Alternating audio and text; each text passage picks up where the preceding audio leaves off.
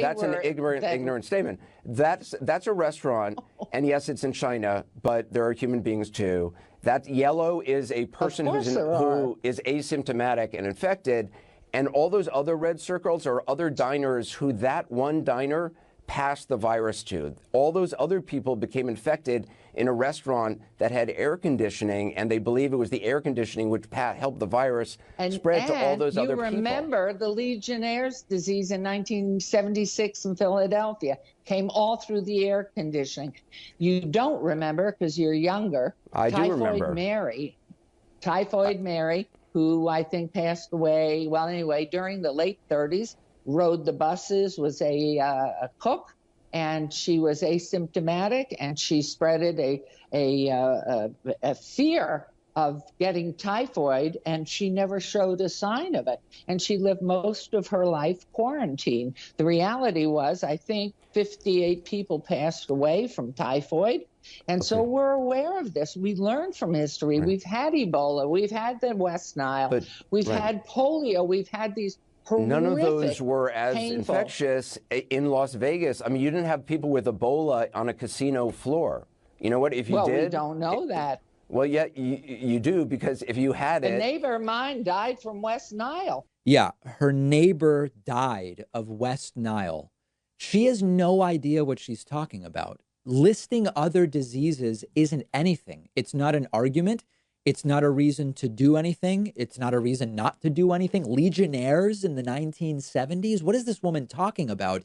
And it continues, and it actually gets even worse. You're talking about encouraging hundreds of thousands of people to come to Las Vegas. I get the financial losses people are suffering, which is awful. But you're encouraging, hundreds of thousands of people coming there in casinos, smoking, drinking, touching slot machines, breathing circulated air, and then returning home to states around America and countries around the world. Doesn't that sound like a virus petri dish? I mean, how is that safe? What it sounds like? You're being an alarmist. I'm not. I've lived a long life. I grew up in the heart of Manhattan. I know what it's like to be with subways and on buses and crammed into elevators. I think you are by saying what you have just said. So you don't believe there should be any social distancing? You don't believe that this is Of course I believe there should be. Of course. How do you do that in a casino? That's up to them to figure out. So it got really, really bad, and I would encourage you to check out the full interview on YouTube, on CNN's website. Now, the one thing I can say about Carolyn Goodman is she looks remarkably good for being an 81-year-old woman. I would not have guessed she was 81 by any means. So congratulations to her. Maybe some of that dry Vegas heat is helping her remain extremely spry into her 80s. Other than that, I don't have much positive that I can really say about her. And there's an interesting thing happening where, as the world does become more and more focused on slowing down the spread of coronavirus, and most of the planet understands what we're fighting here and why we're doing it, in comparison, the crazy people are getting a lot louder. The anti-lockdown protesters around the country seem completely out of it. I mean, blocking traffic and making it difficult for ambulances to bring patients who need medical care to a hospital. It's crazy. Carolyn Goodman, as mayor of Las Vegas, seems completely disconnected from reality. At this point, when someone like Carolyn Goodman doesn't deal in fact, but just abstractly talks about the economy opening up and ignores the issue of the virus spread itself, they are essentially saying, I don't care who lives or dies, but we need to get money flowing. It's the embrace of what I talked about on Wednesday, maybe it was Tuesday, Republicans embracing let them die in exchange for whatever they've identified as a higher priority. This is the approach that they're taking. Most people aren't going to fall for it. And yesterday I pointed out, mayors can't really open cities. Governors can't really open states. The president can't really open the country. It's up to the people to do it. And in the case of Las Vegas, even if it, quote, opened, there aren't many flights coming in and out. Foreign flights are almost completely cut off. Most people recognize that a crowded casino, even if it's open, even if you could go and sit down at a blackjack table and get the free drinks brought to you and the entire thing, most people recognize that it doesn't make sense to do that right now. So even if she opens Vegas, it's not going to be much of an opening. And I think that that's an important thing to remember, regardless of the increasingly astroturfed protests to reopen. Polling shows that most Americans are prioritizing slowing the spread over saving the economy. And I'm not saying the economic destruction is not significant. We now have 26 million people who in 5 weeks have filed new unemployment insurance claims. I'm right there with you. But over the medium and long term, we are better off if we don't have resurgence of the virus because of opening too early. Carolyn Goodman doesn't seem to understand that, and a stunning interview I encourage you to check out in total. Let me know what you think. I'm on Twitter at dpacman. We have a fantastic program planned for you today. The David Pakman Show at davidpakman.com.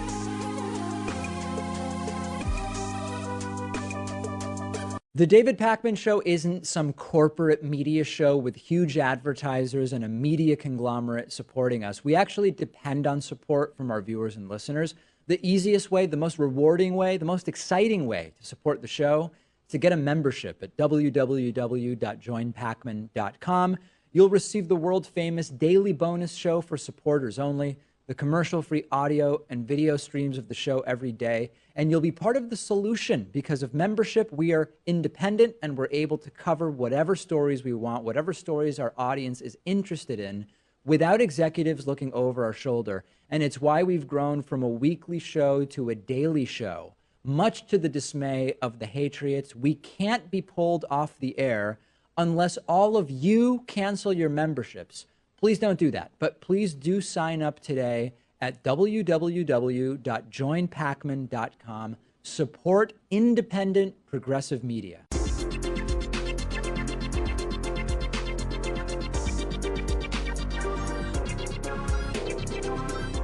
The David Pakman Show at davidpakman.com. Today's new members of the day are Nettie Mice and Nick Hallchurch. Nettie and Nick, thank you so much for your support. And also a big, very special thank you to Corey Wyatt. Corey's been a member of the David Pakman Show for almost 5 years and is today's, he gets recognition today as our long-term sustaining member of the day. Okay, let's go to the phones at 617-830-4750. A very exciting day in some sense, although I've not yet identified how. But people are blowing up the phone lines. Let's see what's on people's minds, starting with our caller from the 347 area code. Caller from 347, what's your name and where are you calling from today? Caller from 347, are you there? Hi, am I on? Yes, you are. Is this me? Yes, it is. Yes, I'm here. This is Nick calling from Brooklyn. Hey, Nick, what's How's it up? going, David? Good. Hello? Yes, you're on, Nick. You're on the air right now. Yeah, just wanted to call. Obviously, huge fan of the show. Just wanted to call just wanted to hear your opinion about something. So, obviously, we've been hearing a lot about Trump being compared to Hitler, which is obviously not the case. However, kind of looking into the history of the U.S. kind of before World War II as well as after World War II, I think you could make the argument that kind of the ideologies at the time, maybe even today, are kind of closer aligned, I'd say, to the kind of to the ideas of the Nazi Party than to possibly kind of the USSR's communism, kind of that idea. So kind of going into the America First movement in the 30s and 40s. As well as denouncing Japanese as, the lesser race during the Pacific campaign, and then obviously sheltering Nazi officials post-World War II. So just want to kind of hear your opinion on that and how that maybe plays into, what's going on today. Yeah, I mean, I think we don't really need to do the sort of hyperbolic sensationalist thing of saying Trump is like Hitler to have a conversation about similarities in pre-World War II Germany to how Donald Trump's tendencies. So when you look at the use of hyper-nationalism to justify policy, when you look at the othering of certain groups that Donald Trump has identified, it's been everything from Mexicans with the whole rapists and all that stuff, Muslims from the Middle East, Asian folks in different ways. When you look at the sort of attitude towards media that Donald Trump espouses and a free press, there are definite similarities. So, when you look at somebody like Timothy Snyder has written a lot about this, you don't have to say Trump is like Hitler.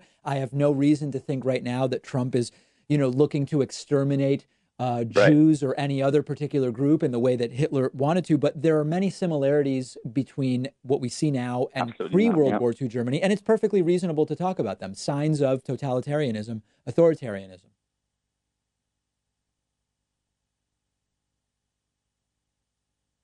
Right. And I think just talking about kind of this belief that communism or socialism, is the big evil.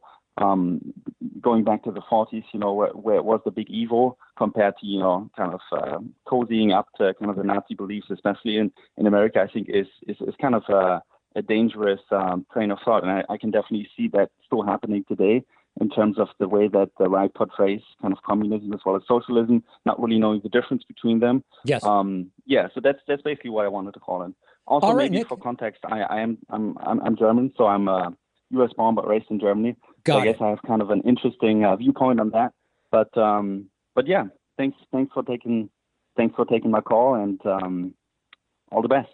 All right, great to hear from you. Nick from Brooklyn, 617-830-4750 is, of course, the number. Let's go next to our caller from the 309 area code. Caller from 309, what's your name? And, of course, where are you calling from? Very important details. Hi, David. This is Sam from Texas. Hey, Sam, what's up? Yeah, so I'm a Bernie supporter who will be voting Biden in November. Okay. I talked to a fellow progressive on Facebook. He was posting some Never Biden stuff. And thankfully, I'm a viewer of your show and a member, because I used some of the arguments about how you brought up how Biden is more helpful to the progressive movement. And he actually said he was warming up to that idea. But he brought up something really interesting that I think you could have a good perspective on. He said he can't vote Biden because of his past policies and how a lot of his previous votes in the Senate sort of contradict the current platform or his appeal to progressive values. Right. And he said that a lot of like his past policies are like what got us Trump. So I guess as like people who want to convince Never Biden people to vote for Biden, how do we convince them? Like, how do we help them reconcile that? Listen, it's a matter of this is simply a matter of do you want to win and do you want to reduce harm by getting Trump out? Trump was pro-choice for 68 years of his life. He completely transparently said, and it was transparently dishonest when he said, as he was becoming a Republican candidate, oh, I'm pro-life now. I'm against abortion. Abortion's terrible. Jail the doctors, jail the mothers, right? Like he said every crazy thing. And the evangelicals said, we're going to vote for the guy because that's what he says his policy is now. And we at least somewhat credibly believe that this is how he will govern. And he has. Donald Trump spoke to the March for Life or whatever, and whatever the case may be. With Biden, the policies are more complex than simply are you for or against abortion.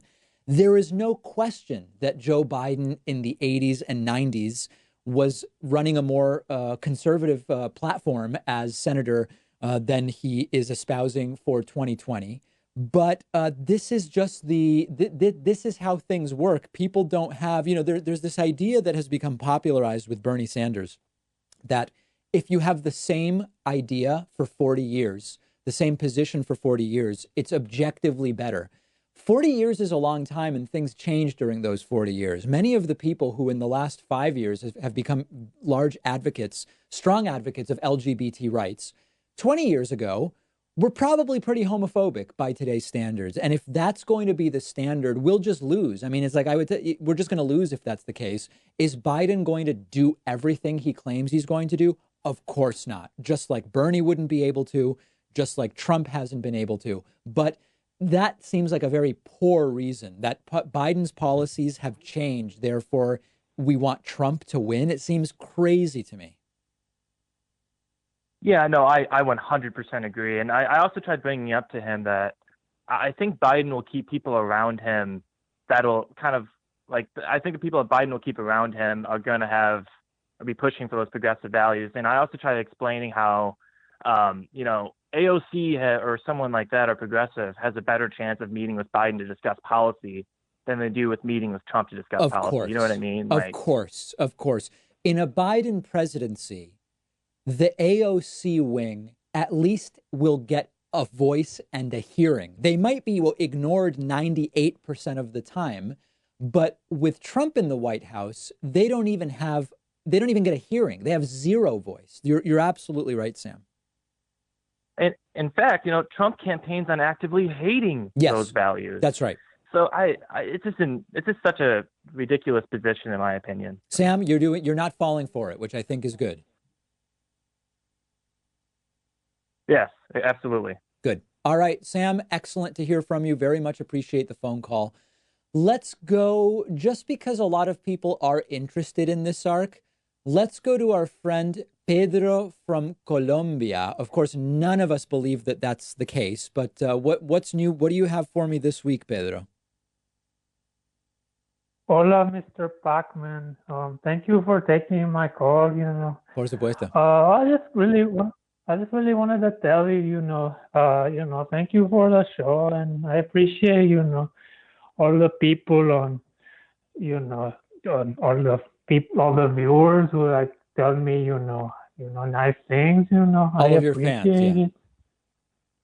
Oh yes, So I just want to tell you that you're a good guy, Mr. Pacman, and I actually did send you a picture of me, by the way. I don't know if you got it. Yeah, Pedro sent me a drawing of a stereotypical Mexican mariachi guy, which is a weird thing to send if you claim to be from the South American country of Colombia, right? That's an unusual thing to send, right?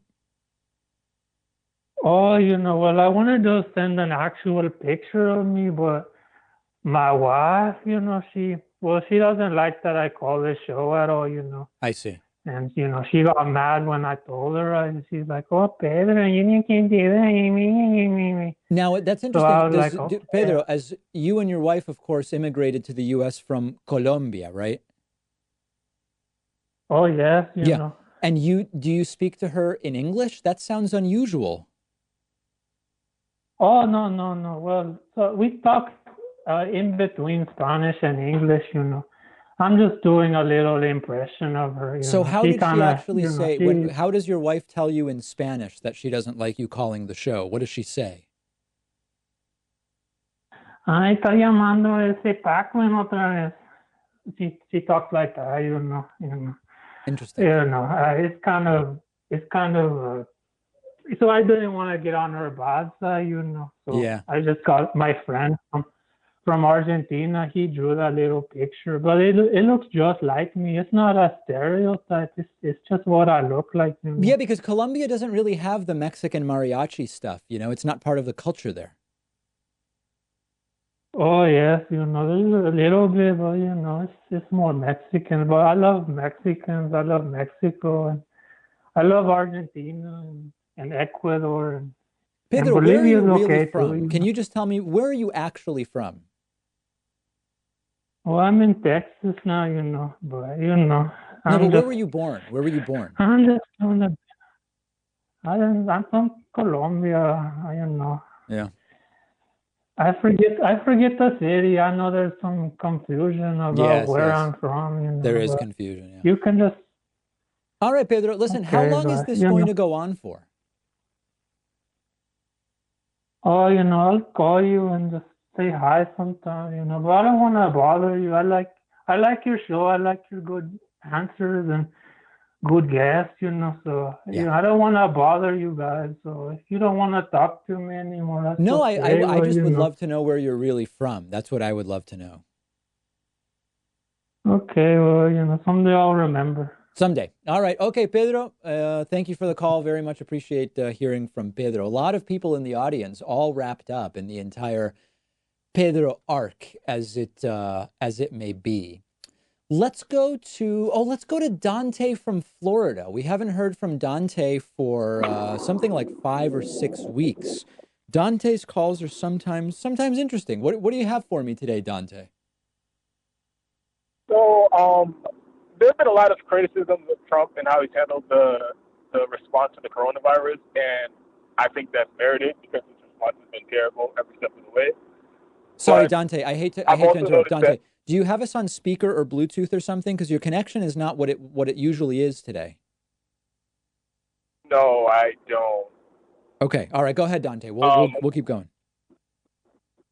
Yeah, but there isn't really any criticism of the Democrats and their inadequate response to the coronavirus because it's the Democrats and Nancy Pelosi and Chuck Schumer who came out in favor against the universal basic income during the pandemic and wanted to means test any payment.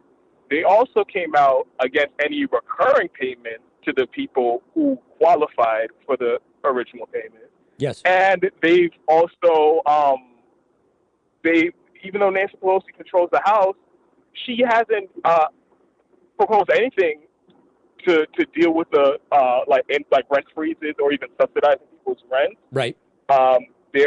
She in the middle of the unprecedented pandemic and economic crisis, she is on vacation. She's allowed the House to go on vacation for a month and refuses to adopt remote voting. So, and even progressives like AOC won't even acknowledge that the Democrats are largely blocking the policies that we think would be best to deal with the crisis. Right. So, what do you think about the point I'm trying to make is nobody's blameless. There are no good guys. So, what do you think about the Democrats being let off the hook for their terrible response to the coronavirus? Well, again, I don't know who's necessarily letting them off the hook. Let's go through each piece one by one. The mainstream media. You know, hold on, Dante. Whoa, easy. Hold on a second. The vacation thing, I don't know that it's the best critique. I mean, listen, everybody's distancing and everybody is in their home districts rather than in DC. And we can say it's obviously necessary to have a remote voting system. I'm with you there. I don't know that, you know, Trump has been pushing this Nancy's on vacation. It's like, so's Mitch McConnell, right? I mean, so everybody's just out of, they're only doing pro forma sessions. I don't know that that's the right critique. I think the right critique, which you're astutely making, is that even if a lot of this stuff that Democrats haven't gotten behind wouldn't have passed because Republicans wouldn't have passed it, wouldn't we like to at least see Democrats fight for some of this stuff if it's supposedly in line with their values? And as you're pointing out, even AOC has been, you know, the supposed standard bearer on a lot of this stuff has been silent on a lot of it. So I think you're quickly figuring out why I have been saying for years, none of these people should be deified. It doesn't matter who it is, whether it's Pelosi or Bernie or AOC or whoever. Once you are elected, you change. Everybody changes. It doesn't mean that they're bad people. It doesn't mean anything, but it means exactly what you're pointing out, which is there's a lot of blame to go around here for not doing enough. And what do you think? Do you think that they'll ever try to adopt these policies, or do you think that they're just going to go along with everything that the Republicans propose to deal with the crisis? Like, they went along with the multi-trillion-dollar corporate bailout. That was their first priority. Yes. Like, do you think they would ever do anything to help the regular people, or do you think they're just going to leave everybody high and dry throughout this crisis? Listen, I am not naive enough to think that I can tell you whether they will ever do something. If this extends, imagine that the current situation extends 8 months. I think what you will see elected officials be willing to do would be very different than if we're able to start loosening things in 6 to 8 weeks. So I don't know. I just don't know the answer to that. I wouldn't pretend to know. All right. Thank you. All right, Dante, great to hear from you. Dante has been calling in for a while, and it's always great to hear from him. Let's take a quick break. If you're holding, don't hang up, because we will go directly back to the phones after this very short break. The David Pakman Show at davidpakman.com.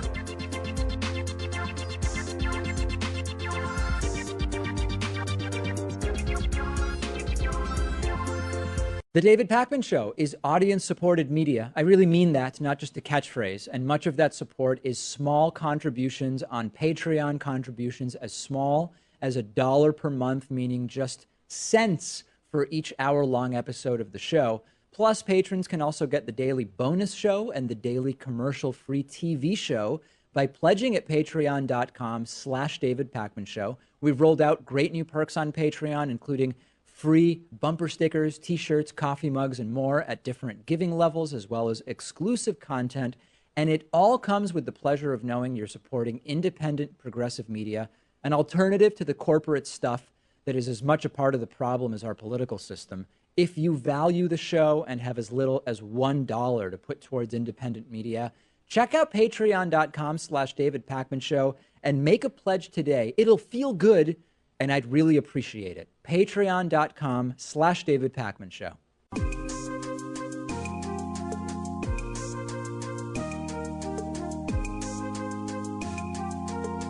Welcome back to the David Pakman Show. We are taking your calls at 617-830-4750, and there are so many folks interested in getting on. Let's go to our caller from the 414 area code. Who's calling today from 414? Hi, David. Hi, who's this? This is Ann. This is Ann. Hi, Ann. And I have a question about kind of what you've been saying for months about the only way to get Trump out is by voting. Impeachment not being the way to go, 25th Amendment not being the way to go. And seeing Trump's increasing incompetence in just today's news with Trump re-engaging with conflict in Iran, this obviously being an incredibly dangerous situation. Yes. Especially layered on top of the coronavirus. This is coupled with the voter suppression. Being in Wisconsin, we had that whole battle with, our election still going on in the midst of a pandemic, voter suppression, etc. It seems like the call for the only way to get him out is by voting is becoming a weaker and weaker argument because Republicans keep attacking that avenue to get him out. Do you have anything to say to that argument? Of course. And my argument is not that Trump is not worthy of impeachment and removal, but with the Republican Senate, it will not happen. It will not happen. I'm not saying Donald Trump is not worthy of removal under the 25th Amendment, but his own cabinet is not going to move to remove Donald Trump. So when I say the only way of getting him out is voting him out, I'm not pretending that the election will necessarily be fair. And I'm not pretending that impeachment and the 25th Amendment would be incorrect strategies. I'm merely saying the only chance we actually have is to vote him out in November. And so they're going to be purging the voter rolls. They've already been doing it. They're going to be limiting early voting. They're going to try to push for in-person voting, even if it's dangerous because of the pandemic, which is disproportionately likely to keep Democratic voters at home. We need to, knowing that, lobby every state to go to vote by mail, at least the states that will matter. Here in Massachusetts, there's already 30 or 40 mayors that have written to the governor saying, we have the system. We have absentee ballots. Let's expand it. Now, Massachusetts won't make a difference in the election if Wisconsin and Michigan and these other states do it. So we need to, knowing that it's our only shot, knowing they won't play fair, we need to get moving now to ensure that we're actually positioned to remove him in November. Well, I agree with that. So you're saying that our effort should be in things like reaching out to lawmakers to say, let's get this vote by mail thing rolling. Yes. That's so one that part we of it. can have at least a fair shot. That's right. And we've got to fight at every shot. opportunity. We have to fight the voter roll purges as well. Exactly. Well, I appreciate your time. I appreciate you addressing this because this has been a concern of mine. Because I've been feeling more and more frustrated with your increasing call for, vote is the only way to get him out. And it's like, well, they keep attacking that avenue. But at least, I feel a little bit of hope that there's something we can do about that. Right. For example, when Wisconsin had their primary, I was sending an email blast, an 11th hour email blast to I think it was the health secretary to, put in some emergency measure. I mean, it was going out on a limb entirely, but at least I felt like I could do something. So hopefully now that we have a lot more time, we can try to mitigate this kind of, this attempt at, completely squashing democracy. Yes, and we've got to get active on it now, which is why it's so important, and that you are talking about it. Thank you so much for the call. I really do appreciate hearing from you. Let's go next to our caller from the 678 area code. Who's calling today from 678? Hey, David. My name is John. I'm from Atlanta. Big fan of your show. Thank you. I just wanted to talk about like my thought process in this upcoming election.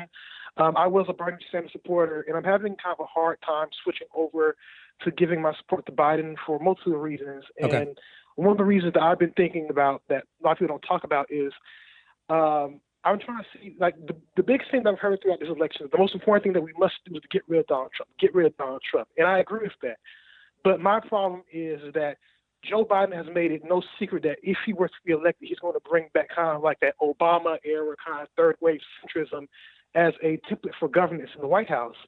And that sort of ideology is what was, I believe, in my opinion, was one of the starts of the Trump ideology being such an attractive brand, people being disaffected by kind of like third wave centrism. So my question is, what is the point of defeating Donald Trump when you're going to bring back the ideology that helped give us Trump in the first place? Like, won't 2024, like, I believe that even if you get rid of Trump, Trumpism is one the same with the Republican Party. Won't that cause another, like, right-wing backlash in 2024 where the Republicans bring up even more far-right nationalists? So a couple different things there. A couple different things there. First of all, your argument is I believe, more theoretical argument than is relevant in terms of our decision in November. I don't want to discount what you're talking about as very important for thinking about the future direction of the country, the future direction of the two major parties. It's important conversation to have. One thing that you're missing from your sort of framing is that racism was also part of what took place during Obama's presidency that coalesced and emboldened some of Donald Trump's key constituencies. And I think if we're going to really talk about what happened during the Obama administration that led to Trump, we can't ignore that. But I want to put that aside just for a second, if we can, John. What I want to say to you is the following. The theoretical argument about third way, this, that, okay. Who do you prefer to choose the next Supreme Court justice, Trump or Biden? Don't overthink it. Biden. Okay. When it comes to the tax policy, which candidate has a better tax proposal, if you're familiar with them? Is it what we've seen Trump do, or is it what Joe Biden has proposed? What Joe Biden has proposed. Okay. Joe Biden supports the Green New Deal as a framework, if not in its full scope. Trump believes climate change is a hoax created by the Chinese. Which of those positions is closer to yours? I would guess Biden. Right. Okay. So I could go on with 20 issues. So for me, it's just much simpler. We have an emergency. Bernie Sanders recognizes it. Noam Chomsky recognizes it. And for me, the way forward in November is not about the effect of third way politics on the future of we actually have a list of 20 policy issues on which Biden's better. For me, it's that simple. Okay, I understand. I understand that sort of like thinking, but I was just more concerned about just over time, will we all these gains that we're going to make in these 4 years of Biden would just be wiped away? Because like I said before, I can't, even though Trump may be gone, I just cannot imagine a Republican Party without Trumpism. I think Trumpism has replaced the kind of Reagan era of thought. I don't think you're wrong. The Reagan style conservatives are increasingly not what feels like the core of the modern Republican Party. Mm-hmm. Okay. Oh, and just one last thing before I go. I know you have other calls, but I live in Georgia, and I don't know if you've been aware Georgian politics, but our governor Kemp is going to open up restrictions in the state on this Friday. Yeah. And if you can look into the information, I've been hearing some theories that the reason why Kemp wants to open up so early, relative to like what scientists has been saying, is that there's been an astronomical amount of like unemployment claims in the state of Georgia, and we actually may run out because in Georgia, in order to like increase the income tax, which supports that, you have to do a constitutional amendment, and with a Republican-controlled legislature, that's like impossible. So I was thinking maybe we can like look into that and see like how maybe that might play into effect, because I think in Georgia it's going to be a devastating effect how we're opening up the state before we even hit our apex. So I just right. think so maybe there's like a couple put that, things like, going in your on. mind. I don't know about the specifics in Georgia, but there is no question that the reason that a lot of red state governors want to reopen sooner than later is if your business is allowed to be open, then you are going to have a more difficult time getting PPP money and other federal stimulus money.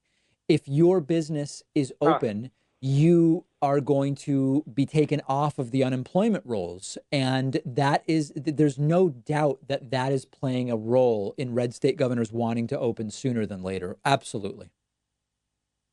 Okay. Well, thank you, David. All right. Appreciate the call. Thank you so much. Really great to hear from you. Let's go next to our caller from the 516 area code who's been holding on for a while. 516, what's your name? Where are you calling from? Hey, what's going on, David? Hey. Name's Anthony. What's up, Anthony? You know what?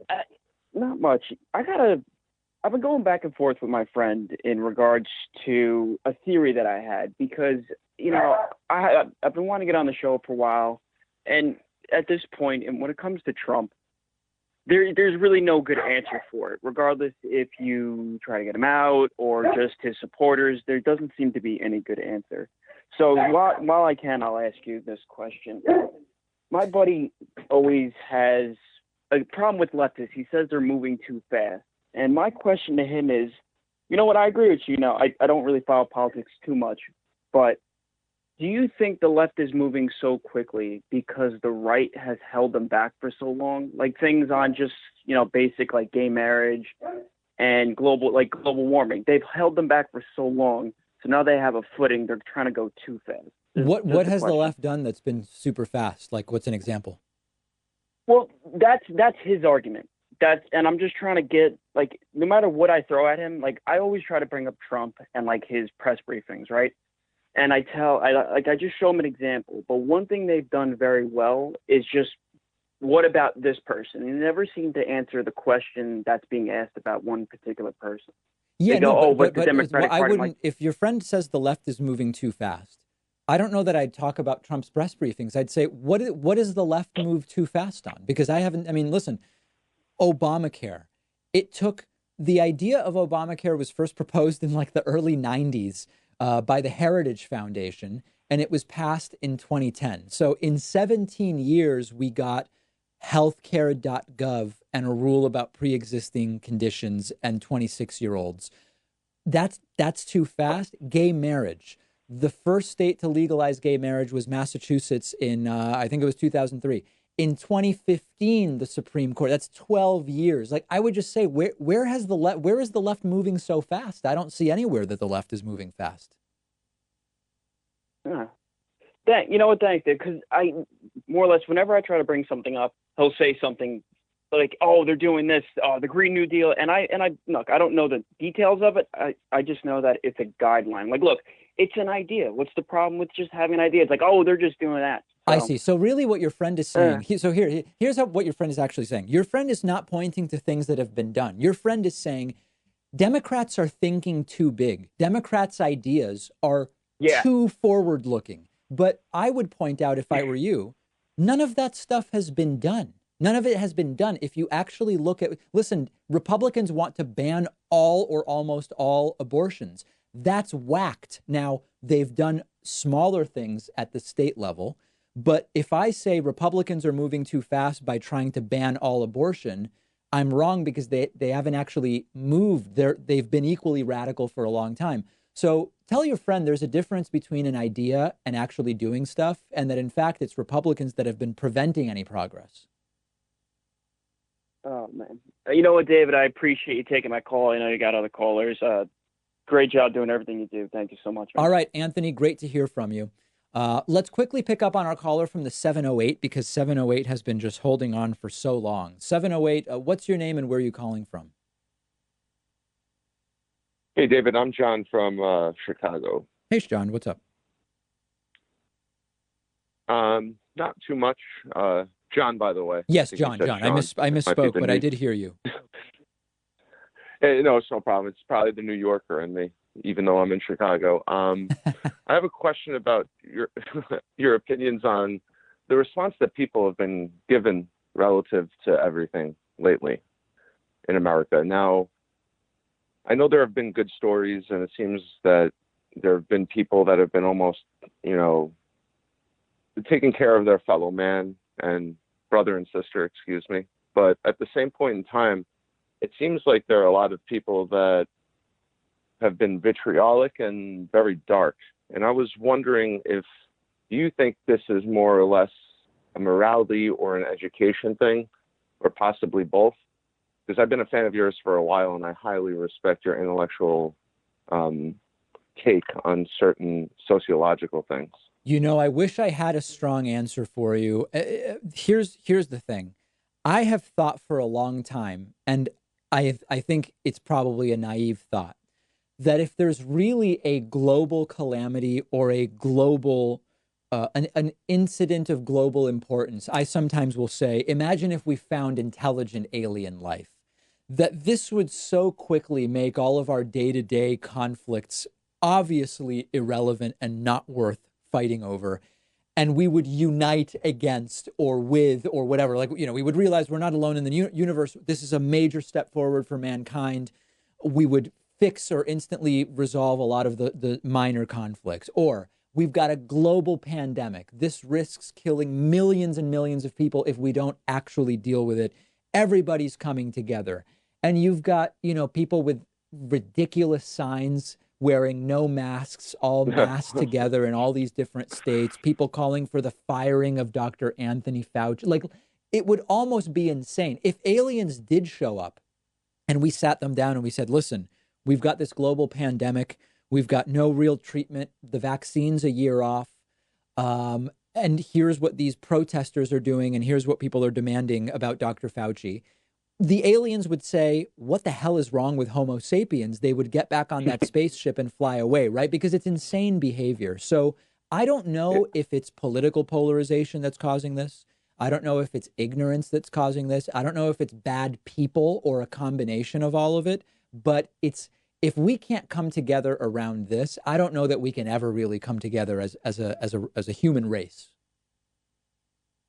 Yeah, I would totally agree. And I'm happy to hear you bring that analogy about the aliens. And I know you have other callers, but I just, as a teacher, because I'm a private music teacher, and because of the obvious virus, my life has changed quite a bit relative to doing everything remotely.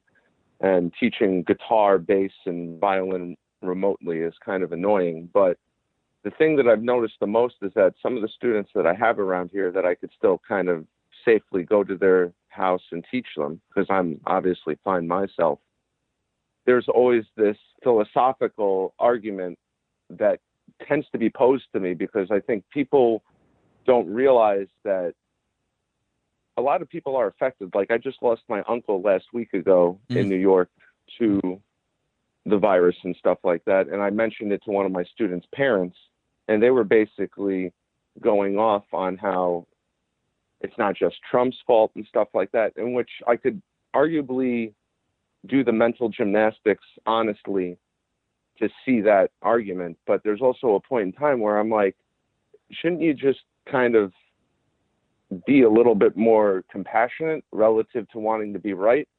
Like, I think Stephen Fry said this in a lecture that he did, but he's like, the biggest problem with humanity right now is not the point of being like, our biggest problem is that we want to be right and not be effective. Yes. Towards everyone else. I don't disagree with that. And it is true that this is not just Trump's fault. Every country is dealing with it. And the idea that we would have had no deaths is a silly idea. Trump's response has been a failure, but it is bigger than Trump. That doesn't, excuse Donald Trump's behavior. John, I really appreciate it. I've got to run to a commercial break, but it's been so great hearing from you. I'm sorry I was not able to get to more calls today, but we will take calls again, and I appreciate everybody who did call in. The David Pakman Show at davidpakman.com.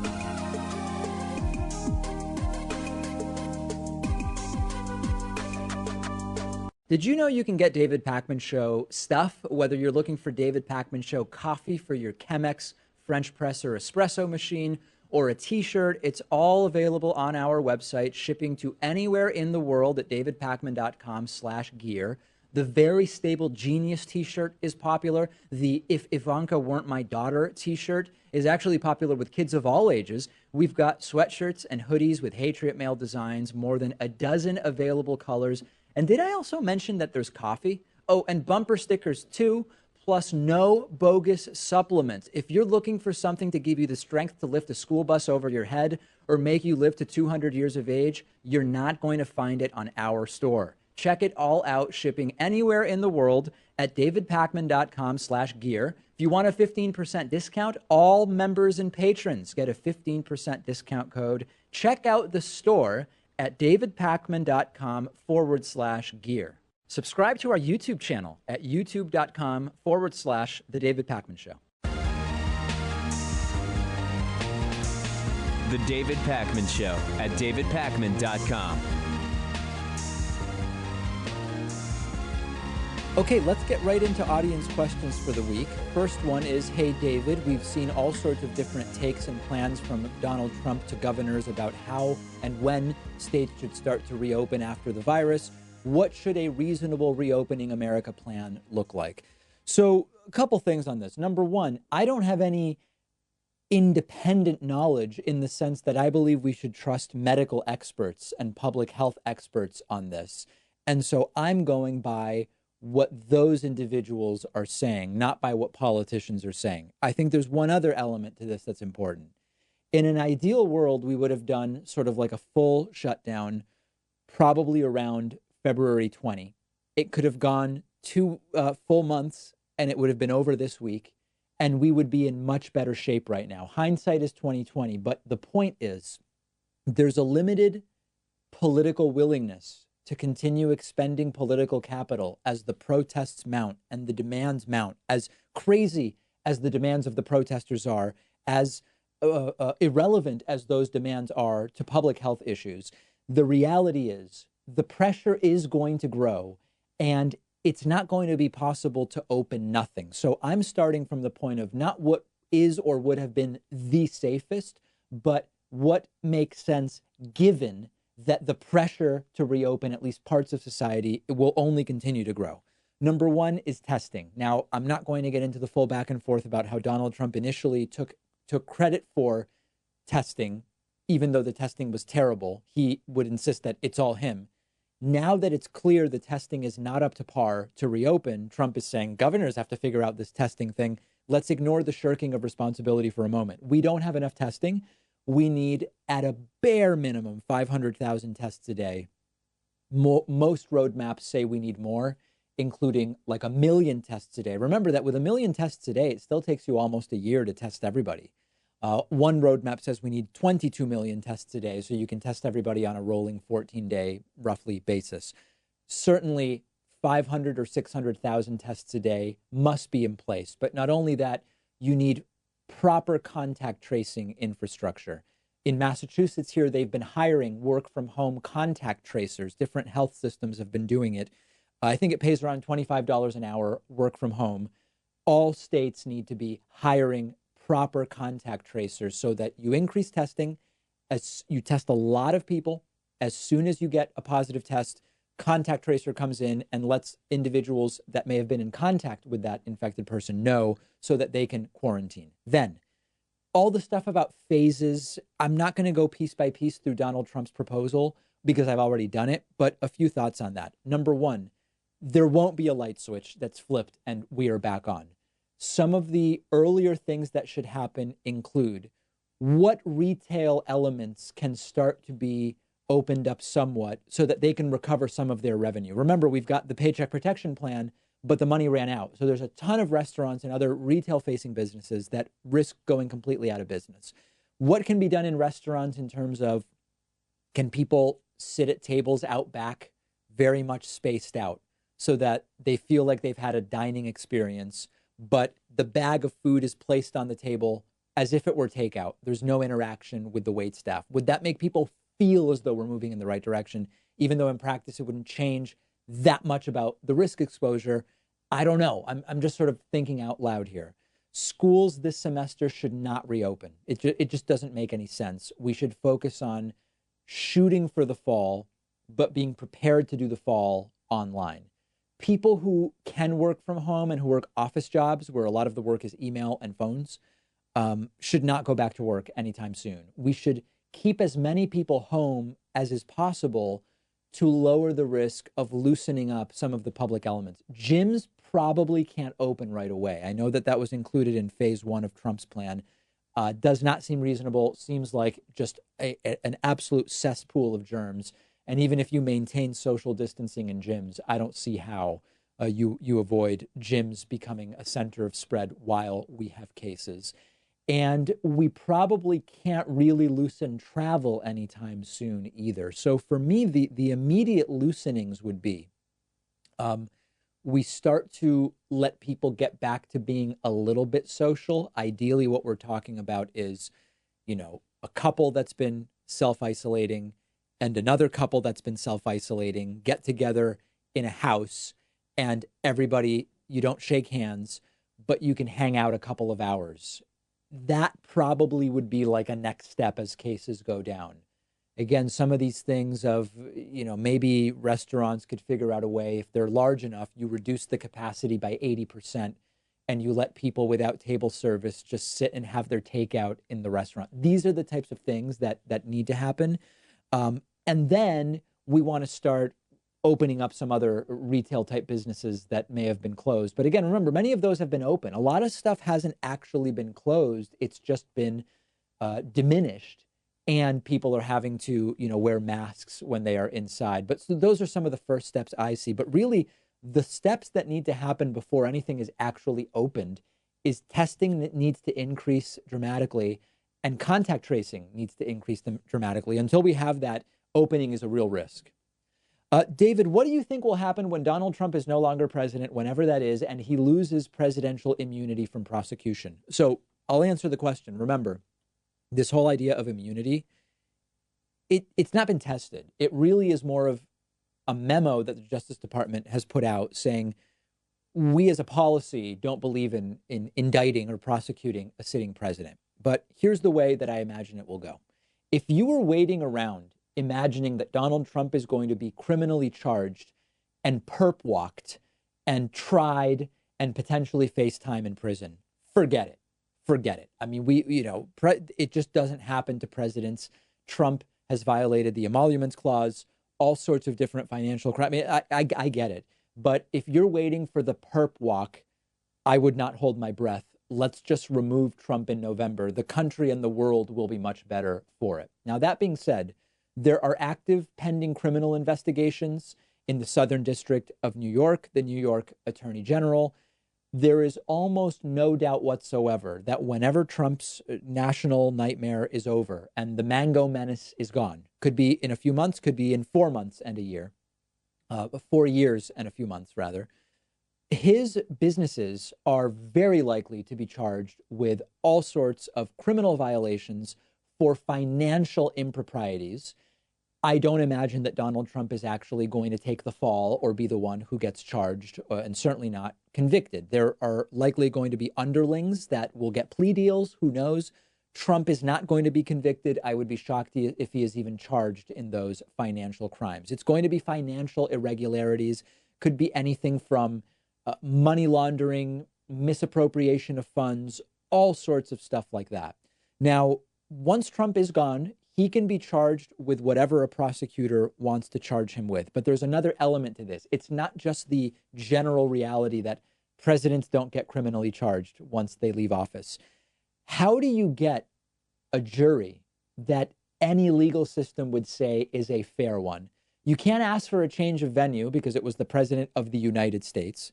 You either have people who voted for the guy on the jury who are not going to be impartial jurors.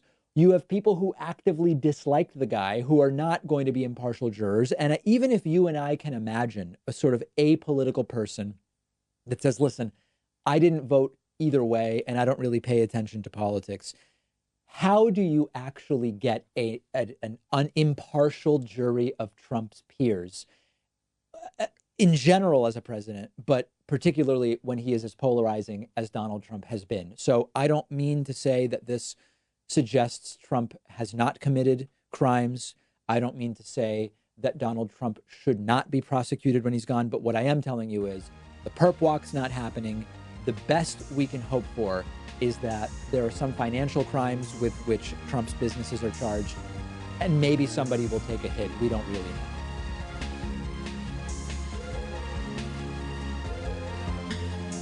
The David Pakman Show at davidpakman.com.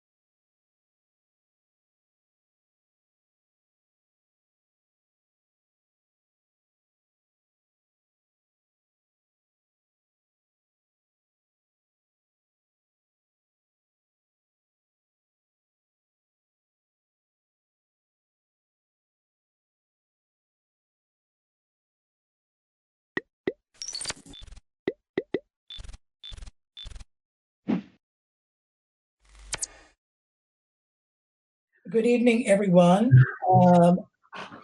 I'd like to call to order the Guilford Select Board meeting of Monday, April 27th, 2020. As chair of the Guilford Select Board, I find that due to the state of emergency declared by Governor Scott as a result of the COVID-19 pandemic, and pursuant to Addendum 6 to Executive Order 01-20 and Act 92, this public body is authorized to meet electronically. In accordance with Act 92, there is no physical location to observe and listen contemporaneously to this meeting. However, in accordance with the temporary amendments to the open meeting law, I confirm that we are A, providing public access to the meeting by Jitsi, and the Jitsi address is https colon / meet dot JIT.SI / Guilford Select Board 04.27.2020. Let's see, where was I now? All members of the board have the ability to communicate contemporaneously during this meeting through this platform, and the public has access to contemporaneously listen and, if desired, participate in this meeting by going to https:// meet.jit.si / Guilford Select Board 04.27.2020. B, providing public notice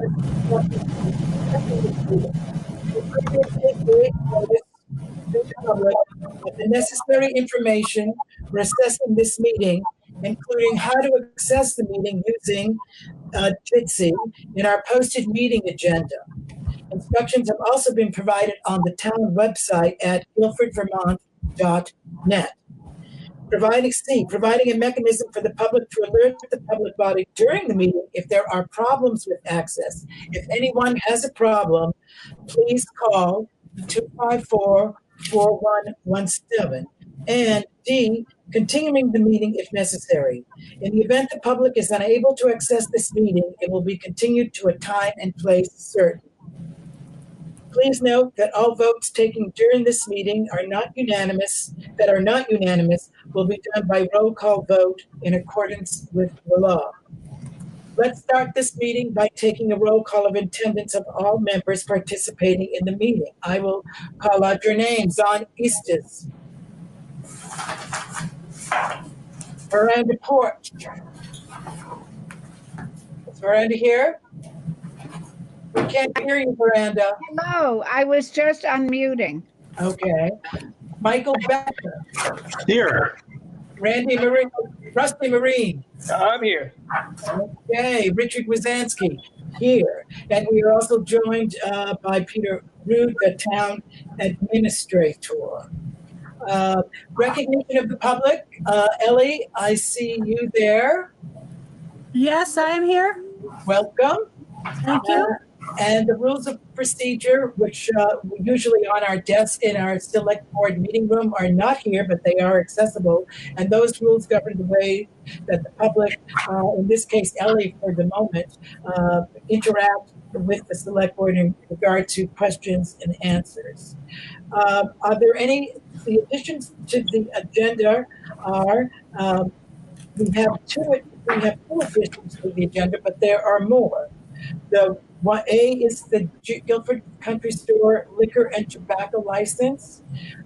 B is purchase of a 1-ton truck. I know that Zon had an addition to the agenda. I almost said menu there. Yes, I would like to add a very quick update about the Communications Union District, some news around us. Okay, great. I have several additions to the agenda, but does anyone else have additions to the agenda before I speak mine? Okay, my addition to the agenda are as follows. Appointing Ann Ryder as a new member of the Finance Advisory Committee. Ann has graciously agreed to serve on that committee. I think that's a blessing for us, our town, and the select board. We also have a letter from a Guilford citizen about an unruly dog, and we want to discuss that. And we want to also discuss the sign. I've had a request from a Guilford citizen that the sign should be more amicable and friendly to people entering our town. And perhaps and I have a suggestion from her as to a few words that might make what's on there stay on there, but add a bit of friendliness to that sign. Do you all know the sign I'm talking about? Which sign are you talking about? The sign at the fire stations that says the public building is closed. Oh. The emergency sign? Yes. Oh, okay. Okay, yeah. So if there are no further additions to the agenda, I'll ask if there are any changes to the agenda order. And I would say we should do it like this. Let's go with the additions: A, the liquor and tobacco license; B, the purchase of a one-ton truck; C, the appointment of Anne; D, the dog situation; and E, the sign. Is that satisfactory? What about the Communications Union District? Oh, I'm sorry. Let's do that. Let's do that as C. Let's do that right after the truck. Okay. Yep. Okay. Sorry about that. No, it's no problem. Okay. Next, we have on our agenda the approval of the minutes. Do I have a motion to approve last meeting's minutes? I approve. I will so move. I had written to Peter. Well, yes, I will move the minutes. Okay. Do I have a second? I'll second. Is there any discussion? So, I mean, there were a couple of very tiny things that I wrote to Peter about that are not worthy of our time. You know, a capitalization, a missed word. Okay. So is there any further discussion? I'd like to take a roll call vote. Miranda Porch? Aye. Rusty Marine? Aye. Michael Becker? Aye. John Easton? Aye. Richard Wazansky? Aye. The motion is carried and the minutes are approved unanimously. Thank you. We're on to new business. FY21 budget shortfall and contingency planning. We have a memo from Peter. Peter, would you like to speak to this issue? Sure. As everyone knows, can you hear me okay, everyone? Yes. Okay. Oh, may I just preface, we're not trying to solve anything tonight, Select Board. We're trying to be proactive and to start our thinking about these matters, but we're not here to make any decisions about these matters at all at the present time. Okay, Peter.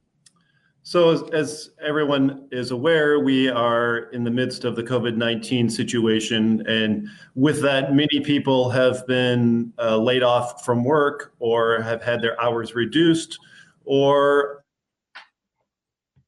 are from having a decent living to having no living overnight. As well as because of those factors, the state will also be having a likely budget shortfall in the upcoming fiscal year. They have already announced that they will be having a budget shortfall in the current fiscal year. In a call that I was a part of this morning, the state said that they're estimating that for the current fiscal year, they're going to have a shortfall of $391 million from their revenue fund. The education fund is going to have a deficit of $142 million, and the transportation fund is going to have a deficit of $45 million. And so that's going to potentially have an impact on Guilford in our funding from the state, but as well as when it comes time to collect taxes this fall, because of the aforementioned situation, there's likely to be a higher number of delinquencies on our taxes.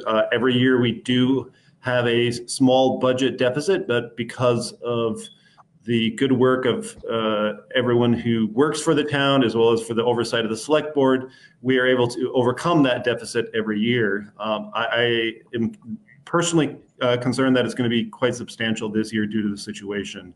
And so we need to start thinking creatively about options as far as what we can do to deal with this come the fall after taxes are collected. I can go into more detail if you wish, but that's kind of an overview of the situation right now. And I think that you laid out very well several of the options that we might be considering later on in the year. And that's good. I'd also like to say that I asked the Finance Advisory Committee, which is establishing its charge that the Select Board will approve, that I've asked that group to start thinking about contingency planning as well. I think that the folks, the committee members on that board, Sheila, for instance, and Anne, who have both been chairs of the select board and very intimately knowledgeable about the town budget, will be very helpful in the event that we need to make some decisions about contingencies. Can I ask a question regarding that? Yes, Michael. I was just wondering, I mean, and I understand we're not looking to make any firm decisions this evening, but what, maybe Peter can speak to this, what flexibility do we have in terms of making any cuts to the budget, given that the town has sort of voted on a budget? Can we go back and revisit and sort of strip things down if we need to, or? The short answer is yes. So now that the residents of the town have approved the budget that the select board have put forth, it is now the responsibility of the select board to manage that approved budget in the best interests of the town. So that means the potentially rearranging of funds, the cutting of certain items, things like that. So that is your primary charge as a select board, is the fiscal management of the town. Can I just to build on that, one more follow-up question? I mean, like I'm thinking of big ticket items like a bridge, that we were thinking about, or are we allowed to move funds from, let's say we decided we could wait another year to do that bridge. Could that money be, moved for other purposes? In short, yes. It would take an action of the select board. It would take at a warned select board meeting. But yes, you could do that. Okay. Yeah, I was just interested in the legality and the mechanics of it, I guess. So We're going to have an issue that comes up this evening that gets sort of wades into those waters a bit. Exactly. Right. Yeah, exactly. Richard, can I ask you a question? Zahn? Oh, Rusty, yes, please. Yes.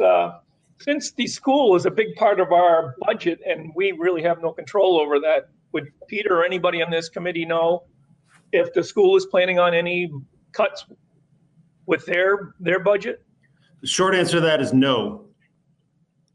Know that you don't know, or know they're not planning cuts? No, that I'm not aware of. Nothing has come from the state in that respect.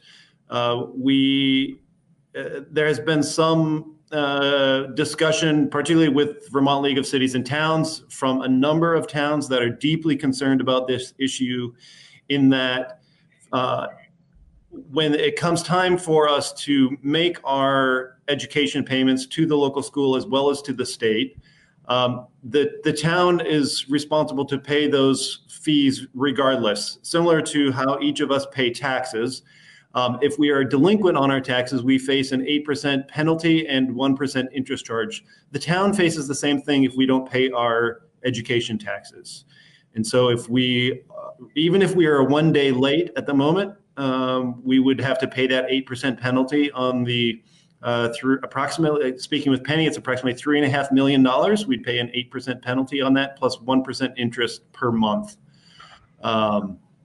So that would be pretty substantial.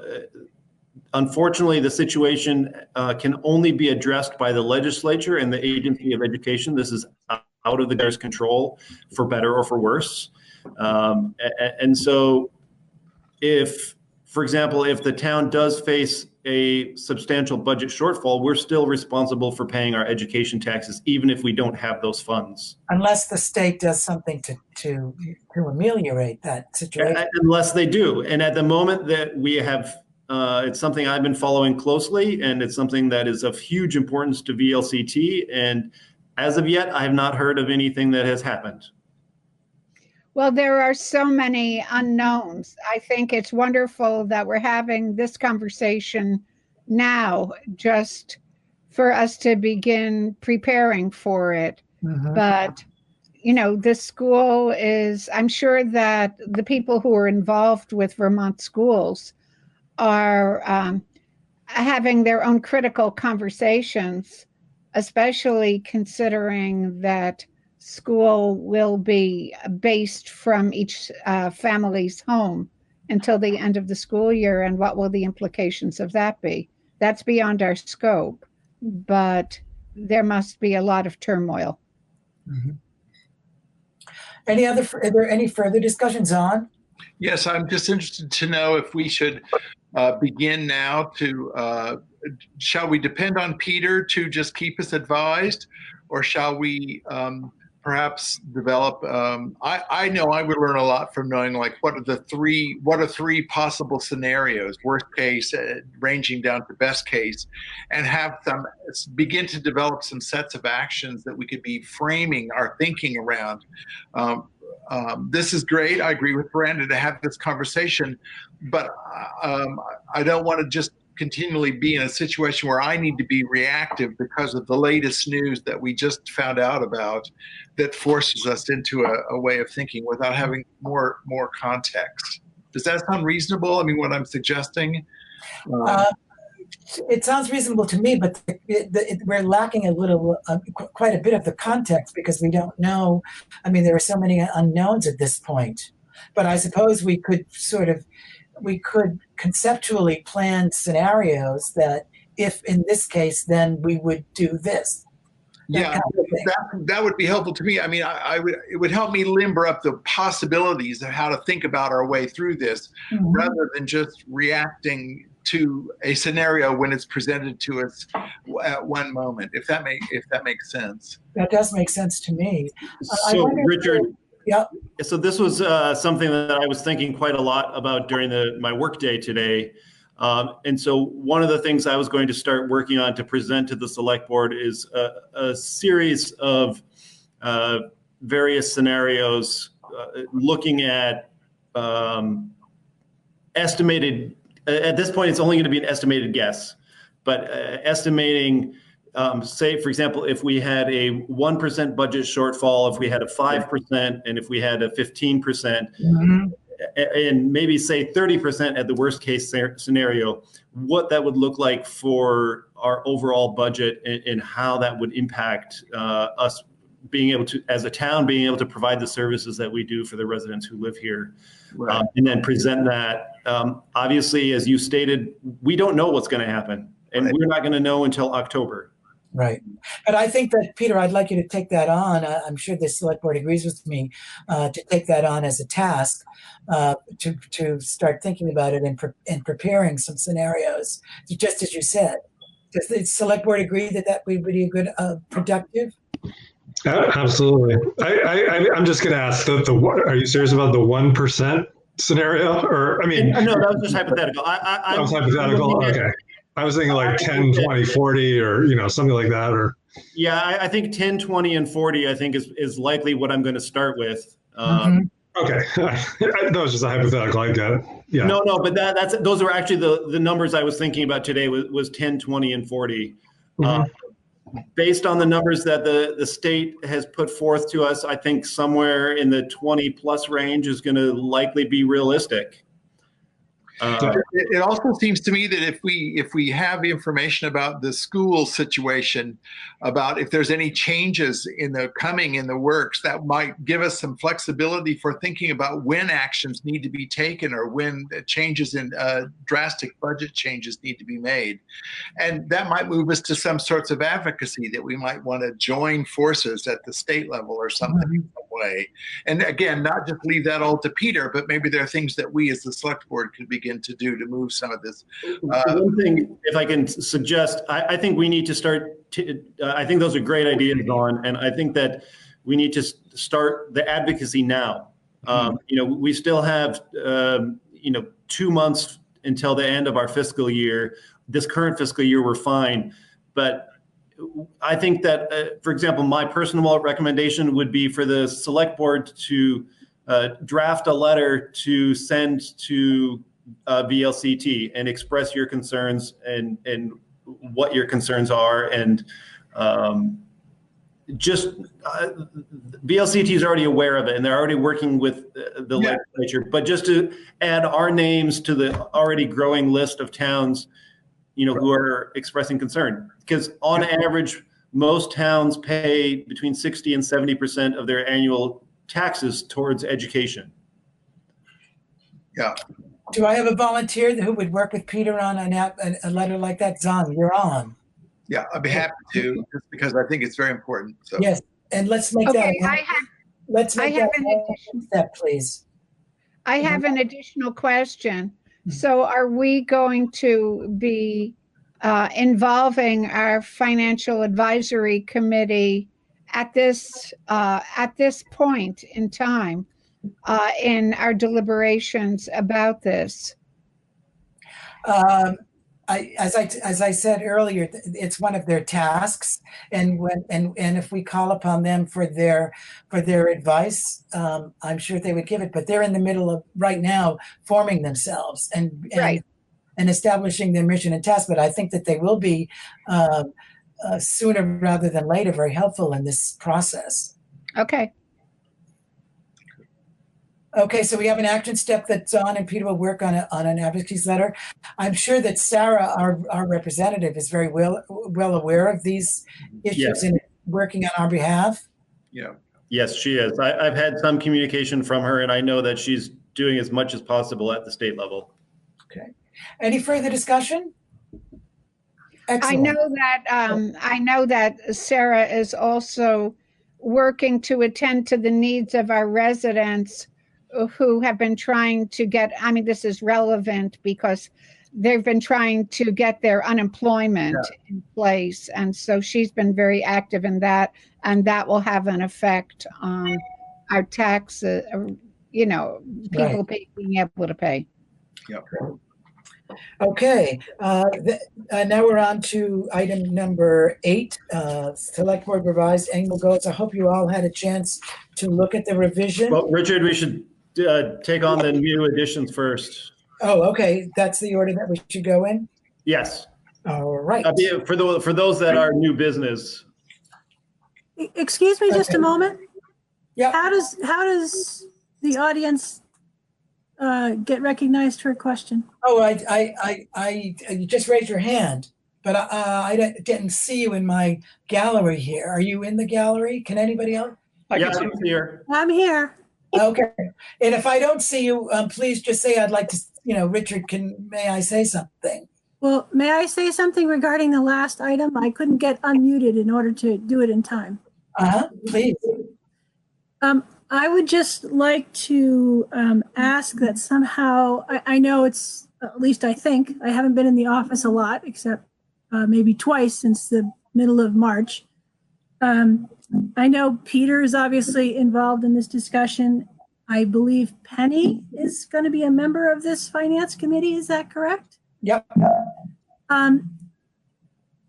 What's the communication going to be to the rest of the staff? Because I think the rest of the staff at the town office needs to know what's going on, and there needs to be open communication about this issue, because you're talking about some of our jobs. Yeah. Or you will be, potentially. Well, I would hope that, as you know, what the select board is discussing is transparent and open to the public. The Finance Advisory Committee meetings are transparent and open to the public. And I would imagine that as we move down the road, if there are communications that we need the staff to hear about, which they should hear about, we'll open a line of communication. Penny, as the town clerk, is certainly going to be on. Is the reason she's on the Finance Advisory Committee is because she is the town clerk, and she needs to be involved in these in the discussions.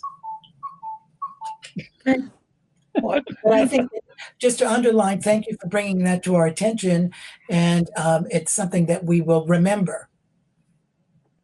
I would appreciate that. Absolutely. Thanks, Ellie. Yeah. Mm-hmm. The Guilford Country Store liquor and tobacco license. I have their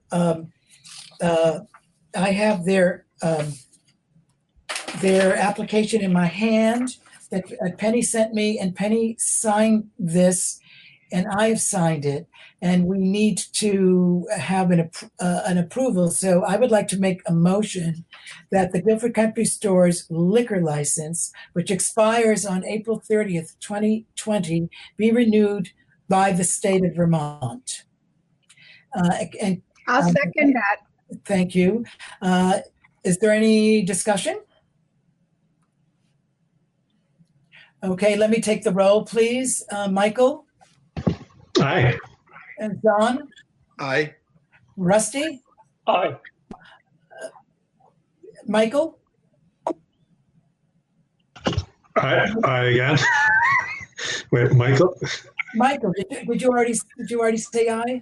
Oh, can you hear me? I think I said aye once already, but I'll say aye again. Okay. And Richard Wazansky, aye. That's. What about me? Oh, Veranda. Aye. Okay, that's unanimous. So what I will do then is to say what I have signed it, but it does say that it has been approved by Richard Wazansky, Zon Easties, Rusty Marine, and Veranda Porch, and Michael Becker, and that they were, and I've signed it and said that I've signed it that we've agreed remotely, and I'm going to put it in the mail tomorrow because, as you see, April 30th is coming right along, and Penny asked me to make sure that I got it in the mail by tomorrow morning, so I will do that. And I thank you for that vote, and I think that our friends at the Guilford Country Store will be appreciative, as well as our town, who can buy beer and wine there. Continuing. So thank you very much.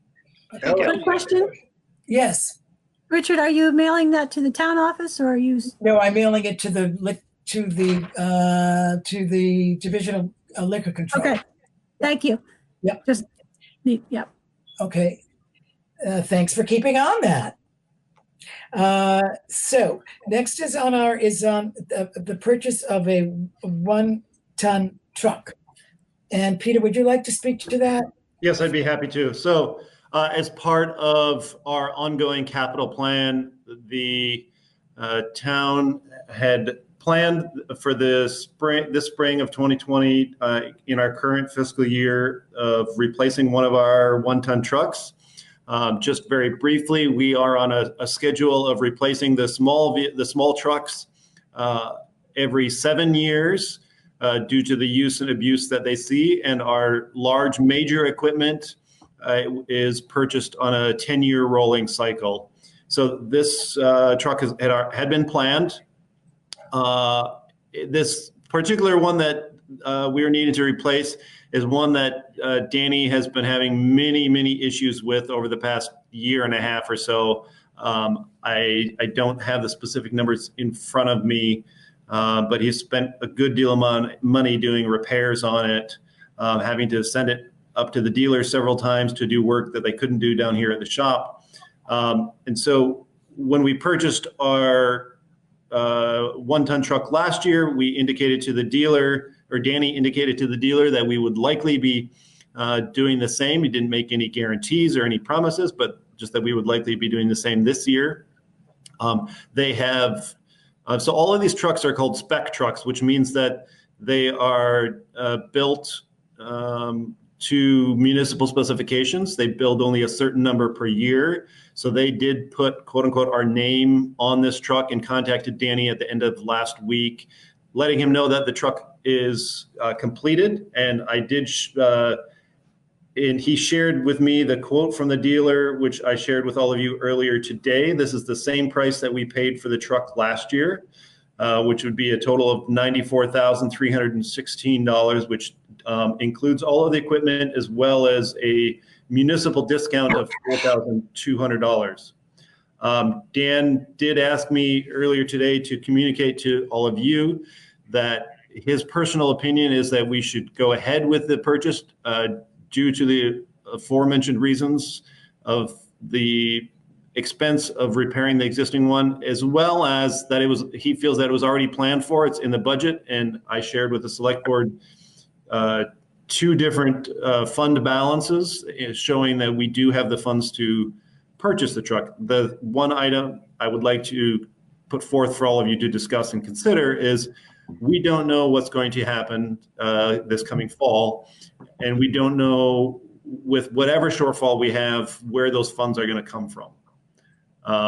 And so while, for example, the funds in the Highway Reserve Fund can only be used for highway purposes, the funds in the Capital Fund could be potentially reallocated for other uses should that need to happen if we aren't able to secure funding in other ways that would be more beneficial. I don't think that would be the first choice, but anyhow.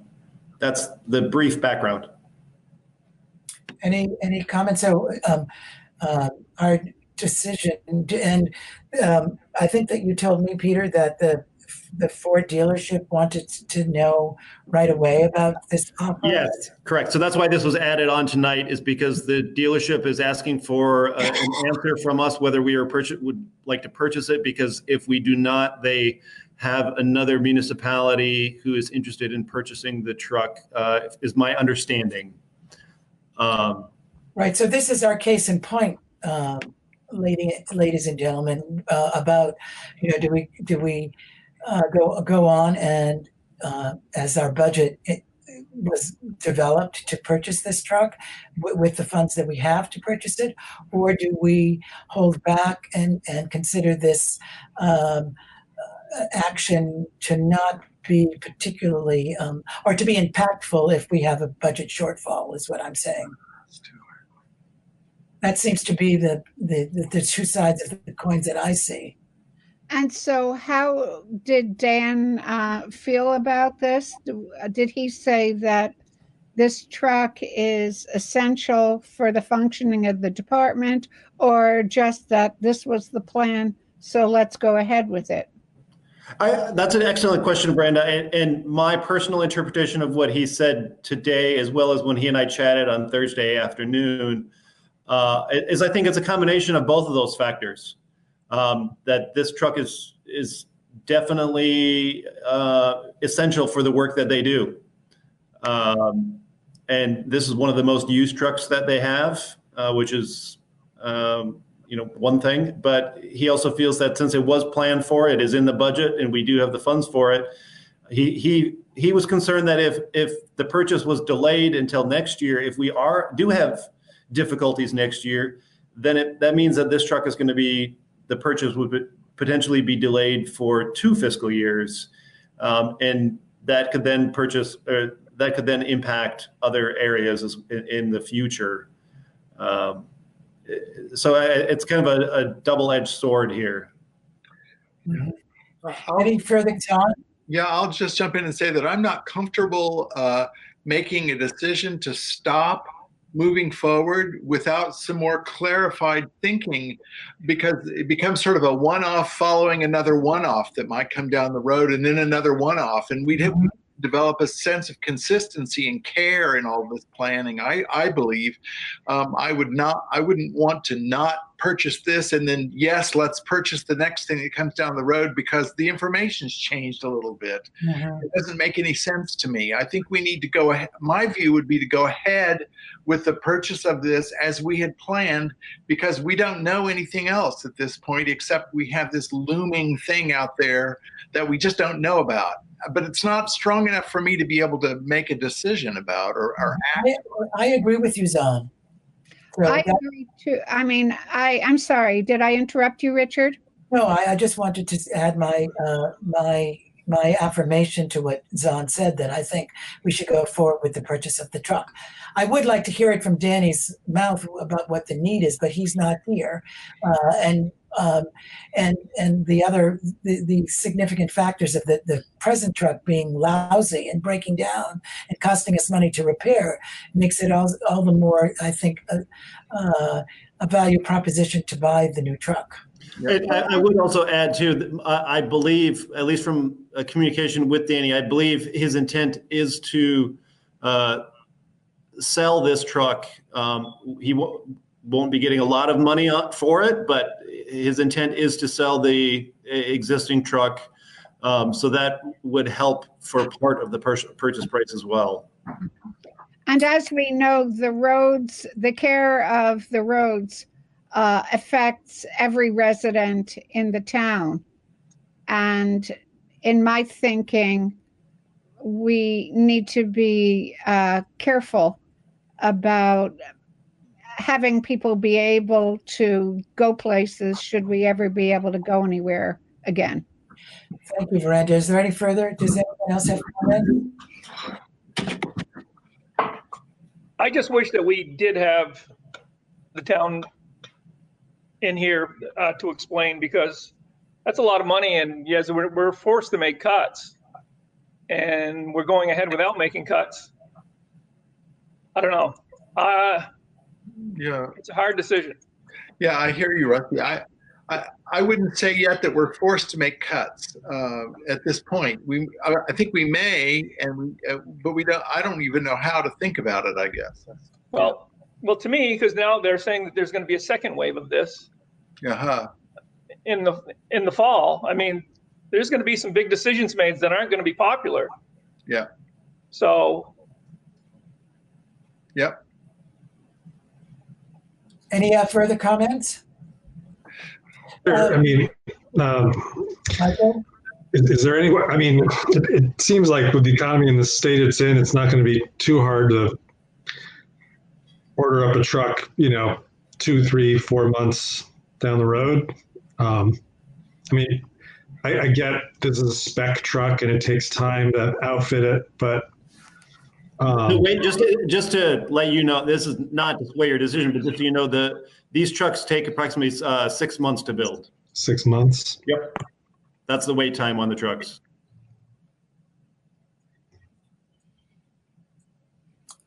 Peter, do we have to vote on this?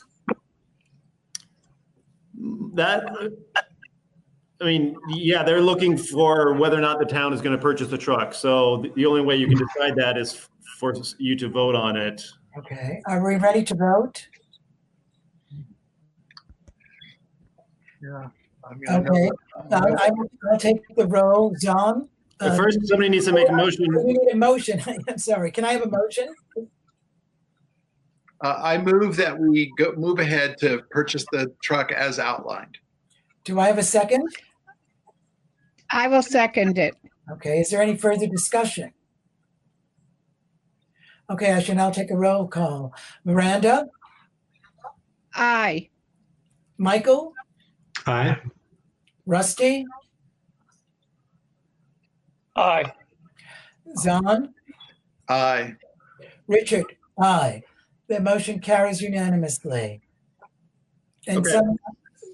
I'd just like to say that this whole kind of way is going to make me very nervous. So if we have to continually move like this going forward, I'm going to be very, very uncomfortable. So, we are going to have we're going to develop some premises that we can work under, right? Good. But we are also we're also in a conditional situation. So sure.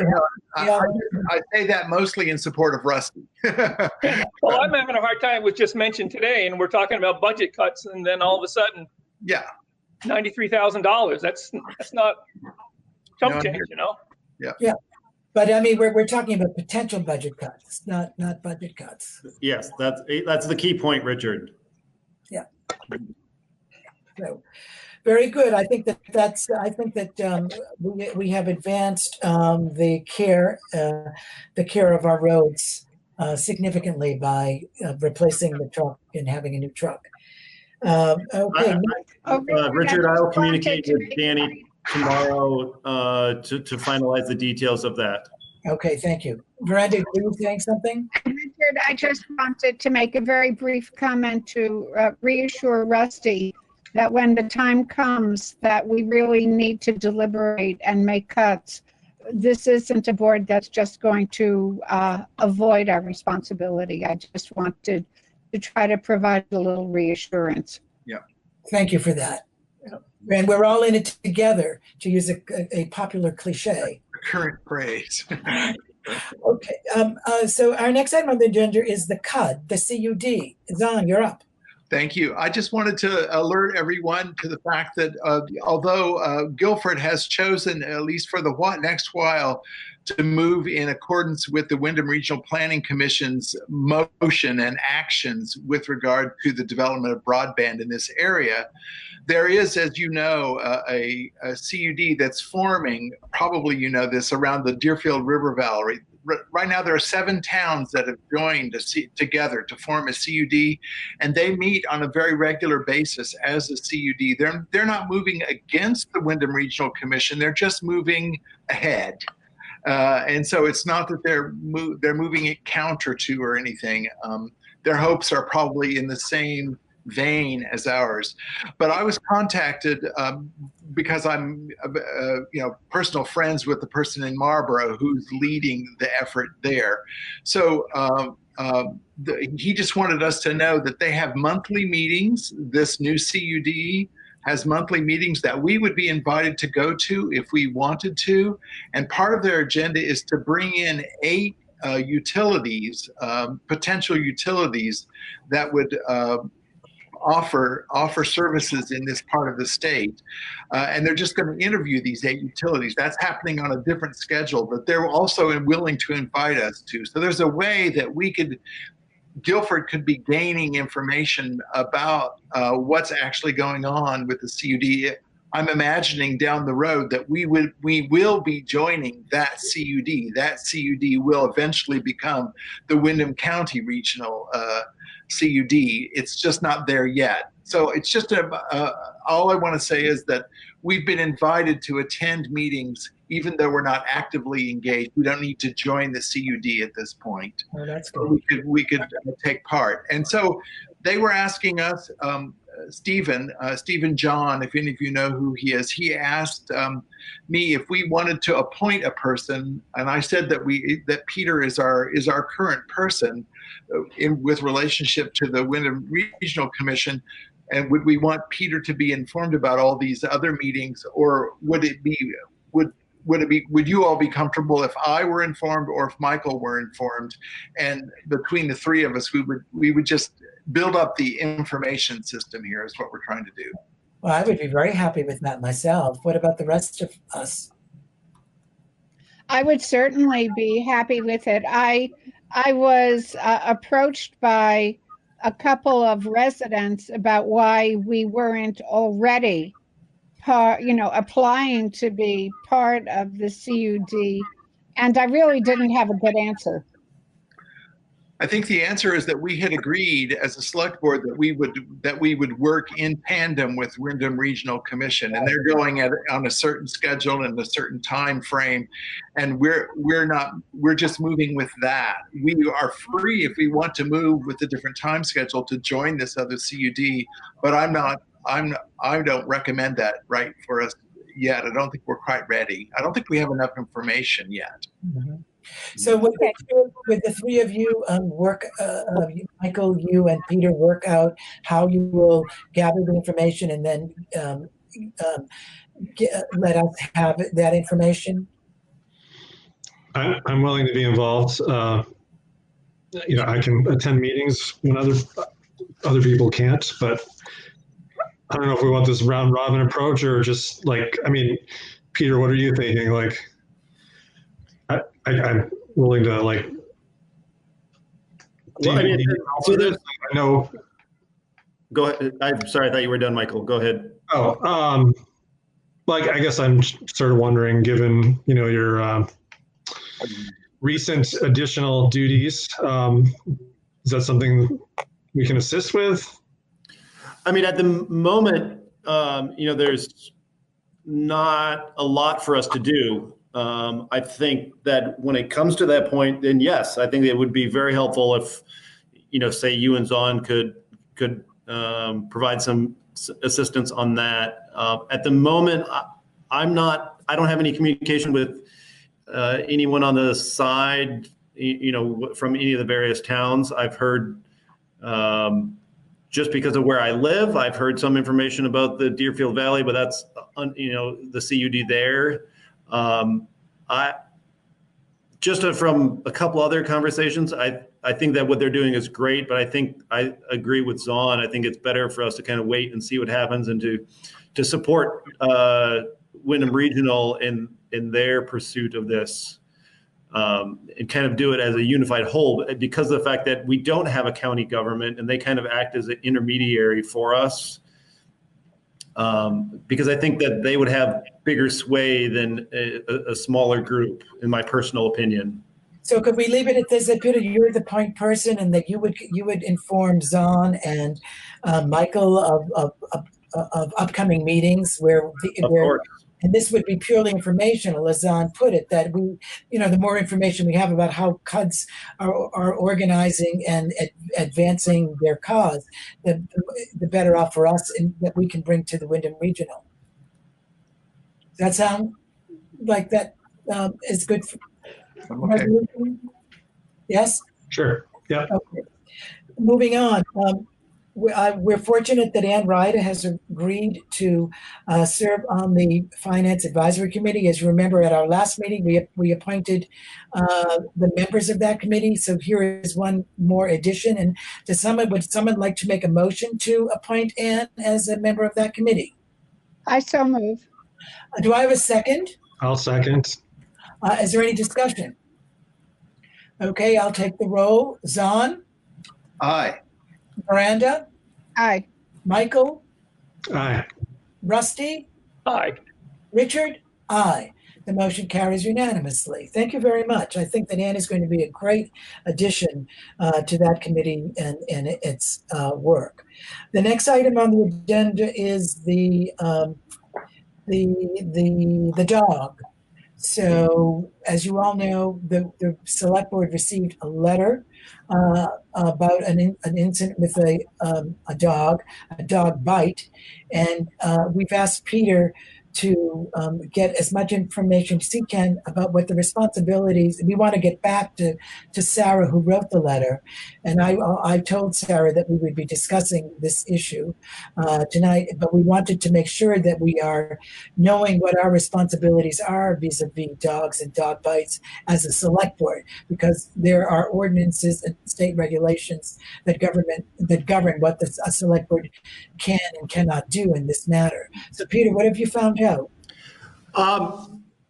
Pretty much not a whole lot new or different than what you already know. I did read the state statute. It does not appear that the statute around dogs has been altered in recent years. Our dog ordinance is in compliance with state statute, and so it outlines the various responsibilities of dog owners. So, for example, in this instance, I do have confirmation from Richard Davis, our health officer, who did attend to the individual who was bitten, that the dog is up to date on its rabies, and it is licensed, as well as the dog is currently in quarantine for another 3 or 4 days. I did hear back from him today on that. So on a technical level, if we wanted to, the select board could pursue some civil fines towards the dog owner for a number of things. For the specific dog bite incident, it's also considered a vicious dog because of that. So that's another, as well as not having control of their dog and not having their dog on their property. So those are all things that could be pursued from our dog ordinance. Not to dissuade that decision, that is last year, Michael and I were both in a workshop that talked about the various steps that are needed for that. It has to go through the Vermont judiciary system in order for us to assess civil fines on an individual. And it is a rather lengthy and cumbersome process that's going to take several months to come to fruition. And in the end, we don't know if the owner will end up paying up. I think, to be honest, I guess one thing that I kept having go through my head as I've been thinking about this, since learning about it at the end of last week, is something that Veranda often says is how Guilfordites are known for being neighborly and working together. I don't see that it would be certainly out that I think the select board would do well to send a letter to the dog owner, including, and I have done this on behalf of the select board in the past, sent a letter outlining where the owner is at fault. And at the moment, per our dog ordinance, you can't take in, aside from having the dog quarantined, as well as having the dog cannot leave the town except for within the care of a licensed veterinarian for the next 30 days. We can't really take any direct action until there's been 3 incidences, which that might be something that could be reconsidered in the dog ordinance. That, in my personal opinion, that seems a bit excessive. I don't want to see a resident being, whether one resident or multiple residents, bit 3 times by the same dog. Your thinking is parallel to mine. I was thinking that that we could write a letter that has come to our attention and lay out what we have learned, and to request that the dog be ruled, that the dog be governed. That would be in our. We would be able to do that, wouldn't we, as a select board, to write that letter? And by all means. Yeah. And I think in that letter, I would indicate that should this happen again, that civil action could be taken. Yep. And so I'm curious, Peter, if you wanted to have some support in writing the letter, I'd be happy to collaborate with you. Or, I just feel as if it needs to be friendly and neighborly and firm. And, I was distressed by the indication in the letter that we got that other people had difficulties, had been frightened and harassed by this dog, but had been intimidated in bringing it forward. And so, anyway, I certainly trust that you can write a letter, but if you wanted some... No, I think the collaboration would be wonderful. I appreciate that offer, Veranda. Okay. I would just wanted to know whether the select board as a whole agrees with that approach. I agree with the approach. That we will write a letter. Peter's written letters like this previously, and I think that the addition of Veranda would be make it certainly eloquent, but it has to be firm. Yes, I agree with all of that. That I think neighborly and firm at the same time is a really great idea. I did hear from someone late this afternoon who asked for the comment to remain anonymous, but this individual believes that there seems to, from their perception, there seems to be a disagreement between several neighbors, and this has kind of escalated the situation. And so I think that my personal opinion is, instead of immediately going after the dog owner with civil fines, even though that is within the right of the select board to do so, I think that trying to de-escalate the situation and sending a letter like this, in my personal opinion, would be a better first step. Yes, and I agree, and I think that, but it should mention the fact that there is the potential of civil fines. Absolutely. Yeah, I would think that. Are we responsible for allowing, giving some kind of feedback to the neighbors who have come forward to let us know about this? Well, I told the letter writer that we would bring it up, and that I would let her know what we decided, and what we have decided. Does anybody disagree before I say that we've decided with writing a letter that is both firm and neighborly? I agree. Okay, so then that's what I would tell the letter writer to us, that the select board agreed to write a letter about this. So you'll communicate with the neighbor, and Peter will write the letter, correct? Yes. And Veranda, I'll let you wordsmith the letter that I write. Terrific. I'm interested to know, did anyone submit a formal written complaint? Not that I've seen. I'm wondering if the letter that has been received can be considered as a formal complaint. So before the other thing, the thing that I think where I have a conflict, where I do agree with the current ordinance as it stands, is that, you know, the select board, I don't think anyone would want to just go out and immediately destroy a dog. We don't, because none of us were there. We don't know the full situation as to what happened. I'm not laying blame on one side or the other. And so I think that in that sense, that's from my understanding of our current ordinance, that's why it's partially written in that way, is to give someone the opportunity to rectify the situation, whether that means training the dog, have a better confinement of the dog in other situations before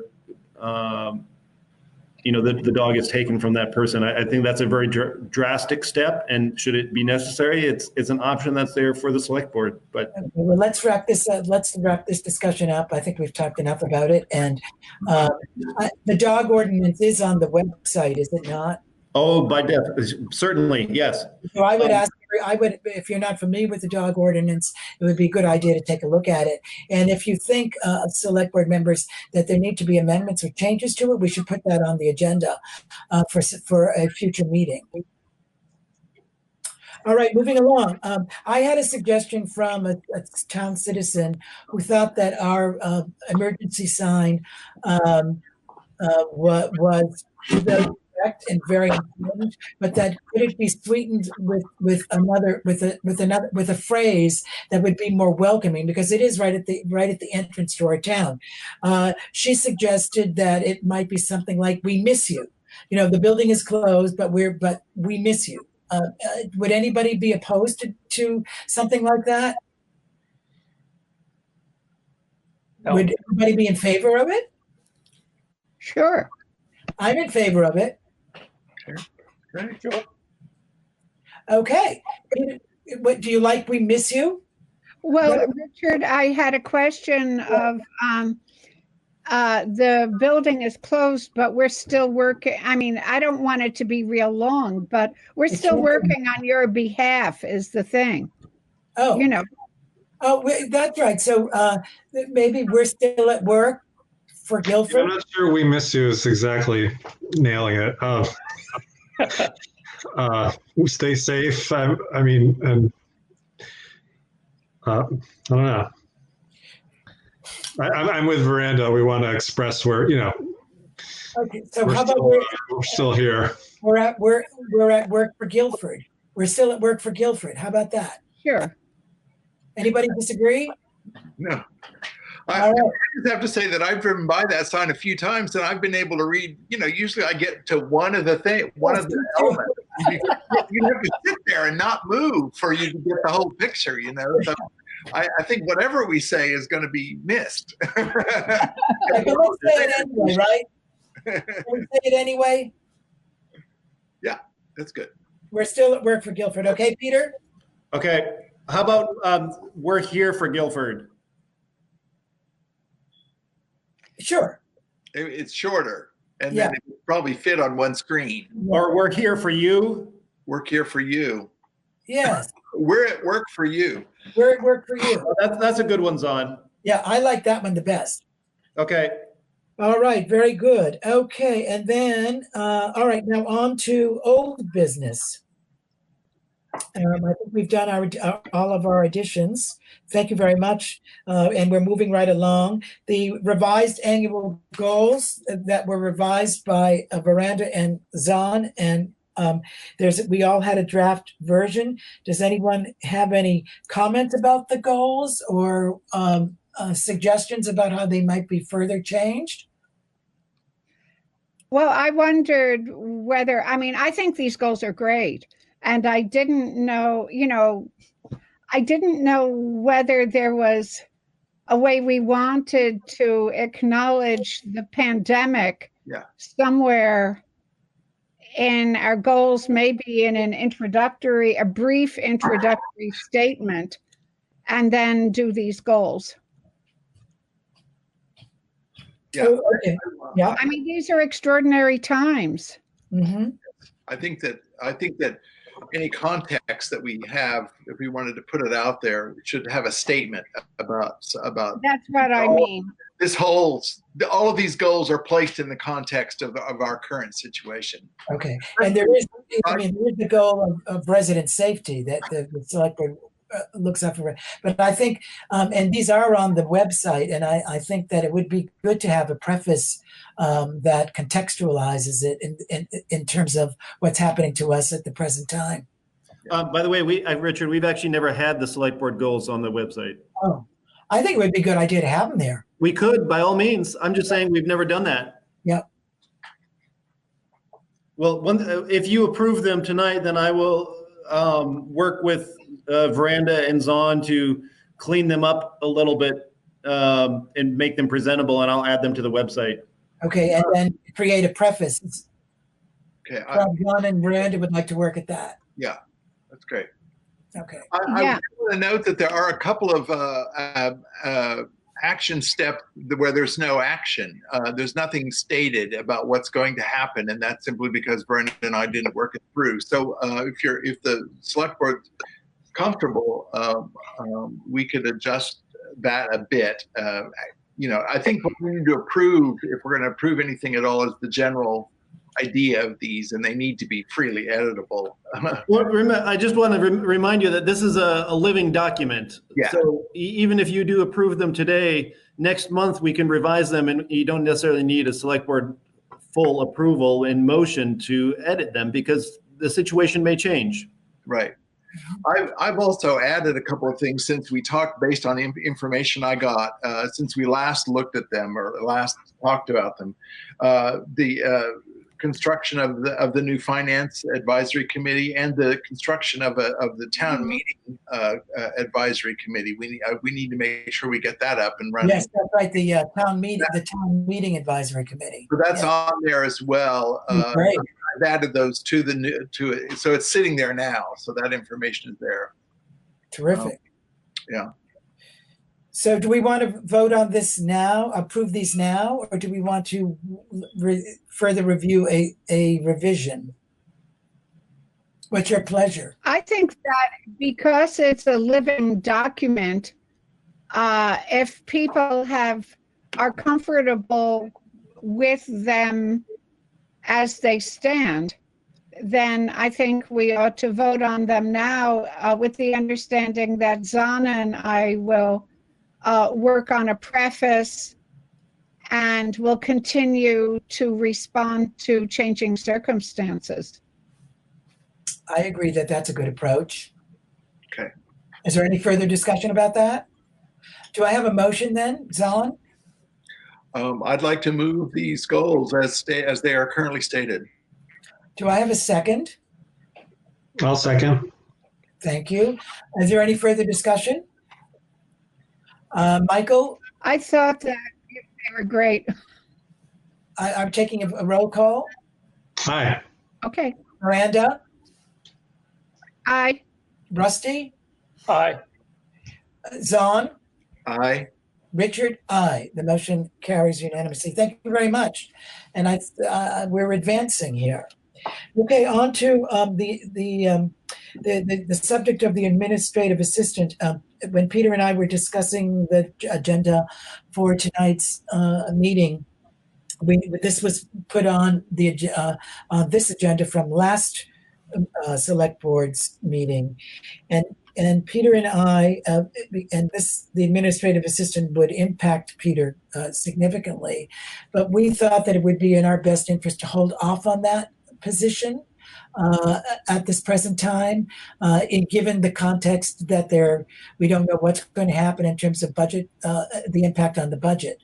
So I would like to propose that we hold off on pursuing getting it together to hire an administrative assistant. And I just would add that I did speak with Penny about this before she left on vacation, and obviously, she clearly acknowledged that this is a fully select board decision, but she wanted to put her support behind delaying of hiring this position due to the unknown factor for the upcoming fiscal year. So I don't think we need to vote on this, but I would like to hear opinions if you have an opinion that is other than the opinion that I expressed. Zahn? Mine's not other. It's just that I would like to make sure that we just move it so it moves right into our finance considerations as we go forward. It's one of the things we carry forward. Yeah. Anything else? We're good with that. Excellent. All right, on to updates. Peter has the A, B, and C. If you would update us briefly on each one of those. Sure. For the COVID-19 update from the state level is actually quite, frankly, positive and brief this time. So the state of Vermont has been seeing the beginning of a flattening of the curve, as we all heard everyone talking about. And so that's very good. We've seen the number of cases of people who are hospitalized in the state has been declining. The total case number is slowly creeping up, but it's starting to only be 2 or 3 new cases per day versus in the high double digits. So that's great. And Governor Scott has made multiple different amendments to his executive order over the past 2 weeks. The 2 big ones were enabling certain sectors to go back to work as long as they're following social distancing and hand washing and all of those things that are protecting us from getting sick. And the other thing is that VTrans, with his amendments, VTrans has now stated that we can begin some work on existing grant projects. So that is positive for the town. So Dan and the crew, most likely next week, will begin work on finishing the project on the west side of Carpenter Hill Road. And so he's happy about that because he has other things he needs to get done later in the year. And it also means that we can start moving forward on the 2 existing VTrans grants that we have, and I'll get to those in just a second when I give you a grant update. But overall, it looks like Vermont is kind of holding steady, but the governor and the Vermont Department of Health are still strongly want to make sure that everyone is staying home if at all possible, and wear a face mask if you're in public, and wash your hands regularly, and stay safe. Good. Is there any comment or questions for Peter on that? Okay, Peter, then the hazard mitigation plan. Yes, so as all of you know, our hazard mitigation plan expires this year. I have begun work on this. Given the situation with COVID-19, I was really trying to be hopeful in that maybe FEMA and the state would make some exceptions to the various requirements for the completion of this. I reached out to Vermont Emergency Management, to the woman who is in charge of this at the state level, and the overall answer is no. They have not changed the requirements of this. The only thing that is positive is that the public meeting aspect of this, they will allow us to do in this manner via digital means or via phone call. So I have, for just over a week now, been working on redrafting portions of that. The one thing I did want to just briefly talk about is, so we need to put together a planning team for this. It doesn't explicitly have to be a select board agenda. If you want, I can just go ahead and reach out to some individuals. So previous members of the planning team were Sheila Morse, Herb Meyer, Michelle Frazee, Troy Rivas, Ann Ryder, Dick Clark, Steve Lemke, Linda Lemke, and then Alyssa Sabeto from WRC. My personal recommendation for folks to be involved is at least one person from the Planning Commission, one person from the Conservation Commission, put out an invitation to the Green River Village Preservation Trust, select board liaison, myself, both as EMD as well as town administrator, our town health officer, our floodplain administrator, and our road foreman. If you want, you can make it a formal group. I don't think it personally needs to be. It was not formally created by the select board. I think these people were asked if they would participate, and they said yes. Is there anyone who would like to volunteer on the select board to represent the select board? I can do that. Okay. So then what would happen is I would coordinate several planning meetings to discuss certain aspects of the hazard mitigation plan and what you folks see as most important to highlight in that. And I would come to the meeting prepared with talking points for all of you to discuss and to consider. And you would all have forewarned notice of what that would be. And these would be public meetings, so the public could participate and give input should they desire. So I'd like to just clarify what the action steps are in regard to this. One I heard is that you are going to send invitations to the road commissioner, someone from the conservation commission, someone from the planning commission, and who you have a representative from the select board now, isn't that? And then I think Steve Lemke should be involved, shouldn't he? Yep. So the Planning Commission, Conservation, Green River Village Trust, the health officer, the floodplain administrator, and the road foreman, and myself. Great. Right. And so Linda was representing Linda Lemke was representing the Conservation Commission. She was. Yep. So Linda represented, for previous members, Linda represented the Conservation Commission. Steve at that time represented the Green River Trust. The three select board members, Michelle represented the Planning Commission. Herb was the EMD, and Sheila was also a Planning Commission member. When I volunteered, I didn't want to shut out any other select board members. Is there anyone else who would like to join me or replace me as a member? I'm interested. I'm also on the Green River Village Trust. So. All right. So we have two representatives. Okay, great. Great. Thank you, Michael. Got it. And Peter, it's due in June, is it not? No. It's due in September. Right. Yep. And you did draft a timeline at my request, I believe, right? Well, yep. I did. Do you want me to share that with you guys again? Yes, please. Okay, I'll put that as an action point to share that with you again.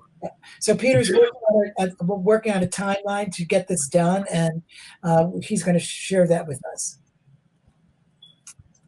Okay, status of grants and projects.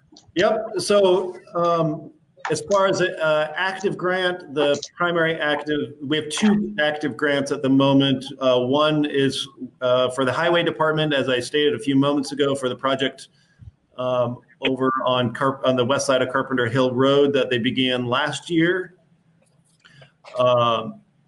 So Dan estimates that there's probably 2 weeks of work to finish, and that is due by the end of May. We have to have that completed. The second active grant that we have is for the Conservation Commission, working on the Emerald Ash Borer inventory. And that we got an extension until the end of August. And that is an activity that folks can be out and maintain social distancing. The Conservation Commission is just waiting for the leaves to pop here. And if it would stop snowing, maybe that could happen. But, and then we were awarded another structures grant to replace a culvert over on Tater Lane. I need to put together an RFP for that. But now that we have received the go-ahead from VTrans that we can begin that type of project, now I can start working on that and we can get that put out there. We did apply for another structures grant and another paving grant. We have not received word on that because I guess the committee reviewing those has not met So we generally don't hear about responses on those until the end of June anyways. So Peter, probably, we do have a spreadsheet that shows where we are. Are you keeping that updated? yes, sir, I am. Okay, so then we would be able to access that on the in our Google Drive. Google Drive. Yes, that is correct. So the other thing that Richard and I spoke about when we were planning the agenda, one of the areas of concern, in addition to the two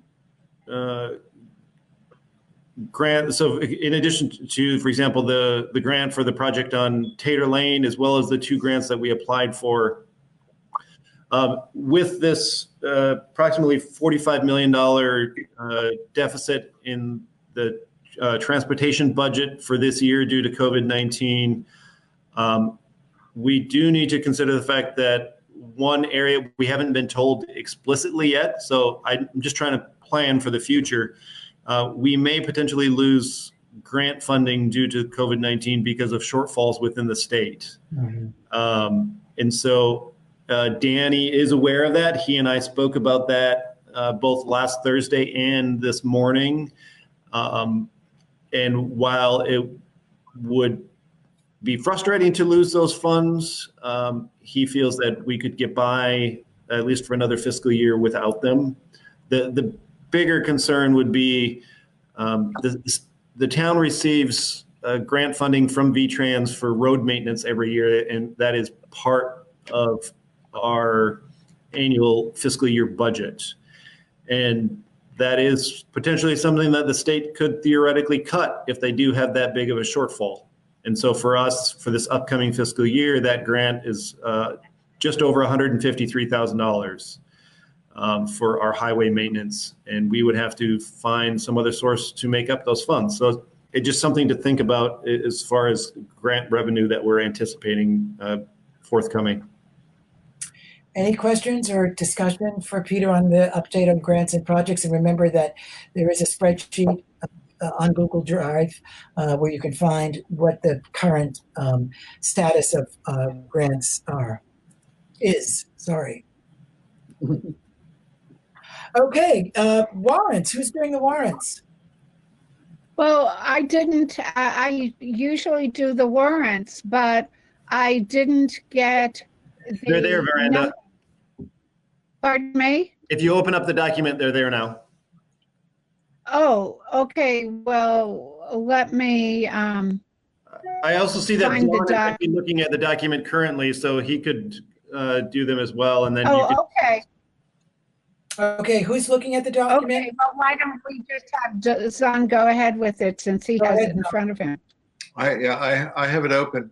Happy to do it. Thank you. All right. So I move that the town fulfill these following warrants: payroll week ending April 19, 2020 for $5,827.71. Payroll for week ending April 26, 2020 for $5,671.51. An expense warrant number 2020 for $6,931.71, and expense warrant FW20 for $58.50, for a grand total of $18,489.43. Thank you. Do I have a second?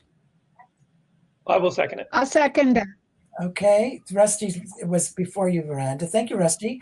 And is there any discussion or questions? I don't have the detail in front of me, so I can't provide any detail about the largest expenses, but I would say generally the expense warrant is smaller than, quite a bit smaller than normal, so I don't think there's anything unusual inside of it, probably. No, I mean, I can tell you, I have it open in front of me. Of that amount, the largest item in there was the water bill for the town of Brattleboro that we pay for Algiers Village, but we collect that in fees from the residents who use that service. But that was $1,328. I will just say this is the smallest warrant I have seen in 4 years. Yes. I'm looking for a second. Did I have a second? Yes. Yes, Rusty. That's right. And is there any further discussion? I'll take the roll then. Zahn? Aye. Michael? Michael? Aye. He has to be unmuted. He said aye. Okay. Veranda? Aye. Rusty? Aye. Richard? Aye. The motion carries unanimously. Thank you very much. On to communications. Are there any communications? I have none. Okay. That indicates that we can have a motion for adjournment. No action summary from last meeting. Oh, I'm sorry. Thank you. It's very brief. So there were 3 actions last meeting. You approved the annual VTrans financial plan. You adopted the 2020 local emergency management plan and the NIMS system of communication. And you appointed the first 4 members of the finance advisory committee, and that was all. Okay, thank you. And there will be new actions on the current minutes. The minutes that go out now. All right. Any further discussion, or can we have a motion for adjournment? I so move. Okay. Can you hear me? Just one action step. I just want to make sure we get down on paper is the response to the concerned citizen over the dog situation. Yes. So I will write a letter to an email to that person to let that person know what we decided, and then Veranda and Peter are working on a letter to the dog owner. Correct. Okay, just want to make sure we're all on the same page. And Sam and I will write a preface to the goals. Right. Excellent. And I'd like to do this at every meeting, just go over the action steps. So we have 2. Were there any more, Peter, in the minutes? Let me just go back through them. So for today, you approved the liquor and tobacco license for the store. You approved the purchase of the truck. You appointed Ann as the 5th member of the Finance Advisory Committee. And then there's the other ones that you mentioned. Once Veranda and Zahn have finished with the annual goals, I will add them to the website. And Richard volunteered to be the select board liaison for the hazard mitigation planning team. And Michael too. Sorry, Michael. I have Michael too. I'm sorry, I just didn't read it. Very good. So where were we on the, did we have a second on the adjournment? No, you need a second. I need a second on the adjournment. I'll do it. Okay. Any further discussion? All those in favor? Everybody be well. Roll. Zahn? Aye. Rusty? Aye. Michael? Aye. Who am I missing? Miranda? Aye. Richard? Aye. Thank you very much. Thank you. Thank you. Stay safe, stay well, everybody. Thank you, Peter. Good night, everybody. Have a good night, everyone.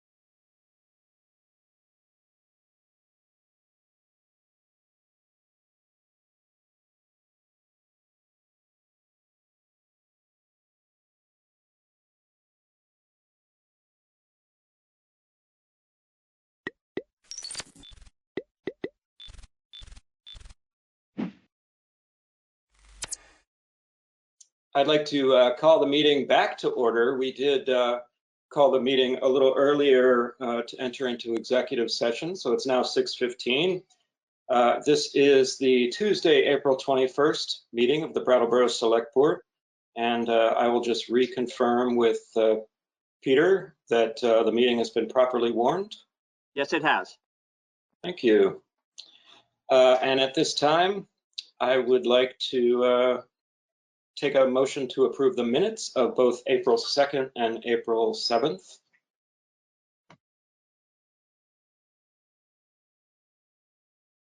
I move to approve the minutes of April whatever. whatever. April 2nd and April. Okay, and 7th? The 2nd and the 7th. Yes. Does anybody have any comments or any corrections to those minutes?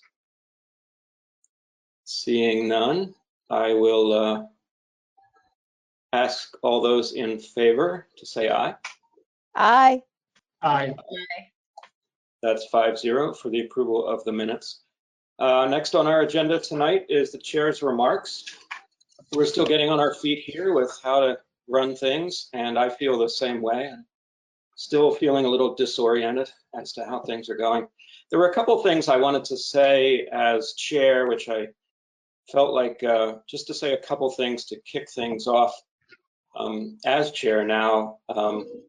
I wanted to say a couple things that are just sort of in general. They don't really relate to our present situation, but in a way they do. I wanted to say that we come together as always here at the Select Board to do the business of the town of Brattleboro and to serve its taxpayers and its residents the best way we can. And to that end, we ask that any public comment or question be limited to 2 minutes so that the board can spend the bulk of this meeting time on town business. And please remember that our responses to any questions about unwarned subjects must be limited in our responses in accordance to open meeting law. I'd like to say that in my opinion, our guiding principle should always be to remember that the needs of the many here in Brattleboro outweigh the needs of the few or the one. And be assured that all of your select board members hear your concerns and that we strive to meet your needs while always remembering that we are charged with considering all of our residents in our deliberations. And then finally, just sort of more pressing to the current situation is we got an email. Jan Anderson is the executive secretary, and I just confessed that I miss interacting with Jan a little bit, and because she's always sort of a glue that keeps the select board together and communicating with Peter Elwell, our town manager, and so many of our community members. She sent out an email that was just very helpful, had all of our documents together recently. But in that email, sometimes you get a little dose of wisdom from Jan, and she had one line that struck me, and I wanted to share that. She just casually said in the middle of the email that, again, shared all these documents that we needed. She said, as these unusual times persist, so do we. And I just really loved that little phrase that Jan gave us. And I wanted to take this opportunity to thank Jan and Patrick and Peter and our entire staff here in Brattleboro. I personally feel honored to work with and for everybody here in Brattleboro, Vermont. So those are my chair's remarks. And I'm going to pass it over to our town manager for his comments. Thank you, Tim. I have 4 actually on topics other than COVID-19 this evening. So I'm happy to offer some good news and some information and things that are sort of more generally about town business and looking ahead to the future. So the first is the tremendous good news that we've been waiting for, but honestly thought might not come, at least in this timely manner, because of the interruption of normal business by COVID. But we had an application pending with the Vermont Community Development Program for some additional funding for the groundworks project that is the final piece needed in over $3 million of funding to make that project, go. And we learned this morning that VCDP is making an enhancement grant of $50,000 to the groundwork shelter construction project to be built on South Main Street. It's in addition to a $400,000 grant previously made by VCDP to this project. And it's the final piece in a complex funding puzzle that includes federal funding, state funding, town funding, private foundation funding, and over $1 million of donations from individuals and businesses that are in our community and outside our community supporting this project.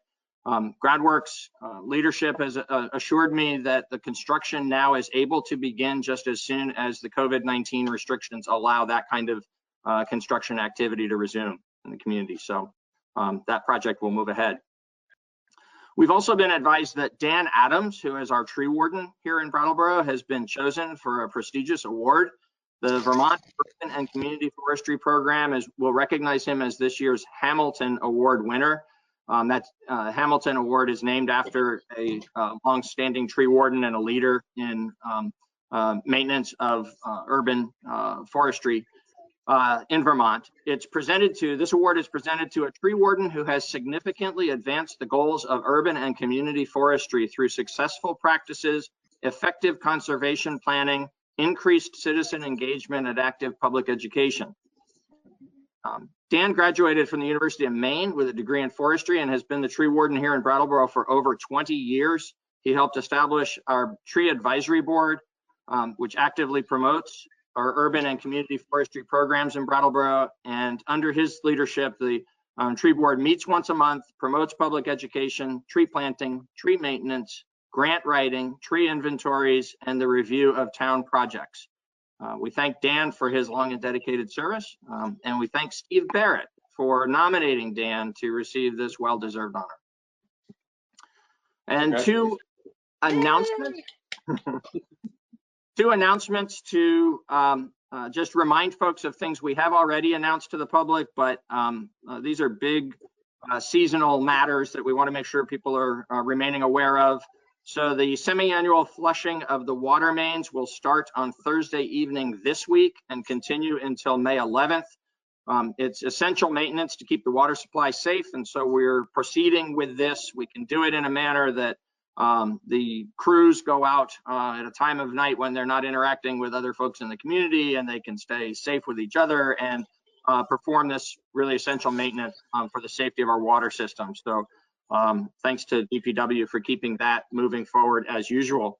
And because the collection of the solid waste curbside program is continuing as one of the essential services that has been continuous throughout the COVID situation, Triple T will be providing the spring leaf pickup, has already done the first of the 2 days of spring leaf pickup. And we just want to remind everybody who may need put out more leaves that Friday, May 1st, a week from this coming Friday, is the one remaining day for this spring pickup that that service will be provided.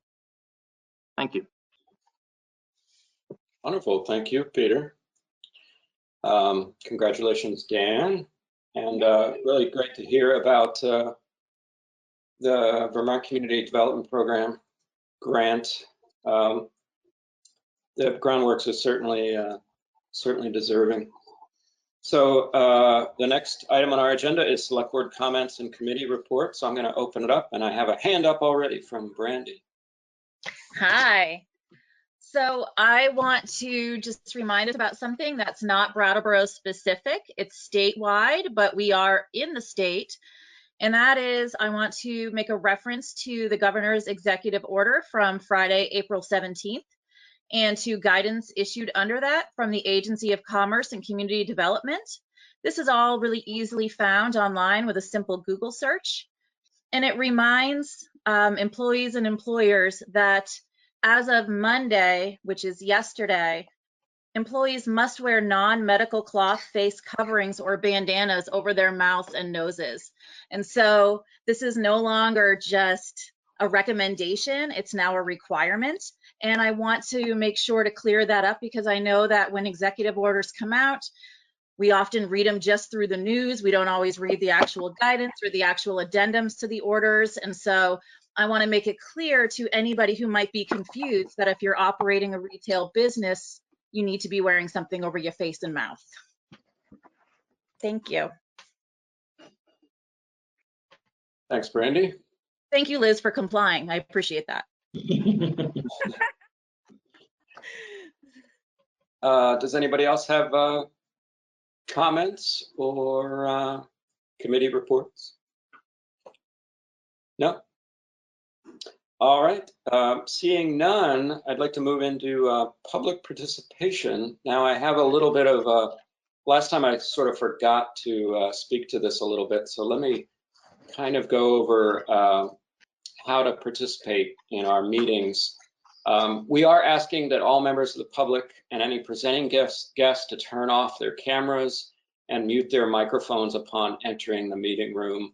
Obviously, if you're already in, you won't have to worry about that. But if you're going to ask for a question or offer a comment,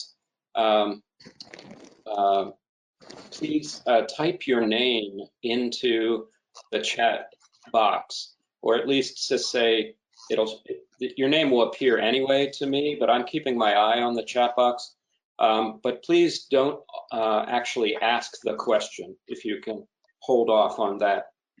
What happens is, exactly, Daniel has just typed in like this. Thank you.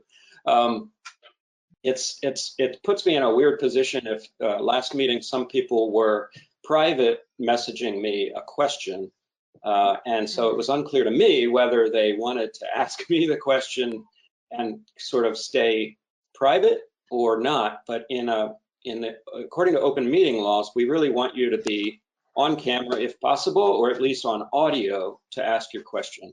That way there's no confusion as to who's asking what and who's commenting about what, because unfortunately, or fortunately, probably, the chat box is not recorded like the video is. So that does not become public record. So that's something that a lot of boards, I think, are struggling with. And the way we have decided to do it is to just raise your hand by saying that you'd like to make a comment or a question in the chat box. I will see it. I'll put you in my little queue, and I will, sort of go through it one at a time. Now, if you're on the phone, let me see notes here. If you're calling, what I'm going to do is at the end of the people who are actually participating via video and computer, I'm going to ask Patrick, our assistant town manager, to open the phone lines like they used to say in the radio days, to just open up the microphones of people who are on the phone in case that they want to say something. But again, please, if you have access to the chat box, go ahead and do that. So hopefully that's clear and reinforces what we've already said. Tim? Does anybody have anything to add on that? I just wanted to let you know that Patrick has texted to me that we do not at this moment have any callers. He'll let us know if we get a caller later in the meeting, but as of right now, we only have online participants. Yeah, thank you, Peter. I do, I sort of like scan through it once in a while to see if I see that little call symbol, and it is discouraged to call, but of course we're trying to get access to everybody who can possibly participate in any way during this strange time. So I do not see anybody who has sort of raised their hand in the chat section. Here's your last chance, go ahead. Otherwise, I'll be moving on to item number 7, excuse me, COVID-19 update, which will be led by Peter. Thank you. And I'd like to just add to one more clarification to what you just said, Tim, about how the public participation is functioning before I provide the overall update. And that's just to be really clear about the encouraging people to be online and discouraging people from being on the phone. What we want to make clear to folks is we're saying if you have an option, is participate online, because that's just a more, there are certain challenges to doing this at all in this manner. And those hurdles are lower and easier to clear when we are all participating online. But we recognize that there are people in the community who may not be able to participate online. And so when we say we discourage being on the phone, we want to make really clear that we're not asking people to stay away from the meeting if their only means of participating is on the phone. We want them to participate on the phone. That's why we're allowing phone participation at all. And we're just asking folks who can make a choice to make the choice to be online. Absolutely. Then speaking more generally to how things are going, I have a few important reminders about health and safety aspects of town government. And then I'm going to give a briefer update. People can breathe a sigh of relief, briefer than I have in the last couple of select board meetings, because there's a lot we've covered in those meetings. There's a lot of information we're pushing out day to day. And so I'm going to focus tonight on just those things that have happened since the last select board meeting 2 weeks ago on April 7th. But first, I just wanted to remind everyone that the police and fire services are being provided 24/7 throughout the community, as they usually are. The procedures have been altered in certain ways that were necessary in order to protect both the police officers and firefighters and the community. So there's some ways in which that service is coming out to folks in the community differently than normal.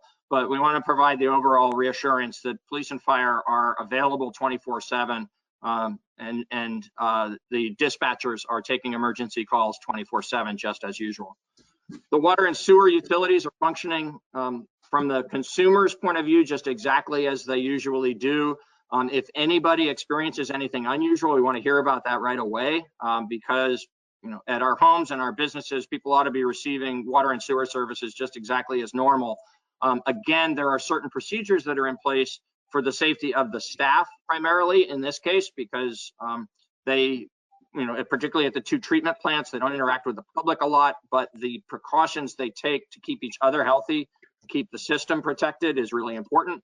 So those are in place. They have been for weeks now, and those two systems are operating just fine. But we wanted folks to know that we are taking those precautions to protect those systems and the employees who run them. One thing that is an important reminder to people about what you can do for yourself in terms of water safety is in buildings that are not occupied to the same degree as they normally are occupied, it's important to flush the fresh water coming in there, the drinking water that comes in through the taps. So people who enter into a building that has not been occupied for a while should run that water, should run it for several minutes in order to just clear out anything that, any spill water or anything that may have collected in the pipes as a result of the water not flowing as usual. And that flushing process should keep the water safe. The one caveat to that we need to offer is sort of the standard caveat that the town applies or rigorous procedures and complies with rigorous standards for safe public drinking water for the water that is produced at the plant and sent through the pipes and arrives at the meters.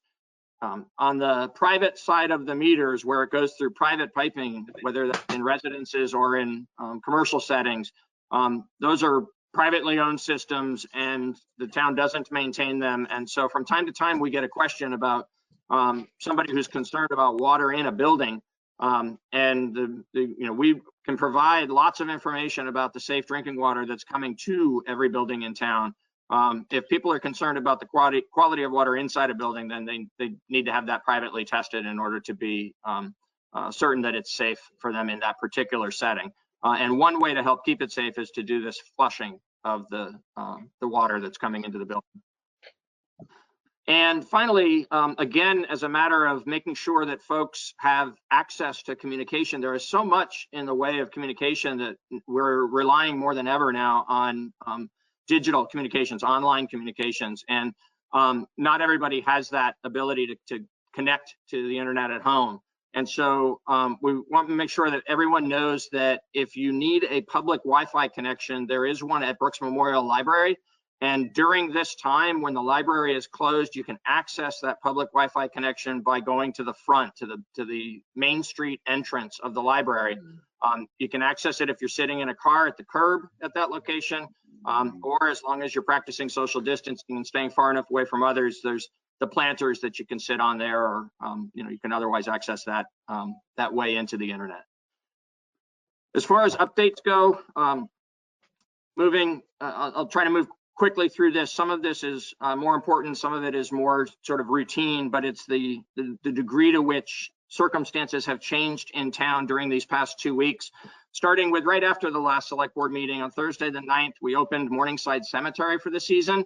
The cemetery is closed for the winter and then open back up in the spring. And particularly this year, we recognize that that is a place where people get some peace and quiet and some fresh air and exercise in normal years as well, in addition to going in to honor a loved one.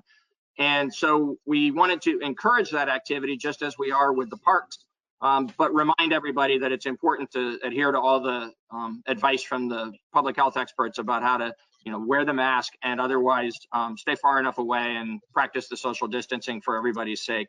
But Morningside Cemetery is available for a walk, a peaceful walk if folks want that.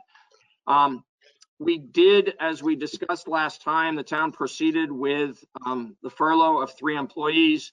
The parking enforcement unit has been not functioning since the beginning of COVID. And so we had good interaction with those employees. We have made sure that Sally Nix is staying in touch with them and is helping them through the unemployment insurance process.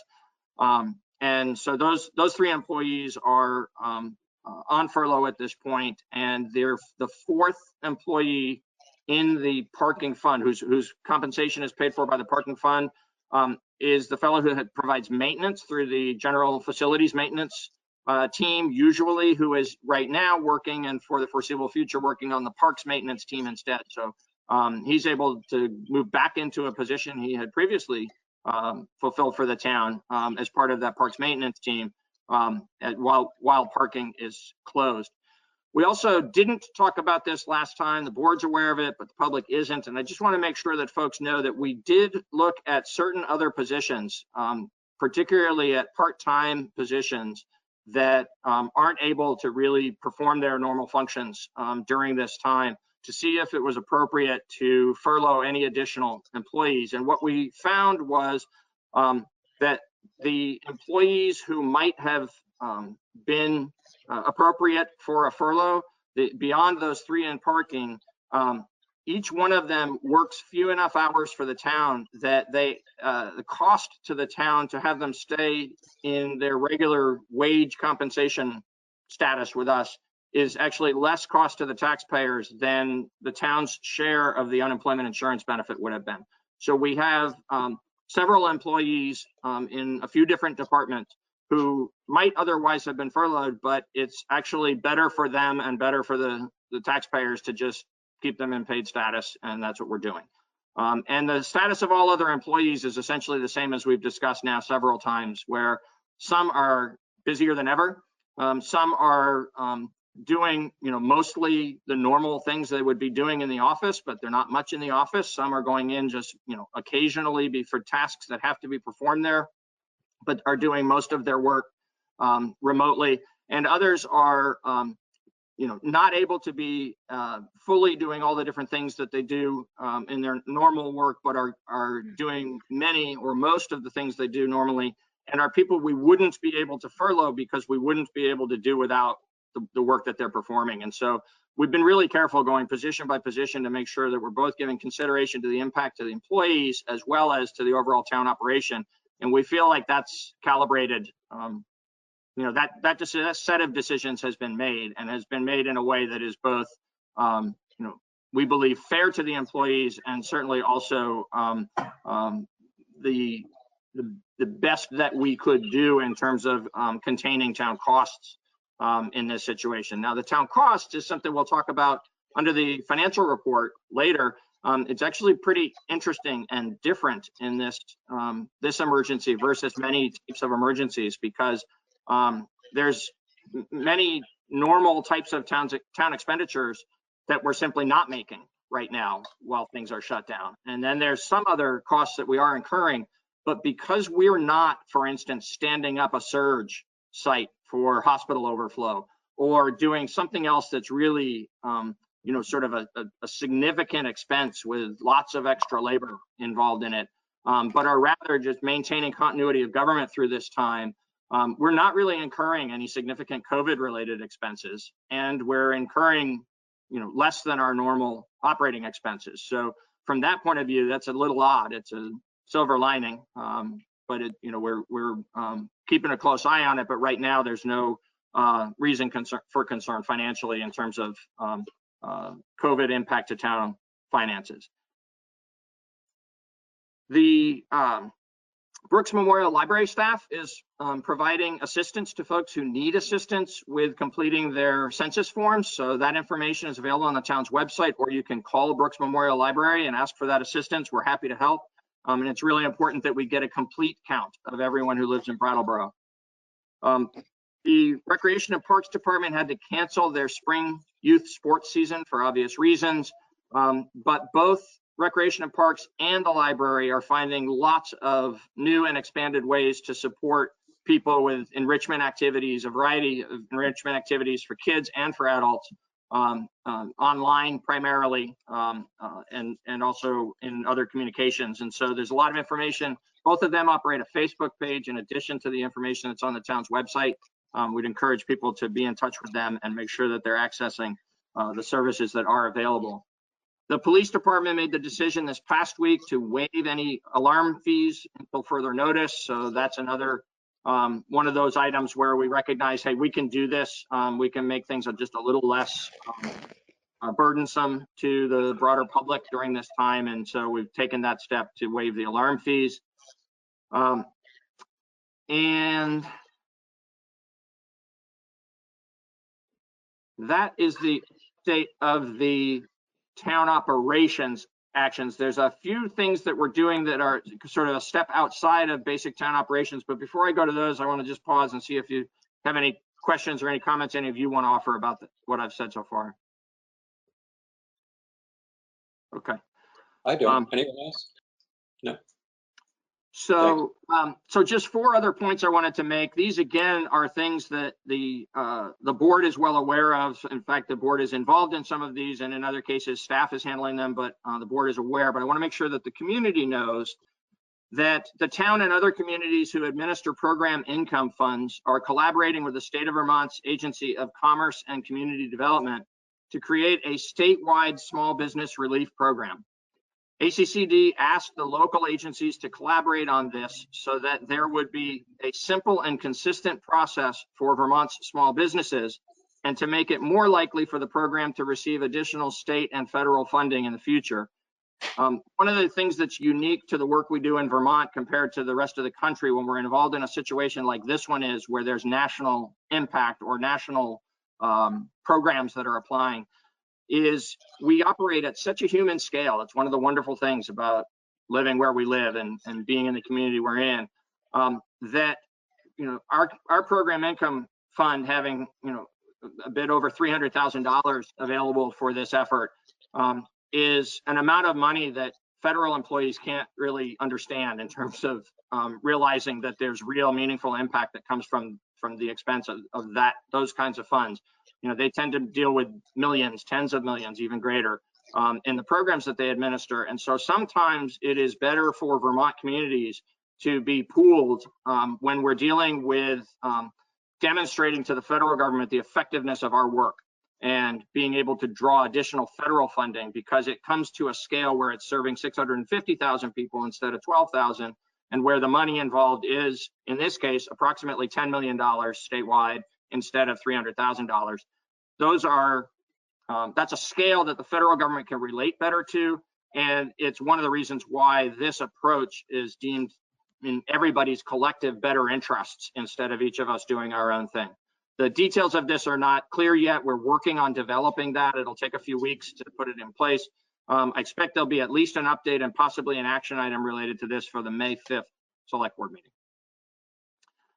FEMA has released its initial guidance to municipalities and to other agencies who may be eligible for reimbursement of COVID-19 expenses. And for the reason I described a few minutes ago, the town is not likely at this point to be eligible for any reimbursement. It's just not that kind of an emergency. You know, after something like Irene, where there were a lot of overtime hours and a lot of expense related to the restoration of facilities, the town was eligible to receive a lot of reimbursement. In this case, the expenses we've been incurring have been the expenses related to the basic operations of town government. And even though many of those have been very COVID specific in these past 4 to 6 weeks, they aren't outside of, for instance, employees who have been doing work that is, nearly or entirely COVID related aren't eligible. Their costs for those employees aren't eligible for reimbursement because they're not working extra hours in order to provide those services. If they had to work extra hours and we were paying COVID related overtime, which we have in a few cases, we track that separately so that if there was enough of that over the entire period of this emergency, we might become eligible to receive some reimbursement. At this point, there's been very little of that kind of overtime and virtually no expenses related to facilities. And so our costs have been basic town operating costs and unreimbursable. We are, as town officials, continuing to communicate frequently with our colleagues around the state, both in municipal governments and in state agencies, so that we keep learning from each other. One of the things also about this emergency, those of us who have dealt with natural disasters and other kinds of emergencies in municipal operations, there's plans and experience that we have that make those sort of more familiar, even though they're thankfully rare. And when they happen, you can mobilize into your emergency management mode and take the set of actions that's appropriate to the occasion. None of us had that as experience or as robust plans related to this scale of a public health emergency. And so we've been learning a lot as we've been going along. And one of the ways in which we're trying to make sure we're all better prepared for a next time, if there is one, is to make sure that we learn from each other. We're not just learning from our own experiences in Brattleboro, but we're also learning from other communities around the state and from state agencies that are involved in this effort. And finally, because there is a variety of different ways in which the Vermont State Legislature is considering emergency action, they've taken some and they're considering more in ways that will impact the recovery period for the broader general public and for businesses, but also specifically related to the continuity of the provision of municipal government services. We are in continuous communication with our local legislative delegation and with other legislators around the actions that they're considering and the ways in which they would positively affect town government or not, to try to help make sure that Brattleboro's particular municipal interests are considered and broad municipal interests across the state are considered as the legislature continues to take emergency actions. Thank you. Thank you. I'd like to just underline two things that Peter just spoke about. Thanks for all that, Peter, by the way. Which is, there's two major things going on that people may have heard about in the news, and both of which are sort of in such an ongoing gathering information mode, I would call it. The ACCD is a moving target that we're keeping our eye on. It's a possible way to pool resources, as Peter said, and possibly help our local businesses greatly. However, we have to know what it is first, and then we have to move to the time where we will deliberate whether it's the right thing for Brattleboro to do. And similarly, what's going on in the legislature right now with what is possibly going to be available to towns to alter tax payments or to alter fees anything like that. We are a Dillon Rule state. We don't currently have the ability to change any of that. And before we can even deliberate whether that would be a good idea, we need the legislature to decide on that. And VLCT, the Vermont League of Cities and Towns, has been very helpful in coordinating some legislation that's moving its way through so that towns do have the option of doing that. But we're a little bit away from being able to decide if that's the right choice for Brattleboro.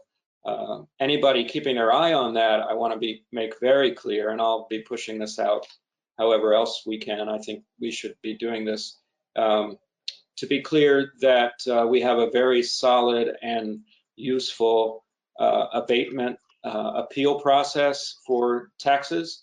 So on an individual basis, there will be opportunities for people to present their case, regardless of what happens with any decisions from the legislature and then from this select board going forward. Hope you don't mind me just kind of throwing that out there and kind of framing that a little bit, Peter, but I think that's important for people to understand that this board is very much aware of these developments, and we just have to wait a little bit to see what kind of abilities we'll have if we choose to take them. Thank you. Yeah. Does anybody have any comments or questions for Peter concerning, well, generally COVID-19 developments or that last batch of things that he spoke about? No. Oh, Liz has, go ahead and say that, Liz. I just saw that what were those initials that you talked about for the ACCD is the State of Vermont's Agency of Commerce and Community Development. Thank you. And you'll see that if you, Brandy mentioned the new guidelines as far as shop owners and stuff with the masks, that actually comes from ACCD via the governor, obviously, but I mean, it goes through that department. So they are the ones that are proposing a pooling of what in our case would be that program income pot of money that we have that traditionally we do direct lending on. So that's what Peter was referring to. It's a Vermont agency that's, I would, it's kind of stepping to the forefront in this situation. Would that be an accurate way to describe it, Peter? Yeah. Yes, they are the Economic Development Agency and Community Development Agency for the state in normal times. And in addition to addressing business recovery needs, are also, they have become the agency through which state government is defining, which businesses are essential and therefore are continuing to operate in a relatively more normal manner. And where the boundaries are between what activities are okay and what are not okay in the conduct of, business and organizational business, not just commercial free enterprise business, but also the business of government and the business of nonprofit organizations. Thank you. And Liz, that was a good suggestion to explain that. Yeah, it just gets to be such an alphabet stew, so.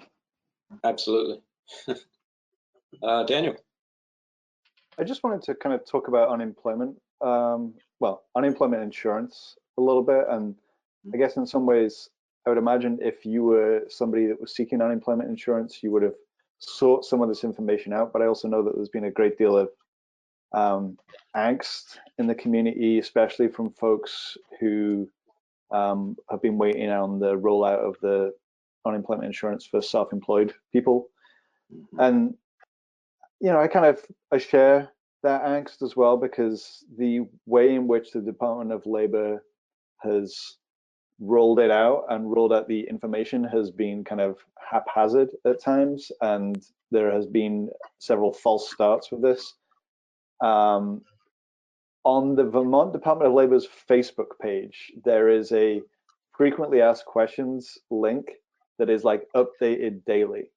I cannot find on the Department of Labor's actual website an equivalent document But it's a really helpful, like straightforward place.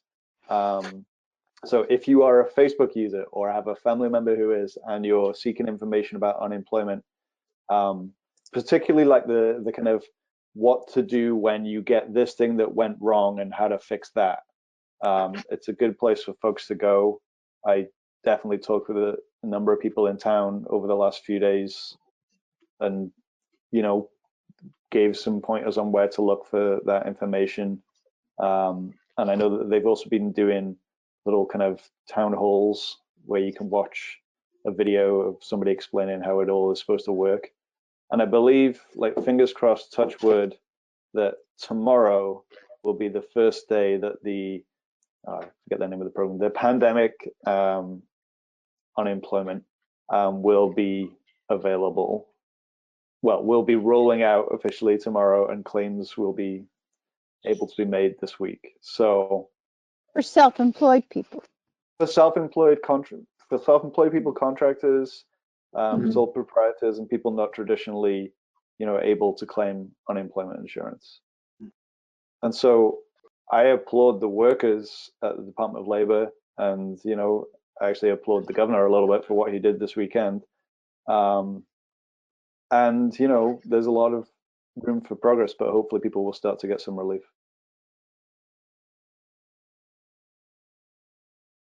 Agreed. Yeah, there's a lot of people waiting. I know that. All right. Well, I don't see anybody chiming in on chat, and I also don't believe there's anybody hanging on the phone currently. So I'm going to move on, if that's all right with everybody, to Water and Sewer Commissioners. So I would entertain a motion to convene as Water and Sewer Commissioners. So moved. All those in favor? Aye. Aye. 5-0. So we are now Water and Sewer Commissioners. And I think I would invite Dan Tyler and or Steve Barrett. Perhaps if you're both on, you could both come online. It would be great. Hi, Dan. Hi, Dan. Oh. Hi, Steve. Hi, Steve. Hello. Did you guys fight it out as to who's going to give us a little briefing here concerning Old Guilford Road? I'll just start off by saying Dan Tyler, he's the Utilities Highway Superintendent, Assistant Director. He's taken on this project. It's been a project that we've been working on for some time. The project was bid out and it came in real high, so we revisited the project and went back and rebid it. And Dan has pretty much sheltered this project from here on out. So from there, he'll take it. Great. Thanks, Dan. Yeah, so we've got a series of manholes on Old Guilford Road, and they collect all the waste from Algiers Village, the Welcome Center, and Commonwealth Dairy. Everything flows to a pump station on Broad Brook Road, and it's pumped up over the hill to the top of Old Guilford Road, and that's where these 19 manholes begin and run down Old Guilford Road. The concrete on the manholes is deteriorating. Couple factors to that: age. This system was installed in 1998, so they're aging manholes. The concrete manholes traditionally don't hold up as well as some of the old brick manholes. The old bricks were actually harder and resisted the sewer gas better. Additionally, when you have a pump station, you get surges of flow, which tend to generate more sewer gases. And that also has contributed to some of the odor issues we've had on Old Guilford Road. With that, the pump station flow sits in the tank, and the potency of the waste increases, which just contributes to the amount of sewer gas that's there. And then when Commonwealth came online, the flows increased, but their dairy waste, they pre-treat their waste and remove a lot of the really high BOD and TSS material. But the material that we receive from them is still stronger than average household waste, which contributes to the sewer gases. The sewer gases react with the bacteria which builds on the concrete, and it's a chemical reaction that becomes corrosive and deteriorates the concrete. So what we're hoping to do is contract with Green Mountain Pipeline to come in, and they'll clean the manholes, clean all the debris, the loose material, and then they'll put an epoxy lining on there, which is resistant to the sewer gas. It's structural, and it'll seal those manholes up, so it'll help the odor issue as well. As Steve mentioned, we put this out to bid last fall. We received one bid, and the unit cost for that was high. It was $1,528 a vertical foot of manhole. This time we bid it out, and we had 3 bidders, and the low bidder came in at $500 a vertical foot. Because the cost was so high, we put it out with an alternate. We put 5 manholes out with an alternate to do 5 more. And because the price is favorable, we'd like to do all 10, and then we'll do the other 9 hopefully next year if everything works out all right. I think that's what I've got. Great. Yeah. Do you want to just give us, because Liz properly asked us earlier to explain ACCD. You mentioned BOD, and I think this board, with the possible exception of Ian, has run into that term a couple times. There was BOD, and then there was one other that you mentioned. Can you just give us those definitions real quick?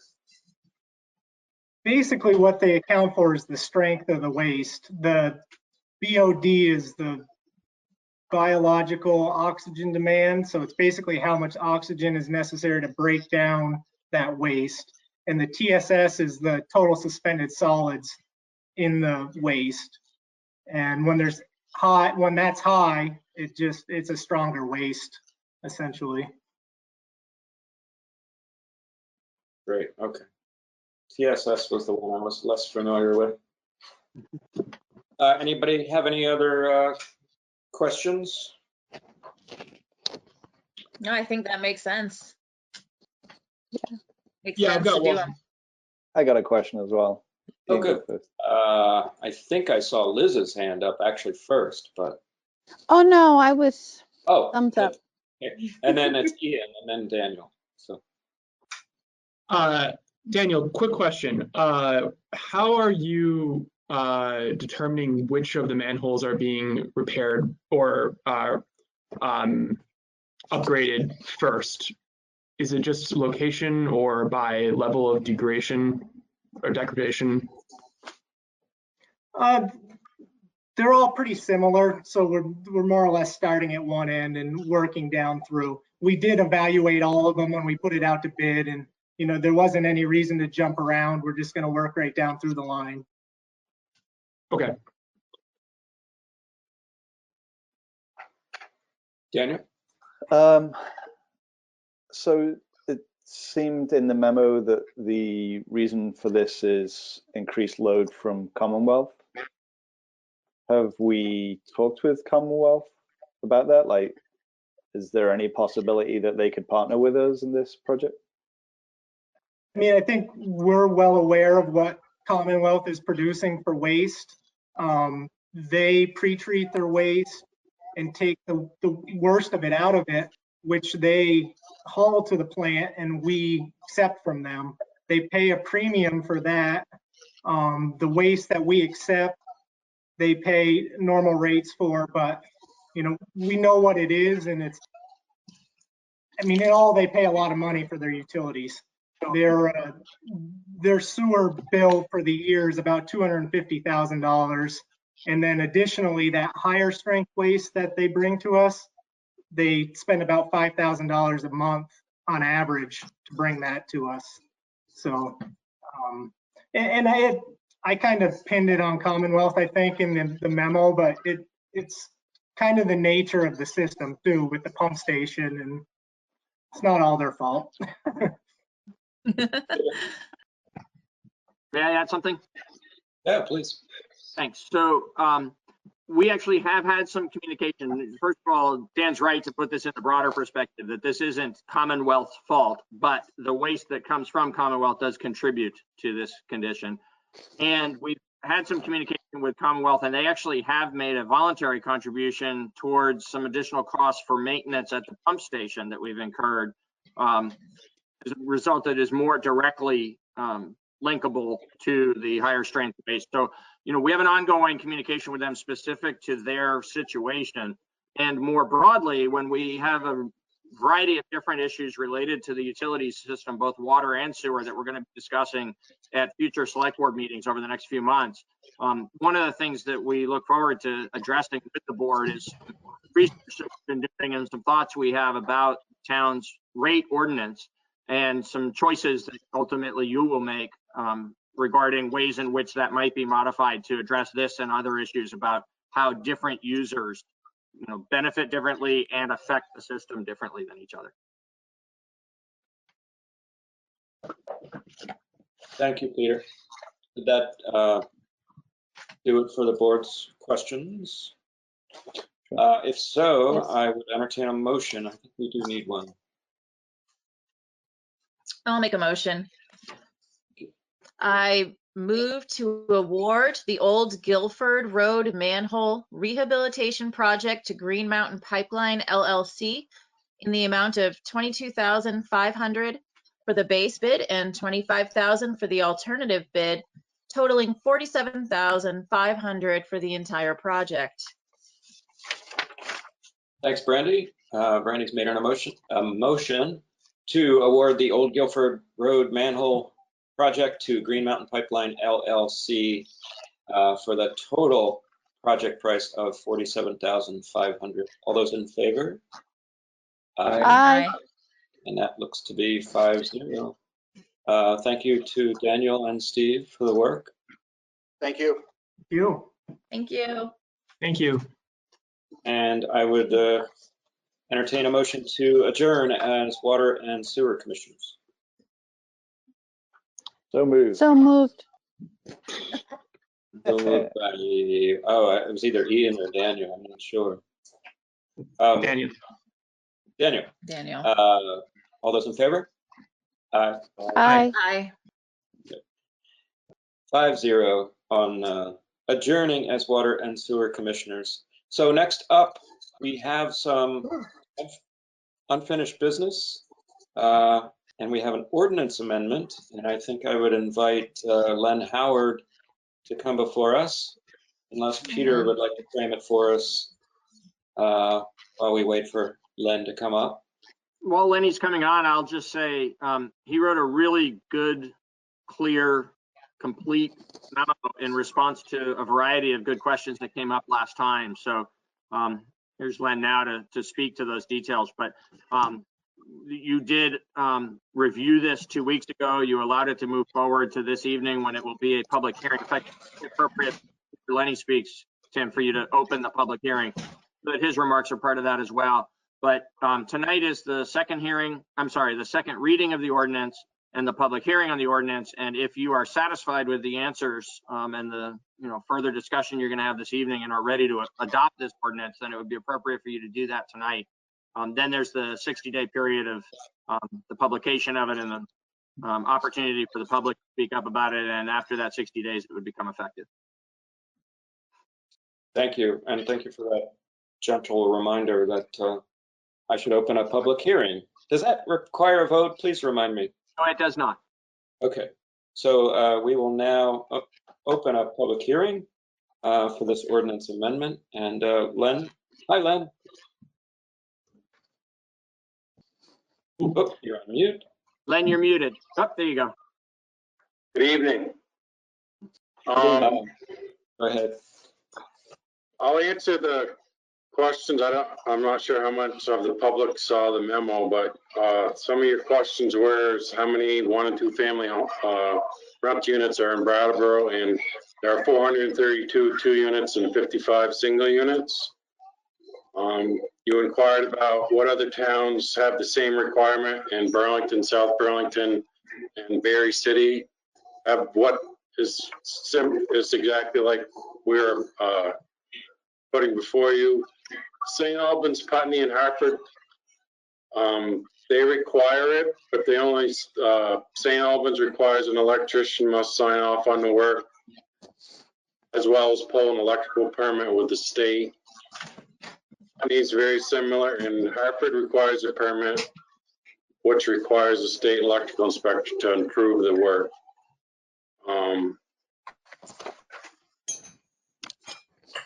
I did reach out to Michael DeRosa, the executive director for the Division of Fire and Safety, and he did suggest that we add Vermont licensed journeyman and Vermont licensed electrician. He feels comfortable, and so doesn't the electrical inspectors, that a Vermont licensed journeyman is very capable of wiring a 1 and 2 family residential.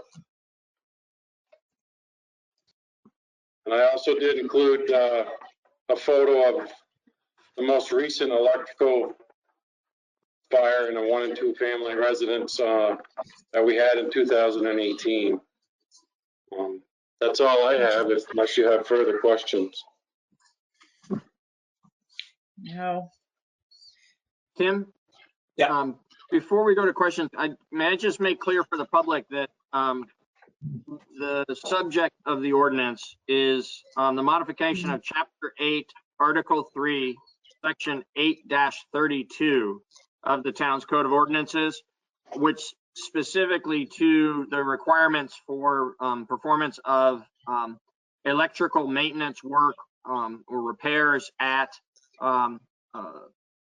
rental properties. And right now, what is being proposed is already required under state statute for 3 and more, for rental properties where there are 3 or more units. And what we're asking is that also apply to rental properties with either just 1 unit or 2 units. And the requirement would be that a Vermont licensed electrician or journeyman perform the work. Thank you. Thank you, Peter. I know that I was the one, Len, who asked the question about the scope of work. And I know that you were kind enough to give me the paragraph from the state code on that. And the way I'm interpreting it, just so everybody knows, I had asked if things like repairing one wire or repairing a what do you call it, a wall unit, light switch, or a fixture. That was the word I was trying to come up with. Would require a licensed electrician, and according to the state code, from what you have here, it doesn't look like it. Is that correct? That's correct. Yeah. Minor things. It says installation or replacement of equipment such as lamps, electric utilization equipment approved for connection to suitable permanently installed receptacles, replacement of fuses, other minor maintenance and repair work such as replacing worn cords and tightening connections on a wiring device do not require a work notice, which would cover things like changing a light bulb and changing out a fixture in a hallway or something like that. That's correct. So I have that right there, Len? Yes. Yep. Thanks. I just thought that was good to clarify because I saw some chatter out there among some landlords that it was kind of an overreach and overly burdensome to landlords, and I don't think so. That's my personal opinion. And Brandy would like to make a comment. Thanks for that, Tim, and thanks, Len. As far as I'm concerned, this follows the same vein as our rental inspection program in the sense that it offers some of our more vulnerable community members protections that they don't already have in some sense as being renters versus homeowners. And while I'm sure there probably are landlords that can do more electrically than others, that's not the way that we can govern. We need to govern kind of from the lowest end and make it a blanket. And so I'm very much in favor of us doing this and adding it as an extra protection. And I think it falls in line with what we've already been doing.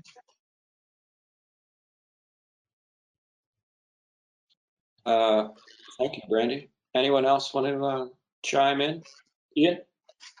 Yeah, Len, I just wanted to thank you. I was the one who asked for just the actual number of units. And I really found that information very helpful. And just seeing that this would affect over almost 500 buildings, it just so clearly is, I would really encourage the board to vote in favor of this.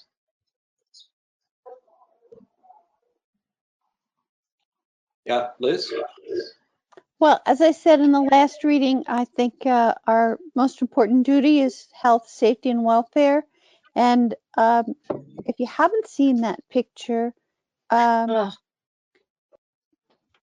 says it all. And maybe is it on the town website? That It photograph? is. Yeah. Oh. I'm going to share it out to see. Yeah. Yeah. Thanks, Lenny, for the picture that speaks a thousand words. And I should say that if you, after seeing the picture, which we'll share around in various ways maybe, if you go downstairs and your panel looks like that, please call an electrician immediately. Seriously. Yeah, we laugh, but that's scary looking, and that's from an actual fire in 2008, right? 2018. 2018. Oh, sorry. Terrifying. Yeah, and again, we're protecting people that don't, renters don't have the ability to let things go like that. They are, relying on their landlords to be good landlords and stewards of their own safety. So it was an unfortunate hole that 3 units and above would have to have an electrician, and 2 or 1 do not, and that's just something that we need to correct, in my opinion. So I'll shut up because I'm the chair. Anybody else have any other comments? I don't see any chat, and I assume that if there was anybody on the phone, Peter Patrick would have let us know maybe. So it would be appropriate, if there isn't any other discussion under this one, to close the public hearing and then take a motion on the ordinance, please. Okay, yeah, I was just kind of talking it through to kind of stall so that people could have a chance to raise their hand, so to speak. So I will close the public hearing and then accept a motion.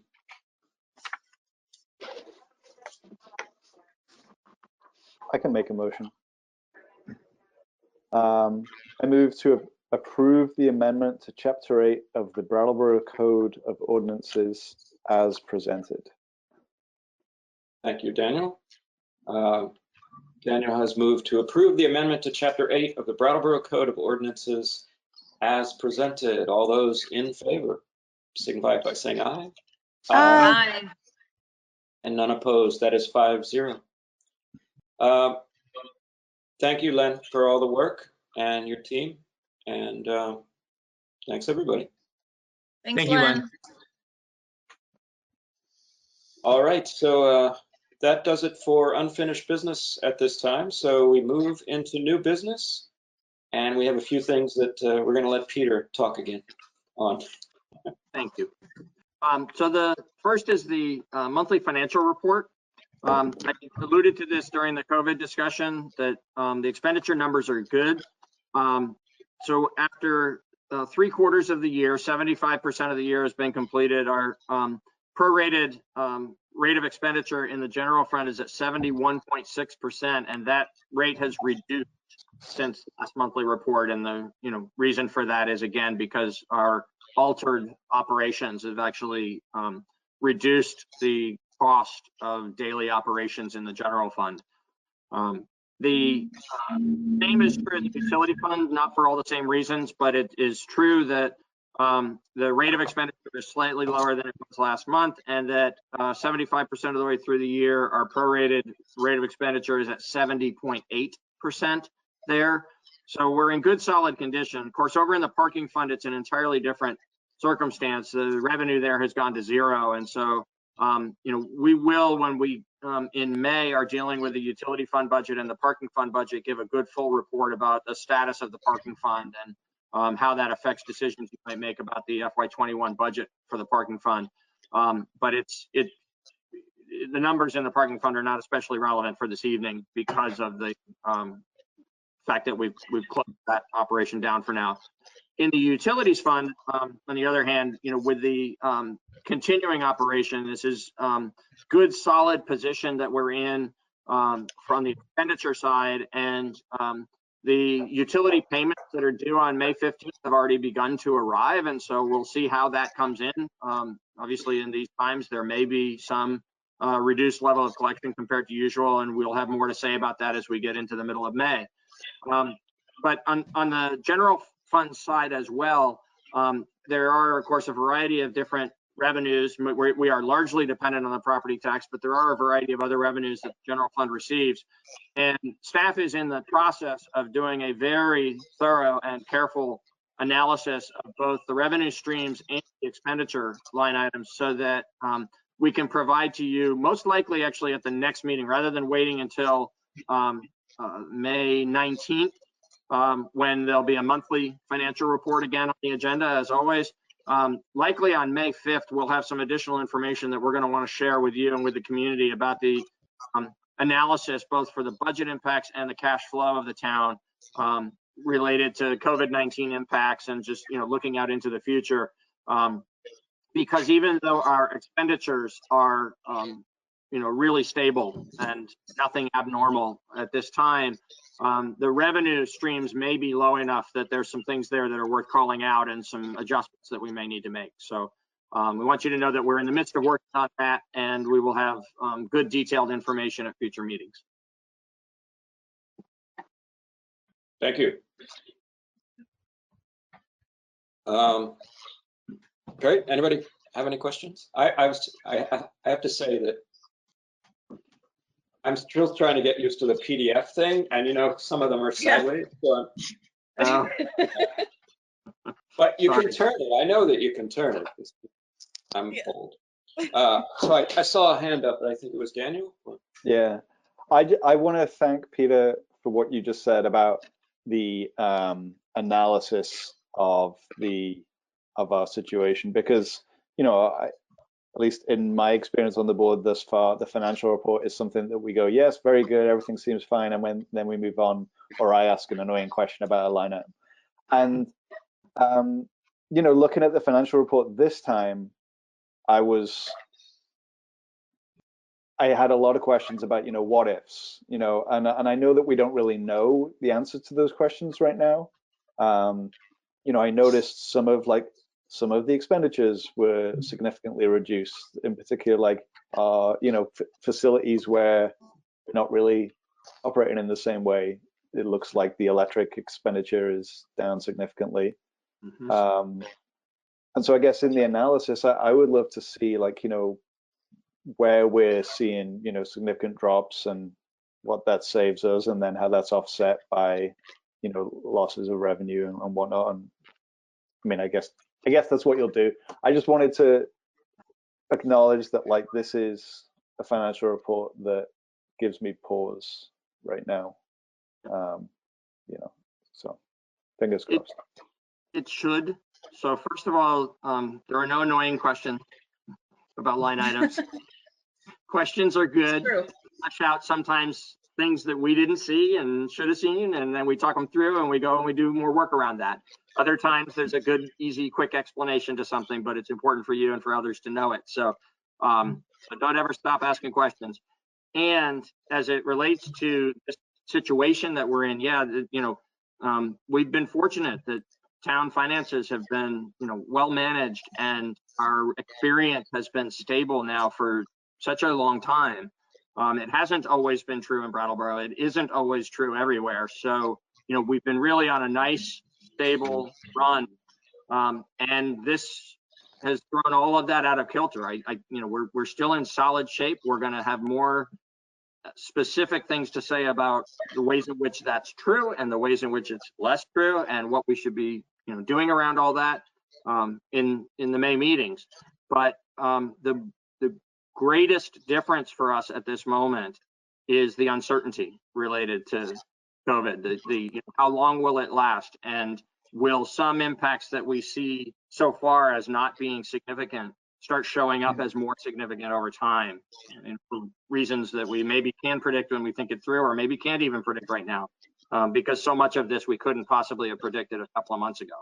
So it's right to pause. It's right to think that this needs more attention than it normally has been getting from us from month to month. Great, thanks, Peter. Does that do it for comments from board members? Yes. Thanks, Liz. I don't see any. I see you're getting more comfortable. That's good. Sorry, I'm just trying to break it up. The monotony of the Hollywood Squares thing. I don't see any comments or questions from our audience, so I think we can move on to item B, which is the local emergency management plan update from Peter. Thank you. So Mike Bacassi is in the meeting and can join us if you have detailed questions you want to ask Chief Bacassi. But this item I can summarize by saying it is an annual requirement that we update our local emergency management plan, and that you approve it, and that I sign it, and we send it off to Montpelier. Most years that involves a little bit more of a substantive discussion at this moment in time about what we have updated, changes that we might have made because we've learned something, or changes we've made because we experienced something this past year. And this year it doesn't have that, and it's pretty ironic to be experiencing this in the middle of COVID, right? So we're learning a tremendous amount about an entirely different kind of emergency, and a year from now that's going to show up in the LEMP update. There was a very active conversation within the emergency management community about whether this deadline for a May 1st readoption ought to be pushed back so that that process could occur this year. The answer is, sadly, that this is a state requirement. In order for the state to comply, we need to comply with this requirement to the state, so the state can comply with updrift requirements the state has to the federal government. And the upshot of all of it is, the failure to check the right box in the annual updating of these plans actually makes places ineligible to receive FEMA reimbursement when a disaster happens. So the decision was made, and I don't judge it. It feels awkward at this moment. But I think it was the necessary decision given the federal rules that apply to this process. The decision was made at the state level that all of us as local governments would need to meet this deadline in the normal manner and send our plans up to them so they can send them off to Washington and keep Vermont communities eligible to receive FEMA reimbursement from during disaster situations. And so the plan that is before you this evening for approval, first of all, as you know, but I want to make clear for the record and for the public, the plan is always available to the board at this time. It's a thick, detailed plan. And so what's in the backup materials for the public is just a couple of sheets of paper that give a summary and then give the signature page showing, the process that has to be officially done and sent off to Montpelier. But the plan is available for public review or for the select board. And this year it is unchanged from last year.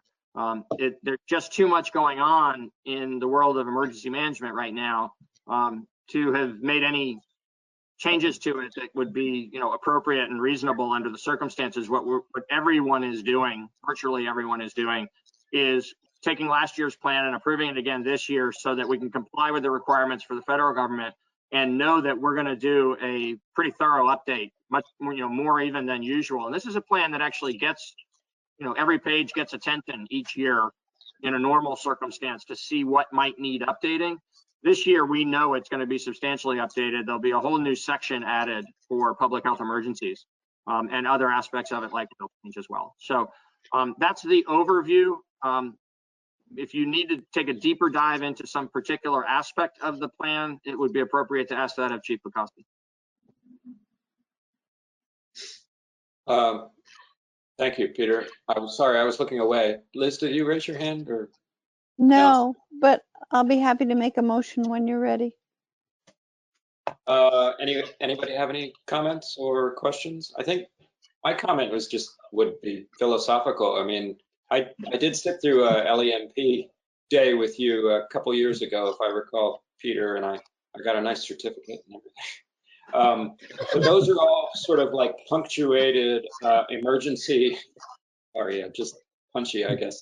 Punctuated emergency, events, like fires and active shooter situations and all kinds of horrible things that we prepare for and our fire department and police prepare for all the time on an ongoing basis. But now we're in a situation where we have an emergency, a public health emergency, and we could very well, as we've seen in the Midwest and the South, have emergencies that we understand better on top of our current emergency. So the multi-layer aspect, or at least the ongoing new norm for public health concerns, could be added to very easily with another, act of nature. So I don't know. I just think it's sort of interesting to consider the new norm going forward on the LEMP for the next iteration. So now I will, I don't see any comments or questions from the public, so I'll go ahead and take a motion, Liz. Okay. I move to adopt the 2020 Brattleboro Local Emergency Management Plan and authorize Town Manager Peter Elwell to sign the Local Emergency Management Plan municipal adoption form to certify that the plan meets certain requirements. Thank you. Liz has made a motion to adopt the 2020 Brattleboro Local Emergency Management Plan, aka the LEMP, and authorize Peter Elwell to sign the Local Emergency Management Plan municipal adoption form to certify the plan meets requirements. All those in favor, say aye. Aye. Aye. 5-0. Thank you. Thank you for that. And we're going to move on now to item C. It's a certification of V-Trans road and bridge standards. Peter? So this one also is an annual requirement. It keeps us eligible to receive substantial funding assistance through the state road maintenance program. And so we have to follow certain, adhere to certain standards in our road maintenance work that are established statewide. And by adhering to those standards and certifying that we do continue to adhere to those standards, we keep ourselves eligible to receive that funding assistance from the state. Here again, just exactly like the last one, if you need any kind of more detailed explanation of how we actually maintain our roads, we have Steve and Dan still both in the meeting and able to come back in and answer those detailed questions. But our ask to you this evening, and well, our assurance is we do continue to comply with all the road and bridge standards, and the standards are unchanged from last year. And so we're asking just that you certify that the town does continue to be in compliance with that. Great. Thank you. Does anybody have any more detail or any questions about this action? No. If not, I think Ian's got a question. Oh, sorry. No. Did you have? No, I'm preparing to make the motion. Oh, okay. Nice. Please do. You saw that inquisitive look on my face. I did. Know it well. Go right ahead. Oh, great. All right. I move to approve the annual certification of compliance with town, road, and bridge standards as presented. Thank you. Ian has moved to approve the annual certification of compliance with town, road, and bridge standards as presented. All those in favor, say aye. Aye. 5-0. Thanks, by the way, for the raising of the hand too. It kind of helps I make sure that I'm not going to I was raising my hand before, but I couldn't figure out how to get it in the screen. Oh, right. So I've been raising it way over here. This is not right.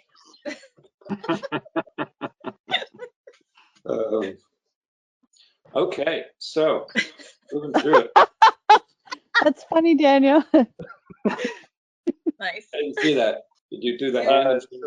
Doing hand things. You know, life is hard right now. Good to have laughs. I try to do a wave, but I've never figured out if we all have the same grid layout as each other. Oh, yeah. No, because it seems to be different on different devices. We can work that out in executive session next time. I don't think that's an appropriate topic. No.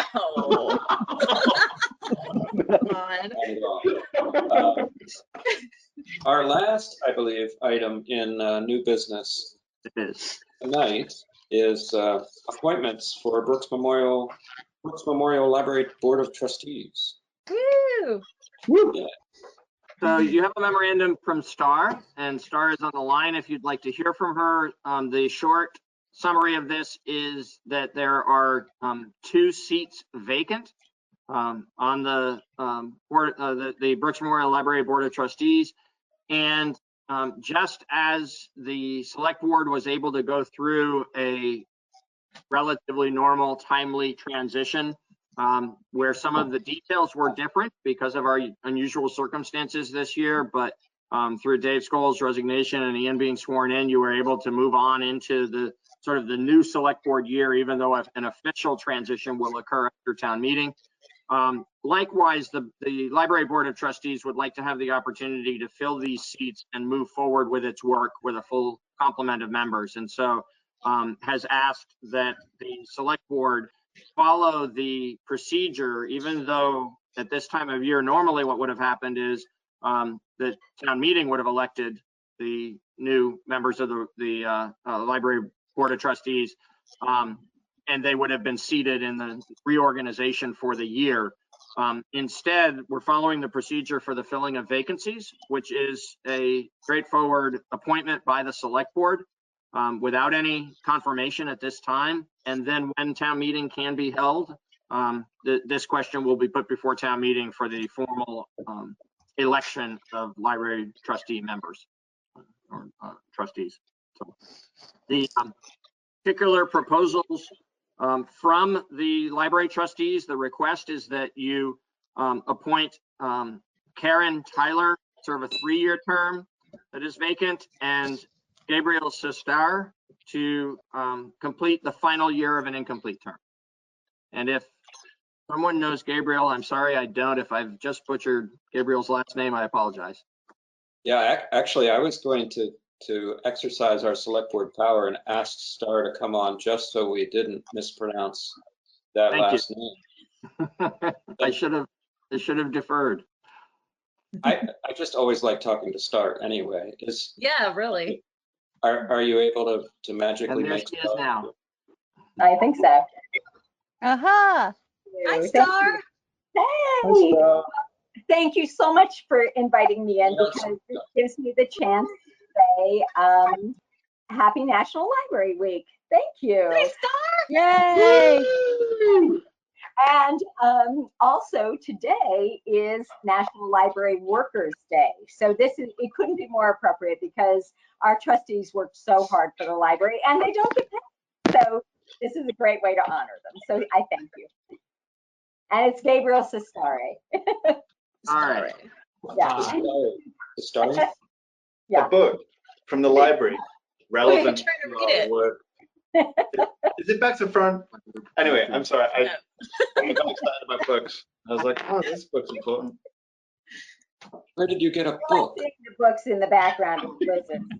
frame, I have to say. I'm just watching everybody, so. I got books.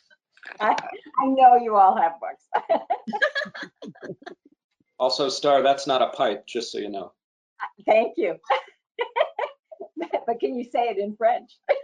Not at all.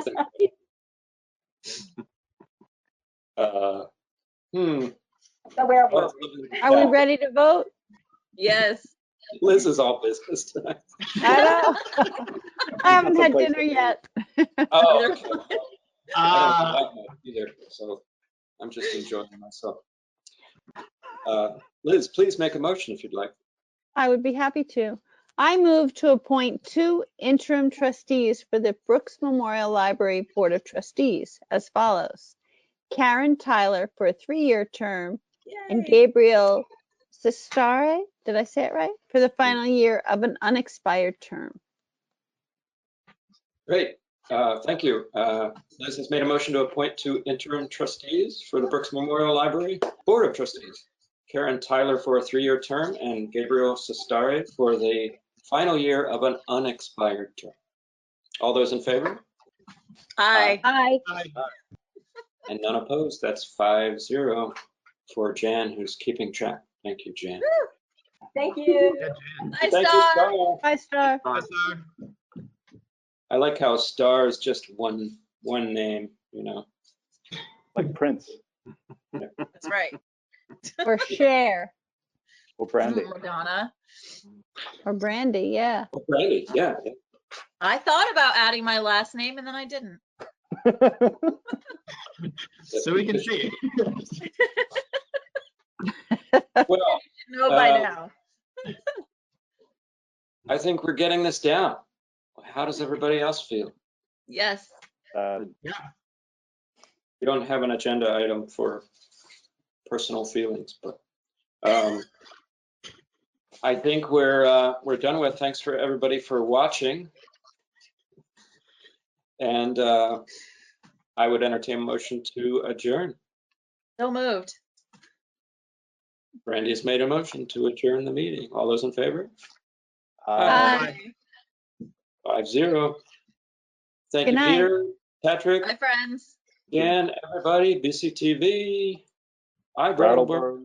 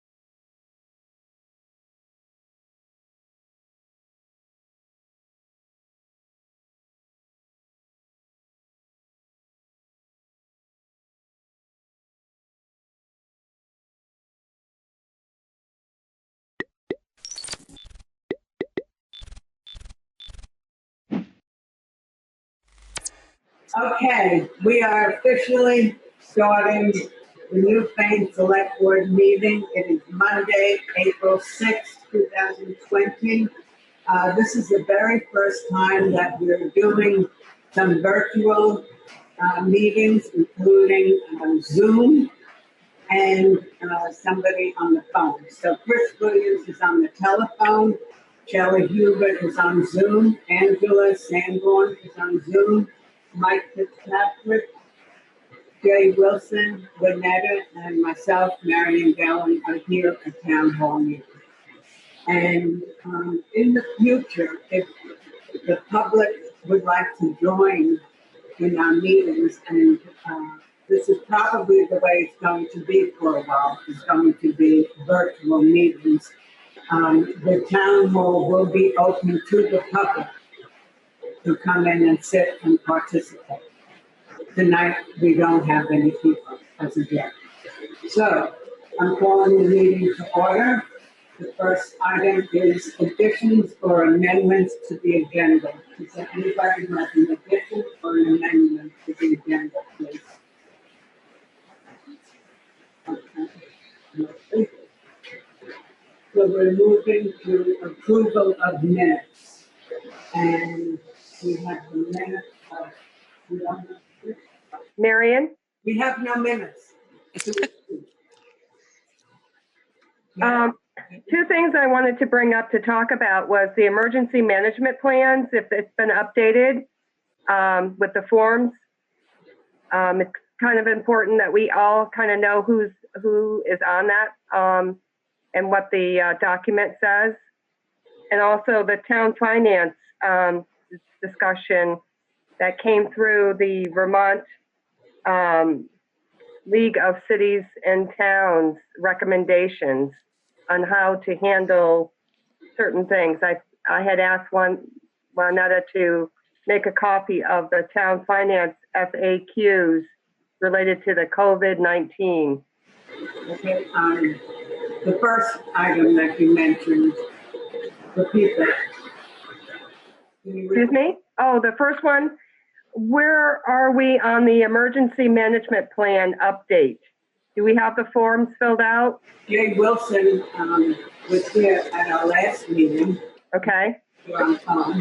And he reported at that time that basically he's following the emergency team is following state of Vermont rules. And we can have Jay talk about that maybe at the end of his road foreman report. The purpose of tonight, really, Shelley and everybody, is that we're going to try to get through this meeting without many extra things on the agenda, because some of us are sitting here without masks and gloves on. This is the first time we're trying virtual. And also, after this meeting, Angela and Mike have to stay here for quite a while doing the pay orders. So, because it's the first time working on all of this, I think Jay can talk about emergency. Well, I think I can, we can wait on the emergency. I just wanted to know what the update was, because I know there are forms that need to be filled out, and I think each board member should have a copy of it. So in the future, let's put that back on the agenda as something as a follow-up. And the other is the town finance discussions. I think we need to discuss some of that. That needs attention. Is that an emergency? This isn't an emergency meeting. This is a regular board meeting, correct? Yes, it is. But tonight we're only working on things that have deadlines that we have to deal with. And also a letter from. Well, I think it's going to come up regarding the. We'll put it on the future agenda. People.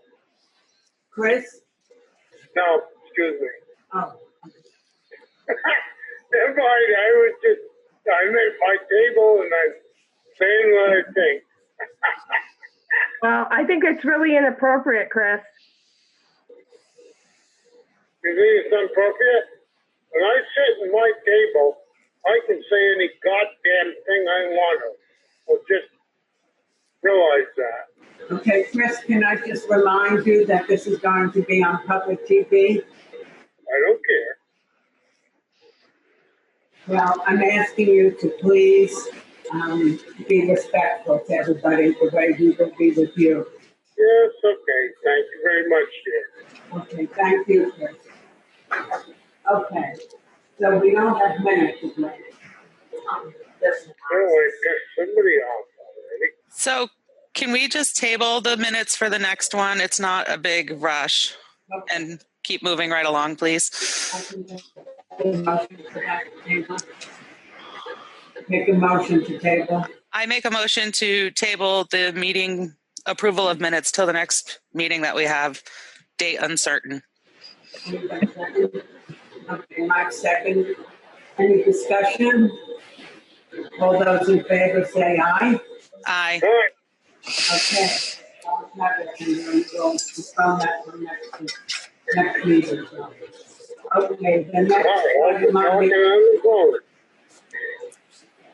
next item on the agenda is road business, and it's the road foreman and road commissioner report. Start with Wilson, please. We had another burglar alarm at the town garage Friday morning. It's the same motion detector as 2 weeks ago. The home security came, replaced that detector, and replaced all the batteries. Excuse me, Jay, can you speak just a little bit slower? It just comes muffled. Thank you. We had another burglar alarm at the town garage Friday, and it was the same motion detector as 2 weeks ago. So home security came and replaced that detector and replaced all the batteries in the rest of the system. The permitting process continues on the sand salt shed and the Depot Road box culvert. Both of those, the people continue working. Still doing stuff. They're falling partially over and taking the back with it on South Woods Road. I'm working on somewhere to remove the trees. Mark Pickering and Scott Jensen are looking at it to come up with a plan for permanent repair. We're busy getting roads repaired for mud season. And I've been on a daily basis wiping down all the common surface Clorox spray at the garage, either after everyone has left for the day or before they come in. We're doing our best at having people drive only one vehicle or wiping them down if we give out this spray. If this goes on for a couple months, it's going to be a very annoying process. I'm not sure what he said. Wiping down everything. They're wiping down everything with chlorine. Okay. So my thought here is, again, if it's not a, what is it called, like an emergency, I don't think that the highway crew should be out unless there's a failure in a road or a bridge, etc. Well, that's what he was saying. They were fixing a spot on South Warsboro Road that needed to get done for people that need to drive on it. But is the staff on duty now, though? Yeah. Because the governor has made an emergency declaration, and it's only for essential services. So unless there's an issue, I think we need to discuss about what their role is, and if they're not essential, they should not be out working. There's $1,000 fines that are going to be imposed. The highway crew is considered essential employees. May I say something? Yes, Chris. The town crew works on the road. They aren't together. They're working on the roads, grade the roads. One person is doing one thing, one person's doing another. Let the road crew keep working on their road. If you don't, you're going to have a real problem. Thank you. Thank you, Chris. I just wanted to bring it to your attention. Well, I think that the roads are very essential. Because it specifically talks about municipal employees and road workers. So I don't know if we need to call a vote on it. It sounds like you're all,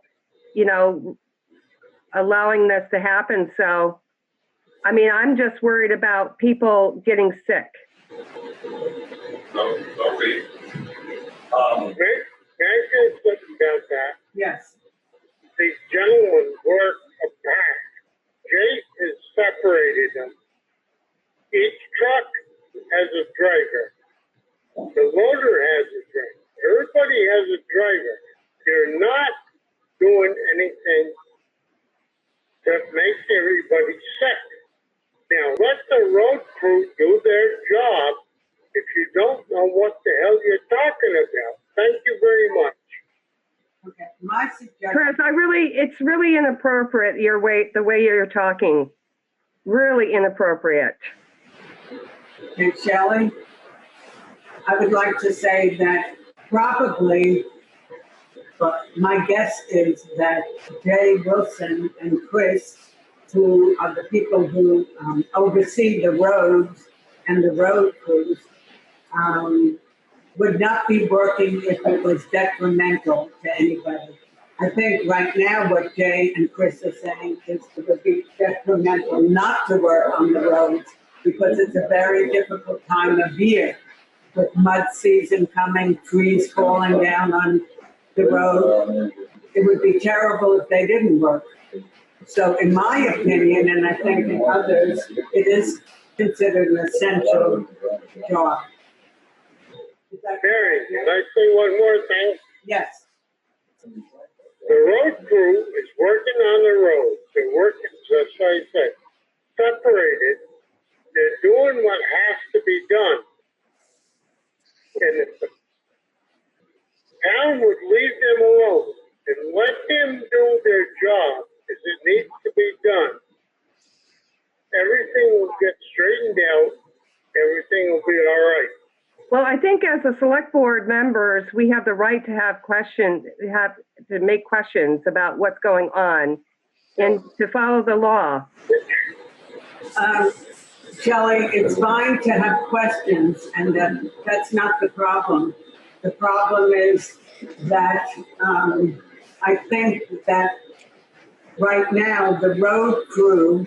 I get it, Marion. I understand that the springtime, the roads need work. Yeah. I understand that part of it. No, so I'm saying that Jay as a road foreman and Chris as a road commissioner, I think are going to be the ones who know the best about what is important and essential for us. Yes, but Marion, we are a select board member, so I mean, there are staff. They're hired to do the work of the town. So, I mean, if you guys want to make a ruling that we're going to overrule what the governor's law has stated, that's, I'm just stating that I'm not real keen about it. But that is only if they're considered not essential. If they're essential employees, they can still go out and work. And unfortunately, with mud season, our dirt roads need to be taken care of. They can't just sit and wait.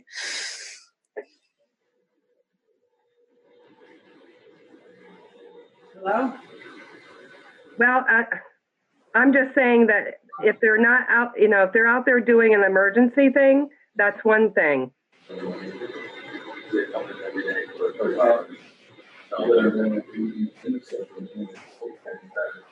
We have a gentleman over in Wilmington that died of this virus. It can happen to any one of us. Like I told Jay, I said, the town of Putney over there, the crew is not allowed to drive. Can you speak up, Mike? Town of Putney, when I was talking to Karen, their road crew's still working. They're not allowed to mingle with the drive through right there. You can't went out to lunch and stuff like that. They're there, they're assigned a vehicle. They all come in the morning, they get their vehicles to go to work. Well, that's what Chris is saying. But I mean, right now, they're still running out the drive. Still running out the drive, and just like that, for one thing, Christopher probably shouldn't be done. You know? Okay, so is my understanding that when the men show up from work, they go into the garage to get their vehicles, and then one by one, with each their own vehicle, So they Bucky's leave? actually parked all the vehicles outside. They don't do them outside, they're not in the garage, not allowed to. You can find- I can't hear what they're saying. Can you, Angela? No, I can't hear Mike. Okay, what Mike is saying that is that in Putney right now, the garage and road crew people are not going into the actual building of the road crew.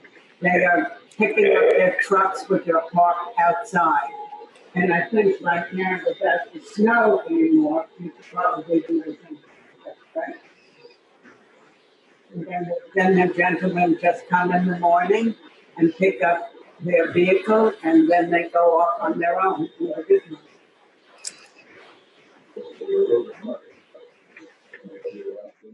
I think that's fine. And then I also think that if any member of the road crew feels that they shouldn't be at work, they should take it upon themselves to talk to Jay and explain that. We all have that decision, whether we go in or stay home. You know, anytime you should make that choice for yourself. They're aware of that any one of them are welcome to not come in. So, there's days like you get a heavy rain, you can't go out too much on the road. What do you want to do? If they stay home, how do they, do we still pay them? How do they do it? I don't know how to. Oh, that's a good question. I think the road foreman should work with the road crew, tell them what's going on, tell them how things are, let them do it themselves. I don't think we should micromanage them and tell them what the hell's going on. They know what's going on, they know if there's a problem, they know if it shouldn't be there, they know everything. Those people are not ignorant people. Just leave them alone, let them do their job. Mike Maine has the butchering to do so with Texas well, and they gave whatever. I can't hear him. That's fine, but I just didn't know if we have a day where we feel we can go out and do something separately. How do you want to handle it? Thanks. I think that a little close to tell it easy.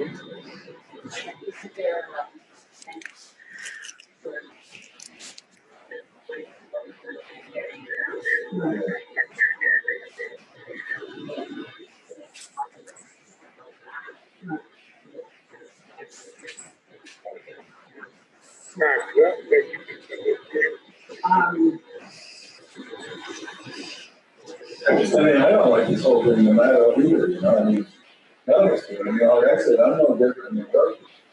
I go to work and buy myself. As of tomorrow, they're gonna find things out looking up. And I said, I don't know why the hell, what's the difference between us and the road crews or anybody else like that? There's a lot of jobs, a lot of guys that are logging. They're working by themselves off this, just to come out of this water, they're gonna start finding everything, people go to work, and maybe they'll have to be in money backing it up. I can't hear Michael. Michael was saying, he's talking about the rule that's supposed to be in effect as of tomorrow, that people shouldn't go to work. But at the same time, it's essential work that the road crew has to do, that Mike and other people, loggers have to do. Oh, I know, I said, we're no different than the road crews or anybody like that. They're no different than the road crew. We're not with a bunch of public. You're by yourself all day long. Right. And all that stuff like that, but as of tomorrow, they can either find here, they even said they even put 15 jails. So, Jay, I was out calling the state first thing in the morning and saying, did the new thing go through for me? We would like to know. I mean, I know this is serious stuff going on. No, I know. It's really going to be looked at, no matter what. I mean, it's can't just take it for granted. I mean, you know, we all know how very home to. I mean, it's not good. But, you know, I mean, on the other hand, too, you know, people have to survive, you know. You can't just shut everybody. I mean, places they tell you can go to work, and places you should be going. That's the stores. You know, you go in there and there's 100 people in there shopping, cutting you gambling, you got the place, you know. And that's everybody's all right, you know, you know that. Well, would everybody agree that Jake called the Vermont State tomorrow, the governor's office, whomever he has called, and ask permission and see what they say about road crews being essential? Sure. That sounds great. I agree with that. Can everybody agree with that? Kelly, do you hear me? You're muted. Kelly, don't mute. I didn't hear what you said. Sorry.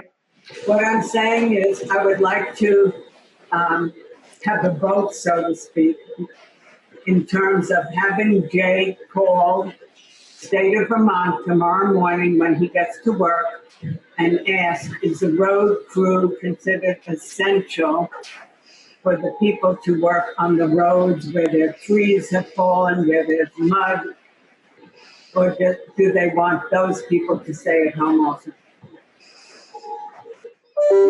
Yeah, I think you need to get clarification. It, in case of an emergency, yes, I could see the road crew being out there, but it's supposed to be, everyone's supposed to be staying at home and away from other people. I want to know what the governor's office says to Jay as road crew foreman. I can't hear you. I said I read it. I read the material. What's essential? Get them going. The guys are not working tight together. They're away from everybody. Let the gentlemen do their job. Okay, well, I guess we're going to take a vote on it. I think Jay should go and contact and get the essential, who's essential, and regarding the road crew. Does everybody agree? Get clarity on it. Andrew, is that okay with you? Yes, that is fine. Thank you. Chris, is that okay with you? Respeak that to me, please. That I suggested that Jay call the state of Vermont first thing tomorrow morning from the road crew garage, and ask if they are considered essential workers. Yes, no problem. Okay, great. And Mike, you agree? Okay, we all have voted yes, that Jay will call. Great. Yay. Yay. Thank you, everybody. We need a motion now to accept Jay's road crew. Okay. I'll second. Okay, any further? I'll second. No. Okay, motion and Jay's report. And Chris. Okay, moving right along to administrative assistance report. A very brief one. I've been working from home remotely in the evenings, checking emails, looking at the mail, talking with Mary and setting up conferences and planning what's going to be essential to the select immediately, and just trying to keep things moving and efficiently. Also, Renetta is doing training with BCTV to get this Zoom on and to get the office working to have this happen. And Peter, who is the assistant to Carroll Town Clerk, has been in here working with Renetta this afternoon and maybe before that. So there's good teamwork going on in this building. That's wonderful. Is there a motion to accept Juaneta's report? I'll make the motion to accept Juaneta's report. Further discussion? No, thank you, Juaneta, very much. Okay.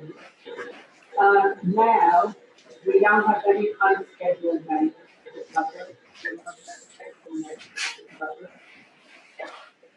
So we are moving on to the important business at hand tonight, the old business, which is now has a time limit to it, and that is to review the lease agreement for the CAT excavator. And the question will be to consider renewing the excavator for at least another year or return it. And we need to know this within a few weeks. I'll make a motion to renew it for another year. Thank you very much. Okay. Is there a second to that motion? Second. Okay, we have a second in order to discuss it. So now discussion. Jay, do you want to start? So the guys have their ideas of what they would like.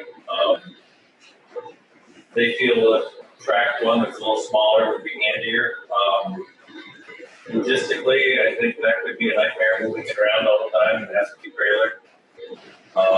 This one's nice. You're able to drive where you need to go.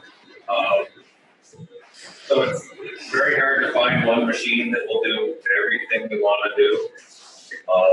I think this one's a little more versatile than a smaller tractor would be.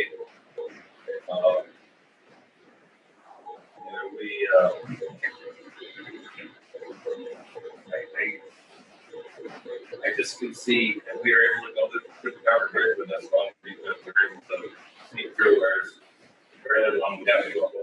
Can't hear you, Jay.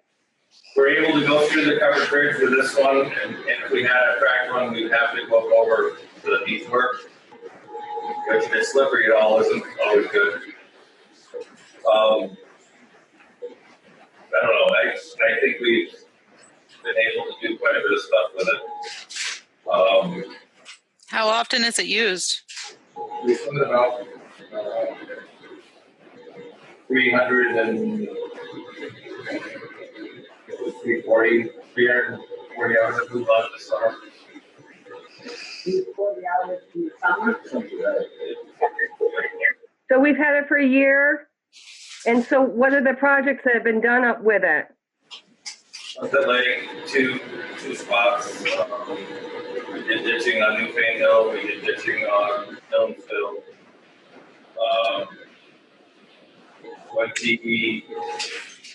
20 plus culverts.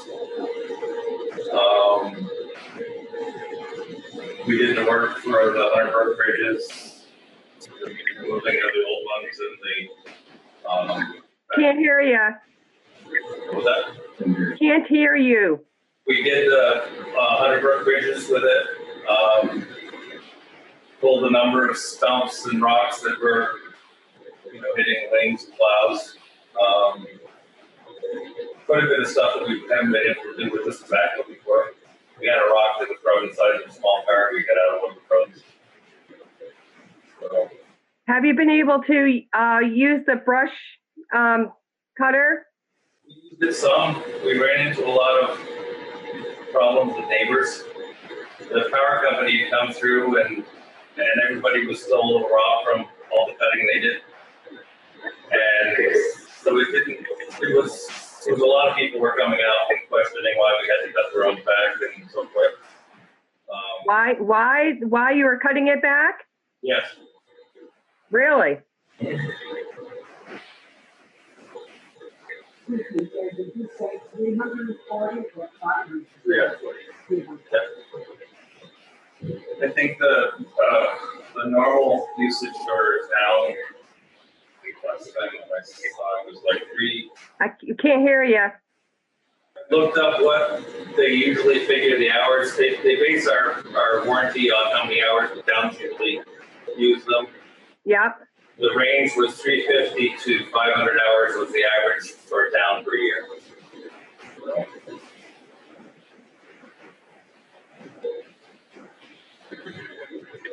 The machine that we rented the previous year. You have to sit forward, I think, to project.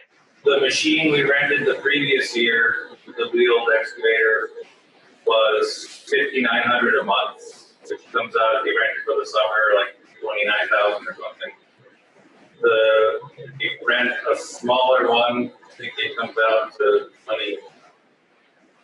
Something like that. Well, track one, they'll cover 100, 3,500 a month. Right. And like I said, you wouldn't have to rent for summer, you can rent for fucking. I can't hear what Mike's saying.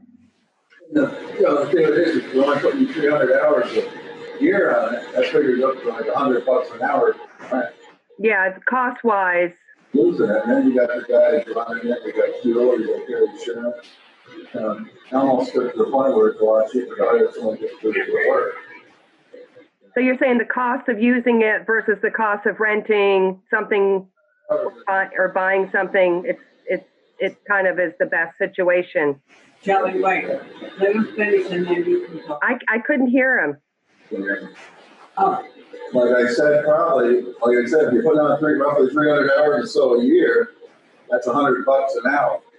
Right. Then you got the operator running it, which is costing, what's the guy cost it down, 30 some bucks an hour? So then you got 130 some bucks an hour there. You got your insurance on that. You got fuel going in. So you're done spending, you're spending probably, goddamn 150, 60 bucks an hour for that machine. Where you could hire somebody for a hell of a lot cheaper. A lot of our ditch work, though, you can't just do all of it in one shot. You have to do pieces, place the culverts, so the machine sits a lot. Whereas it's not like you get to go out and run it for 300 hours. It takes you months to get that done because so much time has to sit while you do the other part. Like I was saying before, I think this grant money that should be off the market by the time. You didn't have that should be good, but you get a better deal. People if they put a contractor doing it, the town does. And furthermore, it takes away from the town doing the maintenance on the road. Well, I look at a road crew. So the road crew is the maintenance. Many of them do it on the road. And they never had it, most of them don't. They just doing the project, they put it down there. And I think that's the way to go. I mean, especially if they right now, they got people out of work, get it done for a little now. I'm not the, like I said, when we first started about getting one of these, we were looking at randomized, get a good used machine for when they're operating the road, they can pick that up.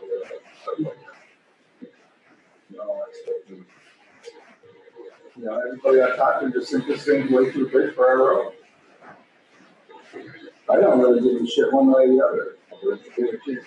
I've had a lot of people back there just off and together.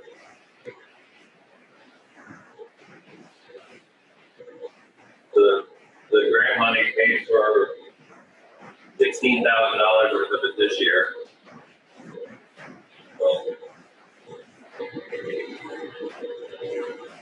So 16,000 is paid.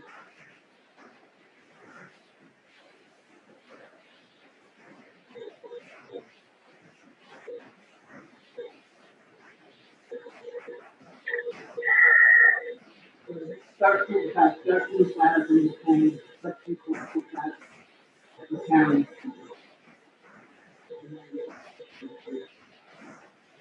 Is that a grant that you can apply for on a yearly basis? Yes, so you apply for 2 every year. We've got 1 so far.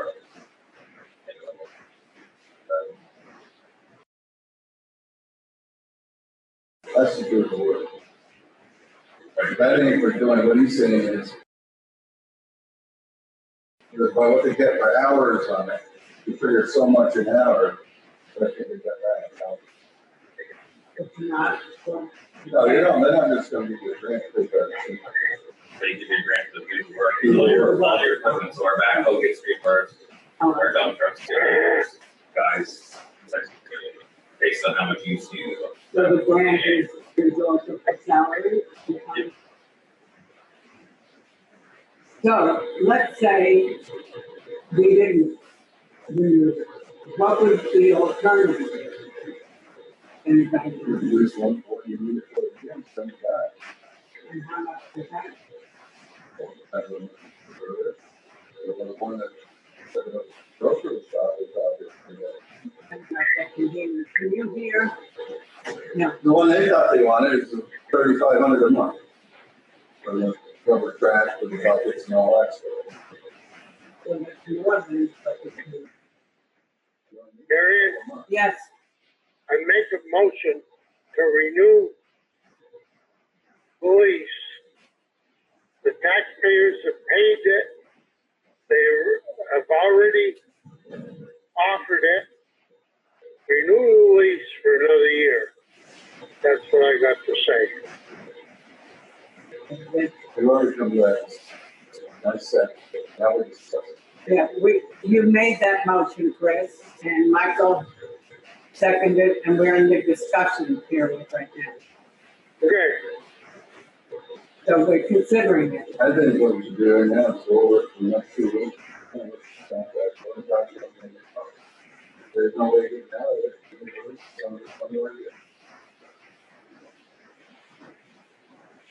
So I do say I think these grants. Broker has always done plenty to do by maintaining it. You know, actually, when you're up on Sunset Lake Road, they all get off and they put them behind over a month and a half because they're working on that road.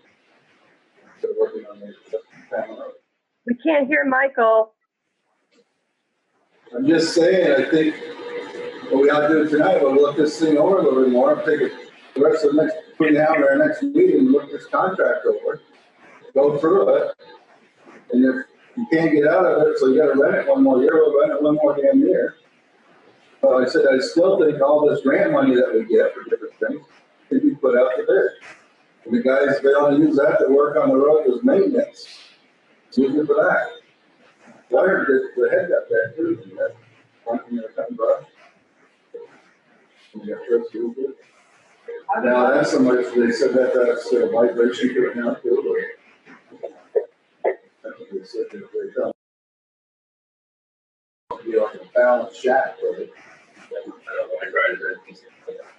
But I mean, balance is vibrators, it's gonna pull the bearings out. I would like to reword the motion, and I don't know if that's allowed with that. So you correct me, you and Chris is correct. And I'm not Robert's rules of order. But what your motion is to look over the lease and see if you can get out of it. And if we can't get out of it, then we'll lease it for next year. I would prefer to say, to make a motion, second, that we look over the lease in the next 2 weeks, not with the purpose of getting rid of it, but then making a decision based on real facts. Should we keep it? So that it's still, we're not wiping it out. So that we can be respectful to both I mean, sides. it's just like what I said that on last year. Can't hear you, Mike.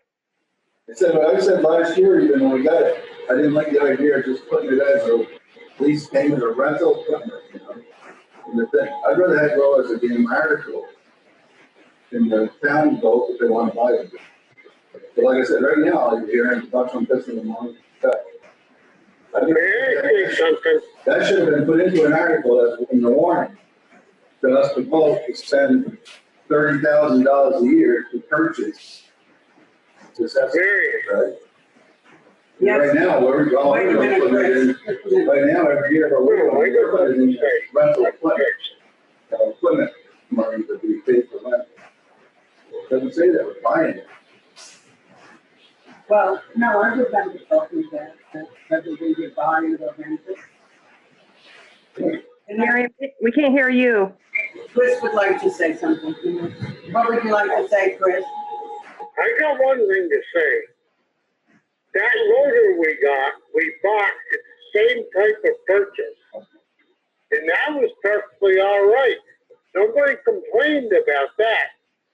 Now, what the heck is the problem with what we're doing now? Thank you very much. Because it says that it goes to that loader, doesn't it? The payment every year goes to that purchase, that loader. Bratt divided the bucket. This is just in there with a bunch of money. There's not a separate line item that says that. There's a grand total of X amount of dollars that they voted on to put in the budget. What I'm saying is if it should have been put as an article, that's what Caterpillar is saying.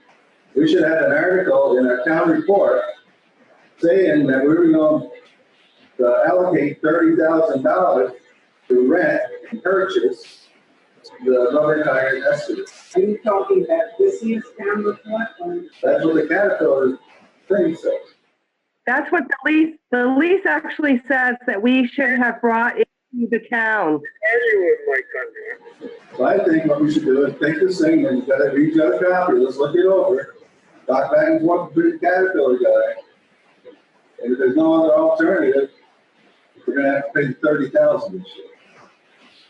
Another year, put it in the goddamn article that we're gonna vote on. Everybody knows it. If they don't like it, they come and vote the thing out. You can even have it go into an article like the Australian ballot, not just a show of hands. Throughout the day, people come in, they put their yes or no if they want to purchase that thing. If they don't, the thing goes bye-bye. Did you get that, Shelley? Shelley? Okay, Shelley. It's better if you speak towards the computer, I think. Okay, what Mike was saying was that, I think what he's saying is that it's possible that we might have to lease it again. Yes. But we have to talk to the person, the company who owns the excavator and talk about the lease. If we don't return it, then Mike is suggesting then we have to rent it, lease it for one more year, and then it must be an article on the time when town meeting comes where even the public would be able to vote on having this equipment being leased the third year or not. Is that correct? Well, even if they voted on it one time, to put this money in every year to go to a rental purchase of this excavator. Right now, we're just throwing this in as a one thing in the budget. So like I said, it comes up to what, $100,000, $120,000 it's crazy for different things. And half of them don't even know what it's for. Now, Is there a reason that it wasn't? And according to Caterpillar, it should have been voted on at town meeting in an article, unless it says it's one that you moved. Well, so that was overlooked. Article didn't say that. So as I said, we'll let them go over this thing, talk to them a little bit, see what it is. If they can't get out of it, we'll have to lease it one more year. Come down meeting, then we did it as an article. We'll get the vote on it, and I'll show you the ballot throughout the day, just like we do the rest of the thing. And at the end of the day, they say yes or no. There you go. So it seems that it could have been voted on at town meeting this year as an article. And for whatever reason, that didn't happen. So Mike is suggesting that we might lease it again for one more year. That we might have to lease it again for one more year. And then put it in an article for town meeting day where the public will vote on whether to spend the money on this excavator or not. Well, I read the lease, and the lease did state that it had to go before the board for this last town meeting. Right, but it was overlooked. I understand that. Okay. Well, let's just go through the paperwork. May I speak, Marion? Yes, Chris. Okay. We both do it. Then it's gotta be, put it on a ballot, whether they wanna purchase it or lease it for another year. And that will make things very much simpler. That's the way it was supposed to have been done. We're gonna look everything over and then. I looked it over, but I don't think everyone else has yet. But I think we're obligated for another year. Yeah, we've looked it over. Yeah. We've looked it over. Excuse me, I realize that we're obligated for another year. Now, we've got to work out what we want to do future. Now, we've had it 2 years. It might be smarter for the town to buy it outright after that. You've got to look at the purchase price, what the town can buy it for, and it might be a lot smarter just to buy it. Well, That.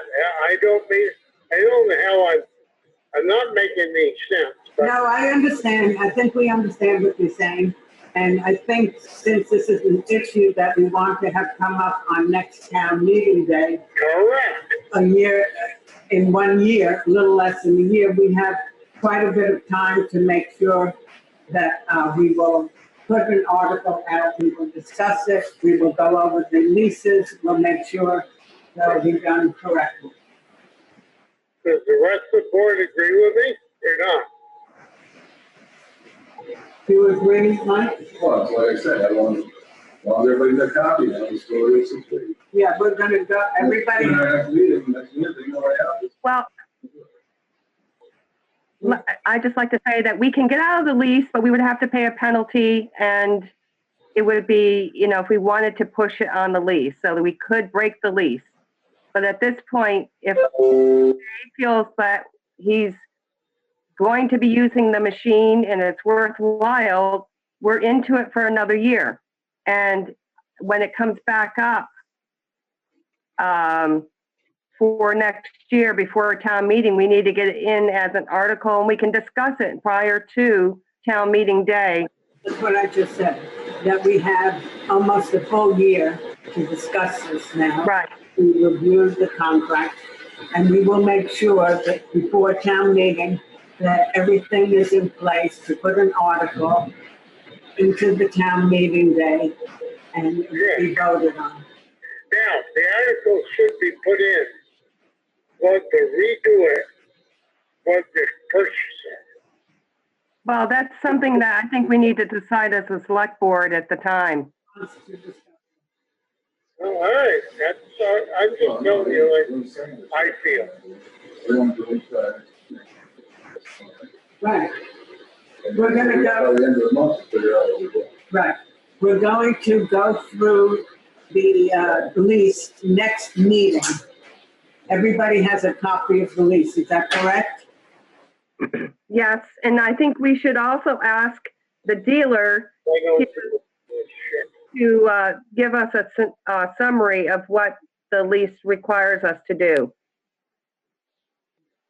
And if we and what it would cost for us to get out of it if we chose to do that. Okay. It's in the agreement. That's what I said. But between now and the next meeting, we'll all read over the contract, I ain't had a chance to read it, and then we'll decide by that point. Right. Okay. Right. I mean, there's no sense of point down the way it's out here. I haven't looked over there. I think Shelley's looked over it. I don't think it has. We haven't either. So, Spent a long time looking I at it. mean, it's just like I said, what you told me the other day, that wasn't in the article, the vote on it. If someone pulled it out, you could get out of it. I can't hear you, Mike. Well, then talk to them. I don't care if it keeps fucking him out. I don't care. He's been saying it all night. So. Okay, we're gonna clean it up. Now, I just want to say that I want to go this thing, and we got till the end of the month. Yes, we're going to do that. Our next meeting is the 30th. Yeah, we're on the wrong calendar. Sorry, that's the mark.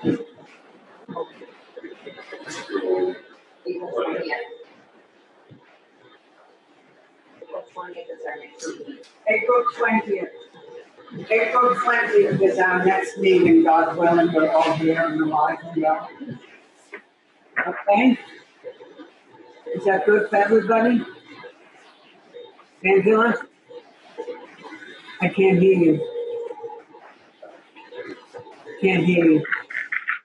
April 20th? Yes. Angela, you're not on.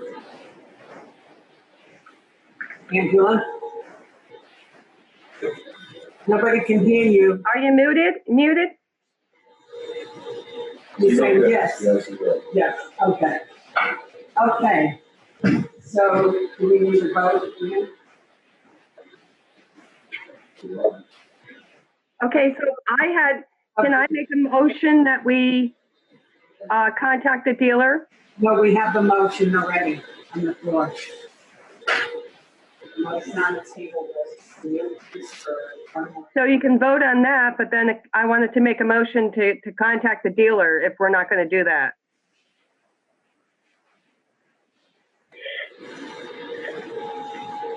So we have to vote on that motion and put another motion. Because it only references the meeting on March 3rd, 2020.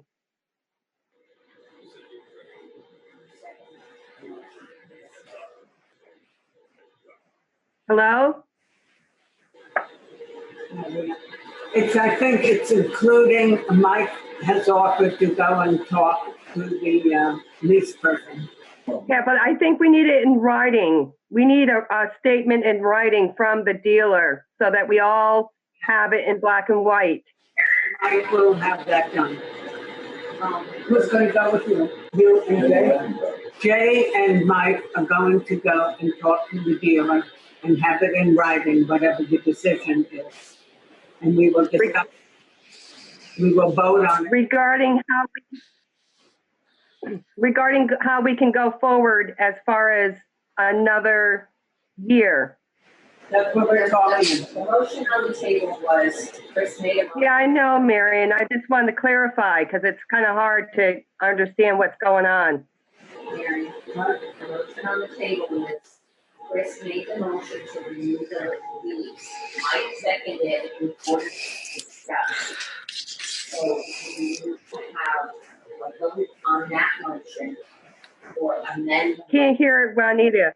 The only one that can amend the motion would be the one that made the motion. Can you hear me now, people? Yep. You can? Yeah. Good. I'm all set. I can. But I can't hear Juanita. Somebody needs to do a motion. You need to vote on the motion. So the motion was made by Chris to review the lease. Mike seconded it in order to discuss. You either need to vote on it that way, or you need to amend the motion. Anybody can. Last case, I guess, we'll just go through this contract in our next meeting, we'll vote to. I can't hear it. Okay, so Mike is making a motion that we're going to go through the lease during the next 2 weeks. We're going to read the lease, and you also should add that you and Jay will go and talk to the dealer. That's part of the. So that is an amendment to Christopher's motion. Right. Okay. We will meet at our next meeting, April 20th, and vote on it. Okay? Is that good for everybody? Can I second his amended motion? Yes, you may. I'm seconding his amended motion, please. Any further discussion before we vote on it? Okay. All those in favor of the motion that was made, that Mike and Jay are going to talk to the dealer during the next 2 weeks, and we are going to reread or read for the first time the whole lease, and we will discuss that at our April 20th meeting and make a final vote. All those in favor say aye. Aye. Chris? Marion, Yes. I'm the road commissioner. Whatever I say doesn't mean shit. Thank you very much. I'm all done. Are you going to vote? No, I'm not going to vote.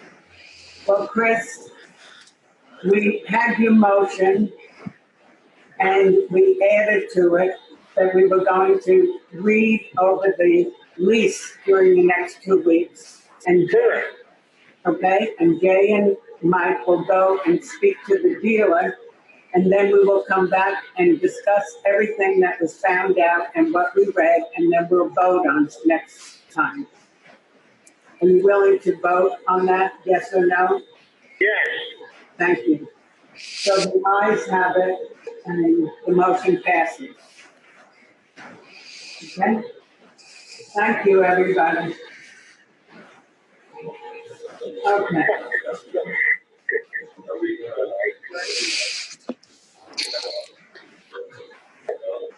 We don't know, we have to find out.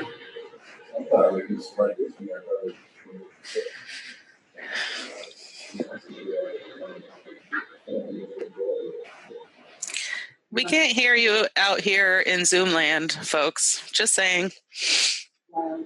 It's really frustrating because you guys need to project your voices. Would you have everybody on Zoom? No. Next time we need to get a microphone on that table. Right. And then we come up with this, but I mean, we're doing the whole freaking agenda to try and bunch of it. I don't think we're not supposed to be hanging around together. We shouldn't be hanging around. Never yelling. Mike, can you lean forward? I said, I don't really like this whole TV deal, you know, because we're not supposed to be hanging out, and now we're having to yell at the top of our damn lungs so you can get it so everybody can hear me. I said at our last meeting, the only thing we were really going to be doing was pay orders. To do the pay order. This is turning into a full meeting. Yeah, because we found out about the deadline, which you, the ones who pointed out to us, thanks. It was great. Which I think probably would get totally handled, you know, on the side. I don't know, but it's. How would you handle it? Marion. Yes, Chris. I agree with Mike 100%. And this is a bunch of BS, having a big blowout meeting. And I disagree with it. We voted not to do it. And Mike's 100% right. We voted not to do what? Have regular meetings. It was just supposed to be Mike and I getting together to do pay orders. Because we're really not supposed to be hanging out with each other around a table. Right. No, I understand that, but people don't like the Zoom meetings, which is frustrating because we can't hear everything. However, you guys hear each other all right? There's still oh yeah. We need a microphone on the table. I can hear Shelley and Christopher clear. So if we were all, then it would be easier. Right. Yes. And then we have to, what we have to do. Well, you have to have two people come in and do the pay order. And that's supposed to be myself and Mike, so that's fine too.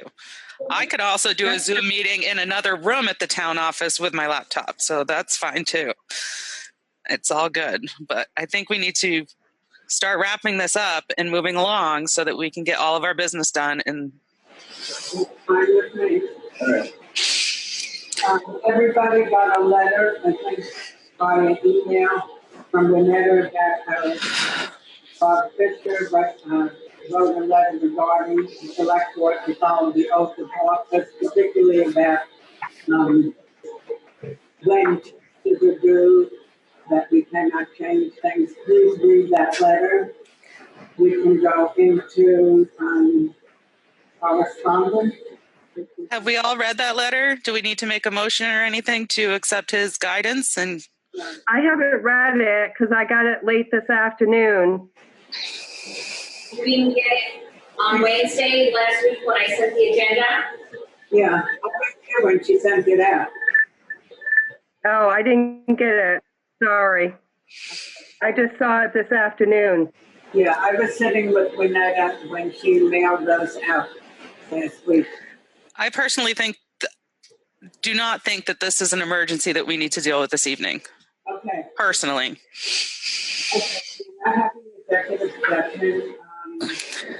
I and Angela are going to be doing pay orders, so we can adjourn. Make a motion to adjourn. Thank you. Thank you. Thank you, everybody. We'll be in touch about how to do this on April 20th.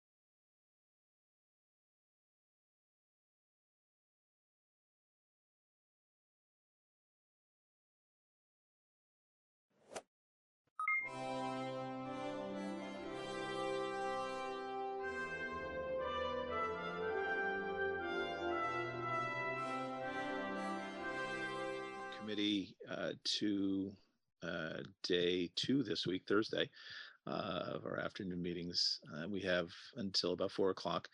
And we will be getting to, in the second hour, we're going to be talking to members of the federal delegation. That's going to give us a little bit of a lowdown on what the CARES Act is and what's been passed so far, especially as it relates to the work that we're doing. I've been getting bits and pieces of not only, and Damien's summary from yesterday was exceptional and has been roundly praised as being really top notch in terms of a lot of the other stuff that's been out there. It's been very specific to the work that we're doing in the building, not just our committee, but in all the other committees as well. And so the federal delegation will be here to review that. And before that, we will hear from Kobe Schwader, who is from Vermont. Again, we discussed last week the Omnibus Alcohol Economic Development Bill. We did not get testimony yet from Kobe. And so this is the section on the bill about the vermouth and how it's being classified is from what we gathered last week is the last section of the bill that we needed to really hear more testimony on. The rest of it, we'd either decided to cut one section and keep the rest moving forward. And before that, we're going to hear from on the rental eviction section. We're going to hear from Jean Marie and Angela Zakowski and David Hall. We had one section left, primarily one section left that was still to be discussed, and they apparently have reached a conclusion and a compromise that will get explained to us by the end of today or tomorrow. And Lisa, I want to follow up on the question that you had yesterday about voting. It is clear that we're still in a no voting out of bill process right now. I think between timing and the way that we don't know when we're going to meet next as a body, whether it's electronically or with a quorum in the building. But basically, the instruction I was given this morning is that we're still not officially voting on any legislation. But when it comes to this particular legislation, as I discussed yesterday, I would like to be able to take with this compromise that's going to be explained to us. I would, by the end of today, like to take a straw poll on the eviction process, decide whether or not we keep the FMLA in it, and then be able to share this language just by taking a straw poll and saying that we as a committee for this week, we're done with this bill and we want the Senate, who may be able to act faster, as Tucker was talking about. They're considering rules changes to allow them to meet and vote electronically. But the ability to say that we have come to a conclusion at this present time on this particular language, and then share it with the Senate so that they can perhaps put it into a bill and then send it back to us as early as the end of next week. And then that'll take us closer to the third week of April, which may be a time when we'll be able to take up COVID-related legislation. So we will get this bill back into our court. But that's kind of the understanding that we're working with. Again, the Senate may make changes, but they're going to meet tomorrow morning on this bill, and so it'd be nice to be able to give them something that we're proud of, something that we feel like is finished for the time being, and let them get it start through the parliamentary process. So that's where I'd like to go today. Let's start with, I'd like to start with, very quickly, I hope the advocates, Jean and Angela. I'll start with Jean today. And if you could just discuss the conversations that you've had in the last 23 hours, that would be great. And just give us an understanding of, and then David, after they give their intros, then we'll ask you to just sort of show us what we're talking about in language. So Jean, go ahead. Thank you. So when we left yesterday, we were something at the very top of the bill, which is in a section called duties, which is more or less reminders of what can still happen. So this is an eviction moratorium bill, but certain things still have to happen. We had certain things still have to happen, like tenants still have to pay rent, mortgagors still have to pay their mortgage payments. The section we wanted to talk about is the court will still be able to hold emergency hearings on landlord-tenant cases if it's an emergency. And what we did is add some specific language that more or less defines, or we're agreed upon, what we're thinking about when we talk about an emergency. So those words are now in the bill. The other thing we did is we rearranged, or just as you were speaking at the beginning of this meeting, we've been emailing back and forth, and David will explain. He's rearranged section F, which is about what happens to writs of possession, and arranged it in a more readable order. So we did that. The other thing in section F that we was for people who have already received a writ of possession, because court process been going through and there were people who have already received a writ of possession. What should happen, should those people get kind of specific notice of that their writ of possession has been stayed? And so we worked out language on that. So we're all agreed with all the language we have in the bill right now.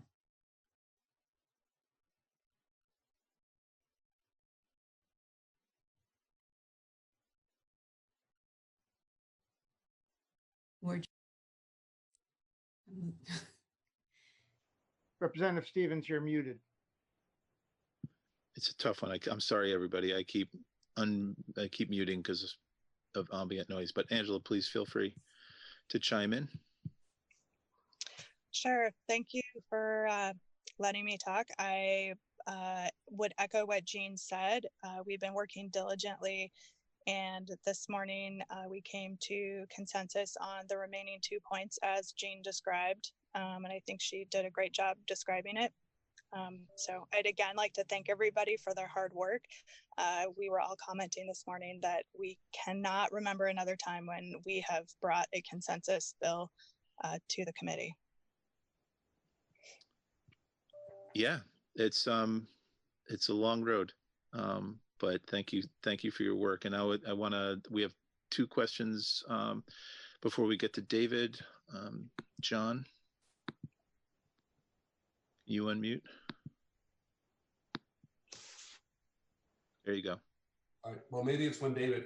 I think Representative Hango brought up yesterday, and when we refer to changes, it helps us to see what page we're on, because it was so. But I think it's highlighted in David's most recent version. But I think if we keep talking about it, let's go to the page itself in the bill. That helps me to understand the changes. But I think sure, if David has it, he'll show it to us. But for Jean and Angela, it still is a little hard to follow if we don't know what line we're looking at. So page number and line would be helpful. Okay, and David will get there, I think. Chip, do you have a quick question?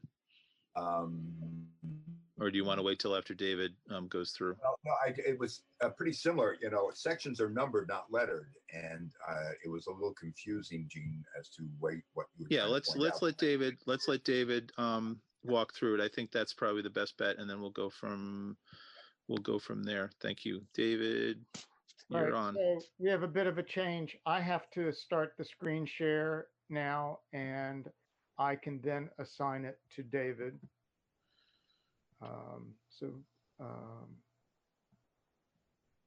11.1. Just got to find your name there, David. Just a moment. All right, one more time.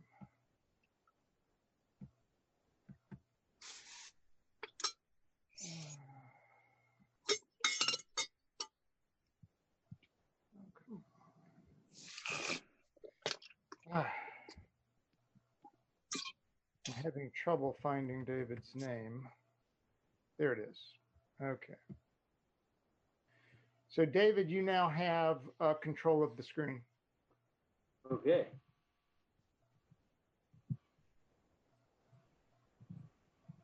I'm not sure what that means. It means that you can now, well. Am I doing this now? Yes, you're doing that. Okay. And I trust everybody can hear me. Yes. I have a slightly different setup of my camera. I hope it's okay. I hope you're not spending all the day looking up my nose. I'm feeling severely underdressed right now. The camera is down and I've got my TV now so I can see you all. It's great. David Hall Legislative Council Draft 11.1, specifically on the housing related issues, which begin, I assume right now you just want to talk about what has changed. Is that correct? Yes, we'd like to see the information that you presented yesterday that still had to be resolved, which it sounds Sure. like it has been resolved. Sure. So I'm going to scroll down to that. To be fair to Jean, I think she was just trying to give you the general information, so I would still have something to do. Thanks, Jean.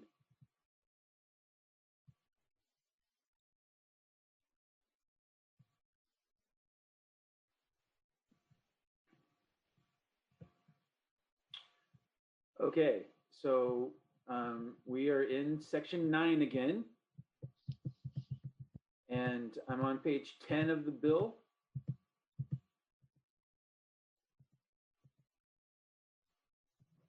So again, page 10, section 9, subsection B, duties. So as Jean was saying, the function of subsection B here is to state explicitly, what rules continue to be applicable for everybody, notwithstanding this slate of emergency changes you're proposing to make to the underlying frameworks for ejectment and foreclosure actions. So B1, 2, and 3 we already had, and that is you have to keep paying rent. You have to keep paying rent into court if you're under that order, and if you're a borrower under 3, you have to keep paying your mortgage. B4 is also sort of just an explicit statement of the court's continued ability to act in emergency circumstances. So let me just read it. B4, this section does not limit a court's ability to act in an emergency pursuant to Administrative Order 49 issued by the Vermont Supreme Court as amended, including when a landlord terminates a tenancy pursuant to 9 VSA 4467B2 based on criminal activity, illegal drug activity, or acts of violence, any of which threaten the health or safety of other residents. So those last pieces on 14 and 15, those are what is included in 4467B2. Those are the grounds for termination under that subdivision in current law. So court still has its ability to hold emergency hearings. Again, under that order, it is in the discretion of the judge what an emergency is. And then this makes explicit that this includes these exigent circumstances that may be brought to the court. And then the court's going to have to decide whether or not this is in fact an emergency and whether or not they will hear and or act in the case. Any questions? Chip, you okay so far? Okay. All right. So now I'm going to skip over C, pending actions. I'm going to skip over D, new actions. I'm going to skip over E, writs that weren't yet issued when this act came along. And we're going to go to F. This was the question of what happens to writs of possession that a court already issued. So again, I just sort of restructured this, starting at the most general level and then working down through specific cases. But the stakeholders have signed off on the wording. I certainly have not intended to make any substantive change to their hard work. It's just the way I've organized and phrased some of these pieces. Under F1, is everybody with me on page 12? F1. So here, a writ of possession that was issued by a court prior to the effective date of this act is stayed as of the start date of the emergency period and resumes running when the governor terminates the state of emergency by declaration. Under 2, if a writ of possession was issued but not executed prior to the effective date of this act, then after the governor terminates the state of emergency by declaration, A, the plaintiff shall serve or serve again the writ to the defendant, and the plaintiff shall be restored to possession not sooner than 14 days after service. So let me just break that down for you to allay any fear or confusion. So we're talking about a writ of possession already issued by the court. The court has already decided this case and issued this writ. The writ would have an execution date, the date when possession is going to transfer, that the tenant is going to either have to be gone or be removed from the property. So this is this is a writ that was issued, but it was not executed prior to the effective date of this act, right? So we hit pause on that writ, as with all the others, okay? But upon the date that the governor terminates the state of emergency by his declaration, plaintiff has to serve or serve again the writ to the defendant, and then after 14 days after that service, the plaintiff will be restored to possession.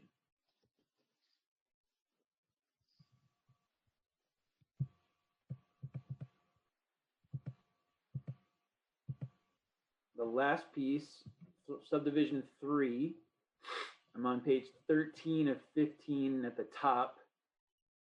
We're still in F. We're still talking about writs that were issued before this act. So if a writ of possession was served but not executed prior to the effective date of this act, then the sheriff or constable who served the writ shall coordinate with the court to determine how to notify the defendant of the stay of the execution date. So again, this is a writ that was issued, it was served, but they had not yet reached execution. And so you remember maybe yesterday, the issue was, should the onus be on the sheriff or constable to provide written notice to that defendant that the writ has been stayed? And the sort of consensus proposal here is that the sheriff or the constable will coordinate with the court on how best to notify the defendant of the stay. So any questions on subsection F? Chip? So I'm unmuted. Okay. So David, what constitutes how to provide this notice? Is that in writing or in person? Is that what we're talking about here? Are you referring to subdivision 3? Yes. Well, that will be determined by the court and the sheriff or constable who served the writ. But what I'm saying is the options would be either in writing or in personal service. Is that what we're thinking about here? I don't know. I mean, it doesn't specify how. I mean, presumably it would be, I assume it would be by a mailing to the address where the writ was previously served. I doubt it would be brought in person by the sheriff, as we're trying to minimize personal contact. So I would assume that it would be a mailing. But if there's an email on record, they might choose to do that. They might choose to do both. So it's really going to be up to the court. Okay.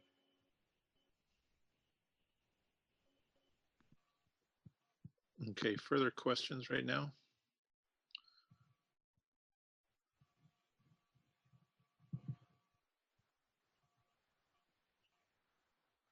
All right, I don't see anyone raising their hand at this point in time.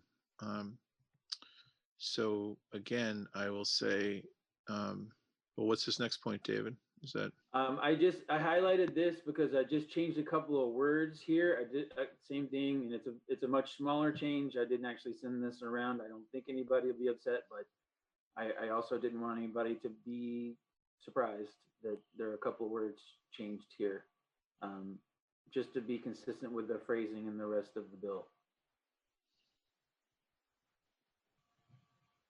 That's it. That's truly it.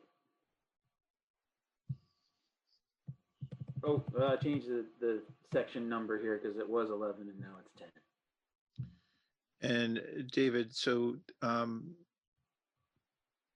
we are, again, I think we're going to, if there's no further questions for you today, right in this minute, I think that we're going to have a conversation about this after we get through our other witnesses for the day, and make some, decisions on what we feel about, especially with the rental, with the whole bill, but specifically with the rental stuff. And I understand that you'll be meeting with the Senate. The Senate is interested in this language as well and moving forward with it as soon as early as tomorrow, perhaps Monday. So we just, as a committee, want to be able to sign off on it as well before we, just before we pass it to them in this way. Obviously, they're able to do what they need to, but I think that it's in the scheme of things, we're trying to get these protections out as quickly as we can. So I think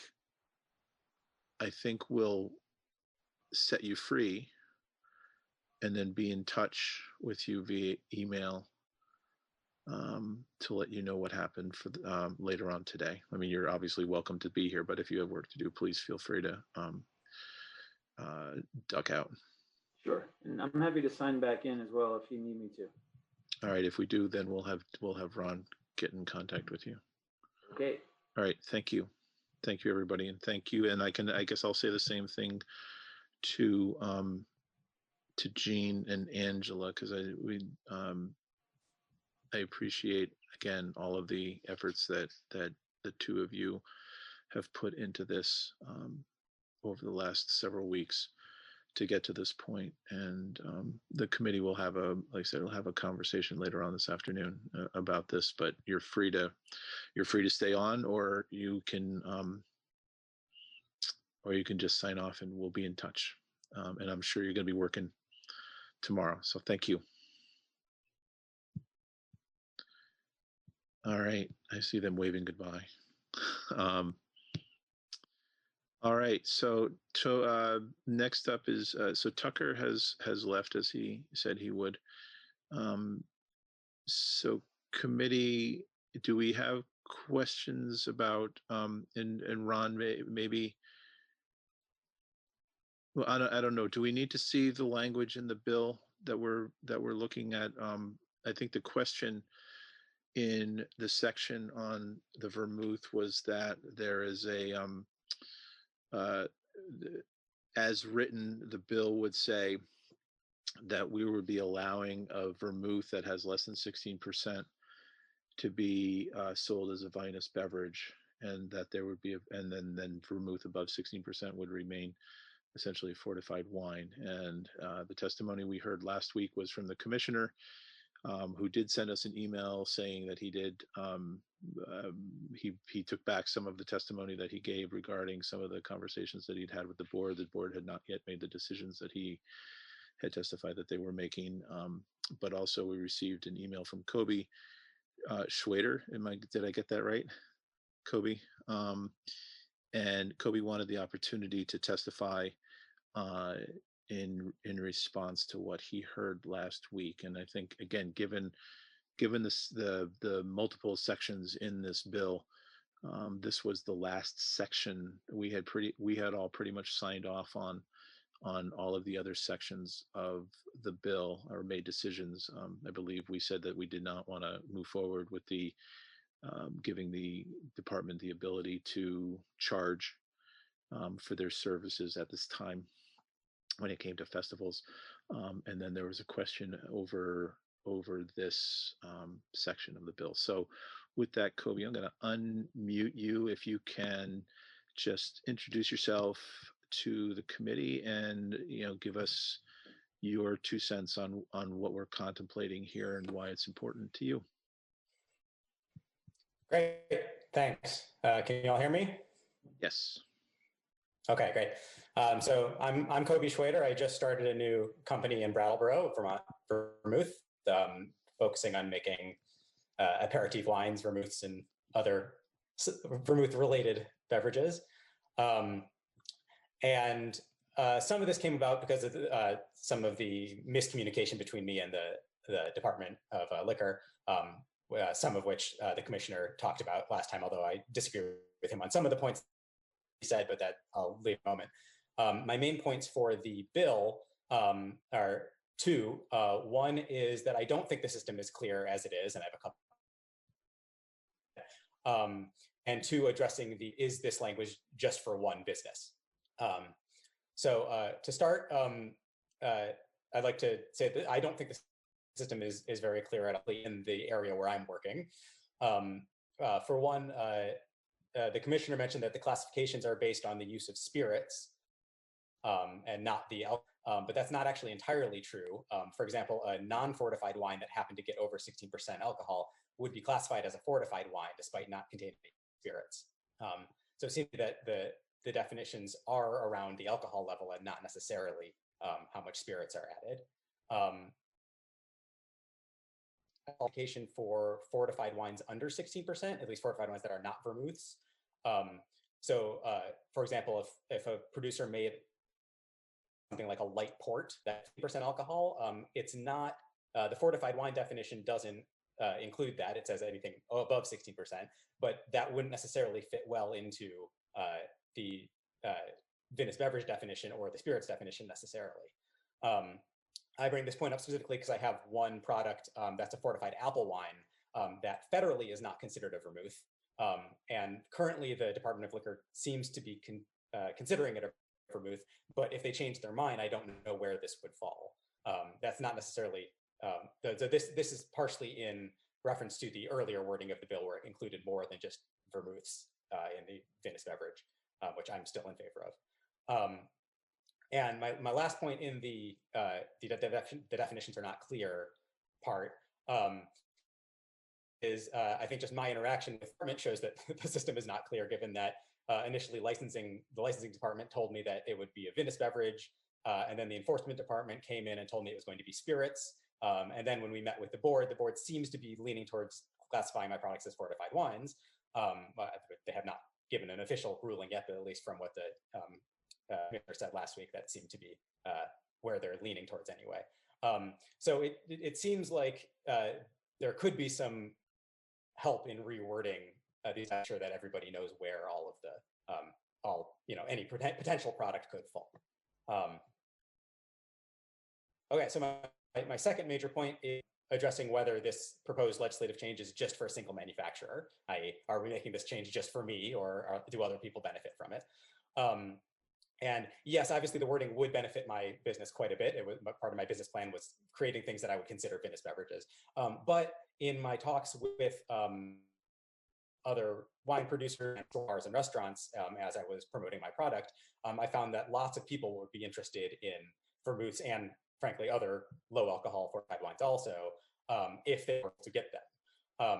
So first, for all other Vermont wine producers, if this wording goes as it is, would be able to. A lot of Vermont wine producers already make non-standard wines. They make maple wines or apple wines or blueberry wines. And I bet that with the current popular interest in local herbs and botanicals that you see at farmers markets and things like that, that we would see a boom in some creative products by winemakers, and that would allow them to create these products without changing their licensing and still being able to go through their normal sales models. For wine stores, second-class licenses, they would be able to carry a variety of products if the legislature went through. So I've heard from a bunch of my contacts in wine stores that customers do come in asking about sherry, porter, vermouth, and they're often disappointed when they find out that they can't buy them at the wine store that they're going to, that they have to go to the liquor store to get them.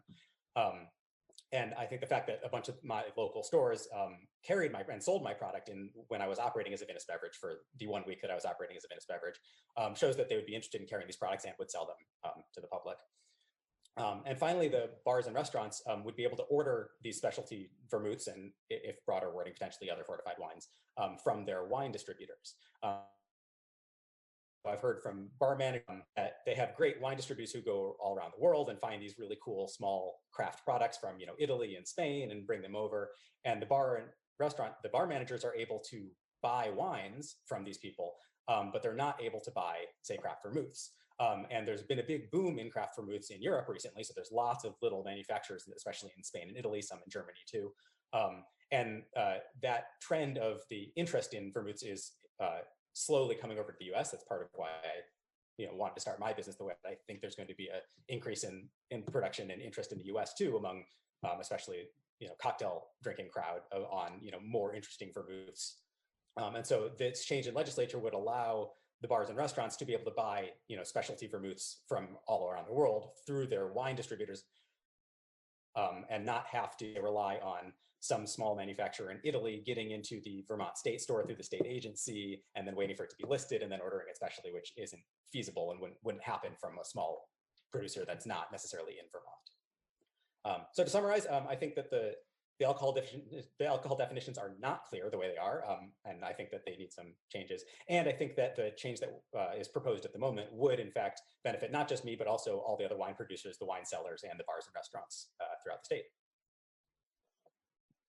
So, Kobe, a couple points. I believe we allowed some wine stores to apply for a fortified wine license. Is that right? So if these wine stores do not carry fortified wines, they could, if they chose to, get a permit. Is that your understanding as well? And that's with the fortified wines. Yeah, my understanding is that there's the special fortified wine license, but they still have to buy it through the state agency. So it allows them to carry it, but all the products still have to go through the state agency.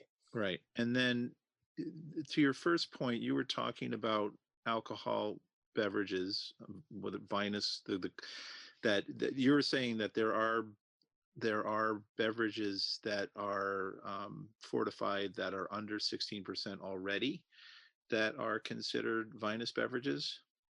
Did I hear you say that right, or did I? Not to my knowledge. No. You were I saying said the opposite. There are potentially, and I don't know if any of these are in the state, but you can make a wine that's not fortified that is above 16% alcohol. It's definitely on the top end of the alcohol range, but there are wines that are 16 or 16.5% alcohol, and those in Vermont would be considered fortified wines, even though they're not fortified. Okay. Because one of the things that the commissioner brought up, and this comes up every time we do legislation, especially in the alcohol, is the unintended consequence.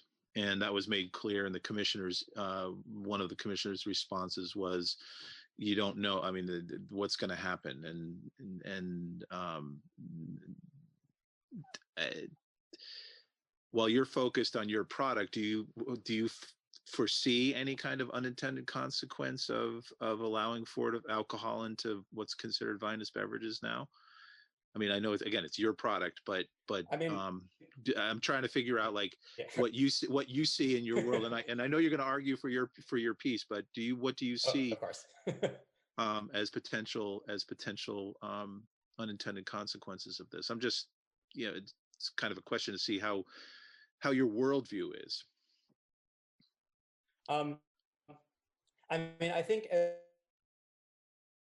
a clear definition of what things are included in the Venice beverage and that there's an alcohol limit, there aren't that many bad consequences. So if you just said anything under 60 as a Venice beverage, then you get into the question that you were considering at some point earlier about what other low alcohol spirits count as Venice beverage, how much of it needs to be a wine product, those sorts of questions. But if the wording is specifically to vermouths or towards other fortified wines, then there's at least that they need to be mostly wine, that they are mostly a fermented fruit sugar that maybe has a small amount of spirits added or other flavorings added.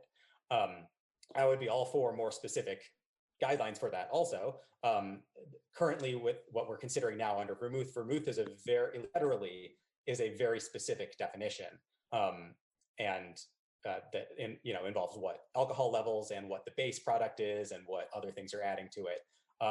And so I know that the federal definitions are not the same as the state definitions, but at least in order for me to make something I'm calling a vermouth, I have to go through the federal guidelines to do that anyway. So I guess that's a long way around saying I don't know what other unintended consequences there are, but I think as long as the guidelines around alcohol are, you're not going to get that many different changes besides allowing more people to buy and sell it. Okay, Matt Byrong has a question, and Matt, you're off. You're unmuted. You're unmuted on my end, Matt. I am not hearing him. Try it. Matt?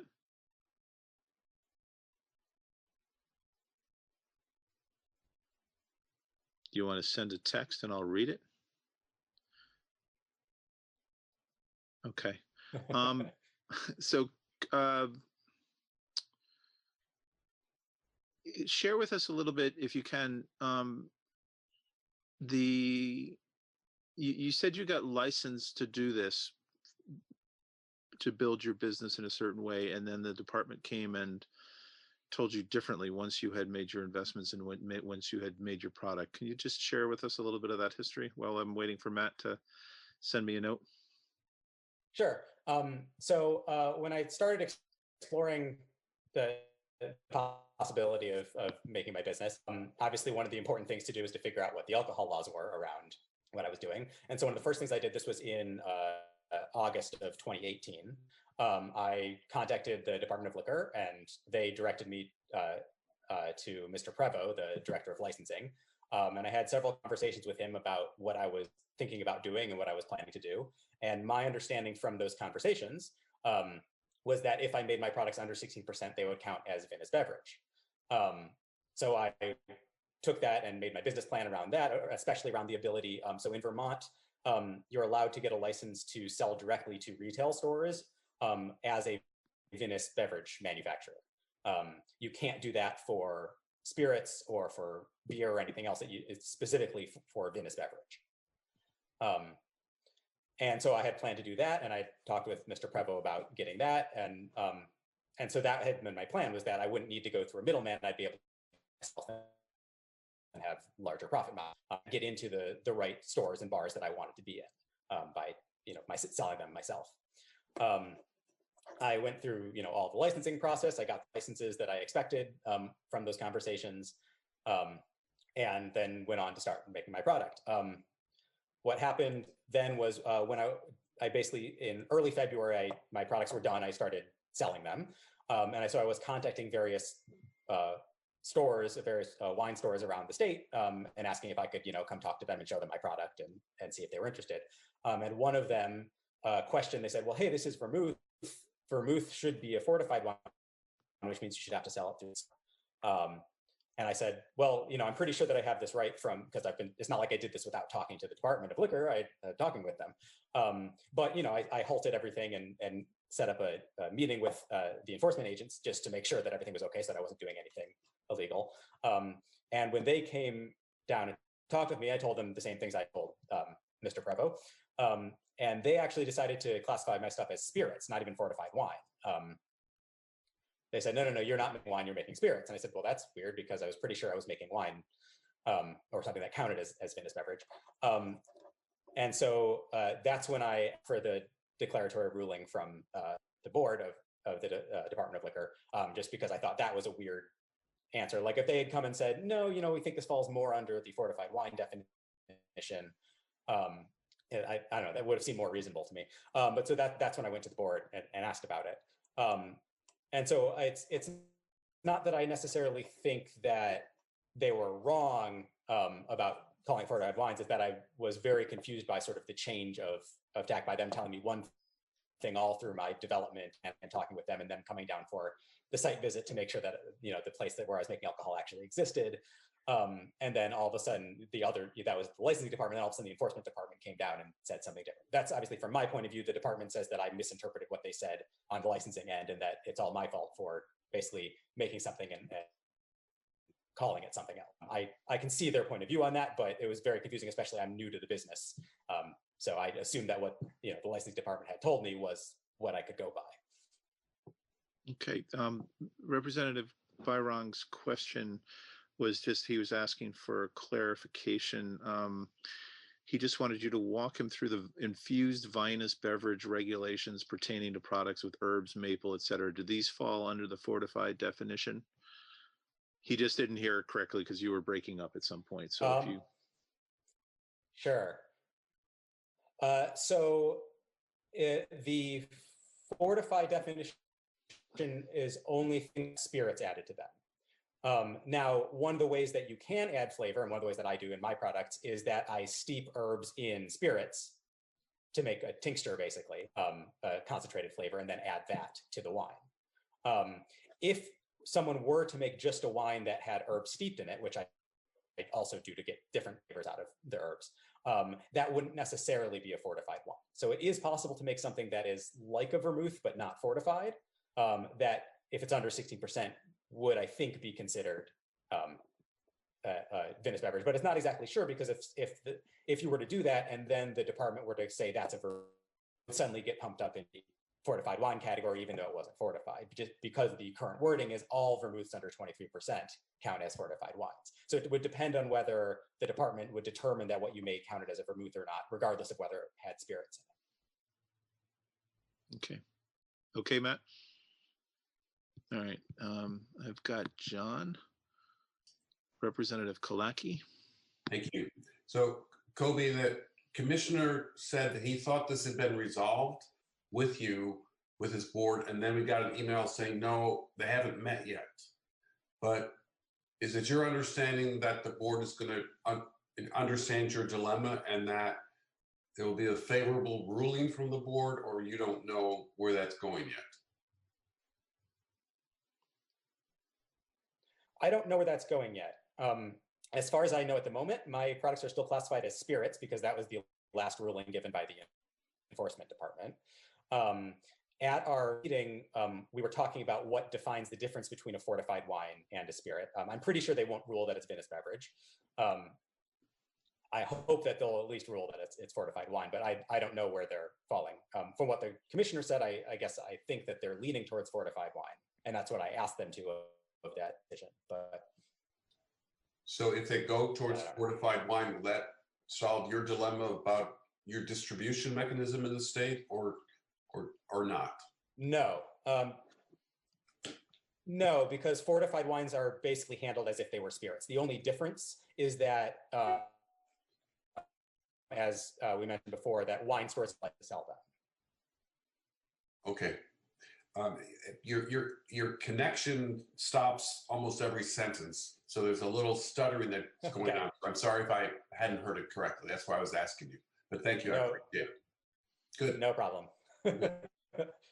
So essentially, if every wine store had the fortified wine license, that would be better off. But not everyone does. Not everyone wants to have that license. But that's pretty much the differential right now is the avail. I mean, if this were classified as a vinous beverage, it would be distributed by distributors who go statewide into the 14 or 1500 stores that there are, and as opposed to the 80 stores or 78 stores that exist for alcohol. Is that right? I mean, that's kind of the way, and no matter how you distribute on your own. Okay. Yes, if it's vinous beverage, I can distribute on my own, or it can go through distributors to anyone who has a first or second class license. If it is fortified wine or vinous, or sorry, if it's fortified wine or spirits, then it has to be sold through the state agency. Okay. And where they're doing, but yeah, only to the state stores. Okay. All right, and let me see if there's any. I've got a question possibly coming in here. Hold on a second. Representative Byrung, I think the question, Representative Byrung's question was, what does a fortified wine license cost? And I think that's, Kobe, I would be surprised if you knew what that was for second class.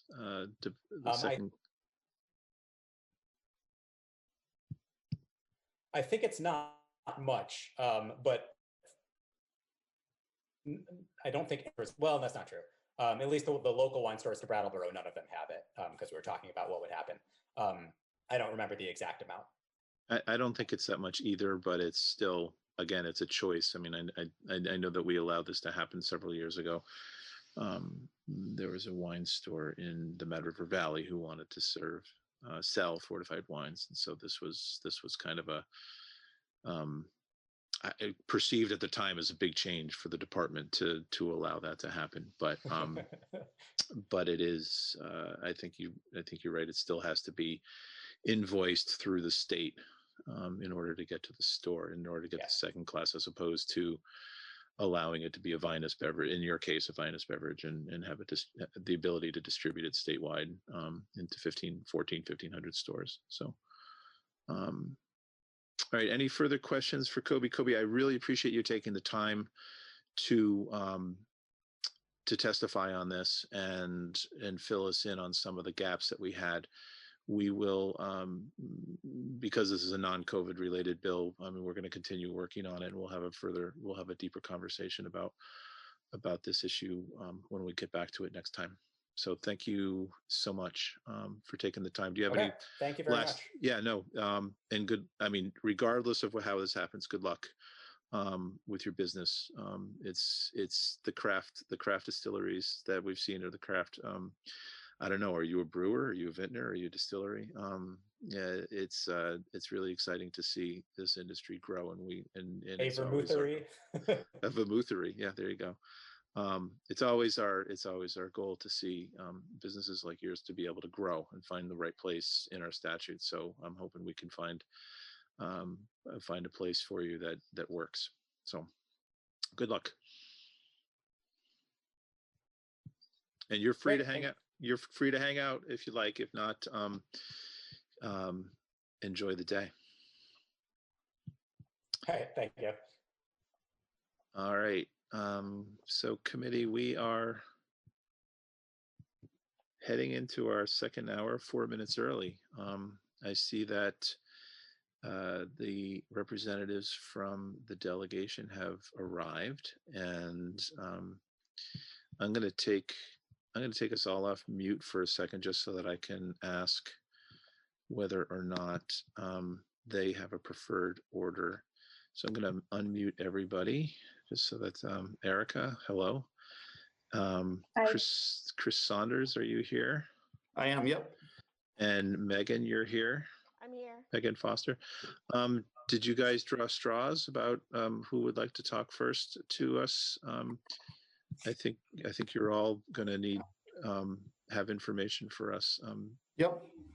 Typically we go by seniority. So I think I'll go for Senator Leahy's office, then Erica will go for Senator Sanders' office, and then Megan will represent the congressman. All right. So I'm going to just give me a half a second here to mute everybody back up, and Chris, I'll unmute you starting Where'd you go? Here you go. Okay, you are free to go. Thank you so much, all of you, for joining us today. Obviously, we are the General Housing and Military Affairs Committee. We've been focusing on rental evictions in our work since about March 12th in response to the COVID crisis. Obviously, we're interested in what you can tell us about housing issues, money that might be available for alleviating homelessness, rental assistance, rental arrearages, protections for people who are in tough places, which I think a lot of the CARES Act handled. And then certainly we have some questions about paid leave, but the microphone is yours, Chris. Start us off. Okay, Chris Saunders, I'm a field representative for Senator Leahy here in Vermont. I primarily work on business and economic development issues, transportation and telecom. And just not having spoken to the committee about the various recovery bills, one thing that we are stressing that is, I think, needed to be mentioned is that, the package that has recently passed, or the three packages that moved through Congress, they're really focused on stabilizing where we are at the moment. We feel like, individuals need support, systems are at risk, and this package was really designed to get resources out the door, hopefully quickly, to help states, hospitals, transit systems, housing providers, colleges, schools, make it through the next couple of weeks and next couple of months. And so there's going to be a time to talk about stimulus and recovery, and there will need to be more initiatives coming out of Washington, but this has been the focus right now. As for what is coming down the pipe, I will admit I'm not our housing staffer. When we got the topics you were interested in, I'm not sure we saw that. So let me go off the cuff a little bit and say, there are resources that are coming via formula to the state, specifically through the Community Development Block Grant and the Emergency Solutions Grant Program, both of which the state can utilize for assisting folks with housing needs. Emergency solutions grants, rapid rehousing, and helping folks find shelter are some of the things that program can be used for. And then the state has pretty broad authority to be able to use the CDBG funds in a number of ways. I was planning on, with the delegation, we kind of split up topics that we were under the impression you were interested in. So I was going to run through some of the supports for employers, if that's okay. Does that make sense, Tom? Okay. So there are three primary things out there to help business owners, nonprofits, sole proprietors, independent contractors that were part of CARES. And the first one is a program that the Agency of Commerce worked really hard to get stood up in conjunction with the Small Business Administration. It's called the Economic Injury Disaster Loan Program. This is a program that would provide a loan up to $2 million to a business with the ability to get an upfront $10,000 grant at the time of application. Within a couple days, SBA is supposed to provide that $10,000 grant to a business. It is available to nonprofits, sole proprietors, independent contractors. Currently, we're having a little bit of a struggle convincing them that farmers and folks working in the agriculture industry should be able to participate in the program, but that's under review. So that's one program that's available. There's another program that I think a lot of businesses and nonprofits have been focusing on and anxious to hear all the details about. That's the Paycheck Protection Program. This program would provide up to a $10 million loan to a business with the ability to have the first 8 weeks of the loan forgiven if they were using the loan to pay salaries, to pay expenses they might have, such as rent or a mortgage, utility costs, et cetera. Treasury is working on finalizing those rules. organizations that would apply would go directly to a commercial lender or VITA or other entities that are going to be approved to participate in the program, such as the Farm Credit Service Agency. So that is going to be a program that's coming online. They had hoped to be able to start taking applications for that program starting tomorrow. That feels ambitious, but that is what Treasury has been saying that they hope to be able to do. And finally, there was an additional infusion of funding for the network of providers that provide free business consulting. So the Small Business Development Center, the Women's Business Center, there are resources that are going to come out to allow SBDC and Gwen Pacalo's group to get additional resources, because we know a lot of businesses are having to work through what are some really complicated decisions about how they participate in these programs, which one is a good fit for them, and just how they get through this really challenging time. So there are a whole bunch of details that we can go into on these programs, but at the risk of overwhelming folks with stuff that is or is not pertinent to them, maybe I'll pause there and hand it over to Erica for her to talk about her portions.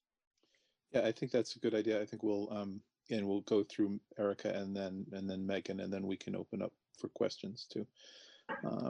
Erica, you're on. Okay, thank you, Representative. For the record, my name is Erica Campbell, and I am an outreach representative and policy advisor for Senator Sanders. And thanks to the entire committee today for inviting our office to testify. I just wanted to say before I start, I am going through my computer, and if anybody can't hear me well or I'm starting to break up, just unmute and holler, and I can call back in on my phone. So far, so good. Yep. Okay, great. The federal stimulus package signed on March 27th, as Chris mentioned, was far from perfect, but I do want you to know that Senator Sanders fought hard to ensure relief is going to working families. It is the largest emergency relief package in American history. And a significant part of this law is the expansion of unemployment insurance. I did want to let you know that Senator Sanders has called on the U.S. Department of Labor to do everything within its power to help states rapidly disperse these unemployment benefits. And there's still a lot of work that we all have to do to really effectively implement many of the programs that are in the act. So I'd like to briefly go over unemployment insurance. I can also talk a little bit about the paid leave. I think you may have already been briefed on that. I did check your agenda this week, and it looked like you did talk a little bit about that yesterday. I am not the housing person for Senator Sanders, but I did just find a tiny bit of information about that. But I think it may be best also if I'm not sure if Megan can speak about that a little bit more, but we could always send you some information. And then if you had more follow-up questions about the housing, we can get one of our housing experts on to speak with you more. So the act provided $260 billion for unemployment. The pandemic unemployment assistance is really it's a brand new program, and it covers individuals who do not normally qualify and are unable to work because of the COVID-19 public health emergency. So these are self-employed workers, gig workers, independent contractors, sole proprietors, and part-time workers, and folks with limited work histories. It will be state administered but federally funded, and the Department of Labor is working extremely hard on getting this program up and running. We did just hear our office did hear there was at 2 o'clock today, there was a town hall, Vermont DOL did a town hall and said it might be a while, maybe a couple of weeks for these folks to apply. So it's, we're hoping it was sooner than that. We understand the state DOL is just completely over, it is just inundated. So there's also the additional $600 compensation to every weekly unemployment benefit you probably heard about. That's effective up until July 31st. And did just want to note that that is a taxable benefit. I think that's all I'll say about that.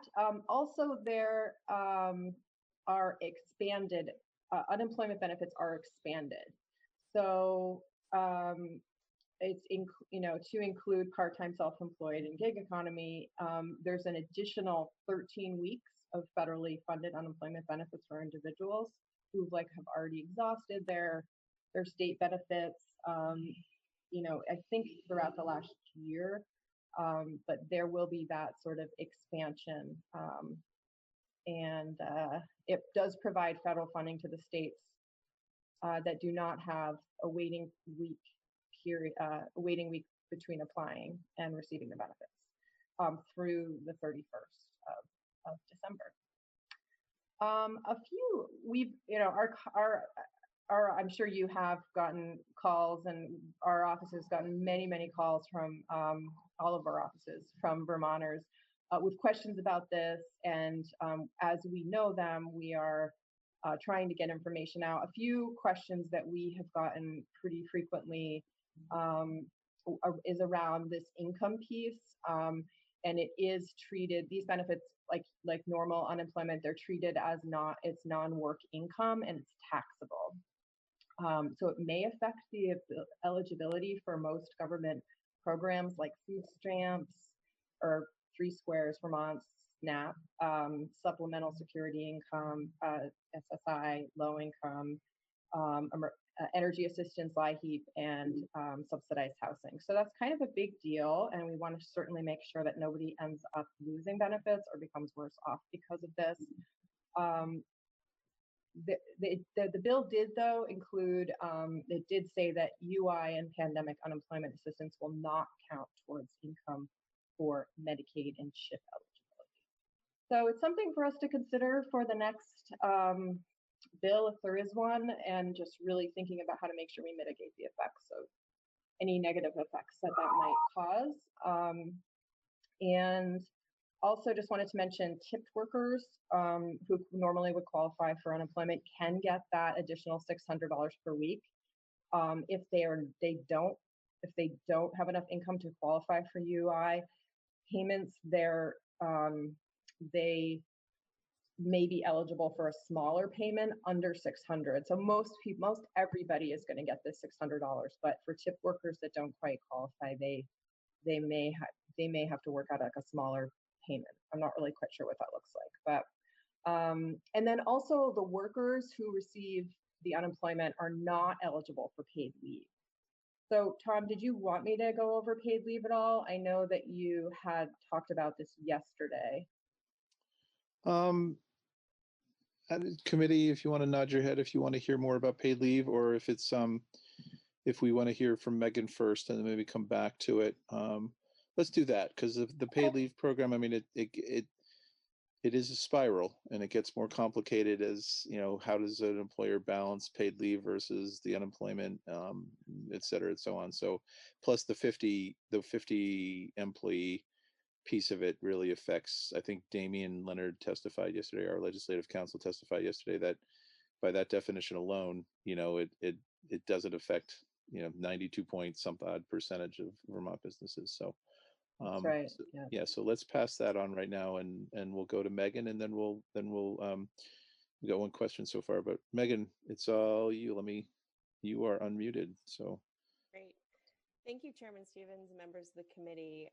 For the record, my name is Megan Foster. I serve as, thank you. Is that better? Yes. I serve as Congressman Welch's legislative director in his Washington, D.C. office. Today, I'll talk about the economic impact payments. And please note that the information I'm providing is current as of the latest IRS guidance, which was published Monday the 30th, and we had a brief update last night that provided some good news for Social Security recipients. As we know, people are expecting, if you're single with the adjusted gross income of $75,000, you'll receive a $1,200 payment. and that will be $2,400 for married couples under 150,000, and then $500 per dependent child. The definition, one of the most frequent questions that we're getting is, what is a dependent child? The definition that was used in the bill is a more restrictive definition. So it's under the age of 17 for what you filed on your tax return. If you filed in 2019 that you had a 17-year-old and a 15-year-old, you will only get the $500 for the 15-year-old. You will not be able to get it for any college students, for example. And if you have claimed a dependent on your tax return, they will not be able to get a separate check or separate benefit. I know our office has gotten a lot of questions. I assume the senator's office have gotten a lot of questions about this.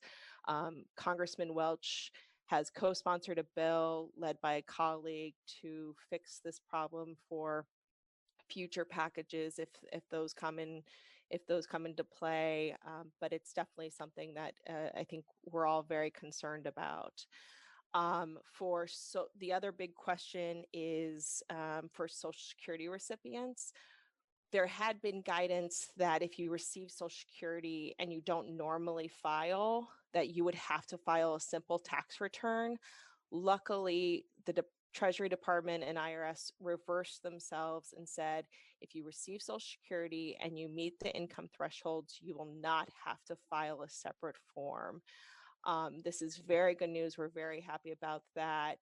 There will still be some folks that will need to file a simple form that IRS will push out, but they have not finalized what that will look like for very low income people who don't normally file. And what all of our offices will do, we will push out this information as soon as we have it, and we'll definitely depend on your good committee and others to push it out to your constituents as well, because I think that's going to be a real challenge to reach those folks who don't normally file and who are very low income.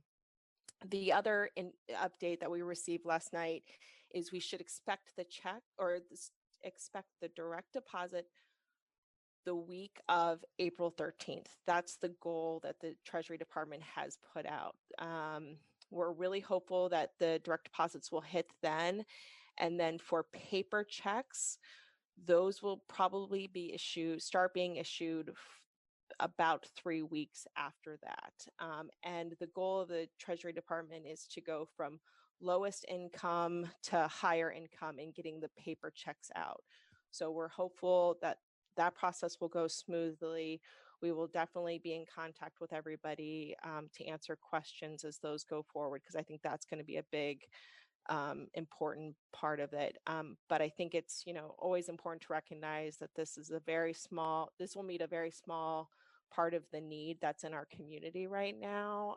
So as we go forward with future packages, I think we're going to have to look at ways that we can continue to prop up folks who are getting left behind right now, because it's definitely a scary time for everybody. That's really what I was going to focus on. So I'm happy to take questions from the members, and I appreciate your time and all the service you do for the state.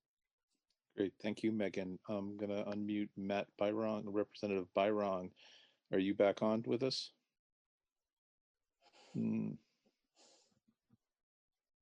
Check your volume.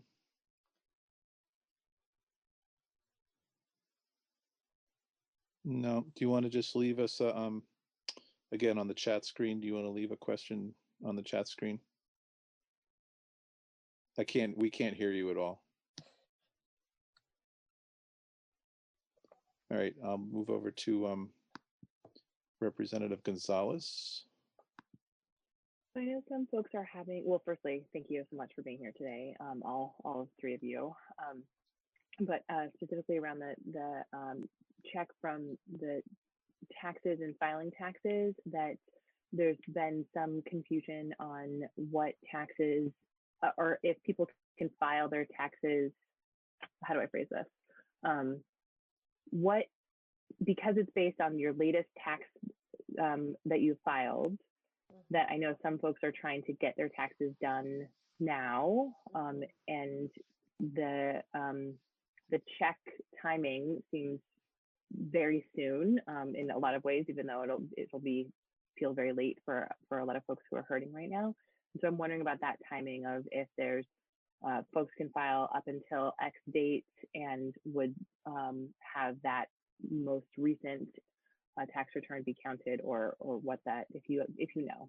Yeah, I just double checked the IRS website because they are still advocating that people file their 2019 taxes to use that information to get the payments out, but there's no deadline corresponding. So we don't have a good answer. You know, given the timing, I would say if people should file within the next week, and that would probably be in the IRS system in enough time for those payments, but I don't know that for sure. Right, thank you. We also just found out that if you're on Social Security and you do not file, then you are automatically going to be getting the payment. You do not have to file. Does that sound right, Megan, to you? That is correct. Yeah, that is correct. Okay, and Megan, I don't know if you can see in the chat box, but Representative Bayrong's question for the one-time money, are you using federal adjusted gross or federal taxable income, and also taxable income from what year? 2018? Question mark. Great question. It's adjusted gross income, and it's for whatever, either the 2018 or the 2019. If you had filed your 2019 report, your taxes, it'll use that number. Otherwise, it'll just use your 2018 tax return. All right, and Representative Kalaki. Yes, Chris, there's been a lot of, I think, hope in the business community that the small business loans could actually be also transferred over to a grant. And for instance, one of our restaurant folks from the Farmhouse Group, as you probably know, had to lay off 250 people. And so he said there's really, in his 5 restaurants, there's nothing to get a loan against. And so is there a possibility that some of this can be considered or transferred into a grant for the business owners? So the way that would work, as a business applied to receive a loan, they would be able to have 8 weeks of the loan forgiven. And I think that is what Congress has and Treasury are seeing as a way to incentivize businesses to continue to pay or help them get through the current crisis. You know, I've talked with Jed and a number of other restaurants that are concerned about this. You know, one of the things that has changed in the last couple of days, and so I think we're urging some of the same patience that the governor was urging yesterday, because things are rapidly changing and there's a lot of information and there's a lot of interest. One of the things that has changed in the most recent guidance from Treasury was that this was originally, as passed by Congress, a 10-year loan window that the business would have 10 years to repay the loan. Congress has moved, or the Treasury Department has moved that up to 2 years. And so some restaurants are saying to us, you know, how am I supposed to pay back a significant loan in 2 years when I'm not sure when I'm going to start to be able to open my doors?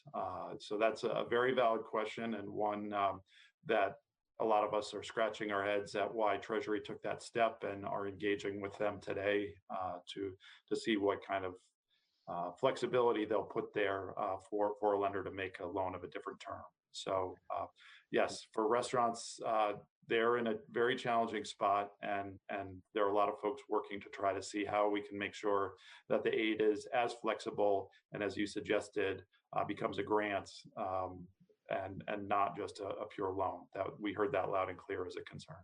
Okay, and the 8 weeks of loan forgiveness is if it's paid for employee salaries. Is that correct? There are some criteria that what the loan would need to be used for it to be forgiven. And I have I can share in the chat a document that is a small business owner's guide that lays out some of the details. One of the other key components is that the loan forgiveness is tied to a business maintaining some employment levels. So if they would need to keep on staff or hire back by June, a number of employees that would match what their employment level was around mid-February. So the amount of forgiveness is intended to say, we want you to get people back on payroll and be paying them their salaries. And so if you do that, then you will have the loan forgiven. Okay. And this, thank you. And this first $10,000 immediate. Yeah. Is that, you did say the word grant, but yes. Is that grant? What is this first 10,000? Sure. So there are two programs. So the program we were just talking about is called the Paycheck Protection Program. There is a second program called the Economic Injury Disaster Loan Program. And that is the program where it takes about 15 to 20 minutes to apply for. Upon submission, there's a box at the end of the application says, please send me in advance $10,000. That would be a grant. And businesses and nonprofits are supposed to receive that funding within 3 days, regardless of whether they are approved for the loan or not. So that for many businesses might be a very viable option and something that makes a lot of sense for them if they're a very small business or don't need a longer piece of operating capital. There are a couple other quirks about that loan. One is you don't request an amount. SBA will tell you how much you are approved for, which is, I know some people have been scratching their heads about. And yeah, the desire is to get money out to people quickly. We do not know yet if it is a guaranteed $10,000. For example, if you were a very small business that maybe only had $20,000 of income a year, we're not sure whether SBA is going to prorate that $10,000 based on your economic hardship. So those grants, to my knowledge, have not yet gone out the door, but SBA is working to figure out how that mechanism is going to work. All right, thank you. Yeah. Okay, Matt, are you on? No. No, the sound didn't happen again. All right. Sorry about that. Representative Triano. Yes. You are unmuted. Okay, so I have two questions. One is I haven't heard from anyone regarding the hold harmless on the experience rating for employers, and we had heard a fair amount about that prior to the release of this package, and I was wondering if anyone could comment on that. The other is that the $10,000 grant that you just spoke of, are there earmarks for that money once it's granted?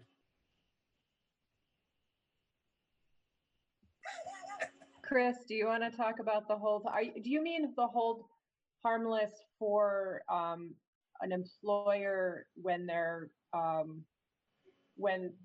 employees go on unemployment, or do you mean their experience?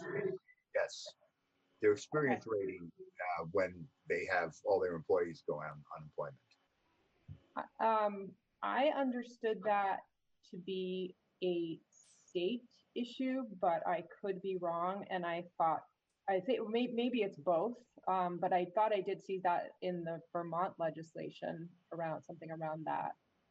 But I'm sorry. There were provisions in the federal law as well that took care of that issue. Did. Okay. And we can work on getting you the specific section that clarifies the hold harmless about the experience rating. Okay, thank you. On the $10,000 grant question, the purpose of the loan is really to, help businesses with their the economic hardship that they're experiencing. I have not yet seen a piece of guidance, though, that specifies a business has to spend certain categories of uses for that $10,000. But the goal is to cover expenses with a loan that they would have been able to meet had the disaster not occurred, such as payroll or other operating expenses. That's the intention behind it, but it's a valid question. Okay, thank you. Representative Gonzalez. So Chris, I chatted this, but you mentioned the 2-year payback instead of the 10-year payback. And so I'm wondering if that's for both of the programs or if it's just for one of them, and if so, which one? It is for the 2-year payback is for the Paycheck Protection Program. And I'm trying to look through my document right now to see if there is whether it specifies the terms of that loan. So let me find that for you, and I'll provide the answer as soon as I have it. Thank you. Right, and Chris, I'm not sure if you saw Representative Bayrong's chat for a request to connect after. Clearly, there's a muting issue happening here, and so if you could reach out, perhaps start with email, and then Matt, Representative Bayrong, when you ask your complicated question here, if you could share the information with us on with the committee on email, that would be great. Happy to do that. Representative Hango, you are unmuted. Thank you. Matt's question just made me think of a constituent who has a business that wrote to us today that he has people not showing up to work because it's easier for them just to take the money and stay home. So is there anything being addressed? I mean, since the extra $600 came from the federal government, is there anything being addressed about that or talked about right now? So this question has been coming up a lot, particularly with folks that are essential workers right now. And so just so I understand your question, are there any any tie to the $600 additional unemployment insurance benefit that is tied to trying to help that person stay in their job as opposed to take unemployment? Yeah, I think that would be a good way of phrasing it. Yeah.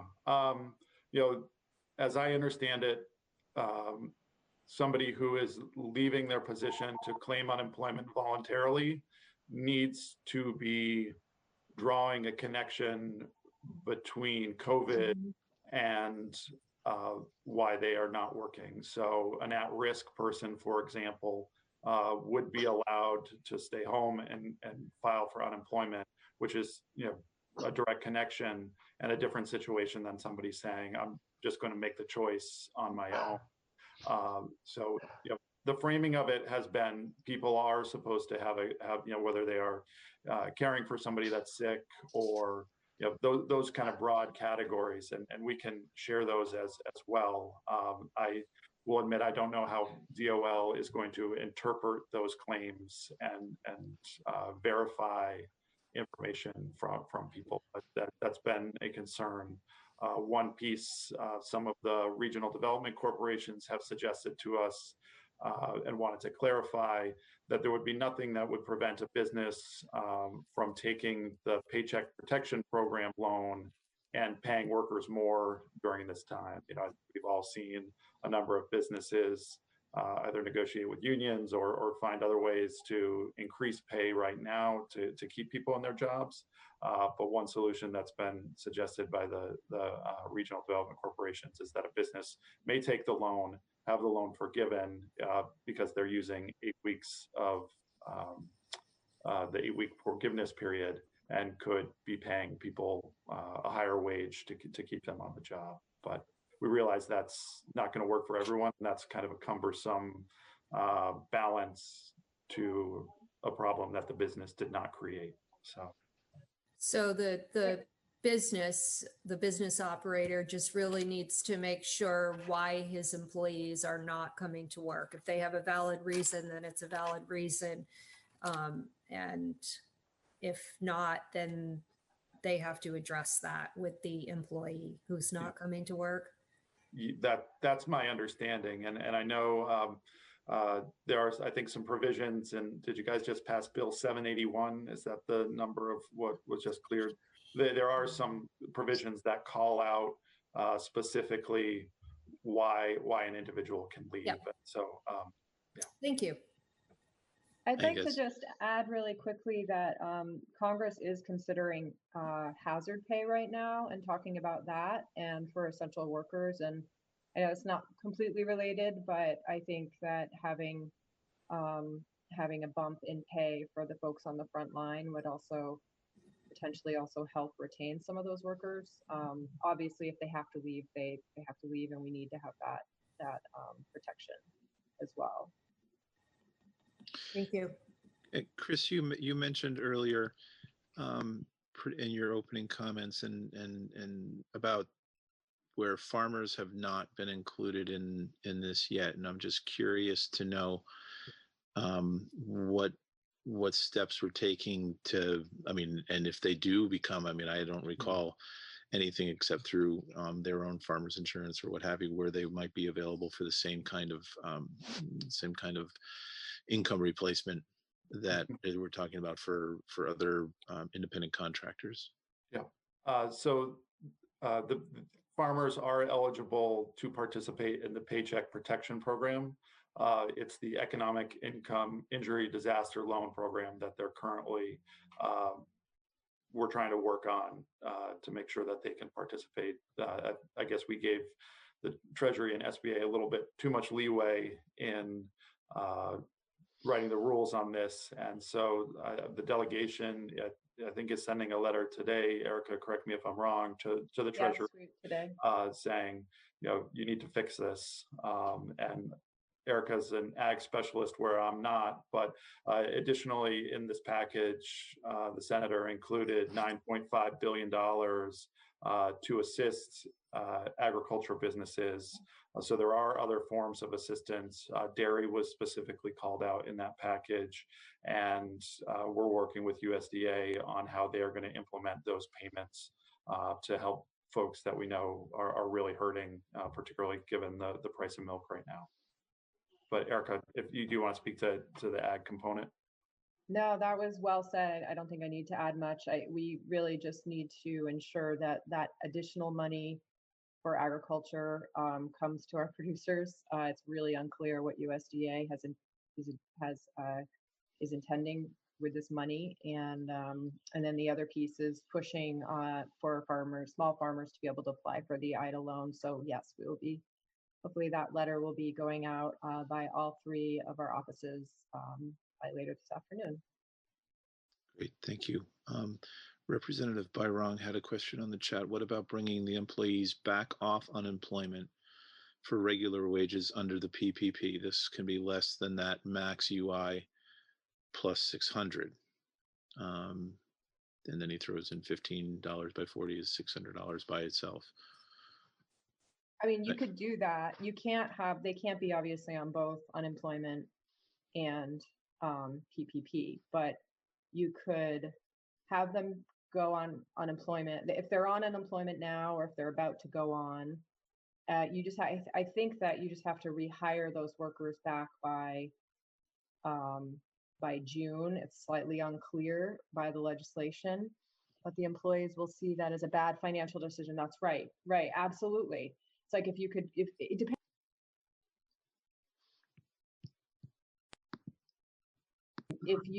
Sorry, I think I muted myself. You're good now. You're good now.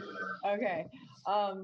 But it's a huge thing that a lot of the businesses are asking, like, well, am I going to be able to get my workers back because by, through June 31st, they are going to have this extra $600. So for some lower wage workers, I mean, that's a pretty significant amount of money on top of what they would be getting for unemployment benefits. So that's why some of these creative conversations around can the PPP, can we pay more can employers claim more additional extra bump in pay, hazard, or not necessarily hazard pay, but extra pay to make sure that they're well compensated? Or maybe there's other ideas on the table. I'm not sure. And Matt's gonna type in. But the employees will see that. You saw that, yep.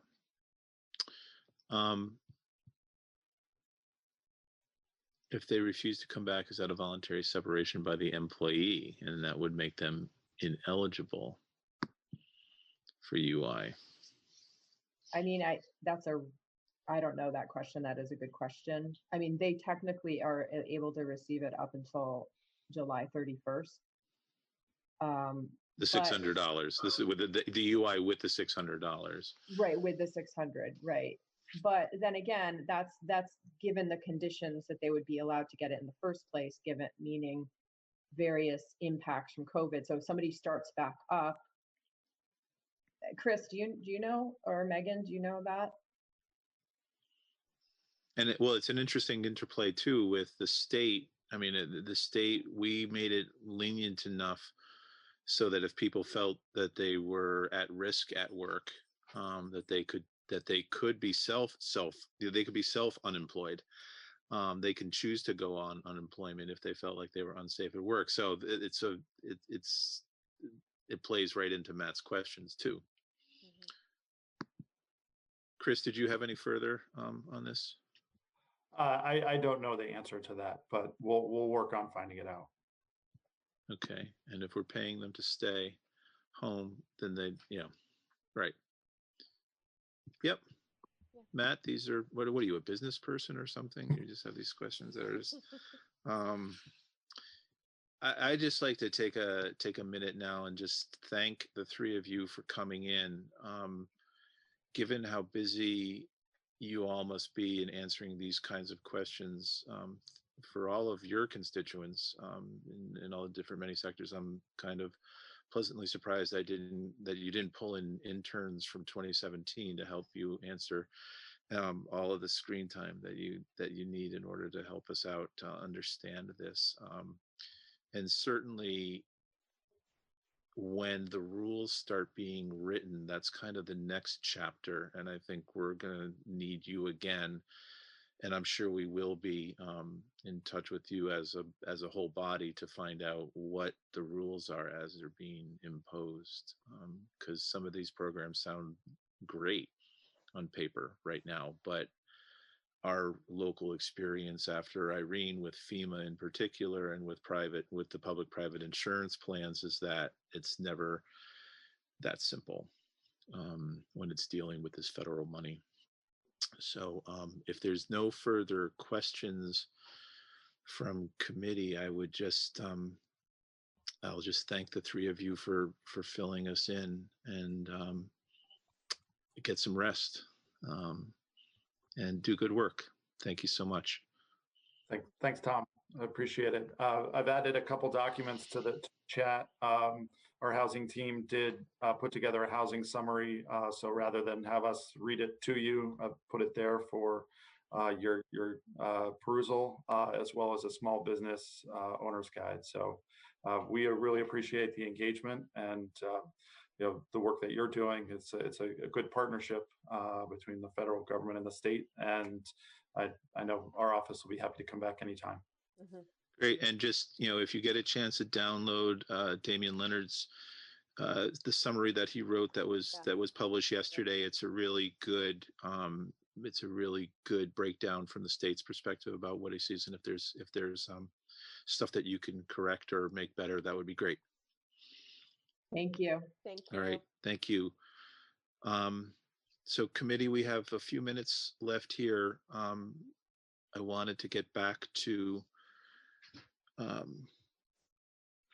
our next steps with the language with respect to rental evictions. We have a committee bill that has several elements to it that we've gone over. We have the elements of the family leave program. We have the whole rental eviction, and then we have the section asking for funding. part of the documents that Erhard Manka shared with us last week was a breakdown of what money was coming to the state. As Chris Saunders had mentioned, there's a formula for a lot of these things. A small state, we get a small state formula as well. Burlington area gets their own, as the only urban area in Vermont, they get their own chunk of change on top of what the state gets. And so we still don't have any idea of how that money is going to be disseminated, but a lot of the money that was in Earhart's document is going to be used for programs like what we have put in the bill, whether it's rental assistance or arrearages, whether it's housing, whether it's through the emergency services programming. As we heard yesterday from the Vermont State Housing Authority, there are going to be some protections for people who receive Section 8 vouchers or are in housing that have Section 8 vouchers attached to them. So there's a lot of different things going on. But I would just sort of like to get, I'm going to unmute everybody and sort of get an idea of where we are with this and what we think we are comfortable passing along to the Senate as language that they can then use. My understanding is that they are meeting as early as next week to try to determine. I mean, GovOps, their committee, as Tucker mentioned earlier today, their GovOps committee is going to be meeting and starting to talk about what the changes they need to do to their rules in order to have remote voting. But they are much closer to having remote voting on individual bills than we are in the House. And so in conversations with the chair of the Economic Development Committee and General Committee over in the Senate, Senator Sirotkin and his Vice Chair, Senator Clarkson, they have heard our bill. They will be hearing, regardless of what we do today, they will be hearing the agreement that was made between the Landlord Association and Legal Aid tomorrow morning, and their request to us is to to be able to take the work that we've done and pass it to them and let them put it into a bill that would then come back to us. And so if they made any changes, we'd obviously have an opportunity to review it and then make either further changes or concur on the work that they do it. But basically what I would like to be able to do, if we can, before 4 o'clock, is to have a straw poll and make a decision as to whether or not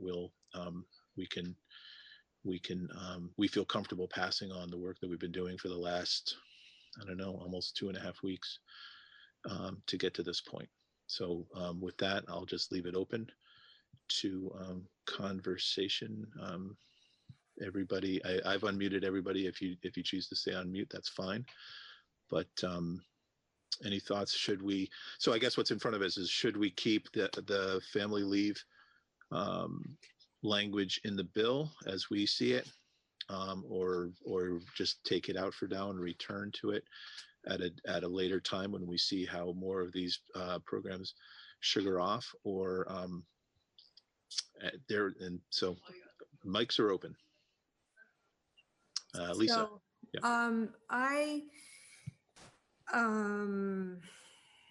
I guess I'm still not certain how I feel about all of the language. I would like to see it. I think John said the other day, let's take out the employment piece and make this about housing. And that would make it simpler, I think, because I feel like the Federal CARES Act is covering a lot of what we were going to talk about. It seems like a number of things have been taken out of the employment part of ours. The housing part, I'm still very, very unclear about the money coming from the feds that is going to go into various programs that we support. And I just want to make sure that there's not a duplication of effort. I would really like to see where the federal money is going.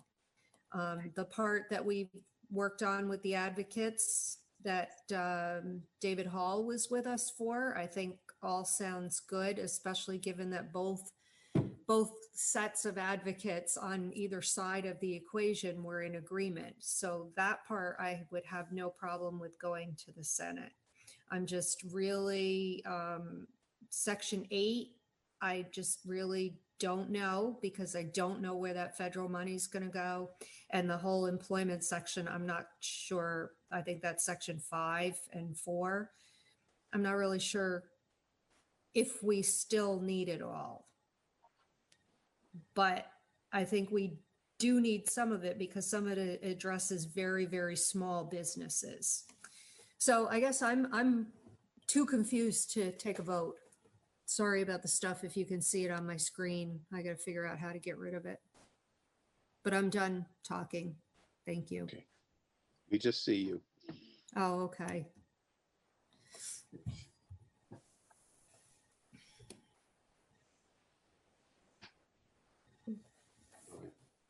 John? So I was sorry.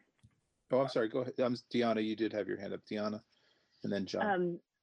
So I was just looking through the fact sheet that we just got and thinking about, Lisa, your question of the federal funds, and in the fact sheet about the CARES Act, it is coming to the states, and so then we can use those funds in the way that we are asking that this bill and this in front of us does.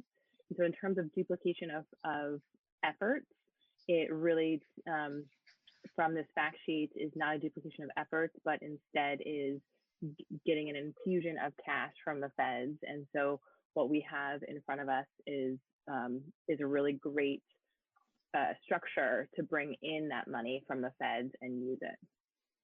So the fact sheet, I have a question on that. Was that just made available this morning? Like No, it was just chatted with us right now. I'm sorry? It's in the chat. So you can I can't, for some reason I can't read the chat. So that's what you need a problem for me. So Lisa, what you need to do is you need to click on chat on your I iPad. do. I have the chat up, but I can't scroll down, Deanna. So that's been a problem all along for me on my laptop, which I'm not super familiar with how to use, but I can't scroll down any farther on the chat. So all I can see is like very small pieces, but it would be great if Ron could somehow put that on a committee page so that I can read it. So that's something that just came to us. He can easily do that. And so my point, Lisa, is that the federal money and the way that is written is it solves your concern, because the way that the federal money is coming to us, that if we have a scaffolding of a bill and we have plans of how we're going to support Vermonters, that we will then have federal money to do that. And so that's my point. Okay, I would have to read that for sure before I weigh in on that. And then my question is, why do we have a placeholder of $5 million for appropriations for our portion of the bill? And second part to that question, does DCF already do all of these things that we're stating in our bill that they should now do? So that's a two-part question. I'll address the $5 million placeholders. It's been there since we started working. Right. It was done as an estimate, and it was done as taking into account what we know of how much it's been costing to provide, for instance, the emergency shelters that existed between November and April, what the request was for the rental arrearages. I believe that we had a request to move it from the $800,000 that's in the HOP program now upwards to $2 million if possible. That was prior to the COVID event happening. The programs that are listed are programs that DCF and their partners, as listed in the bill, have direct access to. But the question ends up being, that this is a placeholder. It is not usually our place is not to appropriate money. directly, but it is appropriate for us to make suggestions on that an appropriation should be made. And so this wouldn't get passed. It wouldn't even get passed through the Senate unless their Appropriations Committee was going to okay that. And so that's the best explanation I can give right now. I think this is, that back when we were still in the building and we were compiling the list of services that we were putting together, those were put together with the help of administration officials and advocates as well, to make sure that we were covering as much as we possibly could imagine. So now I'm still confused because we're going to get this money from the federal government. So why do we need to ask for money from the state? And I know that DCF works with various agencies, but are we going to, second part of the question, are we going to be asking them to do something new and different that they don't currently do with all of this outreach and data collection, et cetera? I believe that DCF does all that already. And again, in terms of the appropriation itself, again, it would depend. I can't answer where this money is going to end up. It may end up in the general fund, which would make the language here. But again, for today's conversation, and your points are well taken, but the point for today's conversation is what, obviously you're uncomfortable with that language, and that's, I can appreciate that. The question will be, how does that I guess a short way of saying is that money may flow to these sources anyway, because that's what they are intended for. This is language that's a little bit more specific. If you are more comfortable with taking the number out, I think it's important for us to say that we've identified these kinds of services that are going to be necessary for people who may be experiencing the need for those programs. But I think the number itself is something that will either change or can change. If you're uncomfortable with passing that number along, then so be it. We'll consider that. John? Well, I have a couple of thoughts. My first is that I think for the time being, I would say let's take the paid family leave portion out of this bill until we really understand it and can include that somewhere else. But to expedite this, I like leaving the appropriation in, but I think I like that it's to be used with the issues that we list on page 8 of the bill, 21 lines, but that we don't create a new structure for it, that it is actually the Department of Children and Family Services is able to use his appropriation of up to $5 million to fill in emergency services that includes these kinds of things that we list, so that when we finally figure out the federal dollars coming in, that the agency can work with its partner and say, okay, what's falling between the cracks now? And so the thing I don't like about this is that there's like a new structure that has to be created. And I think in this emergency, we just have to trust the good work that's happening and not make this more complicated, because it's not that much money. And so I think that would hinder responsiveness. So keep 5 million in, keep it just to Department of Children and Family Services. And then the eviction stuff, I think is great, and we should absolutely send that to the Senate so that we can actually get consideration, because the feds have done the thing with HUD. 5 of our counties have done one thing. We hear from the judiciary that it's essential that there's a guidance from the legislature on this. This is imperative right now to stop evictions and keep people safe. So to me, that's almost the highest priority in these components of the bill to get immediate action on. So those are my thoughts on those 3 sections.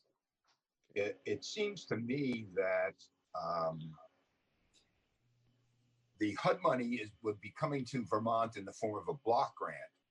And the notion that $5 million might get past appropriations at this point in time certainly causes some doubt in my mind.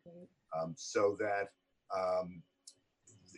again, formatting these monies into a block grant, it seems to me that the question would be, can we use the HUD money for this $5 million placeholder that we're looking at? And I disagree with you, John. I think when we're talking about paying rental arrears and things that are absolutely pertinent to what the rest of the bill states as far as evictions and foreclosures, I really do think they belong together. And I would be in favor of keeping all the pieces of this bill together. All three pieces? Yes. Including the family leave portion. Well, now that you mention it. Well, I think we discussed this yesterday, where there was some discussion that the family leave portion can be dealt with if it needs to be soon after that. The eviction protection is the number one, yes, and that the other services are definitely number two. And I just remind us that, we will see whatever the Senate sends us back. This is the odd thing about this crisis, is that, we're not finishing our work with a set solid vote that's going to send this bill to the floor or to the next committee. We're sending this to the Senate, who's then going to send it back to us. And that is admittedly not the way that we are usually doing this, but we are both in a position of trying to expedite this as quickly as we can, and that might be through using this. So some of our concerns and some of our confusion may be we have more time. We have more time to contemplate this as it moves back to us. Mariana, did you have a hand half up? Were you looking to comment? Yeah, I was thinking probably leaving the family leave portion of this out at this juncture is probably a good thing. And I also have concerns about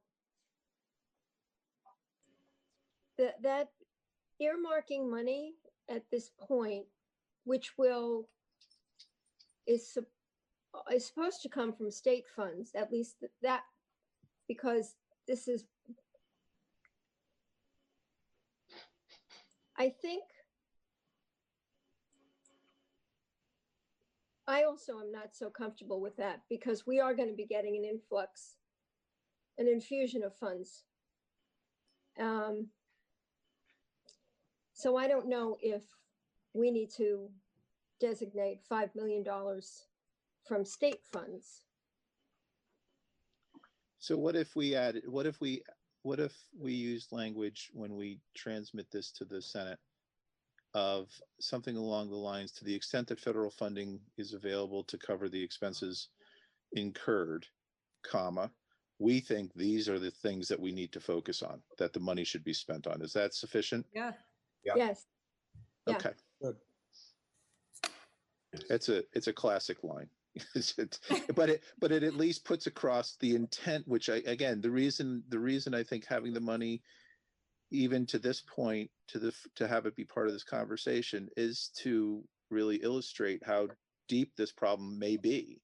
I mean, I'm still receiving emails from our local homeless shelter that everybody is stretched thinly here, and it is impossible to a degree to put a number on it, but I definitely hear that perhaps the best way to move forward is to say, rather than take it directly from our bank account, which we may not have, is to use money to the extent, because there is, I can look at the list of money that's available and figure out that there might be up to X number of dollars, but I don't know, I haven't seen the spreadsheet deeply enough to know whether or not that money can be spent on rental assistance or rental arrears. So I think that's a more prudent way to go, though, because you can always put the money in.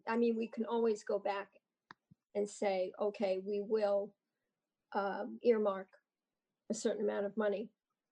But the issues, to be clear, though, for today, to be clear, is the committee comfortable with the language if it didn't have the number attached to it? Well, I'm looking at the summary that we did receive from Leahy's office that I printed out, and $4.6 million of housing assistance scheduled for Vermont through HUD. So, you know, that's pretty close. So I think that attempting to earmark this money in these categories that we have listed here is an important piece of the bill. Okay, and so Tom, I want to be clear. I love earmarking it. I don't like setting up a different reporting structure, though. So you're asking about the language in this bill. So I would. How are you talking about that the DCF will be working with those agencies and those groups that have already, you know, that are listed in there, like VHCB? Yes, on page 8, line 20, Department of Children and Families shall develop a process for outreach to community partners, landlords, and tenants, develop an expedited application progress for emergency relief, develop criteria for prioritizing emergency funding based on, and it's like, well, they're already doing this. And so why are we asking? It's like an added layer of structure. That was my question. In emergency relief. So I would suggest I like what we've identified as a priority. I would strip that out. I would suggest stripping that out, not setting up a separate process. As I understand it, it's that language isn't about making them create a separate process, but about allowing them to keep control of the process. And so that it's not saying, oh, you have a process, scrap it, do a new one. It's saying it is within your control to decide how you do it, and so that they maintain the authority to do what they've been doing right now, is the way that I understand it. And if people feel like that language isn't as clear as it needs to be, if that's also the intent of what folks have, then maybe there's a way to augment those lines in some way. Okay, Lisa?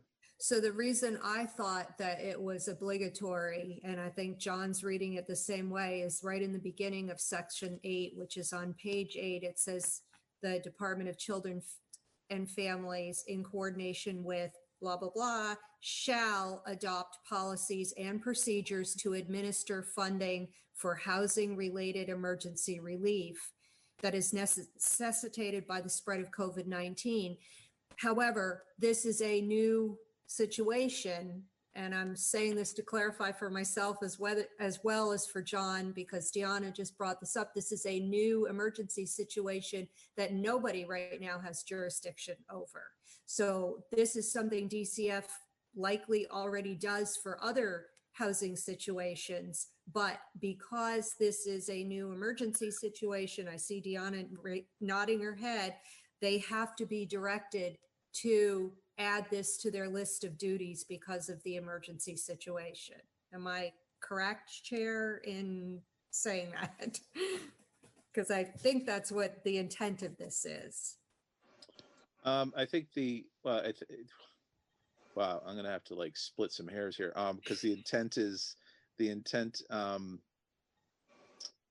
my memory of the intent is along the lines of what Representative Gonzalez was saying, which was to direct DCF in this particular case to use the tools in their toolbox and the people that they already work with in order to do this. I don't think you're wrong in saying whenever the word shall is used, and shall with respect to this particular crisis, I think that fit in with the immediate, as we discussed yesterday, that this is session law, right? This is applicable only to this particular crisis.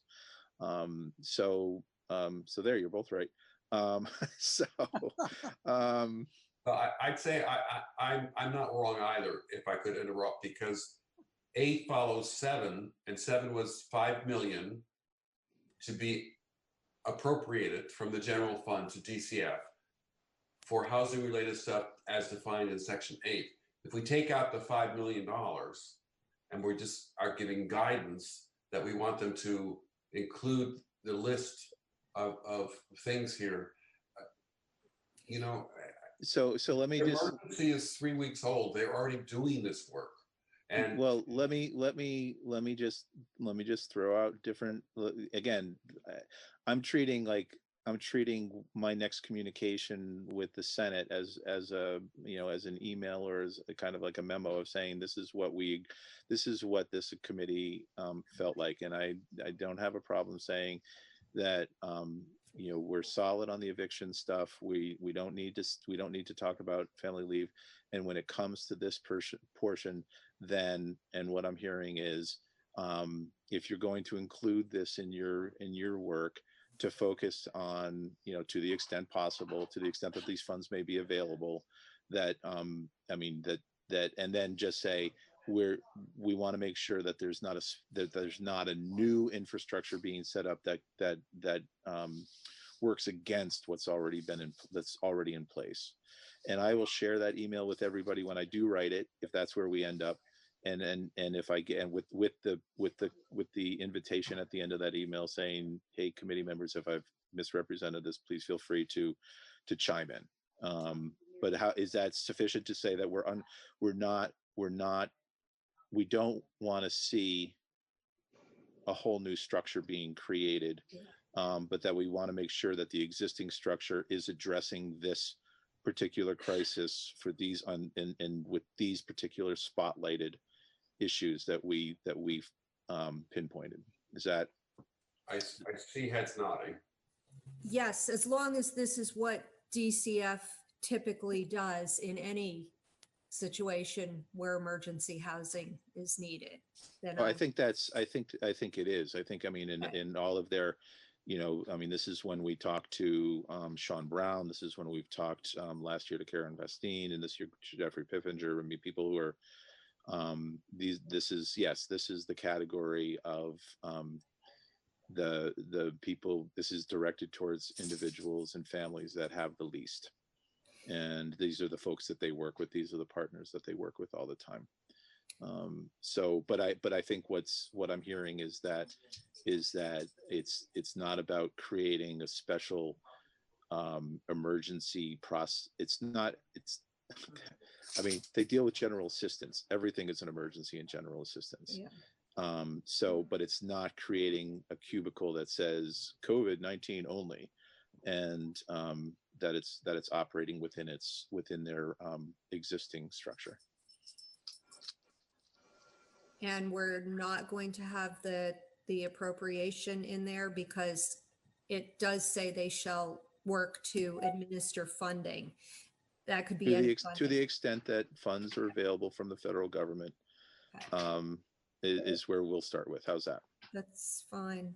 There was one other section in here, and I'm just trying to find the line. Oh yeah, page 8, line 17 says they could use this funding for the purchase or lease of existing housing units for the purpose of isolation or quarantine. I don't know how likely that ever would be with them taking over places like sports centers, auditoriums, National Guard armories, places like that. Are they really going to need to spend money to buy or lease existing housing units just to isolate or quarantine people? Short answer, yes. And I believe the administration has, I want to say almost 2 weeks ago now, has gave the approval to do that if necessary. So this is Champlain Housing Trust could identify, based on their reading of real estate listings, 5 motels in Chittenden County that were for sale. I wasn't thinking motels because Chris Donnelly came in and talked about that. Right. I wasn't even thinking motels. I was thinking more like houses. Or no, it's no. This is geared towards the motels, and I don't believe purchase was something that came up in the first blush, and it's probably more geared towards leasing right now. Okay. So right. I believe that all the Barry shelters, Tommy, you might know more about this, were emptied, and all their residents were placed at the O'Connell Lodge. And those vouchers draw down from DCF, so that's already happening in their scope of things. That's correct, Chip. That has happened. Residents are now in the Econo Lodge. Yeah, and that's what they're working on as well in Chittenden County, but they haven't been as as expeditious as they have been in Barry. That moved quite quickly, and I thought that was an outstanding piece of work, actually. And actually, and the Econo Lodge is actually slowly being emptied out as well. Oh yeah, yeah, and I don't know the reasons exactly why, but they have been they were available, and I just don't know exactly what happening. But again, this is going to be an issue with homeless population is finding places that are more permanent than what we're used to. Right, but they also provide support services in that same area actually as well. Those people that are placed do receive support services, which we know keep people are more likely to keep homeless people in residence where they're placed. Okay, and I see David Hall has joined us. David, are you there? Do you want to be there? Or do you want me to just contact you? I can't unmute him. He's got me on Super Legislative Council mute. Oh, there we go. David, are you there? I'm here. So I'm going to just verbalize what we were just talking about in terms of where we think, and I'm going to write an email to Senator Sorokin and Clarkson and CC the whole committee and you. But basically what I think we're just about finished discussing was our recommendations to the Senate if they're going to use this language in their considerations tomorrow and on Monday. Basically, we don't feel like the family medical leave language is necessary right now. When it came to the sections that was that had a direct appropriation, we were just going to suggest that we support language along the lines of to the extent that funds are available rather than a specific number, and that rather than there was a conversation about whether or not we were saying that the DCF should create a whole different system of implementing these emergency procedures, and we just want to make clear that we want to make sure that they're using their existing emergency procedures to then address the things that we listed. And then the eviction proceedings that we've been working on for the last 2 weeks are clearly the highest priority. And this committee seems to be comfortable with passing along that language to the Senate as it's been negotiated through up until this afternoon. Does that make sense? Yes. Okay. Emily? Yeah, I just wanted to ask a question. Do you think if we're going to move forward with doing what you just outlined there, do you think it makes sense to have a couple of our committee members sit in on, listen in on some of the work that's going on in the Senate related to this language and maybe sort of be a liaison?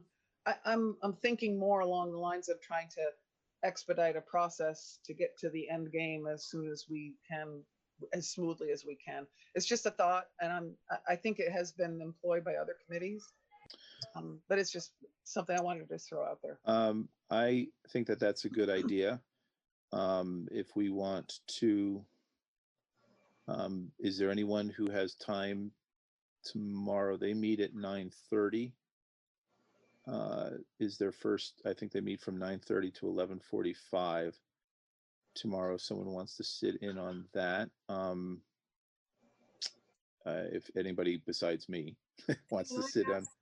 A question about that. I mean, I've listened to some of their calls back before we were doing Zoom, and of course couldn't say anything. So now that everything is on Zoom, would you be suggesting, Emily, to actually speak, because that just seems to me like it's going way outside of what we're typically allowed to do. No, that wasn't my suggestion. Okay, so no speaking, just listening. I said sitting in on committee to be aware of the process that they're entering, and we can help advise offline if need be. But no, I wasn't. I'm just trying to sort of make a connection between our committee and the work we've done on this to the work that they are going to do, so that there's no misunderstanding, and just for clarity and expediting the process. That's all.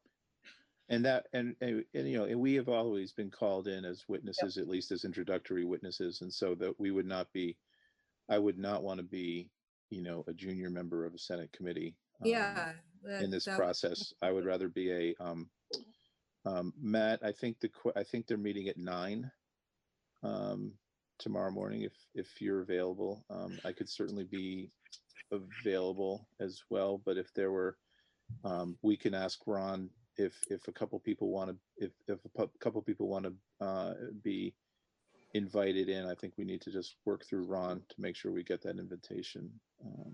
Well, and the nice thing about this process is that since we're sitting in, we don't need an invitation. We just need to go to the YouTube channel and watch what's happening.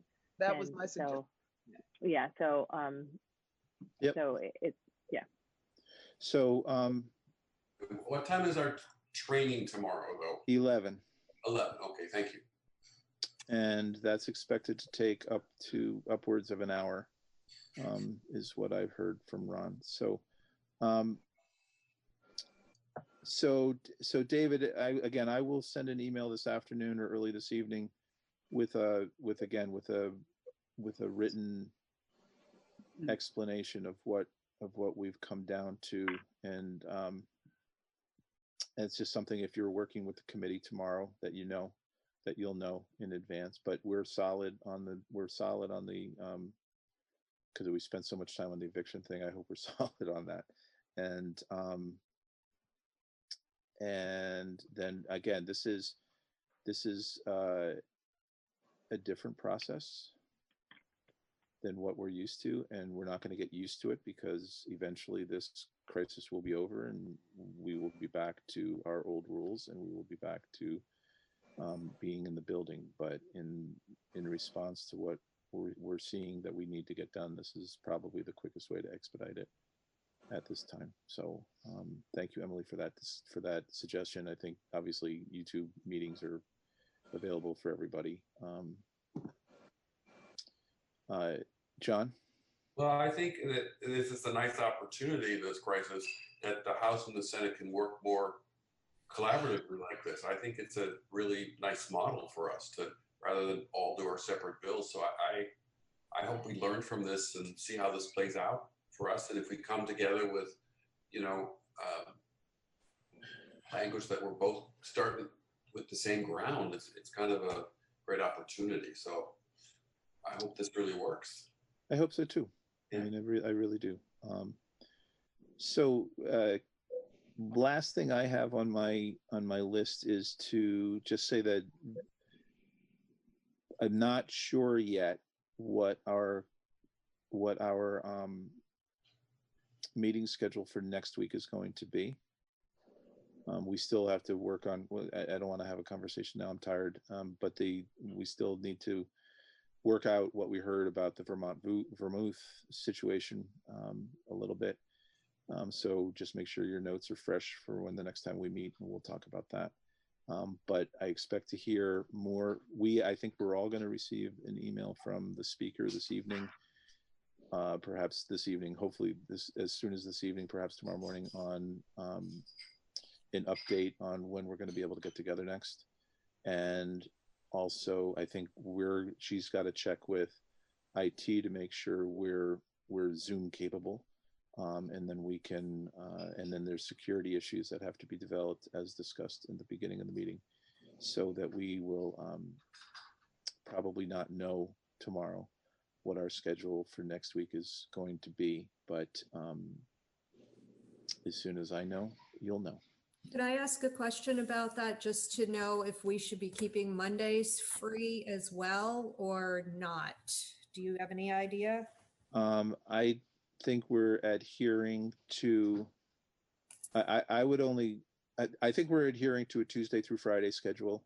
Okay, thank you. Until I hear differently. I thanks. know that the Senate may meet on Monday, but they also do that on occasion as well. So I don't think I would ever call a meeting like on a Saturday or Sunday before a Monday meeting. Okay, great. So, Thank you. Will we be getting an email from Ron regarding this training tomorrow? We did. You did? Yeah, it was early afternoon, maybe. Yeah. So, Ron, I Anyone think. didn't get it, let me know and I'll happily resend. Okay. Was it a Zoom meeting? Yes, notice? it was. It was a regular Outlook invitation, Outlook calendar invitation. Okay. It came at noon, Chip, 12:03. On lead Gmail? Yes. Yes. Okay. But remember, we also got the email to IT to make sure we signed in to this account ahead of time. So everybody has to follow that email as well. And that didn't come from Ron. Great. Well, That I came had a from, question about that because the chief sent us an account to set up, which I've done. Yep. And I've also downloaded Everbridge as an app onto my phone. So now I'm assuming I'm ready for the training, but I'm not You're sure. done, yeah. And that's what everyone else has to make sure. And that's what I did this afternoon, right before this meeting. You're way ahead of me, Tommy. So, Yeah. all right. Anything else, Ron? If you could just sign us off and.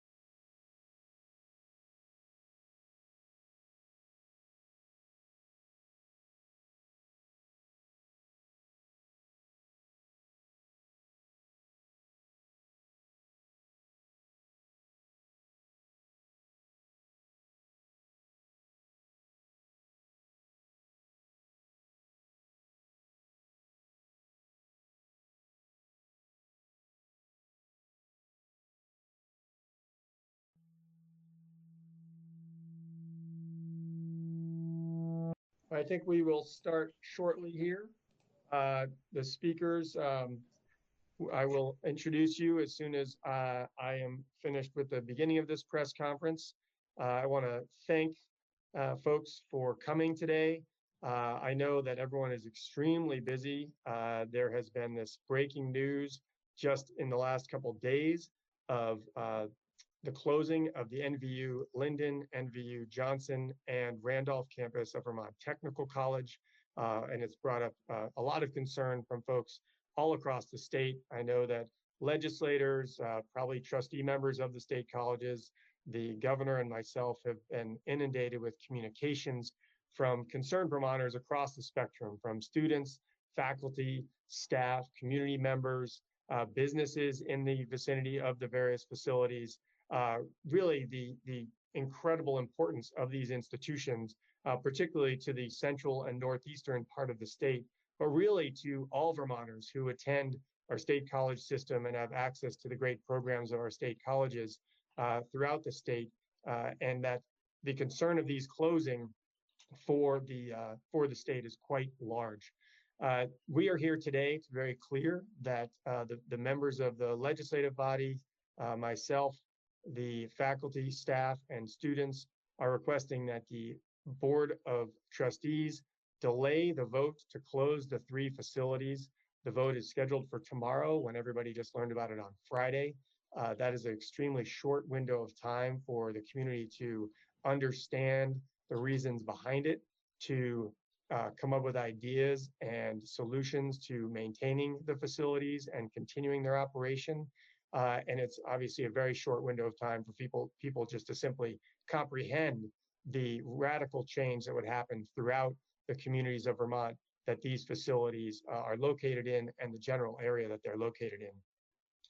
Right now, so many are struggling with the impacts of COVID-19 and that pandemic, from all of us being isolated at home, to school being stopped, to businesses being shut down, and that there are huge financial consequences to the pandemic occurring, and that people's personal budgets and revenue streams are all severely impacted. We also know that the social and economic and community impacts of these institutions are very real. And so to impact the current climate with the COVID-19, with this on top of that, is a tremendously ill-timed conversation to be having, because this is going to be devastating for these communities. It's really going to go against all that we're trying to achieve. Closing these institutions will not help young people stay in Vermont and gain the knowledge and skills they need to stay in the state and thrive. This action will not attract young people to the state, which is a huge demographic that we're trying to grow the state with. And when you look back at so many businesses in Vermont, so many of our community members, farmers who are living in Vermont because they were attracted to Vermont by these institutions, this will be a tremendous loss for the state looking forward. This action will not expand businesses. It will not give them the opportunity to have interns or future employees. It will not create new businesses, which many graduates do. And this is going to hurt businesses across the spectrum and throughout Vermont by closing these institutions. Closing these institutions will hurt the workforce for Vermont going forward. It's not going to build the workforce. It's going to reduce the opportunity of workforce for our businesses in the state. So we do call on the board today to delay the vote on closing the campuses, to allow the legislature, community members, faculty, and students and businesses to work together to review the facts behind this proposal and to review whether there's opportunities to be nimble and build a future that includes these facilities going forward in Vermont. We don't profess to know the answers at this time. This has been in front of us for just a couple days now, but we need all the facts to come out and we need time for that. There are tens of thousands of Vermonters and graduates of these institutions ready to put their ideas and resources to work to keep these institutions going and create the future that we want to have in Vermont. There's clearly got to be a more productive solution going forward. I know the legislators are taking this situation very seriously and they have have had valuable proposals in the past. And we also recognize that the state has not been a very good partner in funding these institutions with annual budget appropriations. This has been an ongoing challenge for decades. And therefore, we all know we need to look at all of these issues in looking for a path forward. I would ask that the governor, who made a very good statement earlier today, which was an adjustment from Friday. I'm very glad that going from the adjustment Friday to today's statement that he no longer supports the proposal to close all 3 campuses. But I hope going forward, the governor would consider in his very busy schedule right now, maybe appointing a task force with leaders from either past government leaders, business folks, students, faculty, staff, and community members to really dig into this over a number of weeks while the Board of Trustees gives a pause on their vote. The governor is obviously very busy with the COVID-19 pandemic. It'd be hard to think that he would have the time or the top level administrators would have the time right now. But if he could appoint a task force to look into this, I think that would be very, very helpful. With that statement, I would like to introduce Senator Kitchell from Caledonia County, who has a brief statement to offer regarding this proposal. Oh, thank you. Thank you. I won't repeat all the things the Lieutenant Governor said. It goes without saying, as someone who has lived in the Northeast Kingdom, and my family has for generations, and I have family members who attended the state college system, that this decision has really rocked us.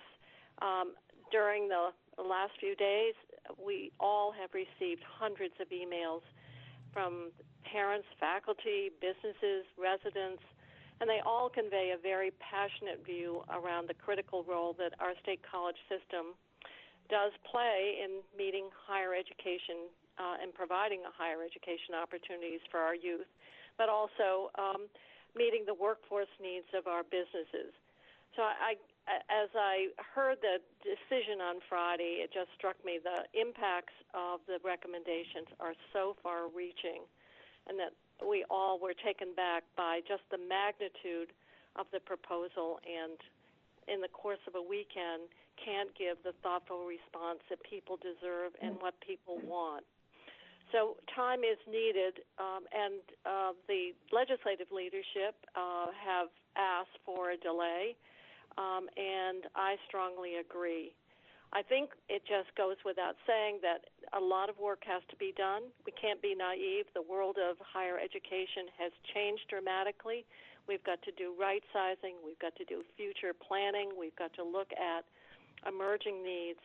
But all that is important work to build the framework and the foundation for the future of our public higher education system.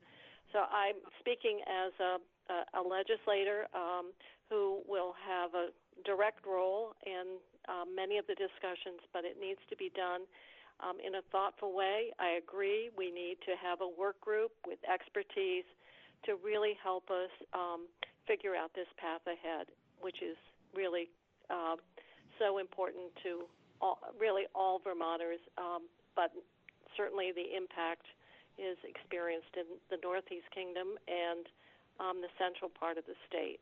So those are just my comments at this time, but I appreciate the opportunity to speak today. Thank you. Thank you, Senator Kitchell. And next, we're going to hear from a Vermont student, State College student, Patrick Wickstrom, who has done a lot of work organizing. You could maybe tell us a little bit about the organizing and why briefly. Thank you.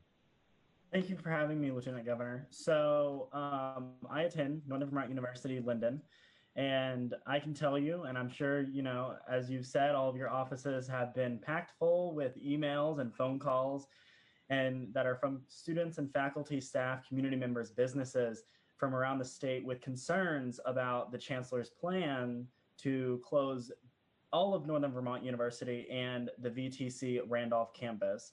And just to start, we have a Vermont State College Student Association, and we met today, and we have a student trustee that is on the Board of Trustees, Isabel Gagardi.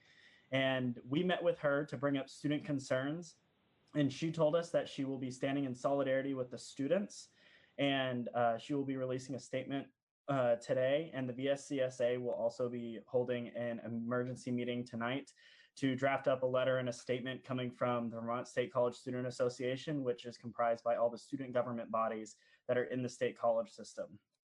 And I have to say that the petition launched and went further than I ever thought it would. We're standing at over 26,000 signatures. Our professors at our college are launching even further and doing protests on Monday before the Board of Trustees has a chance to meet. And the VSCS provides so much for the North, not only the Northeast economy, but the economy of Vermont as a whole. It brings young people like myself. I'm actually at home right now in Mansfield, Texas, and I study atmospheric sciences in Vermont because Linden was the right school for me, and the Vermont State Colleges provides a quality of education that I knew I would fall in love with and that I have fallen in love with. And that it makes such a big impact in these communities. Being, going from such an urban environment here to where I am at Linden and it being rural, I can see the impacts directly on how much this college and the colleges that, the state college system, these communities that they're in, has such a far-reaching impact. And without these colleges, these communities would struggle even further than COVID has already allowed them to. And these colleges are essential to the recovery of the Vermont state economy. And I just also wanted to share something. President Collins of Northern Vermont University actually just released an op-ed sent out to the students and faculty of our school with some facts behind our school itself and the finances. She has notified us that NVU is the only college in the Vermont State College system that has not borrowed from the system. And in fact, we have our own reserves as well. So this plan set forth by Chancellor Spalding is not based, it seems, on facts. And since he has not fully released the details of his plan, us as students, faculty, staff, community members, are unsure how we can trust that plan moving forward, especially whenever we're looking at the impacts that it will have, the far-reaching ones across the state of Vermont. Thank you, Patrick. Really appreciate that. And we will have room for questions for all of our speakers afterwards, but that's helpful information. Next, we're going to hear from Representative Dan Noyes, who does represent the district, including Johnson State. And I also know that we have Representative Hill here as well. I don't think he's going to be speaking, but he has joined us for this press conference. Representative Noyes. Thank you, Lieutenant Governor. Appreciate the invite to be here. It's such an important topic for our community. I graduated from Johnson in 1999. The college is so important to Lamoille County and the community of Johnson. I think it's an important part of our businesses, our community. It's just we need to make sure that it doesn't, it stays where it is. I think the big point that even Senator Kitchell made is that the legislature really hasn't had the opportunity to, look at the facts on this and address it and try to come up with some solutions to make sure that we can continue having Johnson in the community and NVU. I've been on the phone with the Speaker of the House, a number of the boards of trustees, many legislators over the past couple days, and just trying to make sure people understand how important this is and how we need to come up with some solutions to make sure that our NVU is solid in the community. So I appreciate the time and looking forward to seeing this through and hoping that they delay the vote on Monday. Thank you, Representative Noyes. Next, we're going to have Senator Anthony Polina, who is a graduate of Johnson State, I believe, and also was involved in helping get a student board member on the Board of Trustees, as Patrick talked about lobbying that person before in the work she is now doing. Senator Polina, please join us. Thank you, appreciate it. And yes, David, I am a graduate of Johnson State College. And as a legislator, I'm someone who's consistently offered legislative proposals to improve funding for our state colleges. And have never found the legislature open to pushing those proposals forward. Now I find myself, instead of improved funding, dealing with the situation. And it's almost hard to imagine that we're having a serious conversation about a proposal that's as bad as this one actually is. We know it's bad for our overall state economy, but it's going to be devastating also for the local communities where these institutions are based. We're talking about the loss of 500 or more jobs. We're talking about undermining our efforts to keep young people in the state of Vermont and attract more young people to the state of Vermont. We're talking about making college less accessible for Vermonters and realizing the kind of negative impact that'll have on those families. So, this was, as Senator Kitchell said, there's a lot of different options to look at. We have to think creatively about how we want our state colleges to move forward and how we can best support them. But this proposal is clearly not the solution we were looking for by any means. It's a step backward. It's hard to imagine that we could go backwards from the lack of funding we've provided our colleges. We actually, in this proposal, find ourselves being told that we need to go further backwards in removing any support for the state colleges by removing them from our communities. The idea of doing this so quickly with so little public input is also completely unacceptable. I'm really glad that Vermonters are being heard, that people are raising their voices to make sure that they have a voice in what's going to happen to the state colleges. I think putting the decision off, at least until we have the opportunity to have a group of people, a task force or a commission, take a look at what the options are, is absolutely necessary. I also want to mention that I'm glad that the governor seems to have softened his position somewhat. But one of the things he said in his statement when he was looking at the options, one was to ask already overburdened taxpayers to pour tens of millions of dollars into these institutions. And I would just argue that we're not necessarily talking about already overtaxed taxpayers. What we're talking about is looking at reforms to the tax system that would allow us to raise the revenue we need to keep our colleges going. The enabling legislation for the state colleges says that they need to be supported wholly or in substantial part by the state government, by public dollars. That has not been the case. We've actually we've not kept up with our commitment to our state colleges. It's time that we do that, and we look for solutions that will really work and help us face the challenges our state colleges are facing. Thank you, Senator Polina. I appreciate that. We do have another representative and senator, but we've also got a couple other important folks to hear from. Our next speaker is Kate Gold, the president of the Vermont State College United Professionals. Kate. Thank you. And thank you to the amazing people who have shown up since this announcement was made. And I'd just like to say that this proposal unilaterally removes an economic engine from the campus's regions during this global crisis and economic hardship. We need time to respond to these challenges, and nobody's saying that they aren't considerable. But what we really need is time to work with our state legislators on a way to serve our communities. These closures are going to put more than 500 people out of work, and those dollars that the employees spend are going to be lost to the communities. I can't even imagine. So how many small businesses can survive this, and how many families are going to be affected? How many town budgets are going to be gutted? And how many more families who are already struggling because of the COVID effects are going to be struggling that much more? And we don't know because we haven't had time to find out, and we need that time. And the value to our local economies isn't measured only in dollars for the colleges. The students are footing the bill because we underfund our system, but the broader community is receiving benefits. Our libraries and recreational facilities and our arts programming, all of those are taken from families and residents. And we're talking pre-K to retirement who are up on our campuses using those and benefiting. And they're in some of the poorest areas of the state. So the students who are place-bound with family and farm and work commitments also would have no real option for higher ed beyond an associate's degree.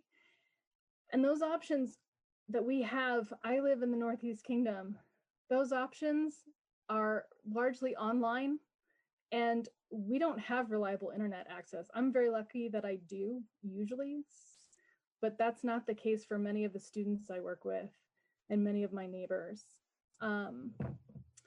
This proposal was formed with so little input and absolutely no outside scrutiny, and just stealing their potential, and we can't support this.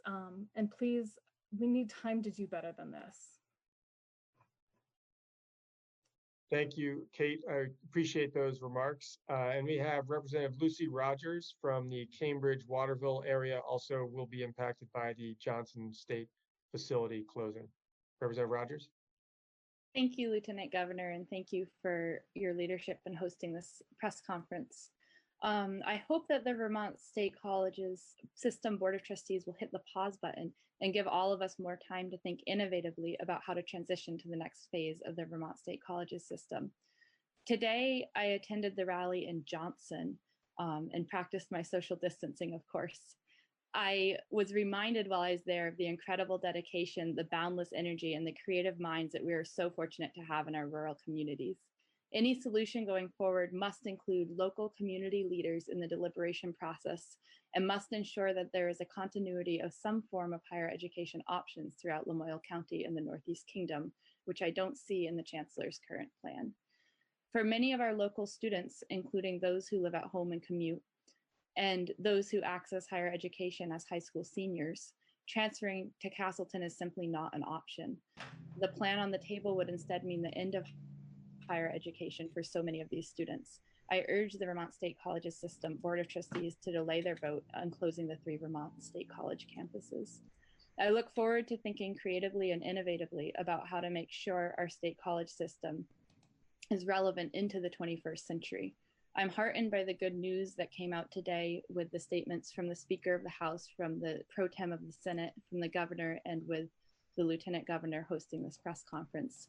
And it gives me hope that we may be able to proceed forward in a positive direction. But I also want to say to everybody that we are not by any means out of the woods yet. And please continue writing to the Governor, writing to the Board of Trustees, and perhaps even most importantly, writing to your friends in areas of the state that are less directly affected by the closure of these campuses, because as we go forward, the legislature is going to have to work together as a whole to find solutions. And this means that we need buy-in from people from all over the state. So write to your friends in other parts of the state and ask them to talk to their legislators about how this is an issue that's important to everyone. Thank you. Thank you, Representative Rogers. I really appreciate that. Next, we're going to hear from Sandy Noyes, the VSEA president of the Staff Federation of the Vermont State Colleges. Here I am. Excuse me. My name is Sandy Noyes, and I've been at Johnson for 27 years, which just proves the longevity of the people at these colleges. When students come onto campus, they know that we're going to be there for them. We're going to be there to help them, and they know where to go for help. So taking this away from them is going to be very hurtful to a lot of them. And something else I want to say is our college students, staff, and faculty shop locally. When they have visitors that come from families or whatever, they also shop locally. They dine in the restaurants, buy the gas, get their hair done. They're spending money left and right. And if they decide to close the colleges, we're going to do that too. I mean, we're going to lose that too. So it was nice to hear people from Johnson graduates being there. And that's all I can say right now. Thank you. Thank you, Sandy. Really appreciate your voice on behalf of the staff at the different state colleges here. And finally, I think on the phone, we have Senator Robert Starr, Bobby Starr, from the Northeast Kingdom as well. Senator Starr. Yes, thank you, Dave, for holding this forum. You know, it was said back weeks ago by somebody, the cure is worse than the problem.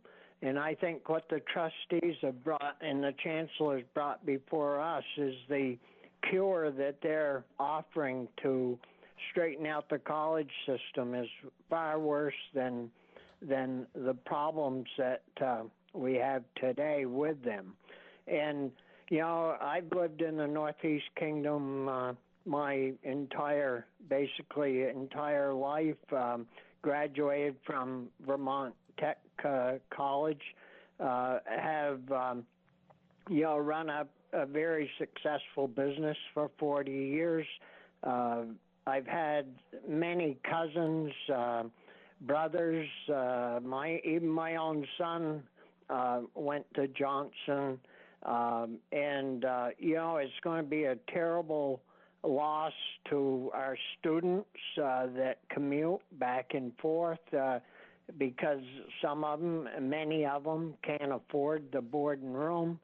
It's going to be devastating to the communities in which these colleges are located, and being stuck up in the corner of the Northeast Kingdom next to the Canadian border. Everything we have is south of us, and I can't see any children or students from up here going to Castleton to finish their education. It's going to deprive many of our younger people a college education, which we've been promoting in the legislature for years, and it's disgraceful to our whole state. An issue as important as this is to give us 3 days notice that it's going to be voted on. And I just think that with the great minds in the the old statement, Vermont strong, well, we're too strong to take this sitting down, and there's no reason that if we put our heads together, we can't straighten this whole situation out and have excellent colleges for our young people in the future. So with that, again, Dave, thanks a lot, and I agree with all that's been said today. Thank you, Senator Starr. I did get a written comment I'm going to add from Senator Benning, who was unable to join us. They've got some power outages up his way, but he did state for me to read, these colleges cannot simply be looked at as storefronts for profit. For well over a century, they have been an integral part of the community we call Vermont. They carry on the spirit and foresight of the authors of our Constitution, who, looking specifically into the future, put language in that document that demanded support for the education of our youth. These colleges do not simply educate those born here, they are the vehicles that attract youth from around the world to come to Vermont. Many stay and help Vermont grow. Many become Vermont's ambassadors throughout the world, helping perpetuate the cycle that makes Vermont healthy and diverse. Their students fill every business in Vermont's present economy.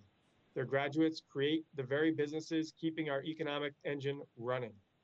We cannot abandon the legacy of our ancestors or hamstring our descendants with quick decisions in difficult times. We should remember our history before we become history and take the time to think this through.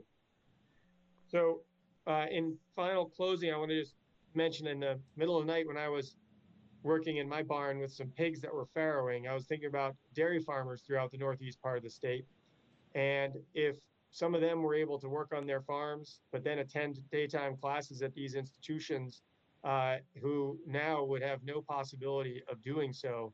There's no way you could do chores in the morning, get down to Castleton or one of the farther campuses, and then get back to do chores and help in the afternoon. There are other professions and other people working in situations where that's just not a possibility. And when I think about our agricultural future, the Vermont Technical College, VTC in Randolph, is really where the heart and soul of a lot of our agricultural education is centered for a lot of Vermonters. And so this planned closure or proposed closure for all of these facilities really will leave a hole in our community that will be extraordinarily difficult, if not impossible, to fill for each of those different kinds of professions. I want to now open it up to questions from the media. This is our first time, so I'm going to work with it through the Zoom chat. And I think Rebecca Fleeter, if I pronounced your name right, if yes, you could go ahead and ask your question. Okay.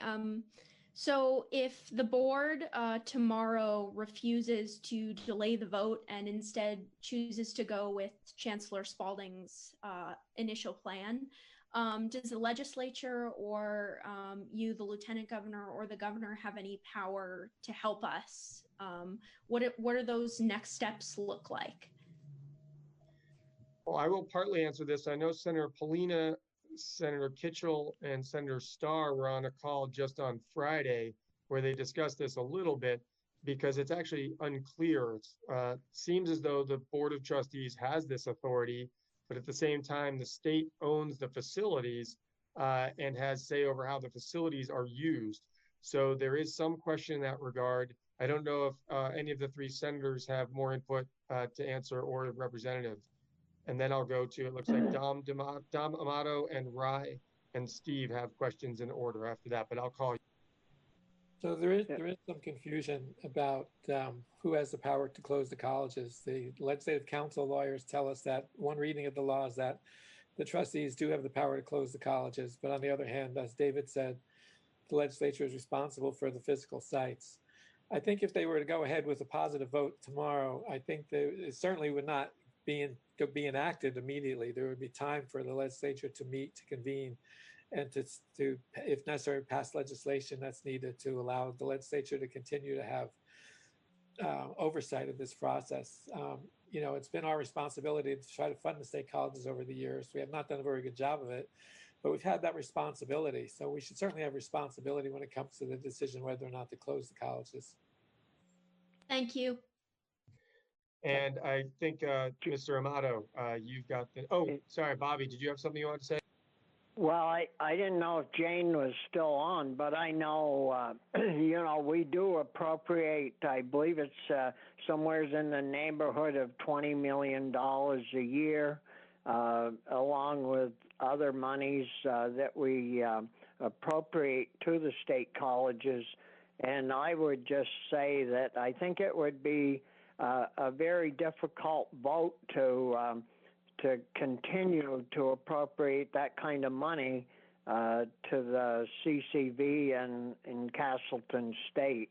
I know I sit on the Appropriations Committee, and I'd have a hard time supporting their budget in the future without our northern universities and VTC included in that package. I think we'll continue to, Dom, if you've got a question. Yes, thank you, Lieutenant Governor. I'm wondering why now? Why are lawmakers deciding to act now on the brink of closure for these schools? You know, we've heard from a few lawmakers today saying, oh, you know, no one has ever really fully agreed and we've never gotten a deal done. But now as we face a vote in, you know, less than 24 hours, now all of a sudden there is this immense movement to try to make something happen. Is this what it had to come to? Did it have to come to a decision by the chancellor to say, you know what, we're closing, for lawmakers to act? I'm not sure who can answer that question. If any of my colleagues want to, I'm happy to have them come up as well. But I would say that. Well, I'll jump in on that, Dave. You know, I think why didn't the trustees or the chancellor come to our legislature? We were there January, we were there February, we were there the first week in March before we had to leave because of COVID-19. Nobody knocked on our door that I know of in appropriations to come in and say, hey, you know, we've got a serious issue here with COVID-19. We need to sit down and chat with you. I must have missed that day or something, and I haven't missed a day in years. I mean, from the legislature. So, you know, if you don't hear from these people, it's pretty hard to help them. This also hasn't been a secret, though, that the Vermont State Colleges have been struggling. Like was mentioned, this has been a decades-long problem. So I guess I'm just wondering why lawmakers haven't been able to make something happen over the last decades, as important as these schools are. Well, as you know, there's been a lot of resistance to raising revenue put towards a lot of needs in the state of Vermont. In recent years, we've had this kind of no tax policy for the last really couple of decades. So it's gotten pretty extreme in the last couple of years. So the colleges have come in over time. And like I said, I've introduced legislation repeatedly that would improve funding for the state colleges. And basically that has not been accepted. So I think what's happening is, like, you know, we're finally seeing what's the result of the neglect we've done over the years. when in fact now we're saying not only have we have a lack of support, but they're no longer able to stay in business. So I think it's a wake-up call for legislators, quite honestly, for some legislators. And it's a wake-up call that says, if you want quality higher education, you got to be willing to find a way to pay for it. And I don't accept the fact that we can't afford to pay for it. We just have to make it a priority and realize how important it is economically and socially and culturally to the state of Vermont to raise that revenue to pay for it. And I do know that there are ways in which we can reform our tax system to make it more fair, to raise additional revenue that could go towards funding our state colleges. We've just been resistant to do that because we've had this no tax thing going on over the recent years. Hopefully that'll come to an end and we'll find ways to raise revenue to support the state colleges. Better now, better late than never. Yes. David, this is Jane Kitchell. Sure. First of all, I would like to say that the legislature has provided additional funding. The chancellor has requested it. He has indicated on several times that the additional money would be what was needed. The legislature put in additional funding when the whole proposal to create the NBU structure was put forward. That was several millions of dollars to support that. So I would say that there has been multiple increases that were done to recognize the financial situation. Several times we were told that that appropriation would stabilize and take care of the situation. That doesn't mean that the funding isn't at the level that would be desired, but I simply want to say that there have been increases made. I will also say, because there's been confusion about this and the federal COVID money is coming in, that some goes directly to higher ed and some comes directly to the state. The appropriations folks are well aware that there are short-term funding needs of the state college because of the room and board repayment and other costs associated, and that people have been under the impression that we have made a decision not to provide any help, and I want to take this opportunity to say that is absolutely not the case. We know that we have to look at that short term so the system can pay its bills, but also if that funding, depending on how it can, we will look at it as it helps us address the longer term, but that transition period. So I just want to make it clear that there have been additional requests, there have been affirmative responses, and even now in the COVID crisis, we know that there's additional need over and above the appropriation, and we are committed to addressing it. Thank you. Thank you, Dom. Thank you, Senators. We've got Rye Pinkney, and if you can just let us know who you're reporting from as well when you introduce your question, please. Hi, I'm a Johnson Online student, and I had kind of a question and a concern. I've gotten dozens of emails from various different people, from like students, from faculty, from my advisor, and it was inconsistent what was closing. Some email said it was just, I think, everything but Castleton, and everyone was transferring to Castleton, and then some of them were saying everything's closing. I wasn't sure what the actual case was. It sounds like everyone's transferring to Castleton, and what does that mean for seniors and for online students?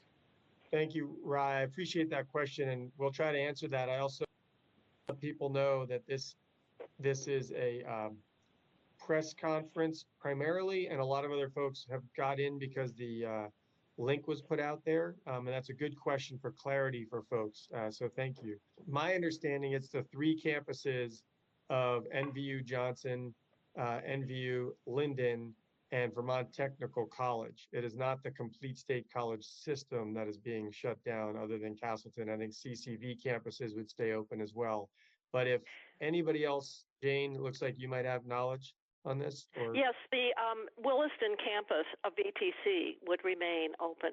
That's as proposed, but please remember we're asking for a delay of that decision. So if in fact that happens and we come up with an alternative plan, then things could change. But right now it's the Randolph campus that would be closed and the Williston one would remain open.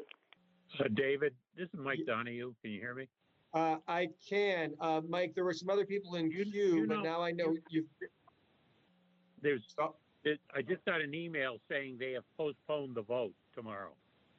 Well, all right, everybody. Look at that. I thought.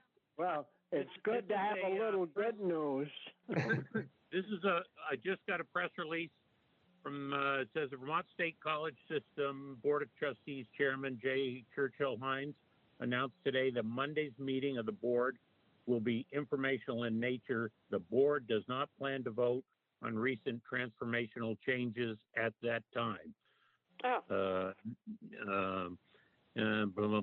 Some background. Quote, I have listened to my colleagues on the board and want to give them time to consider the very significant decisions we have to make, unquote, said Hines, but delayed action increases the profound financial risks facing all four VSCS's, colleges and universities. Those risks grow daily. We simply do not have the funds to afford a protracted discussion and debate. So there's several paragraphs to this thing, but the bottom line is there won't be a vote tomorrow by the sounds of it. Oh. Well, that's Bob, I can't get in here. I think there we go. That's obviously, I think, good news for both what everybody on this call was seeking that I know of, unless there was someone who's watching that had a different idea than the rest of us. I do want to offer the opportunity for those that were in line for questions, if there were other questions you wanted to ask. And Steve Cormier was next from WDEV. And I think there are one or two other questions that will still allow to happen. And then we'll figure out where to go from here. Scoop Donahue does it again. It's amazing. Nice job, Mike. I do want to piggyback a little bit off of Mike's statement there. And can you hear me okay? Yes. Okay. I just want to read something real quick from Tim Ash and Bitsy Johnson's press release, and they're talking about a work group. My question is, I guess it's twofold, is, and I can hear what the chair is saying, you know, time is ticking here, is that there's going to have to be funding put up pretty quickly. How long would you expect this work group to go? Because it looks like Senator Ash and Speaker Johnson are saying that they want to keep all three campuses operational 2020 through 2021. I just wanted to get your thoughts on that, David. Well, I'll answer, and I know Senator Kitchell, I think, also has something she'd like to say, being that she's chair of appropriations. I saw that notice from the speaker and the president pro tem earlier today as well, and I was pleased with the timeline they had put out, because I originally was simply saying we need a few weeks to a month for people to at least figure out what's going on. If the legislative leadership is stating that they think the resources are there to keep these institutions open for a year and, you know, through the next spring, that's a pretty tremendous ask and level of support on their part, and I'm pleased for that. But I imagine that also puts Senator Kitchell and the Budget Appropriations Committee in a tight spot, given the circumstances the state is facing. So I don't know if Senator Kitchell would like to add anything if she's aware of their position. Am I still, I'm not muted, is that right? Correct. Oh, okay. That goes back to my earlier comment.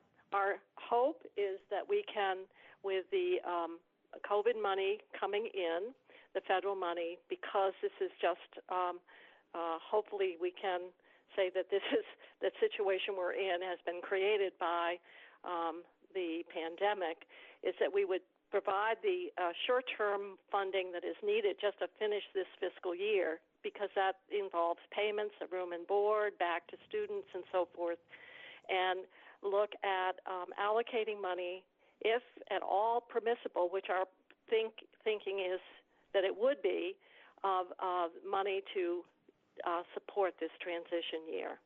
So that is our hope. That would be what we would attempt to clarify to make sure that that would be a permissible use, but we think that that would be a more orderly and thoughtful way so that we deal with that short-term paying our bills right now and funding a path to really define the future of the system. I'm going to go to Alexandra Huff, who had a couple questions. If you can make them together, and we'll try and get them answered quickly. We're not going to run this on forever. I know there's another parent that had a question. This was oriented as a press conference, but I do want to be able to answer folks' questions. We may take some of them over to the Facebook page and through my office at a later time. Alexandra, why don't you go ahead? Yes, hi. I am a, can you hear me? Yes? Yes. Okay. I am a student reporter for The Critic, the newspaper on the NVU Linden campus. And I was just wondering, to the legislature's knowledge, has a formal additional funding request from the Vermont State College system due to COVID-19 been made? There's been talk back and forth, but nobody knows for certain, and how much was requested. And on top of that, we've heard from many senators and representatives and government officials today and got different aspects on that. And I was just wondering if student Patrick Wickstrom could expand on student concerns at this time with a handful of questions or solutions that the young people, these 19, 20-year-olds are offering, so that we can get more of that perspective. Well, this is Jane Kitchell again. We do not have a firm number. Some of that still needs to be developed, but in all honesty, to repay the room and board, we've heard an estimate of around $5 to $6 million with some other costs. We are probably in the vicinity of $10 million. I hope that's helpful, and that's what's needed immediately. Lieutenant Governor, can you hear me? John, I can, and I've now learned that you and Lola from Vermont Digger were sending some questions through my phone, so I was going to go to you two next. I do want to answer one other quick question. Someone asked, where is the VTC representation? I did reach out to Senator McDonald, and I could not get through to him this morning. I also did speak with Representative Jay Hooper, and he was very pleased that this conversation was happening, but also recognized we had a lot of people on the call as actual speakers. And so I believe he may be watching on FaceTime Live. I'm not certain, but they are certainly very concerned as well. So I can answer that question. But John, why don't you go ahead and ask yours, and then I'll ask Lola's question, and then we'll go back to the group chat. Okay, for years there's been talk about closing one or the other, Johnson or Linden. Has it occurred to any of you that this could be kind of a bargaining opener? We'll threaten to close both of them, making closing only one of them politically more palatable? Have you thought that this is possibly what's in the minds of the people at the chancellor's office? And if so, what would you think of that? Do you think it may be necessary to close one of these campuses? Well, I would start by saying that I would hope that that isn't the cynical approach that is being taken, but I cannot speak for the chancellor or the board. I have to take their actions at their word. I do think what this will allow for is everyone to recognize the importance of all three of these institutions, but also the importance of the management of the institutions to work to make them maybe a little more nimble and flexible with respect to shifting some of their programs to the programs where we need more people, nursing programs and others in Vermont. I see that Senator Kitchell also may want to add something to that answer. Yeah, good. I think that's going to be the challenge, and if we have that work group or whatever commission, is to really help us sort out where is the need, because we've had discussion around the need to increase capacity for nursing. The other area that we passed, for example, was legislation to create a dental therapist profession, which would be needed to help address our shortage of dental practitioners. That was passed 5 or 6 years ago, and the program has yet to be put in place. We've heard information around expanding that recreational administration component. So the challenge is, are there ways in which we can design programs that are have a niche, have attractiveness, where should they be located, what should the system do? And to me, that is the kind of analysis that should then ultimately drive decisions around which site provides what kind of educational opportunity or specializes. And the other, of course, is looking at within our high schools, the way in which our state college system can support some of those educational opportunities, which in reality, some of our schools in Vermont are using Southern New Hampshire University resources. So we need to make sure that we have a system that understands the workplace needs, what the programs are, where the students are, and how we can develop those programs to be responsive that way. So to me, that's part of the work that has to be undertaken. We also have to right-size our facilities. We know that we've got empty dorm rooms and dorms, and how properties could be used in multiple ways. So that it's a heavy lift. There's a lot of work. Can I Dave? Go ahead, Representative Rogers. Yeah, thank you. I definitely want to echo everything Senator Kitchell just said, and I think in addition, just to say that I think this idea that we can close 3 campuses and then the whole rest of the system is completely financially sustainable as is an idea that we should be moving away from, because I think really the root of the problem is that we have a 20th century higher education system and we're in the 21st century. And so really, and hopefully if we were able to have a task force and involvement with community leaders in the affected communities, we would be able to come up with more creative solutions. But it's really not even just about the 3 campuses that are being discussed. It's about the entire Vermont State Colleges system, and how do we create a model that is caught up with our times and financially sustainable into the 21st century and serves all geographic regions of Vermont. So I really think that's the question we should be asking and thinking about. Thank you, Representative. We have, just for people's awareness of order, I've got Lola from Digger, and then Mike Verillo from the Stowe Reporter. And after that, John Walters has put in a question. I know there's a couple more in the Zoom chat as well. I just wanted to put out the order that I'm going to be going next. Lola's question from Digger was, given that Vermont funds higher education at a lesser rate than every other state in the country, how can lawmakers credibly say they have been responsive to the system's financial needs? I think in part, Senator Kitchell did answer that, but I don't know if you wanted to add anything, Senator Kitchell.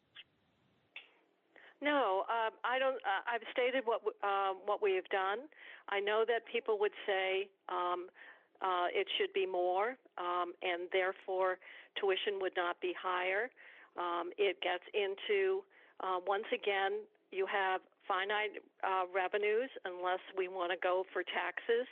And so that gets into that very difficult discussion around what do we fund, how are we funding it. I know that there's been obviously concern about the level of funding. We're tied with New Hampshire, if you want to know the truth. And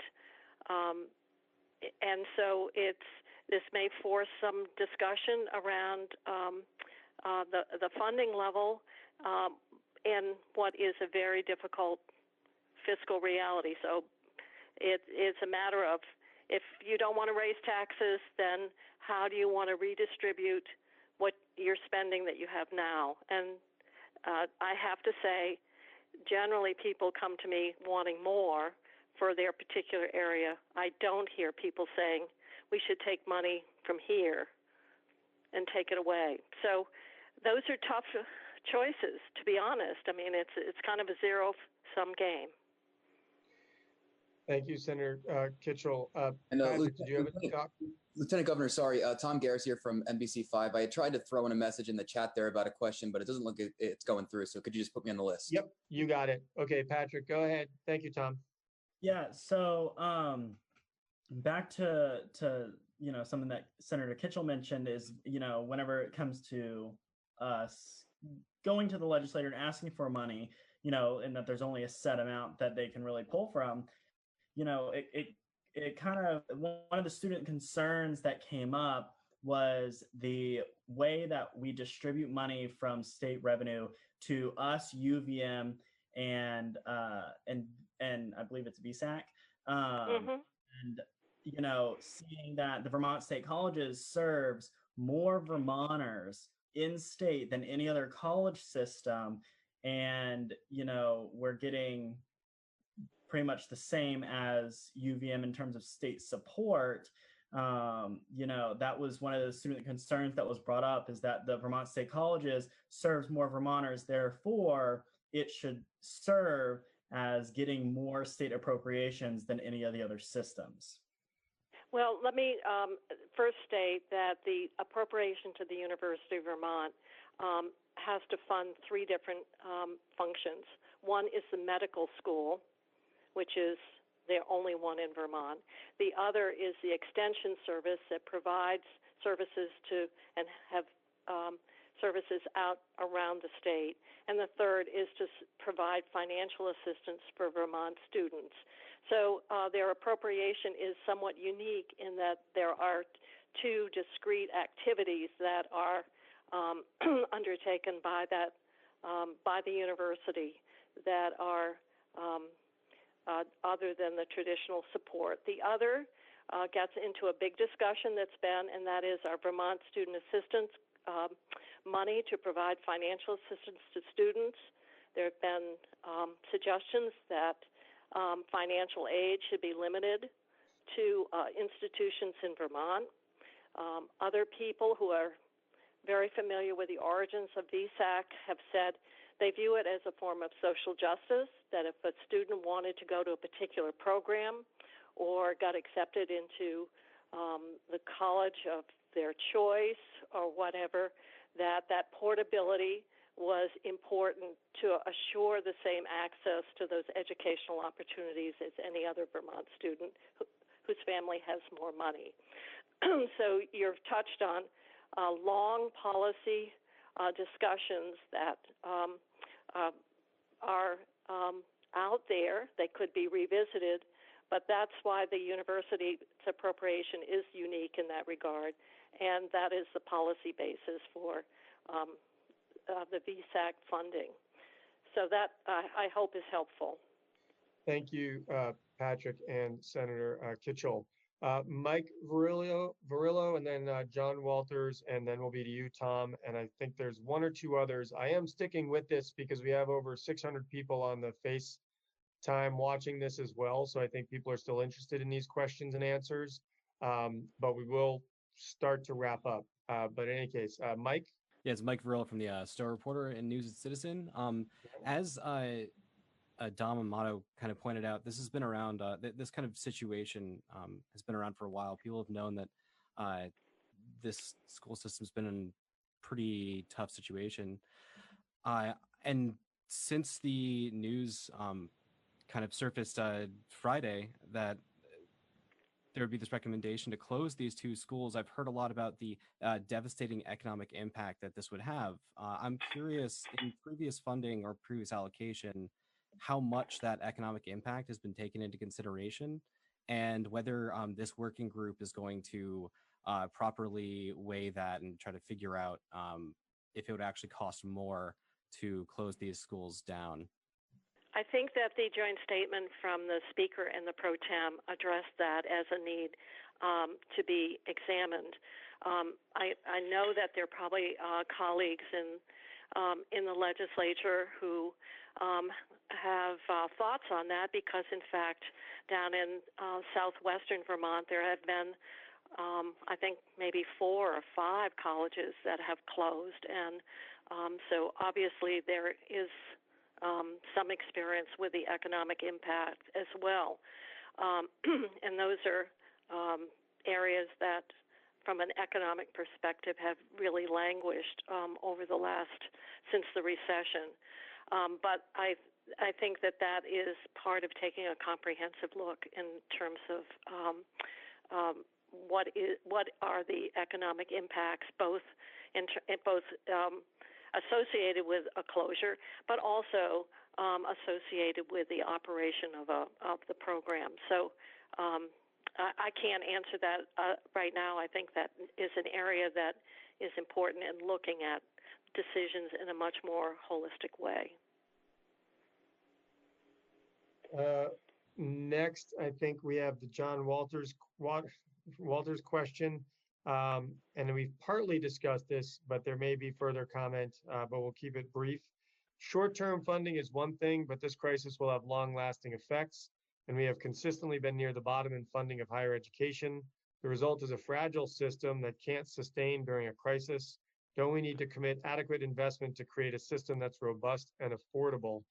I will say, before Senator Kitchell or Polina get on, because I think they've both talked about this in some respects, there are many, many competing interests in the state budget. There's been discussion of trying to have more robust funding for our state colleges and higher education.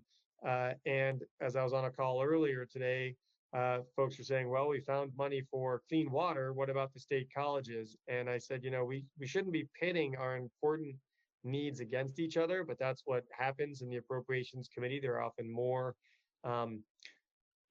realistically important things to be funded than the state currently has the revenues for. And I remember when I was first in the legislature, a legislator said to me, the most important committee is actually not appropriations.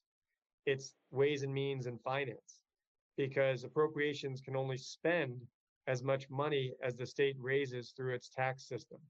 And then everybody's competing for those resources. And I think Senator Polina addressed that in some respects of how can we either restructure our tax system so that those who have more put more in, and then the resources would also be available so that the boiling frog syndrome would not occur, because this has been a sort of death by 1,000 small increases as opposed to cuts maybe, but cuts relative to the cost of running these institutions. I don't know if Anthony wants to add any more to that. Well, yes, I would. Even though we have a lot of debates about education funding and nobody likes taxes, you could argue, Vermonters have been very supportive over the years of K through 12 education, consistently passing school budgets, even in controversial issues and even in hard times. I think one of the things we have to do is start looking at education as not K through 12 being public education, but K through 16 being public education, because of the growing importance of college degrees. So I think if we looked at higher education as part of the public educational system, we would be able to think about ways to raise the revenue to support that whole system and not separate out higher education as something special that we repeatedly underfund. It should be seen as part of the system that we have to fund adequately. And just as an aside, we do know also that when it comes to funding public education, K through 12, that higher income people pay a smaller percentage of their income to fund those schools than do lower income people. If we take a look at that system and how it works, I think we can make it more fair. We could ask people to pay their fair share, and we could raise the revenue we need to support higher education along with K through 12 education. So I think we have to see it as one whole system that goes from cradle to career, as the governor likes to say. And I think that would help us better understand how to deal with the funding issues.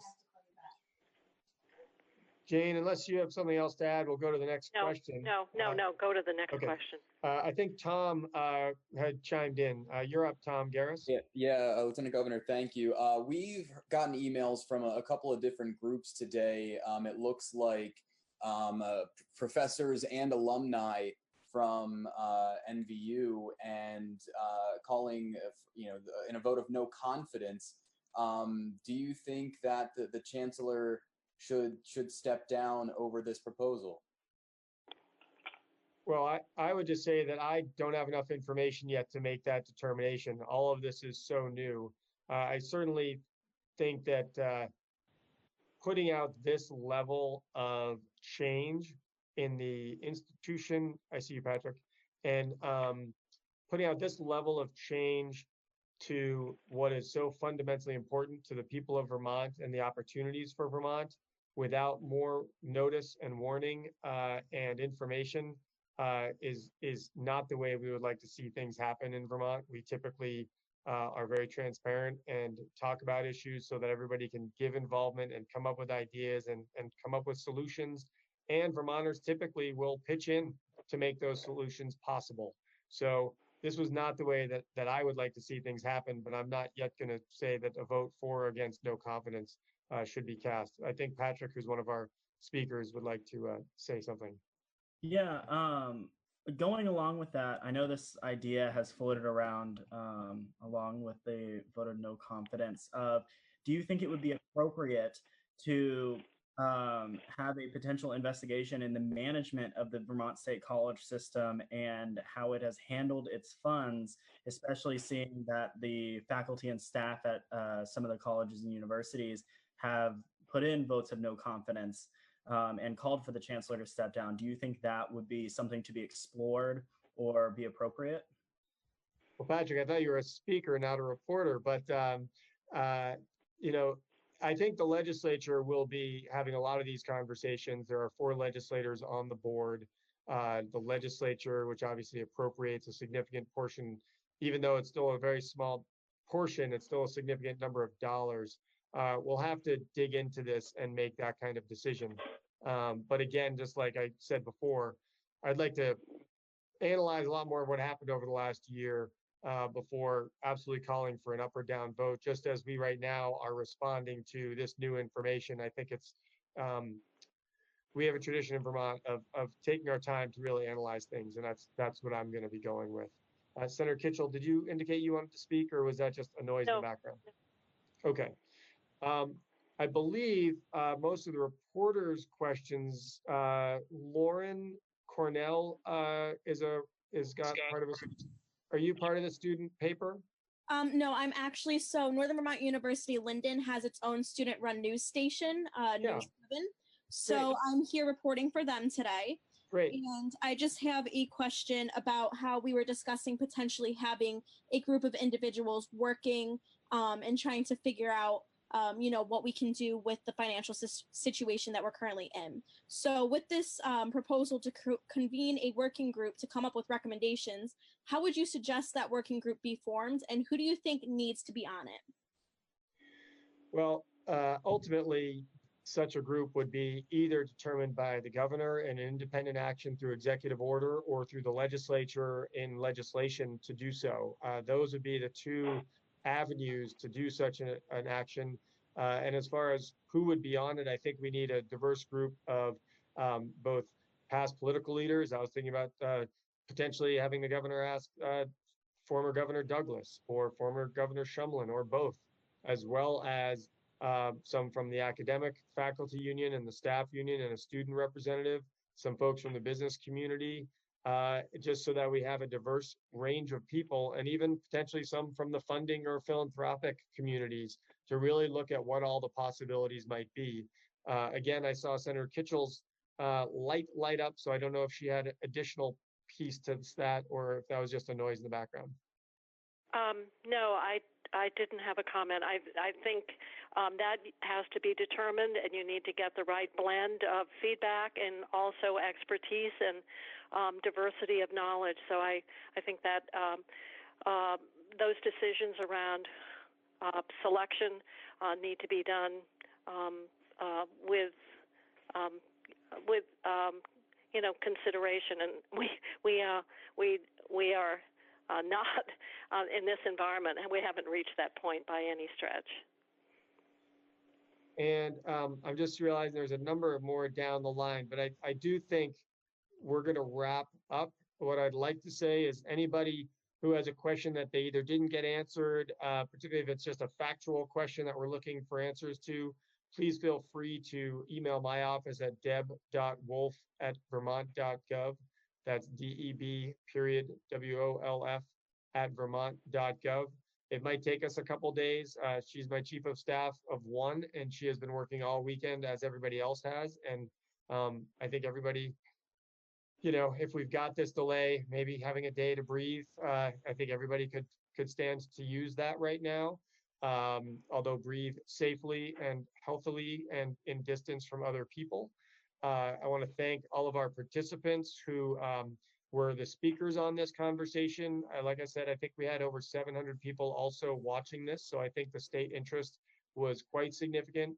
I want to thank Bob Farnham for helping all the facilitation of the technology, because that is beyond my bandwidth. And thank all of the senators, representatives, and the representatives of the faculty, staff, and student bodies who are part of this press conference as well. And ultimately say congratulations for the incredible organizing and work that so many have done to build that pressure that the legislature clearly heard with leadership of Speaker Tim Ash and, Pro Tem Tim Ash and Speaker Johnson. The governor as well heard it and made his announcement today.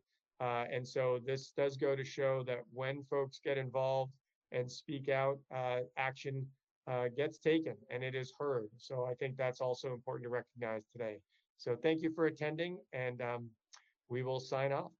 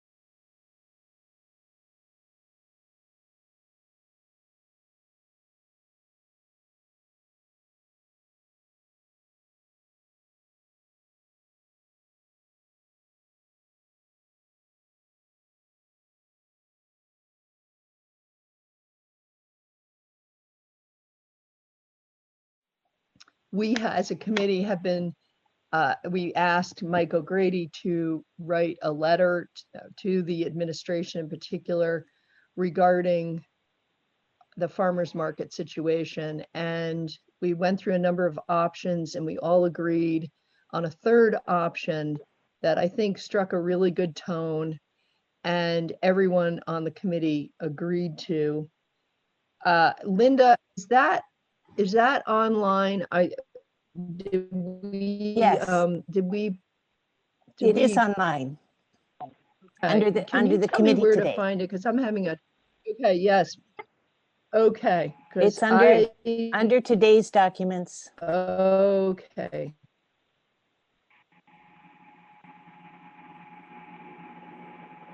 Okay. I was having a little bit of a hard time finding it.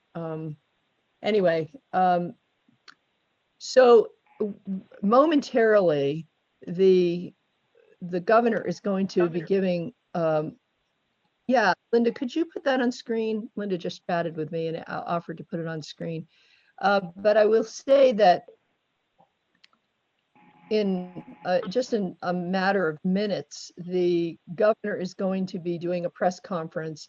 And I heard at his last one, unfortunately, I was on another phone call or Zoom meeting when he was doing his last meeting, but he did, I kind of ran into the room where the radio was on and I heard mention that potentially the governor was going to be addressing the farmers market situation.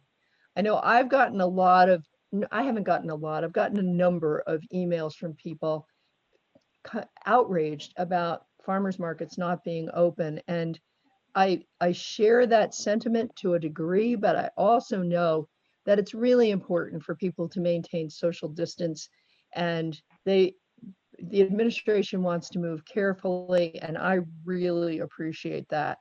So I know I've gotten emails from people who feel that things should be gone back to fairly quickly as they were. I know that there's concern about people taking money individually, and I appreciate all that. But what we were trying to do is come up with a strategy and protocol. Well, we weren't coming up with the protocols. It's really the administration that needs to come up with the guidance. So we have the letter before us. Mike, I don't know if you wanted to kind of go through that with us for the sake of us as well as the public. If you would like me to, I can do that. Okay, that would be fantastic. So why don't you go ahead? Okay. So the first paragraph is just setting the context. The letter is from the chair on behalf of the committee regarding the guidance that the agency issued prohibiting the operation of farmers markets during the stay home, stay safe order.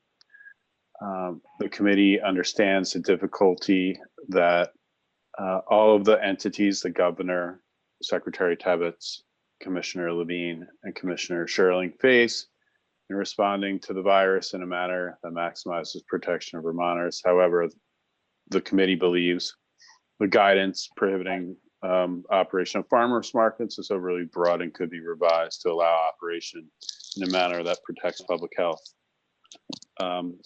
Then the next paragraph is basically excerpts from the stay home, stay safe order on why it was issued and the basis for it, including the fact that people need to stay at home except to leave home for essential reasons. Among the essential reasons is to leave home to shop for groceries, pick up goods curbside, and obtain meals or beverages. And the Agency of Commerce's guidance provides that businesses that provide essential services, including food distribution, may continue to operate. Then it goes on to say that the committee believes that farmers markets are essential services, that a farmers market supply fresh local food, that they also sell prepared meals, beverages, and other goods, and that farmers markets serve as a necessary source of food for persons participating in food assistance programs such as 3 Squares. And then to the committee, farmers markets are more than essential. They are necessary services that should be exempt from the stay home, stay safe order. Then goes on to reference the Agency of Agriculture's guidance about farmers providing food from their food stands with appropriate social distancing, and that the committee believes farmers markets can implement similar appropriate protective measures. Then you ask the relevant agencies to develop clear guidelines or practices that farmers markets can implement to protect public health. We believe that with such guidelines, open air markets can operate as safely as indoor food providers, if not more so. And you reference the difficulty that the state is facing. It's extraordinary times. People are anxious. Unemployment is high. The economy is suffering. You, as a committee, recognize and respect that the state is making difficult, novel decisions every day. And the committee understands that the state must take unprecedented action to protect public health and safety. You applaud the state's work. However, the committee requests that you revise the policy prohibiting the operation of farmers markets and allow farmers markets to operate subject to appropriate social distancing guidelines.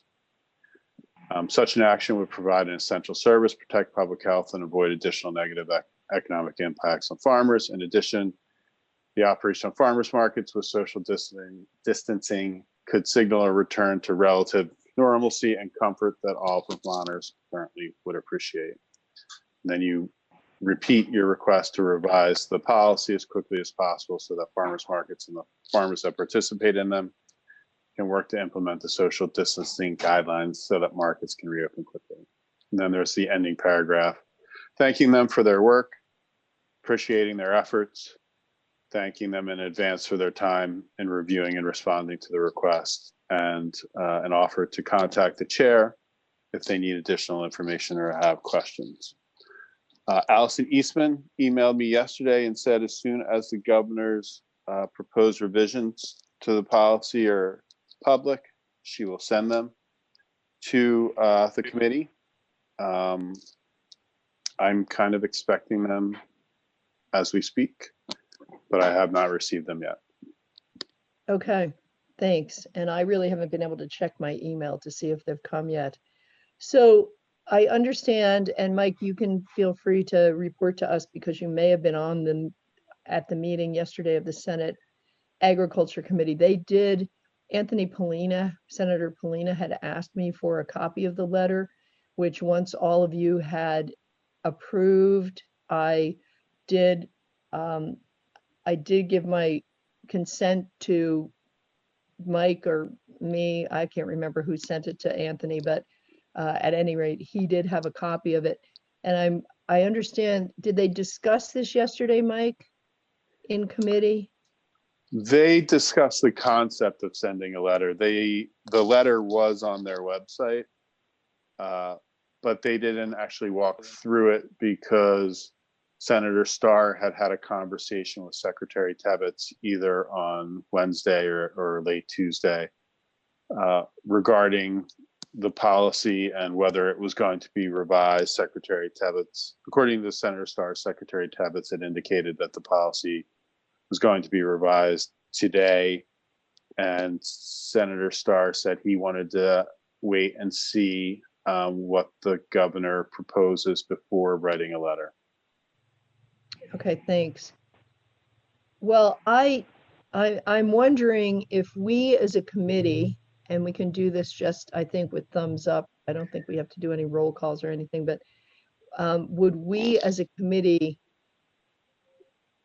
want a half an hour or so to see what happens and to have the letter ready to go? Mike can email it to folks, but to wait and see if the administration does revise the guidelines and move forward with allowing for farmers markets to function, knowing that there are probably going to be some serious restrictions, that farmers markets are not going to be social gatherings, there's not going to be music, and there'll be some restrictions that some vendors are not happy with, but that it may be a start and an opening of the door so that our farmers markets can move forward. So I would entertain any comments from folks or nodding of heads or whatever in terms of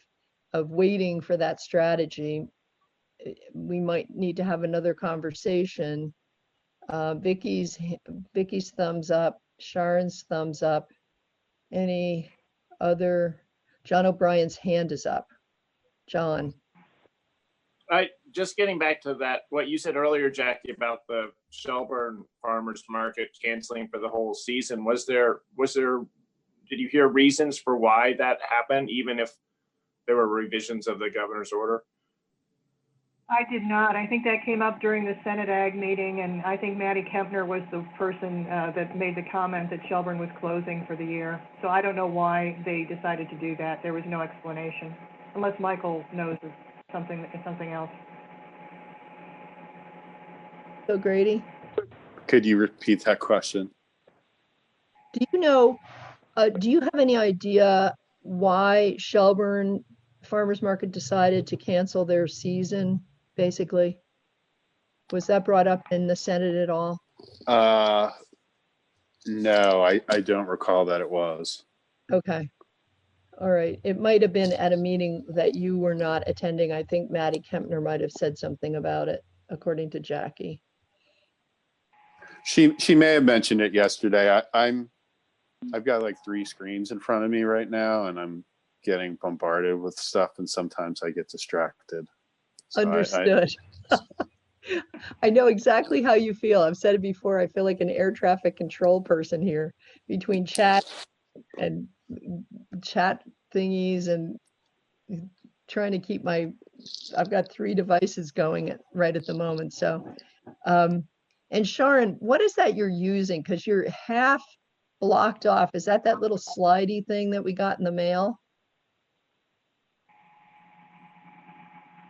Yeah, right. Yeah, you were half blocked, not completely. So watch what you're doing over there when you're only half blocked. Any other feelings from committee members as to whether we should wait to see what the governor has to say today?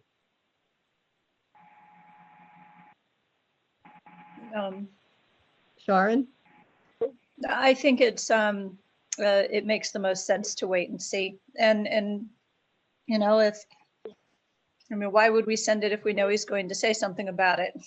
And then we don't know what he's going to say yet. Okay. I'm getting a thumbs up from Terry. Vicky's hand is up. I saw Rodney's thumb up as well. The thumbs up only last for about 20 seconds. So Vicky, you're up next, and then John Bartholomew.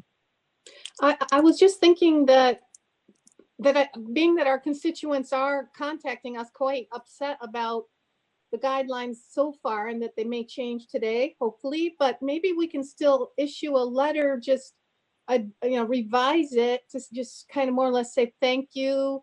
We've really been having a lot of discussion about this issue. We really want to see the ability, for our farmers to keep functioning and selling and making their products and produce available, but maybe just have a revision of the letter. So it's letting our constituents know we've been working hard on this and trying to advocate for them. Yeah, thanks, Vicky. I think folks know that we've been working on it because I've been hearing from them. What I'm not 100% clear on is whether or not we should wait until the governor says something and then decide whether we feel that it's adequate or not, and then potentially move forward one way or another. And if the governor issues guidance similar to what the Bennington Farmers Market used, which, as you will all remember, remote pre-ordering either by phone or online, and then curbside pickup, and they had an incredible protocol in terms of keeping people in alphabetical order, and everything was boxed and one person took the money. They really did a good job at that. If it's similar to that and we feel that these farmers markets can move forward, then maybe we don't need to send the letter at all, but it is on our website. So the farmers who have been concerned about this will know that we've been working on this, that we've been trying to push for guidance on this for at least a week. John Bartholomew's hand is up. I'm wishing we'd been able to get this letter out a couple days ago so we wouldn't be wondering if it is too dated. But I'm wondering if we wait and we're not happy with what the governor comes up with, our delay is too long. How can we get out a response more quickly? Well, I think I appreciate that, but part of the problem was getting our committee members to agree on a draft of this with that struck just the right tone and what have you. Oh, I appreciate that and I understand, but if in a normal course of events, if we were waiting, we would meet this afternoon and come up with something new. But now we're talking, it might be next Tuesday before we would do anything again. And that seems like the delays are really long.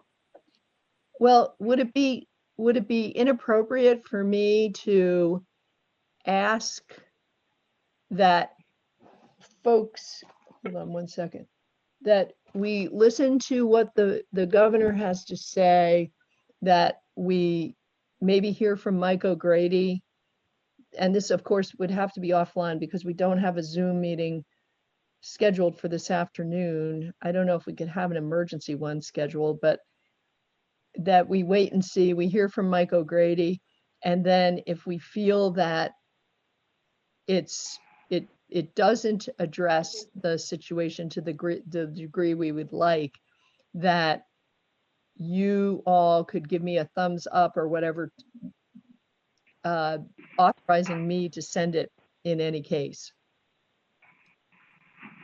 All right, I'm seeing John O'Brien's hand is up. Vicky, is your hand still up or did you? Okay. All right, John. Oh, to be clear, Carolyn and Mike O'Grady, I just wanted to know who say at AAFM saw the third draft of this letter, because if Allison Eastman saw it or Anson, it seems to some extent it's done its purpose as far as the administration certainly knows that House Ag had these feelings and wanted to apply pressure to have them change the guidelines. Mike? So the agency has been listening to your meetings and has reviewed, as everyone who's been listening has reviewed the letters when they've been posted. Allison Eastman just emailed me to say she's listening to the House Ag testimony and wanted to let the committee know that Secretary Tabbitt's plans to email the guidance to you as soon as the governor is done speaking. Apparently he is speaking right now on the issue. Okay. Maybe I should put the television on and listen to the television. Yeah, a fourth device. No, I'm not going to do that. John Bartholomew's hand is up again. John? I guess the point I was trying to make before is, depending on what he says, we might have to completely redraft the letter. And again, there'll be a delay until next week before we can deal with a new letter. It's not just a matter of send it or not. It's does it say the right thing after we learn what he says. Well, unfortunately, this is one of the drawbacks of us all being in many corners of the state instead of being in our cozy little room 32 with a beautiful view, and having to do this all remotely and observe open meeting laws as to the best of our abilities, and et cetera, et cetera. So let's, and I'm going to apologize to Mike in advance if we have to have yet another version of this letter, but yeah. You are such a good sport. It's what I'm here for. Yeah, I know, but you seem to have unlimited patience, and for that I am very thankful. Thank you. Thank you. Yes, Vicky's clapping hands. I appreciate that. John, your hand is still up. Do you want to speak again? Okay. All right. So we have another 13 minutes until 11:30. I don't know. Mike, did you get the idea that Allison was going to email you after the governor was done with the entire press conference, which sometimes these things go on for quite a while, or just after he addresses the farmers market issue? There really isn't that type of detail. It just says after he's done speaking. It doesn't Okay. really kind of parse it that way. Sorry. No, that's fine. I'm trying to find channel 3 here to see if I can. Oh, no, they don't have his thing on. It's The Price is Right. Oh, no, he's on, guys. Who are on that list. So with that, I'll turn it over to Commissioner Pichette. Oh, sorry. All right, I feel weird watching television while I'm on here with you guys. Yeah, I've been watching it on my other computer, and he hasn't talked about farmers markets yet. He's in unemployment insurance right now. Oh, okay. All right. So why don't we potentially leave it like this? We'll hear from Allison and Mike. Mike, would you be willing to? I might get it as well. You all might get it.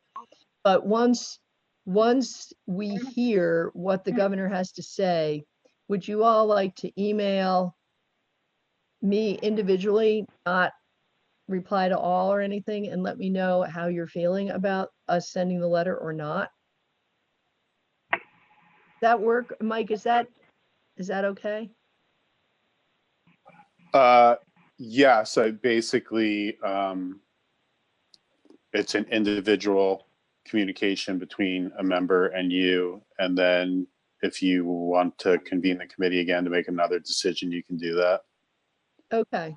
Do you think that we could potentially have a very quick meeting this afternoon if necessary? Maybe this is a question for Linda as well in terms of setting this up. Yes, I'm checking right now with the leadership of the Legislative Council to see whether we can schedule a meeting this afternoon. I have not yet heard back. Okay. I just got the from Anson. It says farmers markets will be allowed to open May 1st. Final guidance pending and will be sent along when complete. This will allow markets to plan for spring and summer markets. So I guess for the next 2 weeks, they will still be not allowed to operate, but May 1st, they can start, subject to guidance that the state will issue, but is not yet complete. Okay, folks, how do you feel about that?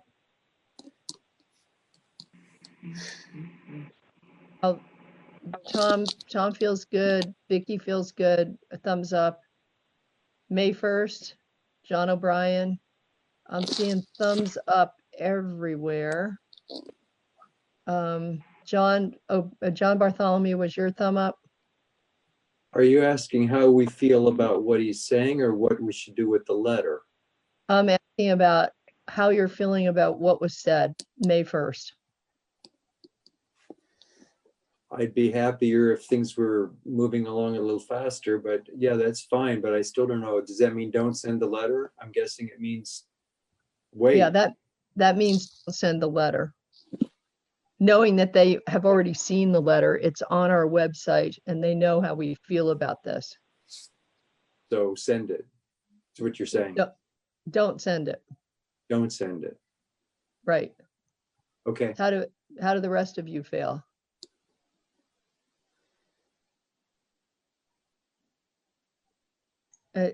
Could you be more specific? Like the question is, should we refrain from sending the letter? That's correct. Okay, good. and refrain from sending the letter at this point. I'm seeing a lot of thumbs up. All right. One of the things I like about this is that I've also heard from folks, in particular, Alice Emmons reached out to me, and they're concerned because Mother's Day is coming, and it's a huge opportunity for our farmers markets and farm stands in general. I know that there were times when we'll off if we were meeting around Mother's Day just to be able to meet the demand of, and of course, a lot of that is hanging baskets, but I think as long as folks are providing the proverbial potato, food and vegetable starts, they should be okay in terms of selling their ornamental baskets. Mike, is there anything additional or any guidance on that? The ornamentals?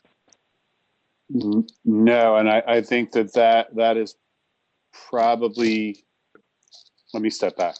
There's going to be a lot of detail and probably some nuance in the final guidance that they issue. So I think you will probably want to review that when it's issued, because it may address things like that markets can only sell food, or markets can only sell starts and not ornamentals. So I think you still have some questions for the agency and the state, because it's still a little unclear what they're going to allow. So, okay, so Linda has chatted with me to say that we can call a meeting for this afternoon if we want.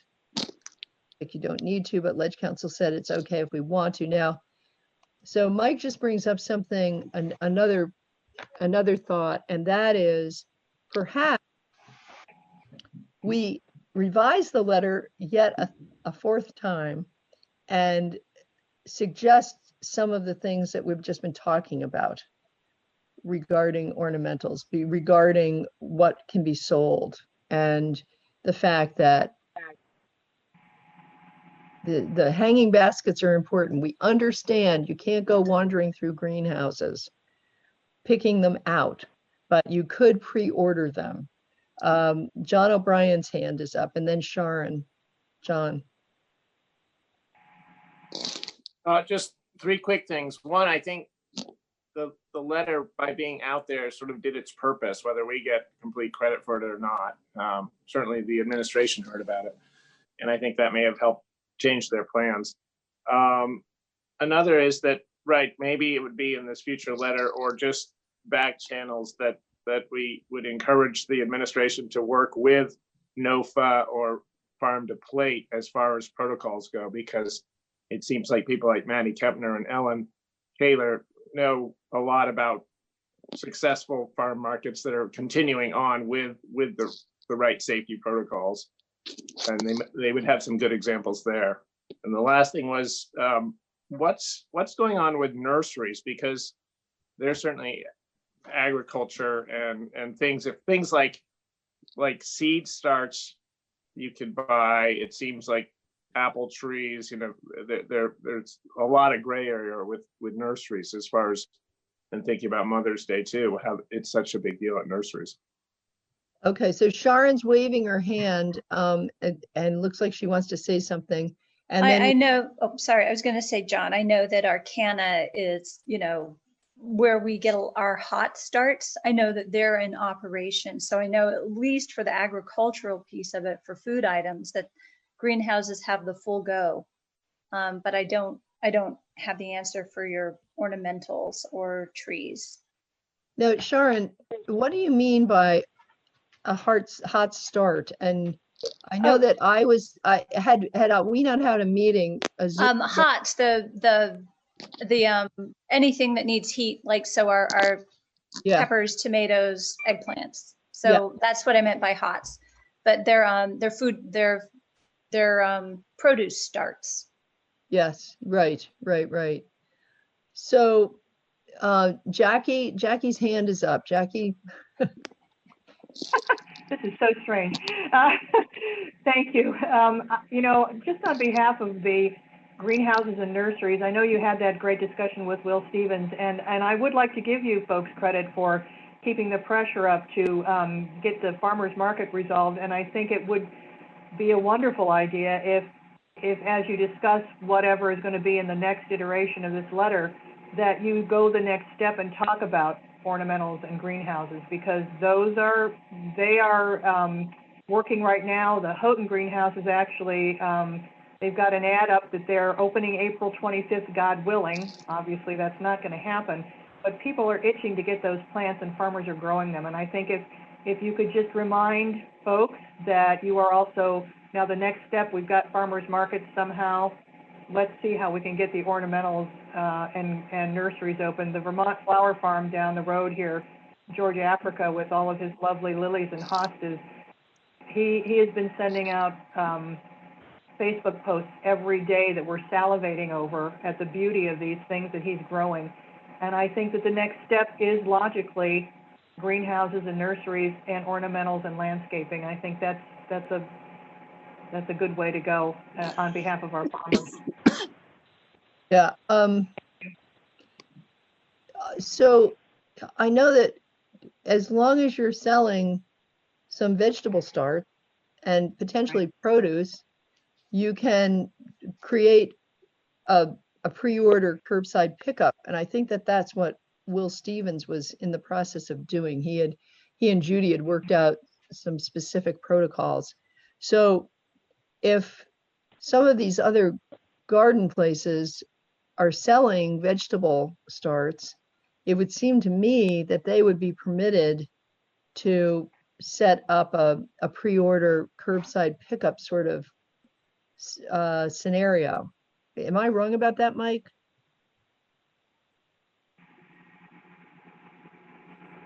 I think that I'll confirm this with the agency, but I think that that's what the agency was providing as an option.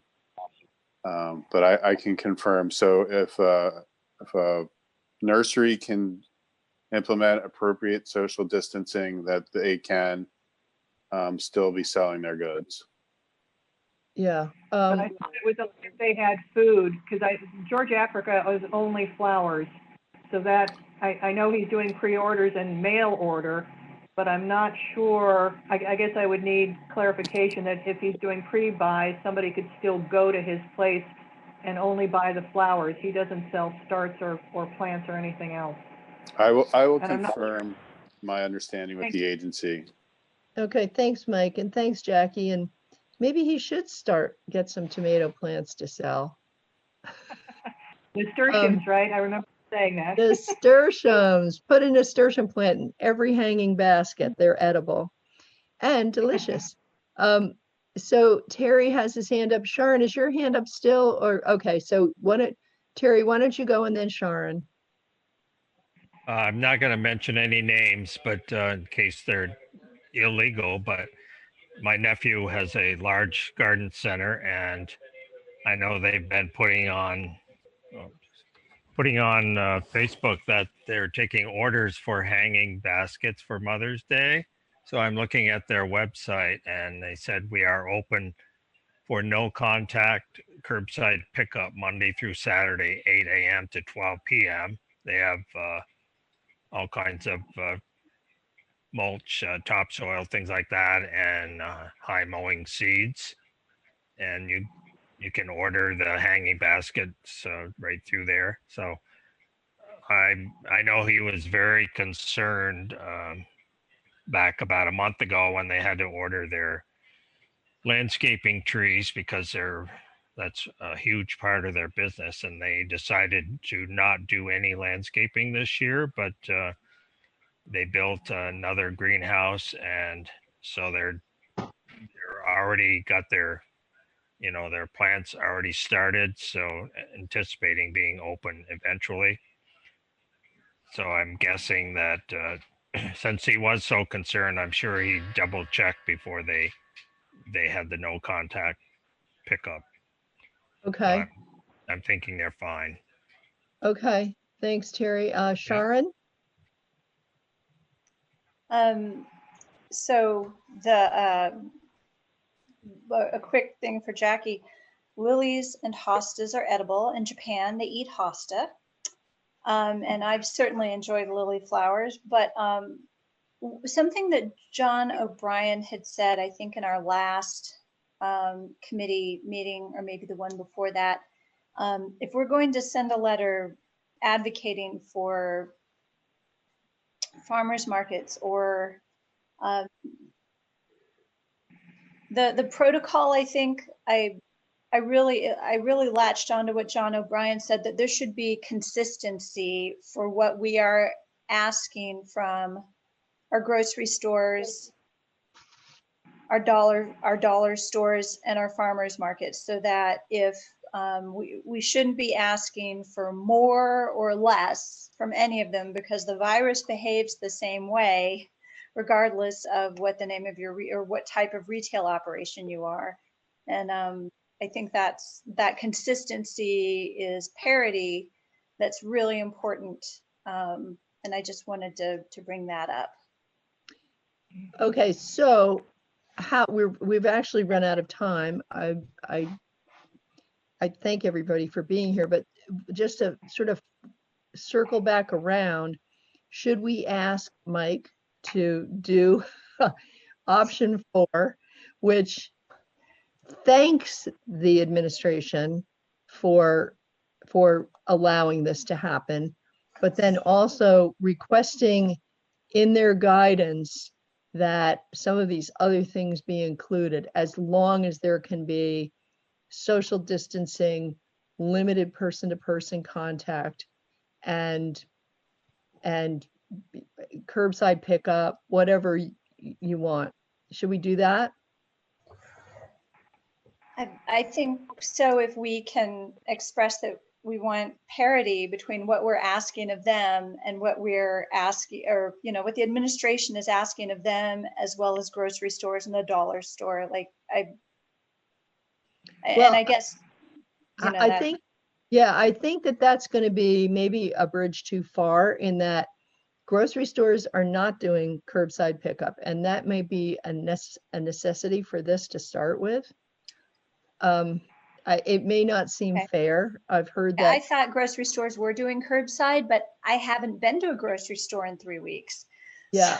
Well, Hanford may be doing curbside, but that's not how you can go in there. You can wander around. I understand there are now one-way aisles, although not so much in Brattleboro. So I think there are a variety of modes of doing business at the various stores.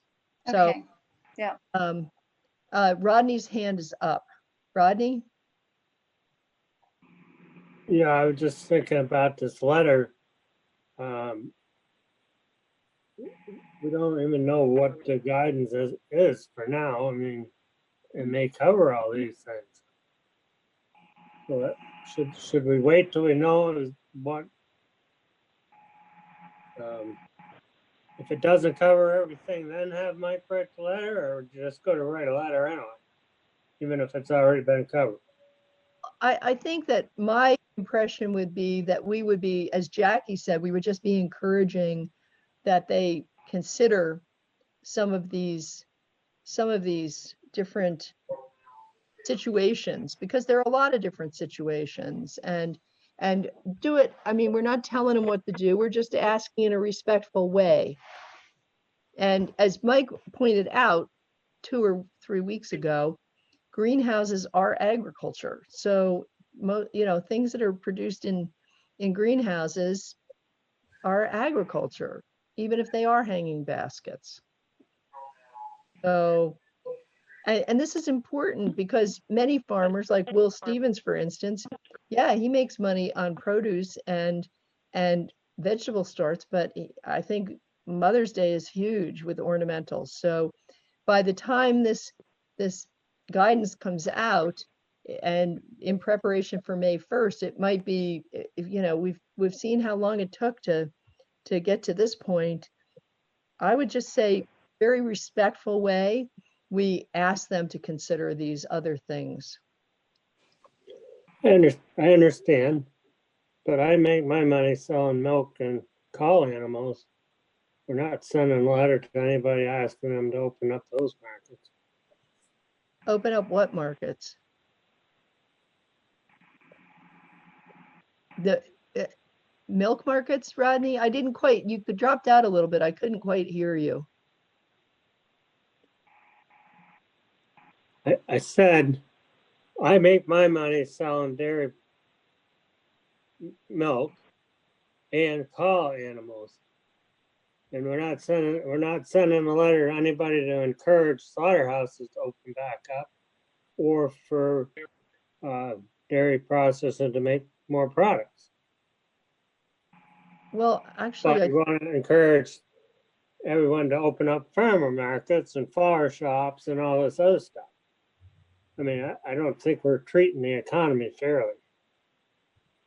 well, I would just, I see Mike O'Grady's hand is up and I'm probably going to go to him, but I would say that so far, everybody's been doing their thing. We don't like what's happening with dairy. We don't like the fact that people that, you know, Smithfield got COVID and that there are other packing plants that got COVID. But I think we actually have been trying to do our best to get the word out about dairy and buying more milk and getting milk into more people's hands. Jackie was just talking about the voucher program. So I don't know, I would respectfully disagree a little bit, Rodney. Mike? So I emailed Allison to ask about the whether or not nurseries are providing could sell subject to remote distancing. And she emailed back that she was listening to your discussion and she knows that the guidance that the agency is going to issue will provide clarity, that the agency is aware that this is still an issue that needs further clarity. I then emailed her back and asked for a timeline for the guidance. So the guidance is going to address these issues and hopefully provide clarity. And I can let you know the timeline of that whenever Allison gets back to me. Okay. All right. So why don't we leave it this way? We will wait until Allison gets back to Mike. We're gonna have to wrap this meeting up because we're already 10 minutes over. And if, you know, we've gotten the word that farmers markets can start on May 1st.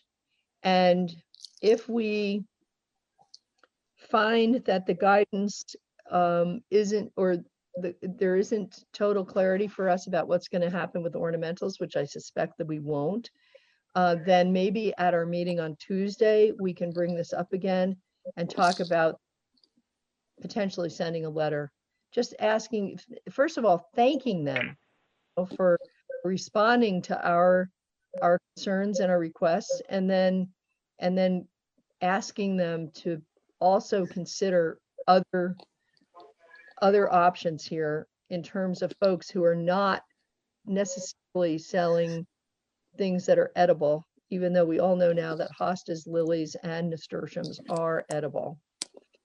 Mike, your hand is up. You just didn't lower it. Yeah. Okay. All right. So do we want to look that way for now, folks? Can I have a thumbs up or a shaking of a nodding of heads? Yeah. Yeah. Are we good? Okay. All right. I'm seeing a lot of thumbs up. All right. Excellent. Terry? Everybody's practicing thumbs up. Yay. Okay. All right. John O'Brien, this will have to be the last question. Carolyn, can you or Mike or somebody, and I'm sure this has already come up with advocates, but just articulate to the agency the sort of incredible gray area that you run into with with rules on is it edible or is it ornamental? Because it seems like why a tomato start or an apple tree is okay, and something that's inedible, another plant is not. An ornamental crab tree, for your mother is not a go. And so if it seems like they should just once again say all nurseries and flower farms are open as long as they can meet these safety protocols. It would just be a lot easier than having, say, the flower farm sell a 1-inch tomato start with flowers just to beat the system. If we could convey that to them, I think that would be great. Okay, well, if we do a letter, then that would be part of the letter. Okay.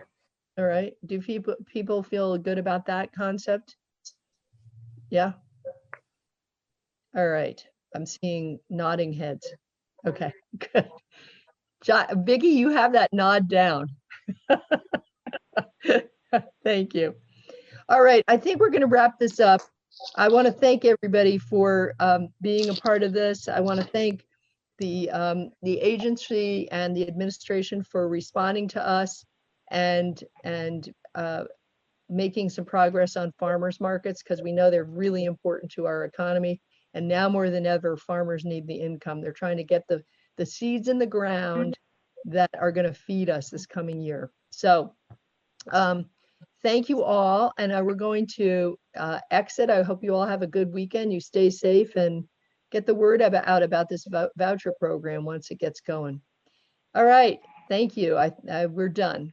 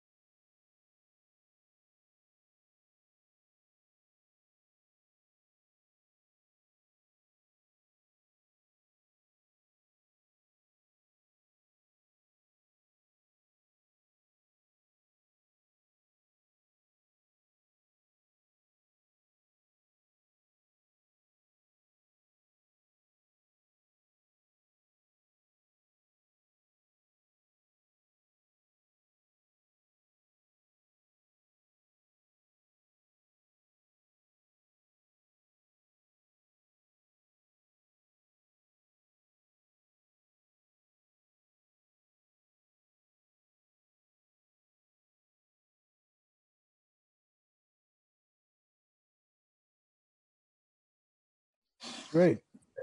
So our first witness, this is Senate Judiciary Committee, April 15th, 2020, reading remotely from our living rooms, bedrooms, spare rooms, attic, cellars, office, wherever. You know, I've been watching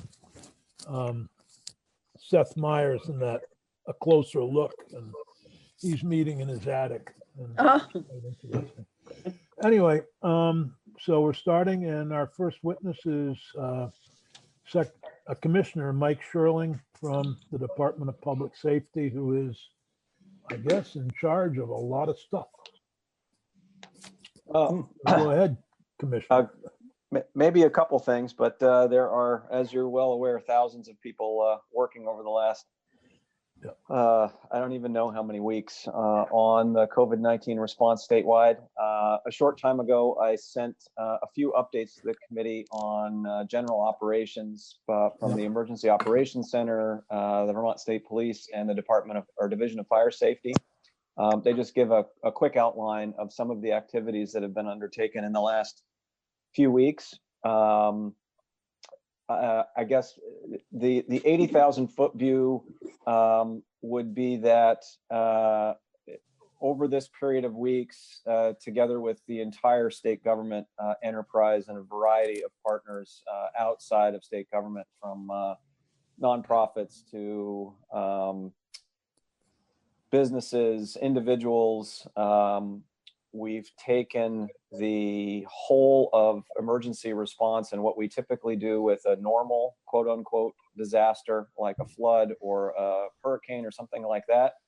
And in many instances had to take those plans and completely reimagine them to be able to provide the necessary resources across the state to respond to COVID-19. So the number of things that have occurred are so voluminous it'd be difficult to A, remember them right now because they haven't all been cataloged, and B, describe them. So I thought what I would just do is give you a point in time snapshot of the types of things that are underway right now. On the top of the list is continuing to build out the data systems and the dashboards that inform decision making. So that's been ongoing for since the beginning of this. And I wish I could share my screen and be able to show you those, but I tried that a minute ago and the bandwidth just isn't enough to be able to refresh those live views as we go. But they're on the website. They're on the committee page if you guys want to look at them. Oh, really? Huh? The dashboard views of various things, they may be different items that we're talking about. The documents that you sent me this morning, the four documents. This is different. These are okay. I apologize. Sorry. No problem. These are live views of assets. So I'm going to describe what the dashboard looks like. The very first screen you come to is a map of Vermont and the ability to look at assets by geography, whether those are hospitals, other medical facilities, surge sites that have been built. And we can actually overlay volunteers that have stepped up to participate in this as well. So if we get to a point where we need to deploy volunteers to a particular site, or we need to match assets by geography, there's a geo-referenced map that can assist with that. The next layers are the health department's dashboards, which are public facing. So if you go to the health department's website, you can see the COVID-19 snapshots that are available to all Vermonters on a day-to-day basis. And those have been built out really rapidly with quite a bit of information. And then over the course of the last couple of weeks, you've seen static snapshots of personal protective equipment, ventilators, bed status, things like that. Those continue to be built out as we look at supporting a larger cross-section of our partners with personal protective equipment and other gear. And we're essentially building systems that have never been imagined before. The supply line system for what's called the SNS warehouse, which is run by the health department in conjunction with the Emergency Operations Center, and today in conjunction with the Army National Guard, is designed to supply Vermont's 16 hospitals. What we're doing on an ad hoc basis right now, and soon to have a fully built out system, is supporting nursing homes, long-term care facilities, elder care facilities, first responders, home health workers, and a variety of other frontline populations that need ongoing access to personal protective equipment as we continue to evolve the response to COVID-19. So we're able to see right now on the fly what the PPE levels at hospitals, long-term care, and nursing facilities look like. And we then overlay those models against what we know the existing burn rates are, how many units are being used at any given time. And we can also overlay with a variety of different models around the COVID-19 pandemic itself, and you've seen some of those forward facing at various press conferences, what the expectation of the virus spread looked like in a worst case unmitigated scenario, what it looked like with mitigation, and what it looks like now with Vermonters really doing a great job at heeding the advice and warnings and really suppressing the outbreak to a more manageable level than it would have been otherwise.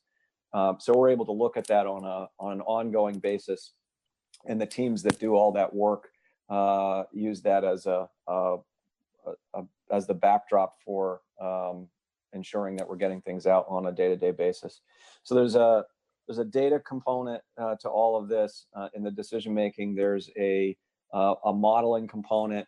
There is a frontline effort at PPE, which is top of mind right now. And then embedded in those reports I gave you are a host of other activities that are coordinated by the Emergency Operations Center, and then some sub-activities by the State Police and Division of Fire Safety. And without going into all the details and reading you documents, I'll leave it there with just the note that it's been an interesting evolution of how this has all come together. The Health Department and the Agency of Human Services are really on the front line of what is obviously a health emergency. So the manner in which the work has evolved has looked a little different than in the prior emergencies that you've seen go by. So in addition to what you see on those documents, there is another iceberg of work that's going on in a variety of other areas around state government, so that those do not represent a comprehensive view of everything that's happening. And with that, I'll respond to things that are of interest to you rather than droning on for 15 minutes.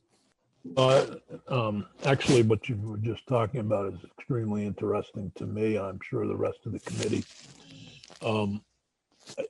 I had a meeting on Thursday remotely with the local hospital, the Southwest Vermont Medical Center. They basically said they had 5 days supply of personal protective equipment available, which would bring us to Tuesday that they would run out. Are we prepared in that area? And I also heard from folks at other, particularly at nursing homes, where obviously the deaths rates have been high. I think 42% in Massachusetts of the deaths are people that were in long-term care facilities. So I'm curious about the supply of our personal protective equipment. I'm knocking on wood. The supply lines, based on current burn rates statewide, particularly in hospitals, nursing facilities, and long-term care facilities, which are the primary areas that have been supplied to date, are holding pretty well. Actually, the numbers are increasing. Supply on hand is increasing. For both the committee's consumption and for anyone listening online, there are 2 ways people can request personal protective equipment from the state stockpile. One, there's a web form that goes directly to the SNS warehouse.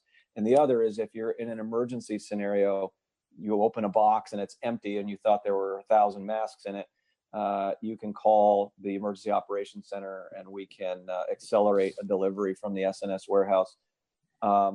As an example, I'm looking at the dashboard right now. I looked up that hospital. They're showing on hand 11,000 N95 respirators, 4,000 surgical masks, 3,500 body protection units, and 760 face shields. So the burn rates that show graphically, so I can only tell you that based on current modeling and the existing supply lines, they appear to be in good shape as long as the supply lines hold.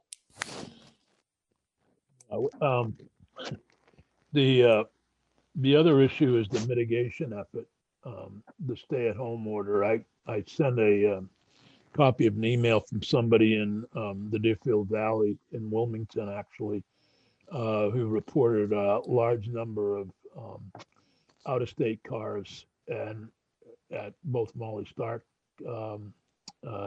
State Park and throughout the Deerfield Valley over the weekend.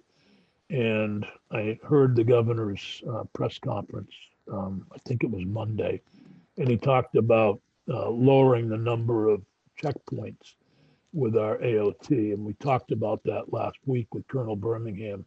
But I wonder if there's a way to patrol those areas of the state where they're seeing people are reporting a high number of out-of-state cars at various venues, which are not motels or anything like that. We could certainly keep an eye on that, Senator. As you're aware, I forgot the number of monitoring points that were set up by 38, I think. 38. So we've got some data on what the inflow and outflow of vehicles looks like. As you might imagine, it's primarily New Hampshire and New York, which there's active workforce that is supporting the COVID-19 effort there. So it didn't give a tremendous amount of concern. On the sort of the global picture of out-of-state plates in Vermont, I know what we've taken into account in our modeling for both disease spread and availability of resources is some cross-section of tens of thousands of sort of secondary Vermonters who have homes here or are staying with relatives because they're at-risk population or something of that nature. So the fact that we're seeing out-of-state cars particularly at outdoor recreation kinds of areas is not surprising, given that we've expected, I want to say 30 to 40,000 folks that are not primarily Vermonters, but sort of secondary Vermonters to be in the mix for our planning, and the encouragement that's been given over the last few weeks for folks to be active and get outside, socially distanced while you do so, but to stay healthy in that manner. So those observations are not surprising, and absent some other fragment of information, I don't think would give us concern that that there are activities happening that are problematic. Good. Mr. Chair? Yeah, Senator White and then Senator Bruce. Yes. If Senator I could just Bruce. tell you, your monitor behind you is broadcasting commercials or something. Oh, thank and you. it's a little distracting. You might want to. It's called product placement. Yeah. It was ESPN. Okay, great. You're watching the Masters from 2012? Yeah, who knows what I'm watching? I mean, the events are so old, I forgot the results. So, Senator White, thank you, Senator Bruce. I forgot it was on. thank you. Thanks, Commissioner. I just have two issues, and one is a question and one is a question suggestion.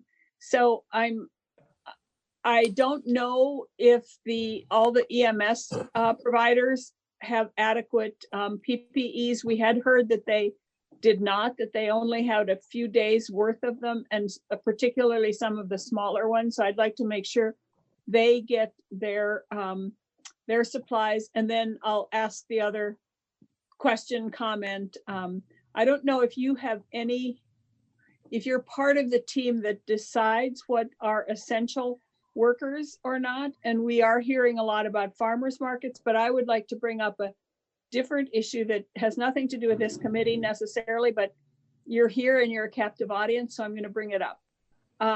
Landscapers.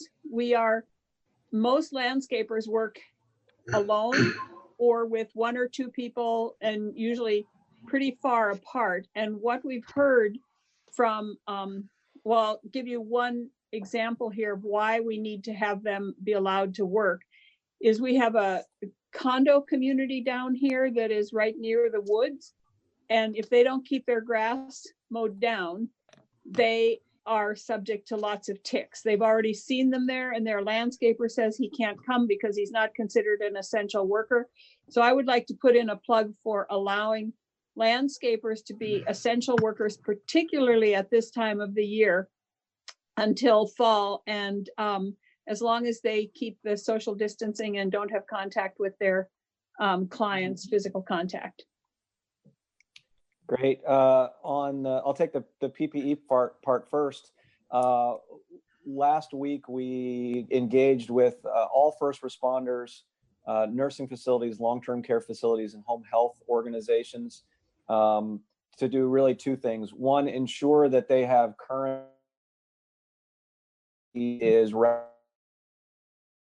and second, to ensure that will work on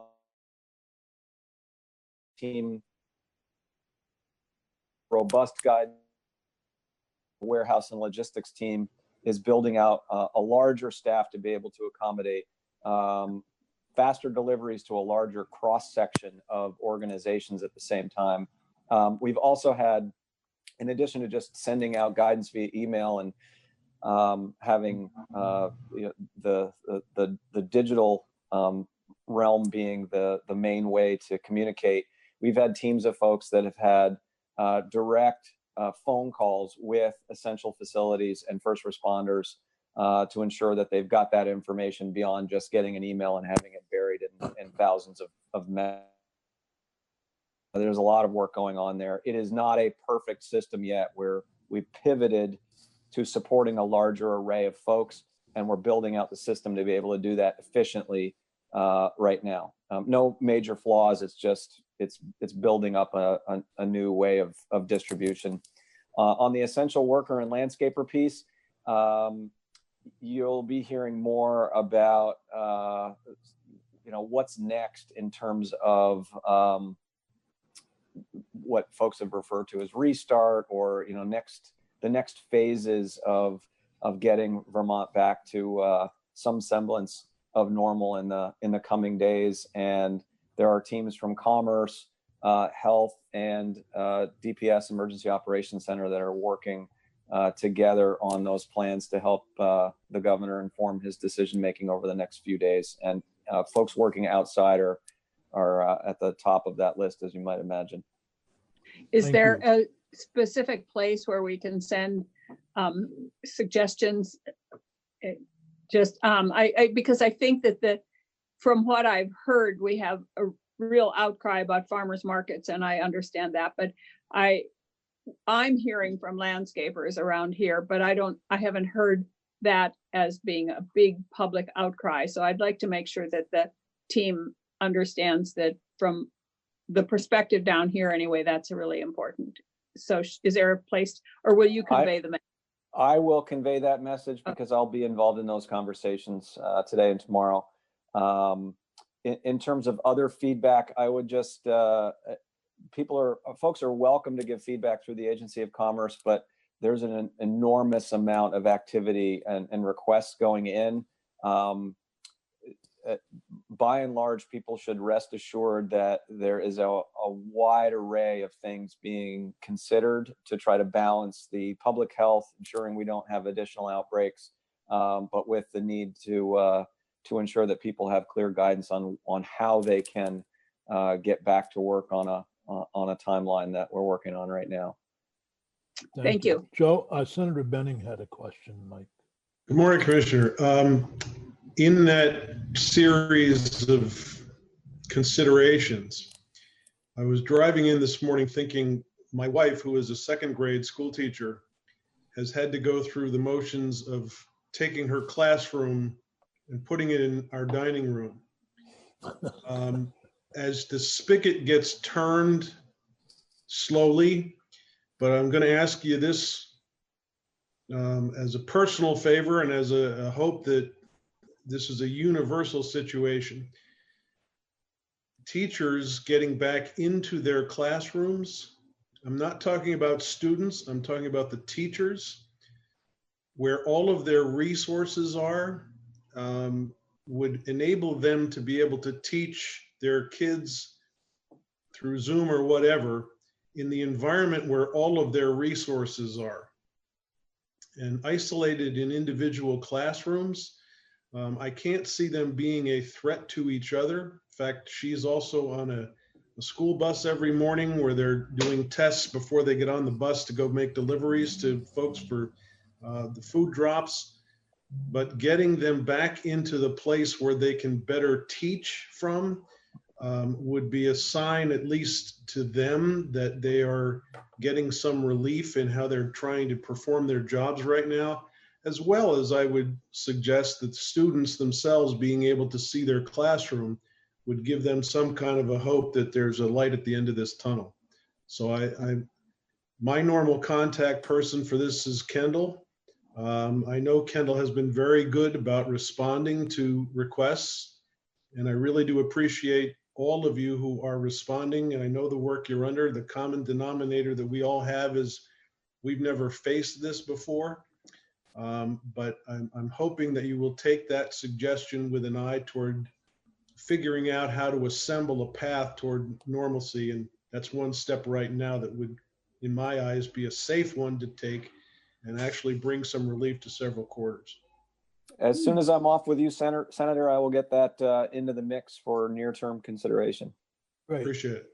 Any other questions for Commissioner Sherling or Colonel Birmingham? I just wanted to have a question or just a statement for Commissioner Sherling. And that is, I appreciate you speaking to the issue of suicide this morning that I heard. I do have a constituent who I think is getting very depressed with regard to his not being able to get through to, he has only a flip phone and no computer, and all the computer sites that you can park outside in your car or walk there and sit are closed. For instance, the library and the resource center where he goes, and he's been on this mission to get his regular unemployment, and he does require a call to him, but he hasn't gotten it, and he's been calling in every day, all day long, and of course he's getting no place. So there may be other people like this. This guy lives alone, and you know, he's getting desperate at this point. I'm sure he'll get some money at some point, but in the meantime, he's like really depressed. So anyway, just a thought about those people out there who are kind of hidden. Yeah, that's a great point. And I know the Department of Labor is working 24/7 to try to find paths for folks to get through. I have friends and family members who are not able to get through as well. So I'll mention to Commissioner Harrington this idea that, or the notion that we've got some folks that don't have any technology at all. Although I do know Labor has tried to get folks to use the phone, actually, because it's a more reliable method of communicating and getting the data in. But we'll pass that on as well.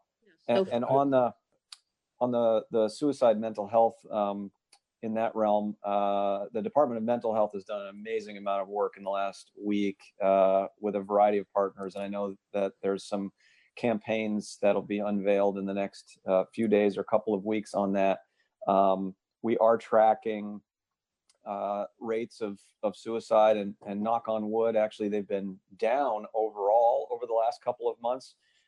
What I mentioned a couple of weeks ago at a press conference, it turned out to be an odd confluence of events where sort of a month's average of those unfortunate tragedies happened over a weekend. So it looked like there was a blip instead of a flat trend. So we're continuing to monitor that, and we are mindful of the just innumerable stresses that people are under the circumstances, and trying to provide as much relief as possible. Yeah, yes, just for the committee's edification, at yesterday's joint fiscal committee meeting, there was a very heavy discussion about the unemployment situation and the inability to get through, and the need to we urge the administration and are sending a letter shortly to the administration, urging them to put all available resources and whatever else is necessary to get this problem fixed. There's no question that that just increases to the stress and the aggravation for folks. And not only, you know, the suicide issue, but it also, when you're stressed, your immune system is not as strong as it ought to be, which can make you more susceptible for the COVID-19 virus. And so there's a lot of reasons to try to, I mean, it's a stressful time, obviously, but there's a lot of reasons why we don't want to impact that stress. And so I hope that, you know, the administration heard the Joint Fiscal Committee and I think others. I think Senator Ash put it well yesterday. So Senator White's the last question for Commissioner Schroeder. So this isn't just a question necessarily, but for Senator Nitka's, the person she was talking about, for somebody who very recently used a flip phone as a track phone that had limited number of minutes. If you're sitting on hold for hours, you're eating up those minutes really fast. So there needs to be a way to somehow allow people to leave a message and get a call back instead of sitting, waiting, and eating up their minutes. People who have regular cell phones, smartphones, whatever, don't face that problem. But anybody who has a track phone is eating up all those minutes sitting. I think the Government Operations Committee should get on that as quickly as possible. Thank you. I will pass along that piece of detail as well as we continue to look at ways to build out the systems to try to accommodate that. Thank you. Thank you very much, Commissioner Sherling. And Colonel, if you want to stay on, fine, if you have anything to add. I do not at this time, but thank you for. Thank you. Sorry, Commissioner. I do not, but thank you for having us. Thank you. Now I have Commissioner Baker with an update from Pat last week. Obviously, there's been a lot of developments at Northwest, so we thought we'd hear from you. I think one of the other questions that's been asked, and we continue to hear from various groups about the release of offenders who are over 60 who may be vulnerable, and how that's going. And obviously I heard Mike Smith say something about the number of people who are left in that age group are certainly very violent. Many of them are very violent criminals. Yeah. Good morning, Senators. Good morning. Trust you're all staying healthy, and thanks for having me back. I think maybe, Senator, where I'll start is just to kind of update you on the population as about 9:30 this morning. We were at 1406 total population between Mississippi here in Vermont. That's up 5 from yesterday. I know there were a couple lodgings, and along the lines of lodgings, just for pandemic protocol purposes, any new lodging we bring in, we separate them from the population and put them into quarantine for 14 days. So if somebody's coming from the outside and they come in, they go into quarantine, they don't go into the general population. It's another mitigation measure that we're taking. I'll get to the question, Senator, in a minute, but I thought what I would do is just give you some numbers right now. We've had 35 inmates test positive. We still have 33 of them in our custody. One of them remains at Northwest in an isolation unit there, a medically isolated unit. 32 of those are at the surge site in St. Johnsbury. And I'll certainly answer questions about the South St. Johnsbury in a few minutes. 2 of those inmates were released because they were ready to be released. And we worked with outside medical care, and they were placed in some of the sites around the state where COVID positive folks were released. Neither one of them were systematic. So yeah, they're asymptomatic.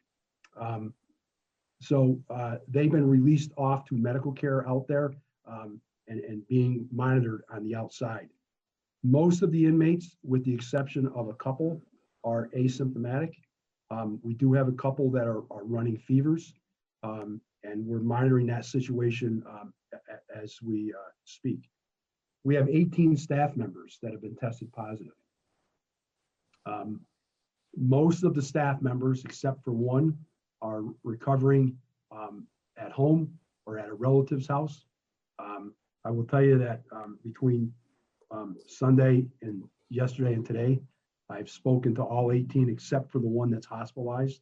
I did talk to his fiance, and I'll give you an update on him in a minute. Most of the staff are not exhibiting serious symptoms, but a couple have respiratory congestion and fluctuating temperatures, much like what you hear from reports of people who have gone through the COVID-19 virus. Our one staff member that I briefed you last week is still in an ICU unit, is doing remarkably well considering where we were 2 weeks ago when we first got the report. And he continues to improve.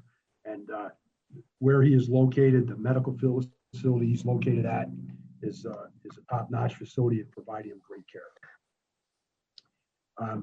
We are now preparing for the next conversation, and I'm hoping by the end of tomorrow. I certainly hope we don't get there, but the next conversation for us is if we get another surge, what are we going to do? We have made the decision that we're making space in the other facilities for a handful of people that we can handle up to a certain level if they test positive, but we're working on trying to isolate those areas in those facilities like we have isolated in St. Johnsbury. There's an article in the Caledonia Record this morning in working with the town of St. Johnsbury. Clearly there was some miscommunication there, and I'm certainly, Senator Benning's been part of this conversation, and I'm willing to clarify anything that the senators need clarified on this. But part of our conversation with the town of St. Johnsbury is we asked their fire chief, their emergency director, who has a great deal of experience on the national level. He's part of the national USAR team. He actually participated in helping with, I believe the term would be, the evacuation of the cruise ship that was off the coast of San Francisco. He has a great deal of knowledge about safety around containing the virus. We asked him to inspect our facility yesterday, and I'm not speaking for him, but the feedback we got, and it's well documented in the paper today, is that the work that we did to create cold, warm, and hot zones, and the way we petitioned off where the infected inmates are, is probably as good as he's seen anywhere. And that was all done based on CDC guidance, along with guidance from Dr. Levine and his staff at the health department. So that's the St. Johnsbury site. A couple other updates. As you can appreciate, we're getting a lot of requests from family members of inmates in our custody. Even situations with some family members who we have people we supervise in the community. The fear factor for everybody is high. It's high for me, it's high for all of you. This is something we've never faced before. The unknown is the worst part of this. And so we've created a website that we launched yesterday. And the best way for me, my limited technical terms, is it's almost like if you had a problem with your Apple product and you went online to Apple and you put a request in that you're having a problem, you describe the problem, and within a few minutes, a staff member calls you back and helps you work through your problem. We've created an on-site line like that. A press release will be going out today. What I'm hoping is that we can get back to family members much quicker than we do now, because the requests for information come in from many, many places inside our system, and we're losing track of them. The beauty of this system is it automatically creates a spreadsheet, and we can track if someone got back to a family member or not. Sometimes what we have to say, family members don't want to hear, but it's important to me that family members hear from us quickly about what their concerns are about their loved one that's in our custody. So that's something we stood up today. Going back to the Northwest facility, we engaged the health department's epi team, the epidemiologist team, came in and did tracing. And based upon that, they gave us some more advice on how to further isolate that facility to prevent any more cases of the virus breaking out in the facility. They were able to help us better identify where we think inside the jail that it started. So we've been able to better isolate off and try to contain the best we can. A lot of that work came from the work that they did at the nursing homes. So that's another piece that we put in place. I talked about the family webpage. And the last thing I'll say about St. Johnsbury is we've also had medical folks come in and give us advice on the medical care we're giving there. I know there's a lot of rumors out there. There's rumors floating around amongst the inmate population and families that the healthcare there is not good. And I would push back against that and tell you that every person we've had validate what we're doing there is we've got the best medical care we can on the ground at that facility. And so that's pretty much an update of where we are. I'm certainly open to questions, comments, and feedback. To ask you a question.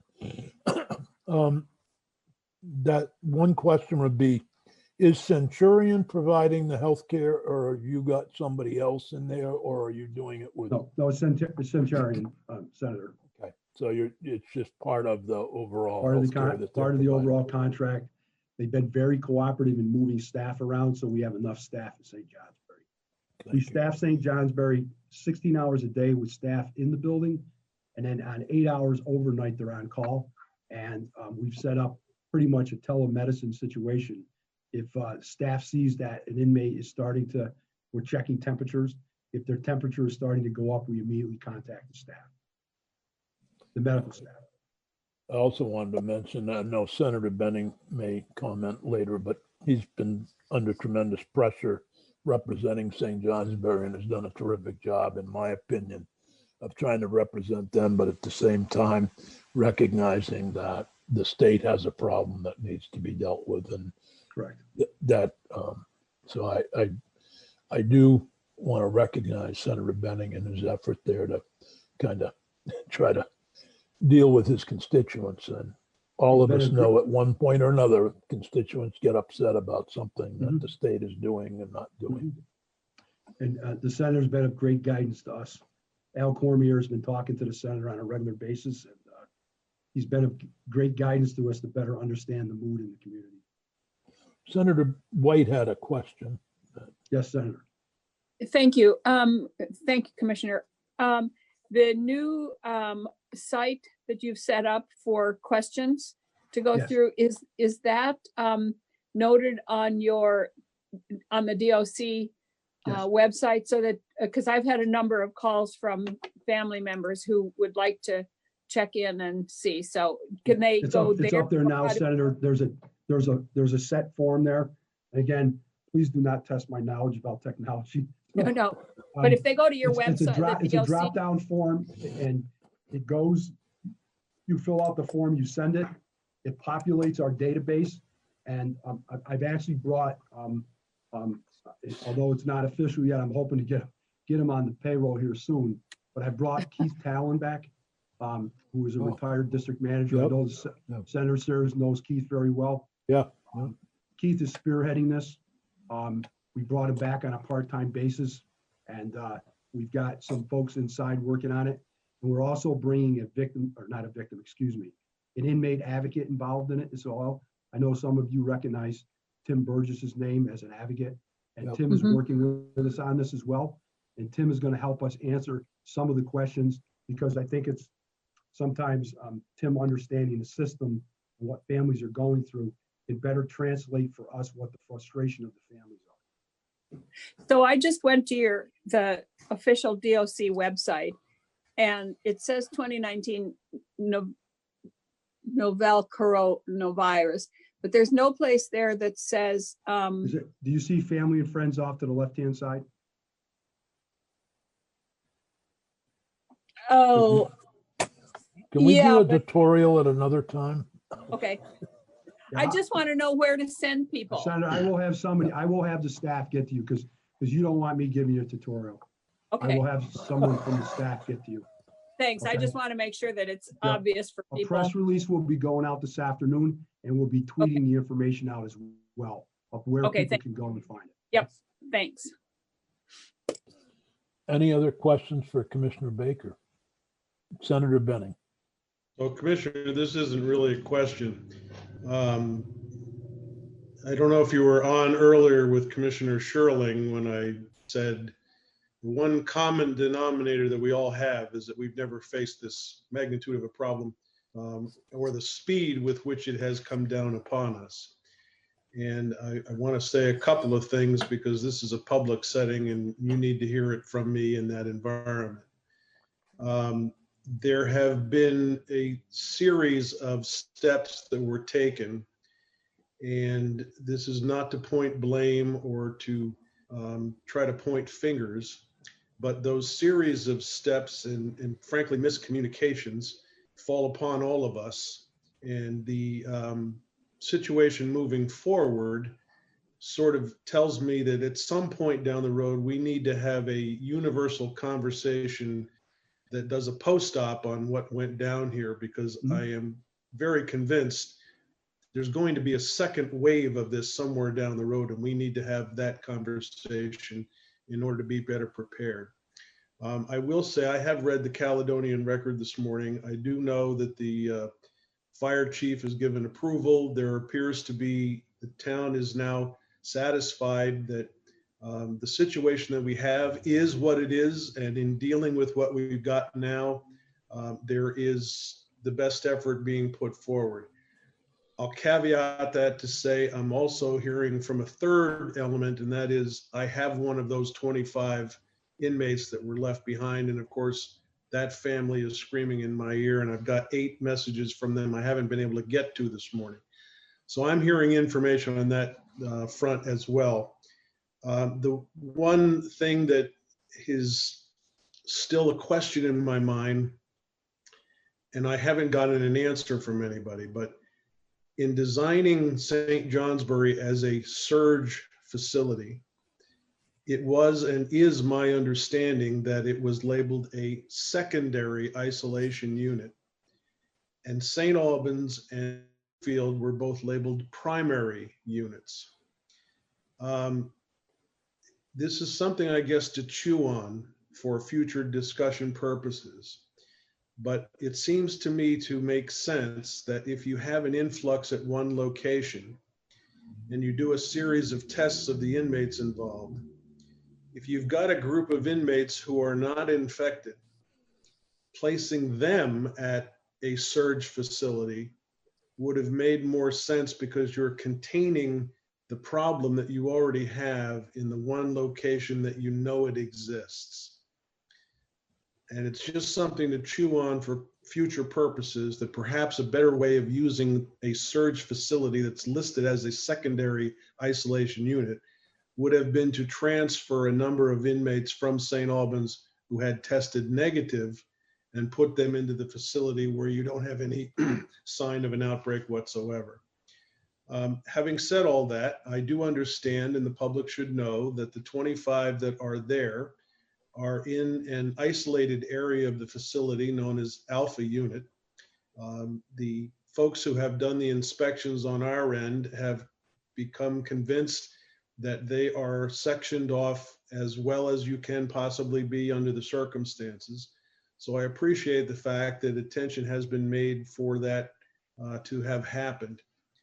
I guess all of us are praying and hoping that not one of those 25 suddenly ends up in a situation where we have another outbreak in a different corner. But I just want the public to know, I appreciate the efforts you've gone through, and the size of this has hit us all in a way, in a very fast time period, that we've all said and done things that are quite interesting, but we're managing to find ourselves getting back together, and I appreciate your efforts. I appreciate that, Senator. I think a couple points, right? Because you and I have talked about this, and I've talked with the St. Johnsbury officials about this. The idea that it was going to be a secondary surge, no one anticipated what we got in Northwest. I did not think that we would get that number. I will also tell you that based on guidance and advice from the health department, leaving those, taking what would be deemed negative tests out of St. Albans and putting them somewhere else, we just didn't have the capacity anywhere else to do that, number one. Number two, we've already had a negative test come back positive. So to take folks that were there and put them somewhere else, based upon the advice from the epi team, could have been disastrous of moving. So if we had the virus only in St. Albans and somebody tests negative, doesn't mean they won't show up positive later. It would have put us in a position of polluting another facility. And so the surge went into effect only because of the pure number. And again, it's not an excuse, it's a reason. And, you know, I hear you. And I want to say publicly, because I've said this to you, and I've said it publicly to St. Johnsbury Select Board on Monday night at their meeting. The communication problem was my issue, especially around the 25 inmates. I'm not a corrections person, so communications and corrections, like every organization, uses lingo. And when I was briefed that we were leaving kitchen workers behind and cleaners and other workers, I made the assumption that that was staff employed by corrections, when in fact it was the 25 inmates. So when I represented that to folks on Thursday and Friday of last week, that's where a lot of the confusion came from and a lot of the miscommunication. And I own that. And I've said that very clearly. And I do appreciate the fact that, you know, no one worries about this population more than I do, because ultimately, as the Commissioner of Corrections, I'm responsible for them. So I'm in several sleepless nights, waking up in the morning, hoping I don't have a message that we have an outbreak in another facility. So I do appreciate your comments. Thank you. Do you think it's a good idea somewhere down the road to have a we'll definitely have a meeting? Absolutely. I mean, we're gonna look. My message inside corrections right now, Senator, is pretty clear, and I think the staff will tell you this. I think don't waste the crisis. Right. Don't waste the crisis to make changes. And I'm seeing the culture inside corrections change as a result of this crisis. So I think every committee in the legislature should take a look at their areas of responsibility and how this could have been done differently, how it was done well, what was lacking. I think when we look back on this, though, we're going to find that testing, whether it be on the local level or the national level, is the big failure of government. And I can say personally that I believe that was the failure of the federal government, but that doesn't matter at this point. I think the testing on both the local level, we're seeing it at the Veterans Home right now here in Bennington, where all staff and residents have been tested, or most staff and residents have been tested, and we're awaiting the results. But as you said, some people may come back negative that are actually positive, and so that, I think, will be one of the areas that we all need to better understand. Commissioner, thanks very much for taking time out of your busy schedule. Are there any other questions for Commissioner Baker? You stay safe up there in Arlington. It's you as well, Senator. Thank you. Everybody stay safe. It's you know, it's very scary times. Yep, it is. But I'm glad you got those pictures of the Marines behind you. Let Don know that we enjoy seeing them weekly. Your good friend Keelan just came in to make me lunch, Senator. So. Oh, how nice. Keelan Meals on Wheels. Keelan's Meals on Wheels, sir. Say hi to him for me. Yeah, I will. Senator Benny, thanks you for your support up there. It's appreciated. Thank you. We'll keep it positive. We will. Thank you. Next is Michelle Childs. And Michelle's going to give us an update on something that evidently everybody else is, or not everybody, but the Health and Welfare Committees and the Health Human Services Committee in the House is looking at. We just wanted a brief update. It's really not a judiciary issue as much as it is a health and welfare issue, but it has to do with the foster care and whether or not visits are allowed by parents or others who want to visit. And I'll just add that in talking with somebody at the program I used to run in Depot Street, they were actually, the family lives in Newport, and more family members were actually able to visit the child in Bennington than would have ever been done. They did it through Zoom, and so they actually had a better outcome than they might have had in person. So Michelle, if you wanted to update us. Sure. So I'll just do a quick overview. As Senator Sears mentioned, Human Services has been meeting. They met twice last week, once this week, and then they're meeting again this afternoon on it. And then Senate Health and Welfare also met on it yesterday. The issue is, I think, as you know, is that when you have a child come into state custody, there is a statutory requirement that unless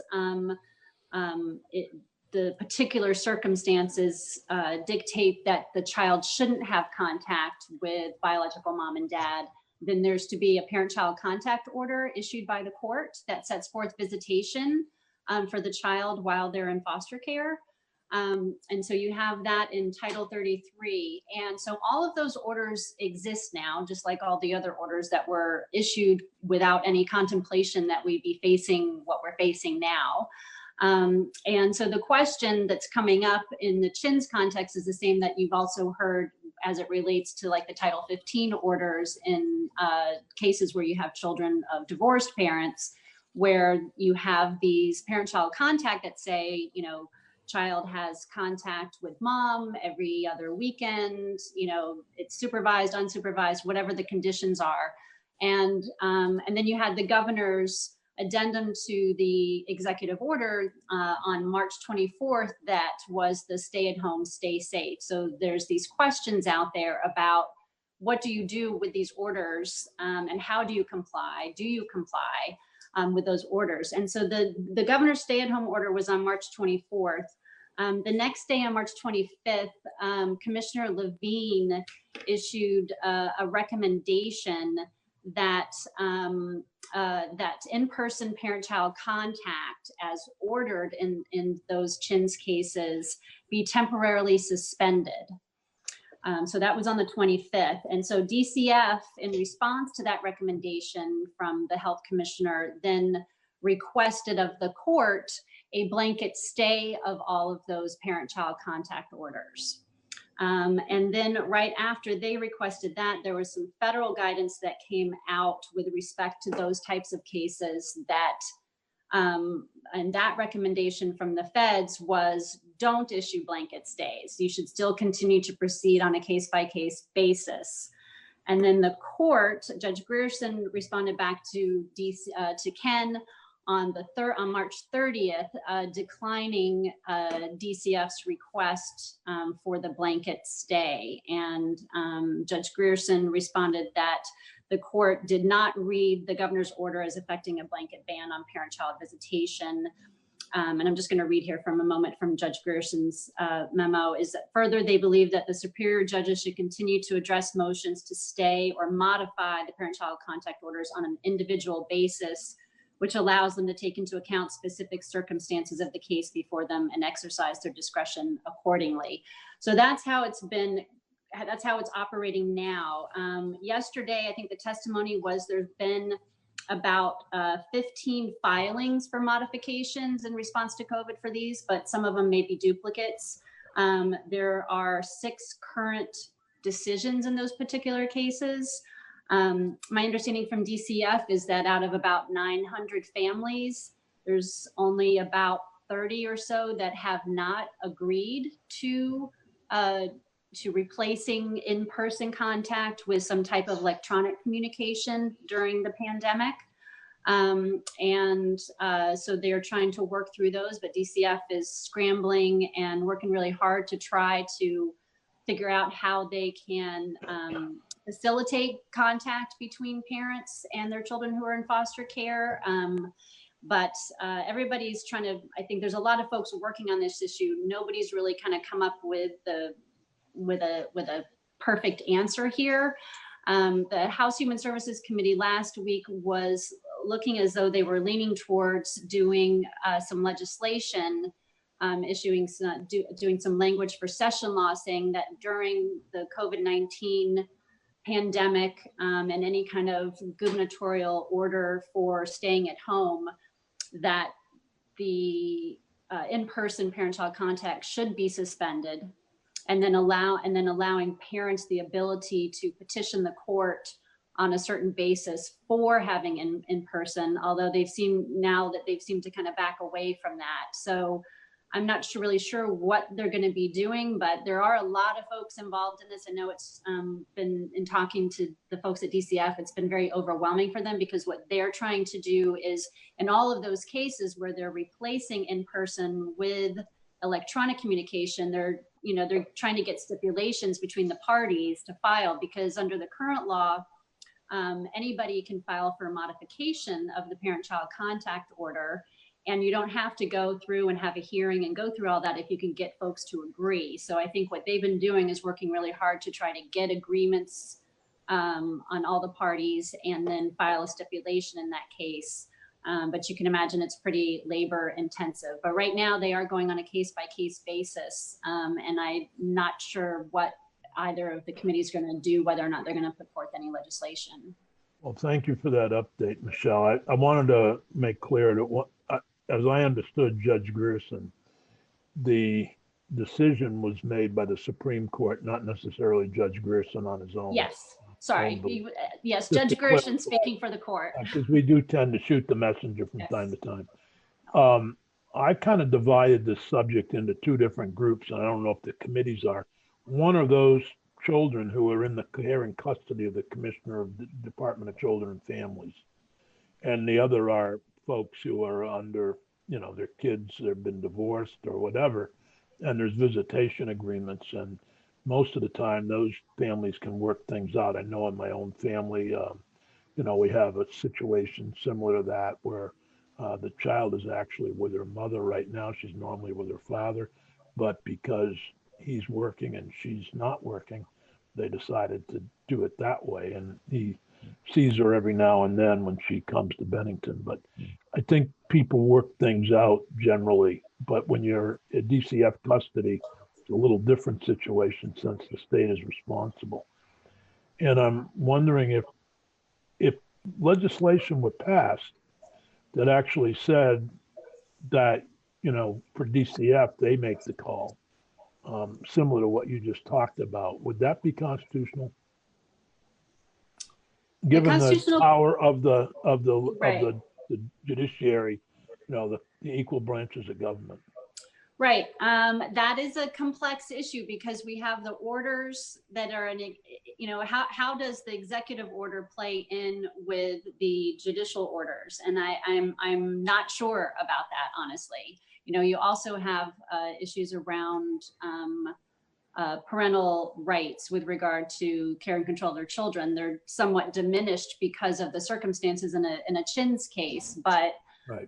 Can you just say, without giving the parents due process, having the court involved in making a decision whether to modify, are you stripping away to a certain point that's unconstitutional the parents' ability to be involved in directing their children's lives? So I don't know, actually.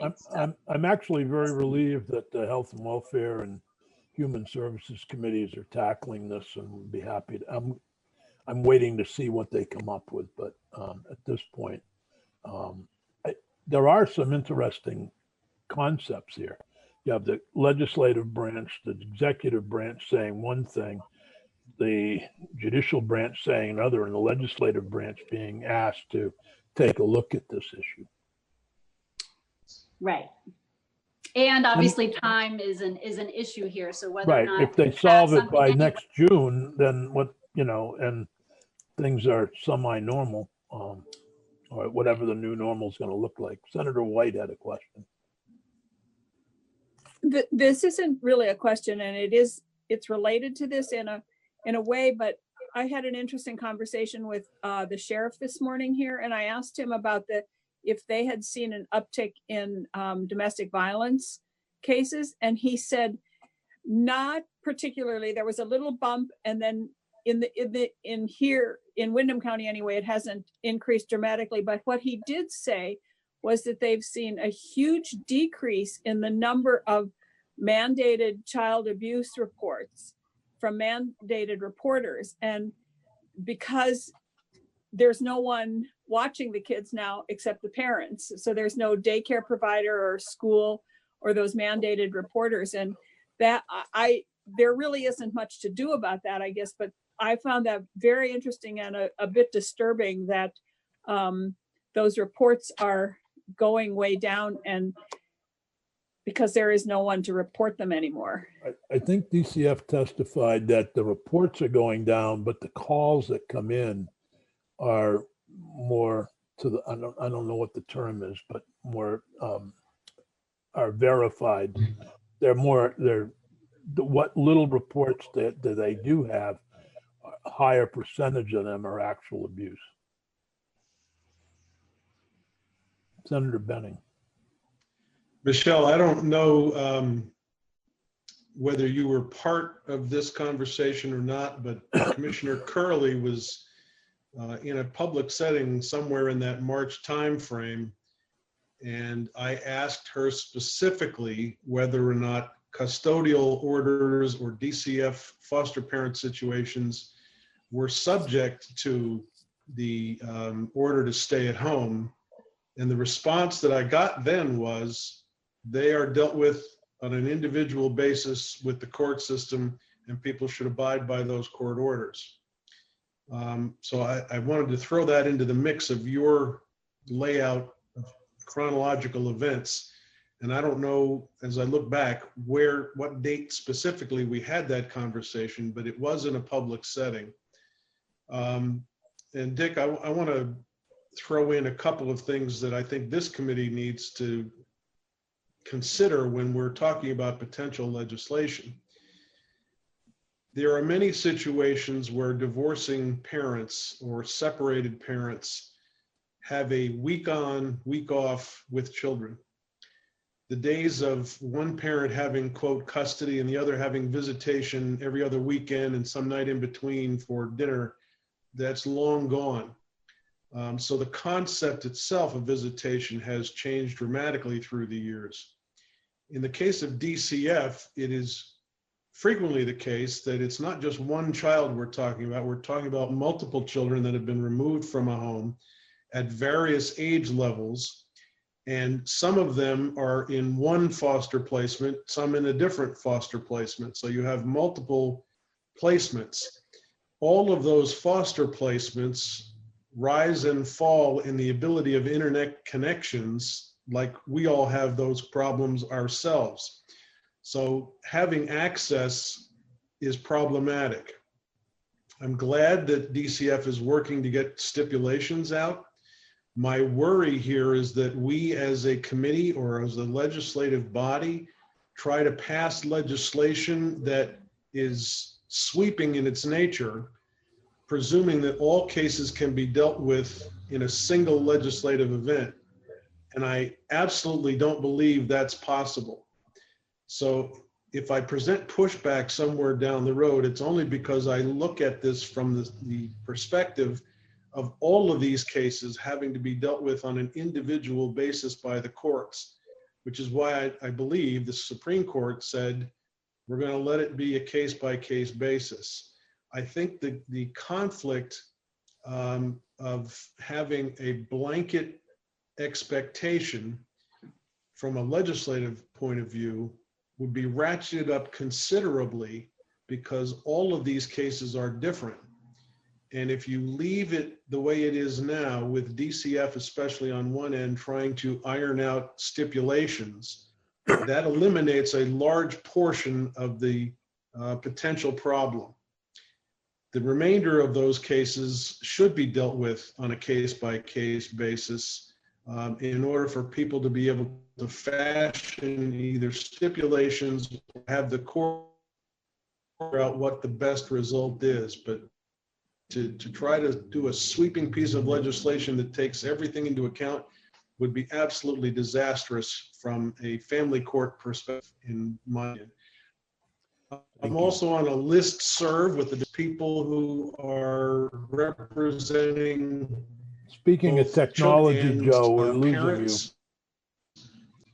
Yeah, I'm noticing that I'm doing the old Max Headroom situation. It may be our local internet service is reacting. I'm hoping you're still hearing me. We are hearing you, but but the bottom line is this list. Okay. The bottom line, though, is that this list serve is now lighting up with people who are in that situation of representing both parents and children, worried about the way DCF is securing these stipulations. And I believe Matt Valerio is in here somewhere. I'm thinking he's going to talk about that. I didn't we all should mean be aware that okay. that kind of. I just want to let you know that there's another perspective that might be in the mix. I completely understand that, and we could spend the whole morning on this. I was just trying to get an update from Michelle on where the other two committees are at and looking at this. And I kind of want to, I would just say that it's one of those things that I didn't anticipate being a problem, but a real problem, as you know, is when do you get court time to hear this?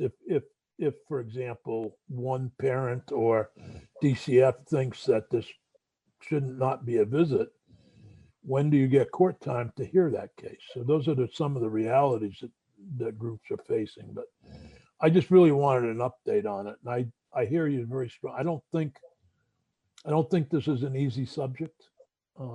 That's kind of why I said I was happy that the two health and welfare committees are dealing with it. If I can just let you know one thing, because I know you're running behind and you have to go, is so the current statute, the court is supposed to use the best interest of the child as the guiding principle. And something that might wind its way to you through some type of legislation, not in terms of like a blanket stay or anything like that, is the possibility of an amendment to the statute to allow for the court to consider kind of the totality of the circumstances and to take into account when you have basically a declaration of a state of emergency related to a pandemic, that the court could look at not just the best interest of the child, but also take into account recommendations from the health commissioner, look at the foster family. Maybe is there somebody who's vulnerable who is in the foster family? Look at what's going on with the biological parent's family. And my understanding, again, from Judge Grierson, is that courts are doing that now. And so they're kind of interpreting the existing language broadly, but the existing language doesn't really quite get at it, but the courts making do with what's there. So there's something might come out at some point, and obviously it'll come to you guys because it's amending court orders. Thank you, Michelle. Appreciate it very much. I'd like to move on to the voting on the judges and Justice Cohen. And Peggy, do you have, how do we gonna? I'll call the roll as normal, and then I'll keep track. I obviously have a copy of it, and I'll bring it when I do get to go to the State House. Oh, okay. So you can actually get the copies of the nomination. Oh, the nomination letters. Oh, that. Well, we have to give something to the Senate Secretary. Yeah. We don't physically have those. Yep, I can talk to Mike. File. Yeah, I can talk to Mike Ferrand because he is in the State House. And we can talk to Senator Blumen. Well, we don't have to do it today, but it's just that they would need to physically be brought up to the Senate Secretary. Yeah, I didn't even think about that. They've been confirmed, or this committee has recommended that they be confirmed or not confirmed. Senator White? There is going to be a floor session on Friday. Right. It'll be very short, but if we can, and they don't, actually, I haven't been physically bringing bills up to the secretary. If it comes from a legislator's email, it's considered being brought there. So we might be able to confirm them on Friday. Okay, well, I'll let Mike Ferrand and Peggy Delaney work that out with John Bloomer, but I did sign out the bill and sent a copy of it, the last one we did. S was it 114? I signed out the copy, mailed that or emailed that signed copy to John Bloomer. Anyway, Peggy, who's the first judge? Superior Court Judge Lisa Warren. Okay, Superior Court Judge Lisa Warren from the St. Johnsbury area. Is there any discussion about Judge Warren? And we heard from her. I was fairly impressed, and Joe knows her well, I think. So moved. Senator Benning has moved that we report favorably on the confirmation of Lisa Warren as a Superior Court judge. Are you ready for the roll further call? discussion? Oh, sorry. Yes, please. Okay. Senator White, Yes. Senator Benning, Yes. Senator Baruth, Yes. Senator Nika, Yes. Senator Sears. Yes. Senator Benning, would you like to report her confirmation? Be happy to whenever in the future that happens. Well, the fear is that it has to happen before we adjourn and can't get lost there. So I didn't want to lose it. And Sure. the judges were a little nervous. The next one is Judge Superior Court Carrie Ann McDonald, Katie. Carrie Ann Katie McDonald from Dover. Is there a motion by, I think Senator White moved that we report favorably on? I did, I believe. I thought I heard that. You did. I just hadn't pushed the button yet. Oh, okay. Do we do seconds on these or not? No. No, okay. Generally haven't. Senator White. Is there any, Yes. well, first I have to ask if there's any discussion, Peggy. Sorry. It's okay. Is there any discussion on Judge McDonald, Katie? Sounds very capable from what we heard. I think so. Okay, Peggy, if you'd please call the roll. Sure. Senator White, Yes. Senator Benning, Yes. Senator Baruth, Yes. Senator Nika, Yes. Senator Sears. Yes. So Senator White, would you, since she's in your district, would you like to report? I would, thank you. Thank you. Finally, we have Supreme Court Justice William Cohen. Correct. I'll move that we report favorably on Judge Cohen. I actually had an opportunity to meet with him down here in Bennington when he was working in the courts here on several occasions, and found him to be very good. Is there any further discussion on Justice Cohen? I just would like to say he's come through judicial retention several times and had good grades, so to speak, and has done a nice job mentoring some other people as well. Good. Any All right. further discussion? Peggy, would you please call the roll? Sure. Senator White, Yes. Senator Benning, Yes. Senator Baruth, Yes. Senator Nika, Yes. Senator Sears. Yes. Senator Nika, would you like to report on Justice Cohen? Be glad to. Thank you. Well, that completes the justices and judges. The next item on the agenda is a 5-minute break. Okay, so And, I'm going to, if it's okay with you, Senator Senator Sears, I'm going to mute everyone. I'm going to put a state crest up, so that's what everybody will see when they come. And then in 5 minutes, we'll come back and I'll unmute everybody. Okay, let's be back at 20 past 11. Thank you. Thank you. All right.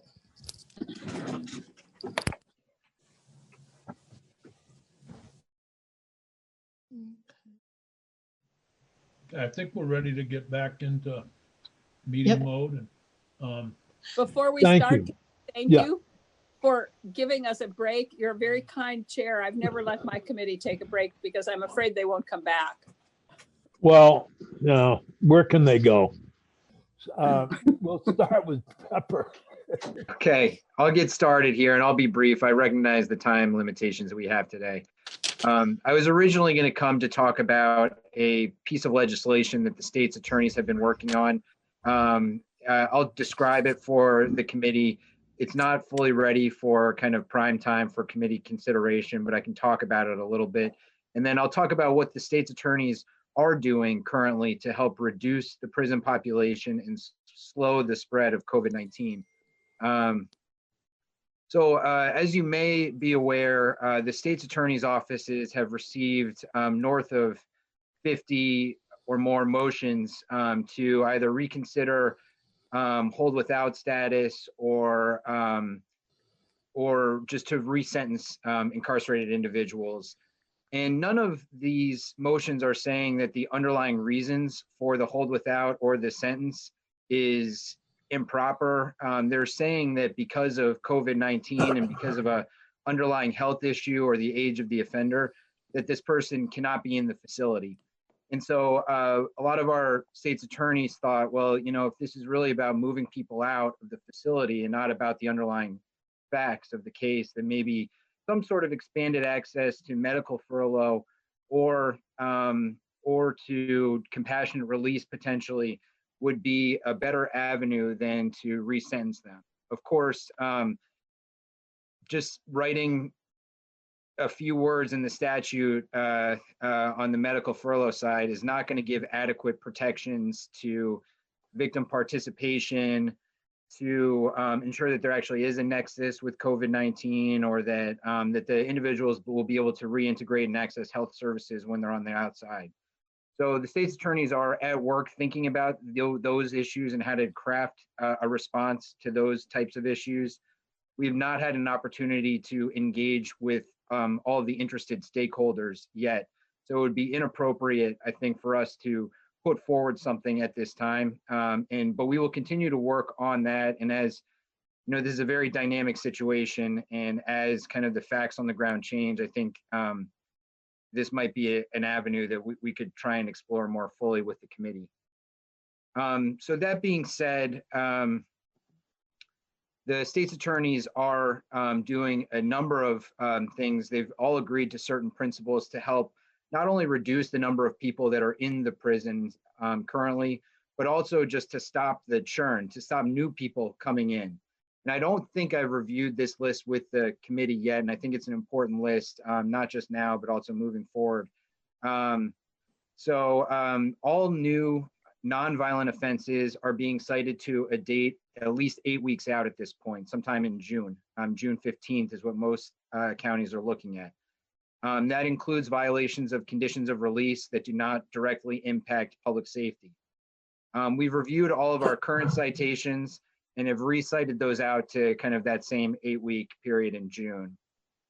We are continuing to flash cite and lodge individuals where appropriate, where there are violent felonies and there's no combination of conditions that could adequately protect the public. We are continuing to flash cite individuals that are harassing their victims, for instance. So that is ongoing. We've reviewed all of our active arrest warrants and are seeking to quash the ones where the kind of public health concerns outweigh the public safety interests. So that's in order to minimize police contact with individuals.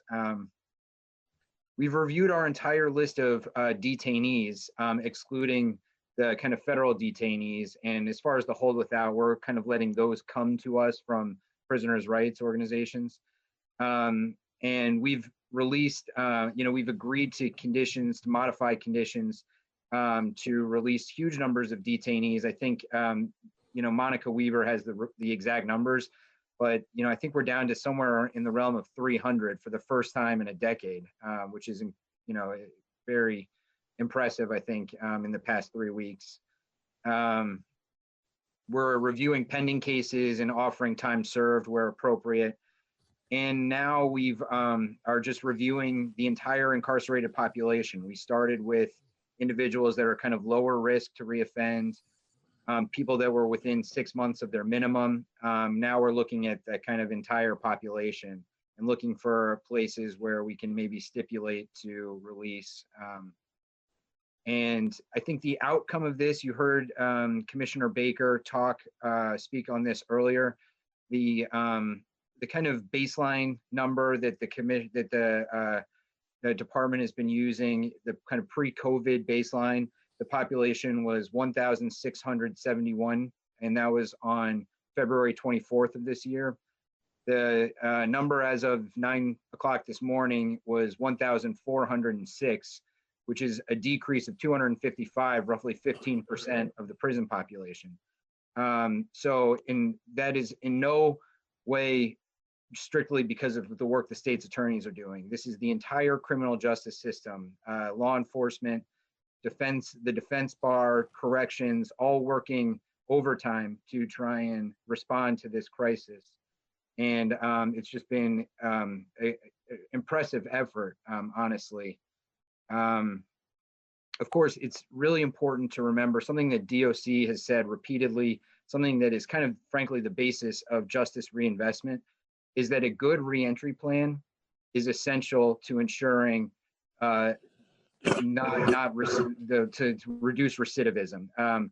We've seen the data shows that low risk offender with a bad recidivism or an inadequate resources, community resources, access to housing, access to MAT, has a much higher likelihood of readmission or recidivism than a higher risk individual with a good reentry plan. And so we need to ensure that there's a continuity of services on the housing side, on the community-based resources as these folks are being released. Thank you, Pepper. I don't know if you can hear me. Can you hear me? I can hear you, yes. But I know there are probably a number of questions, but I guess the first one I have is, when this is over and we have this surge of people coming into court who've been cited.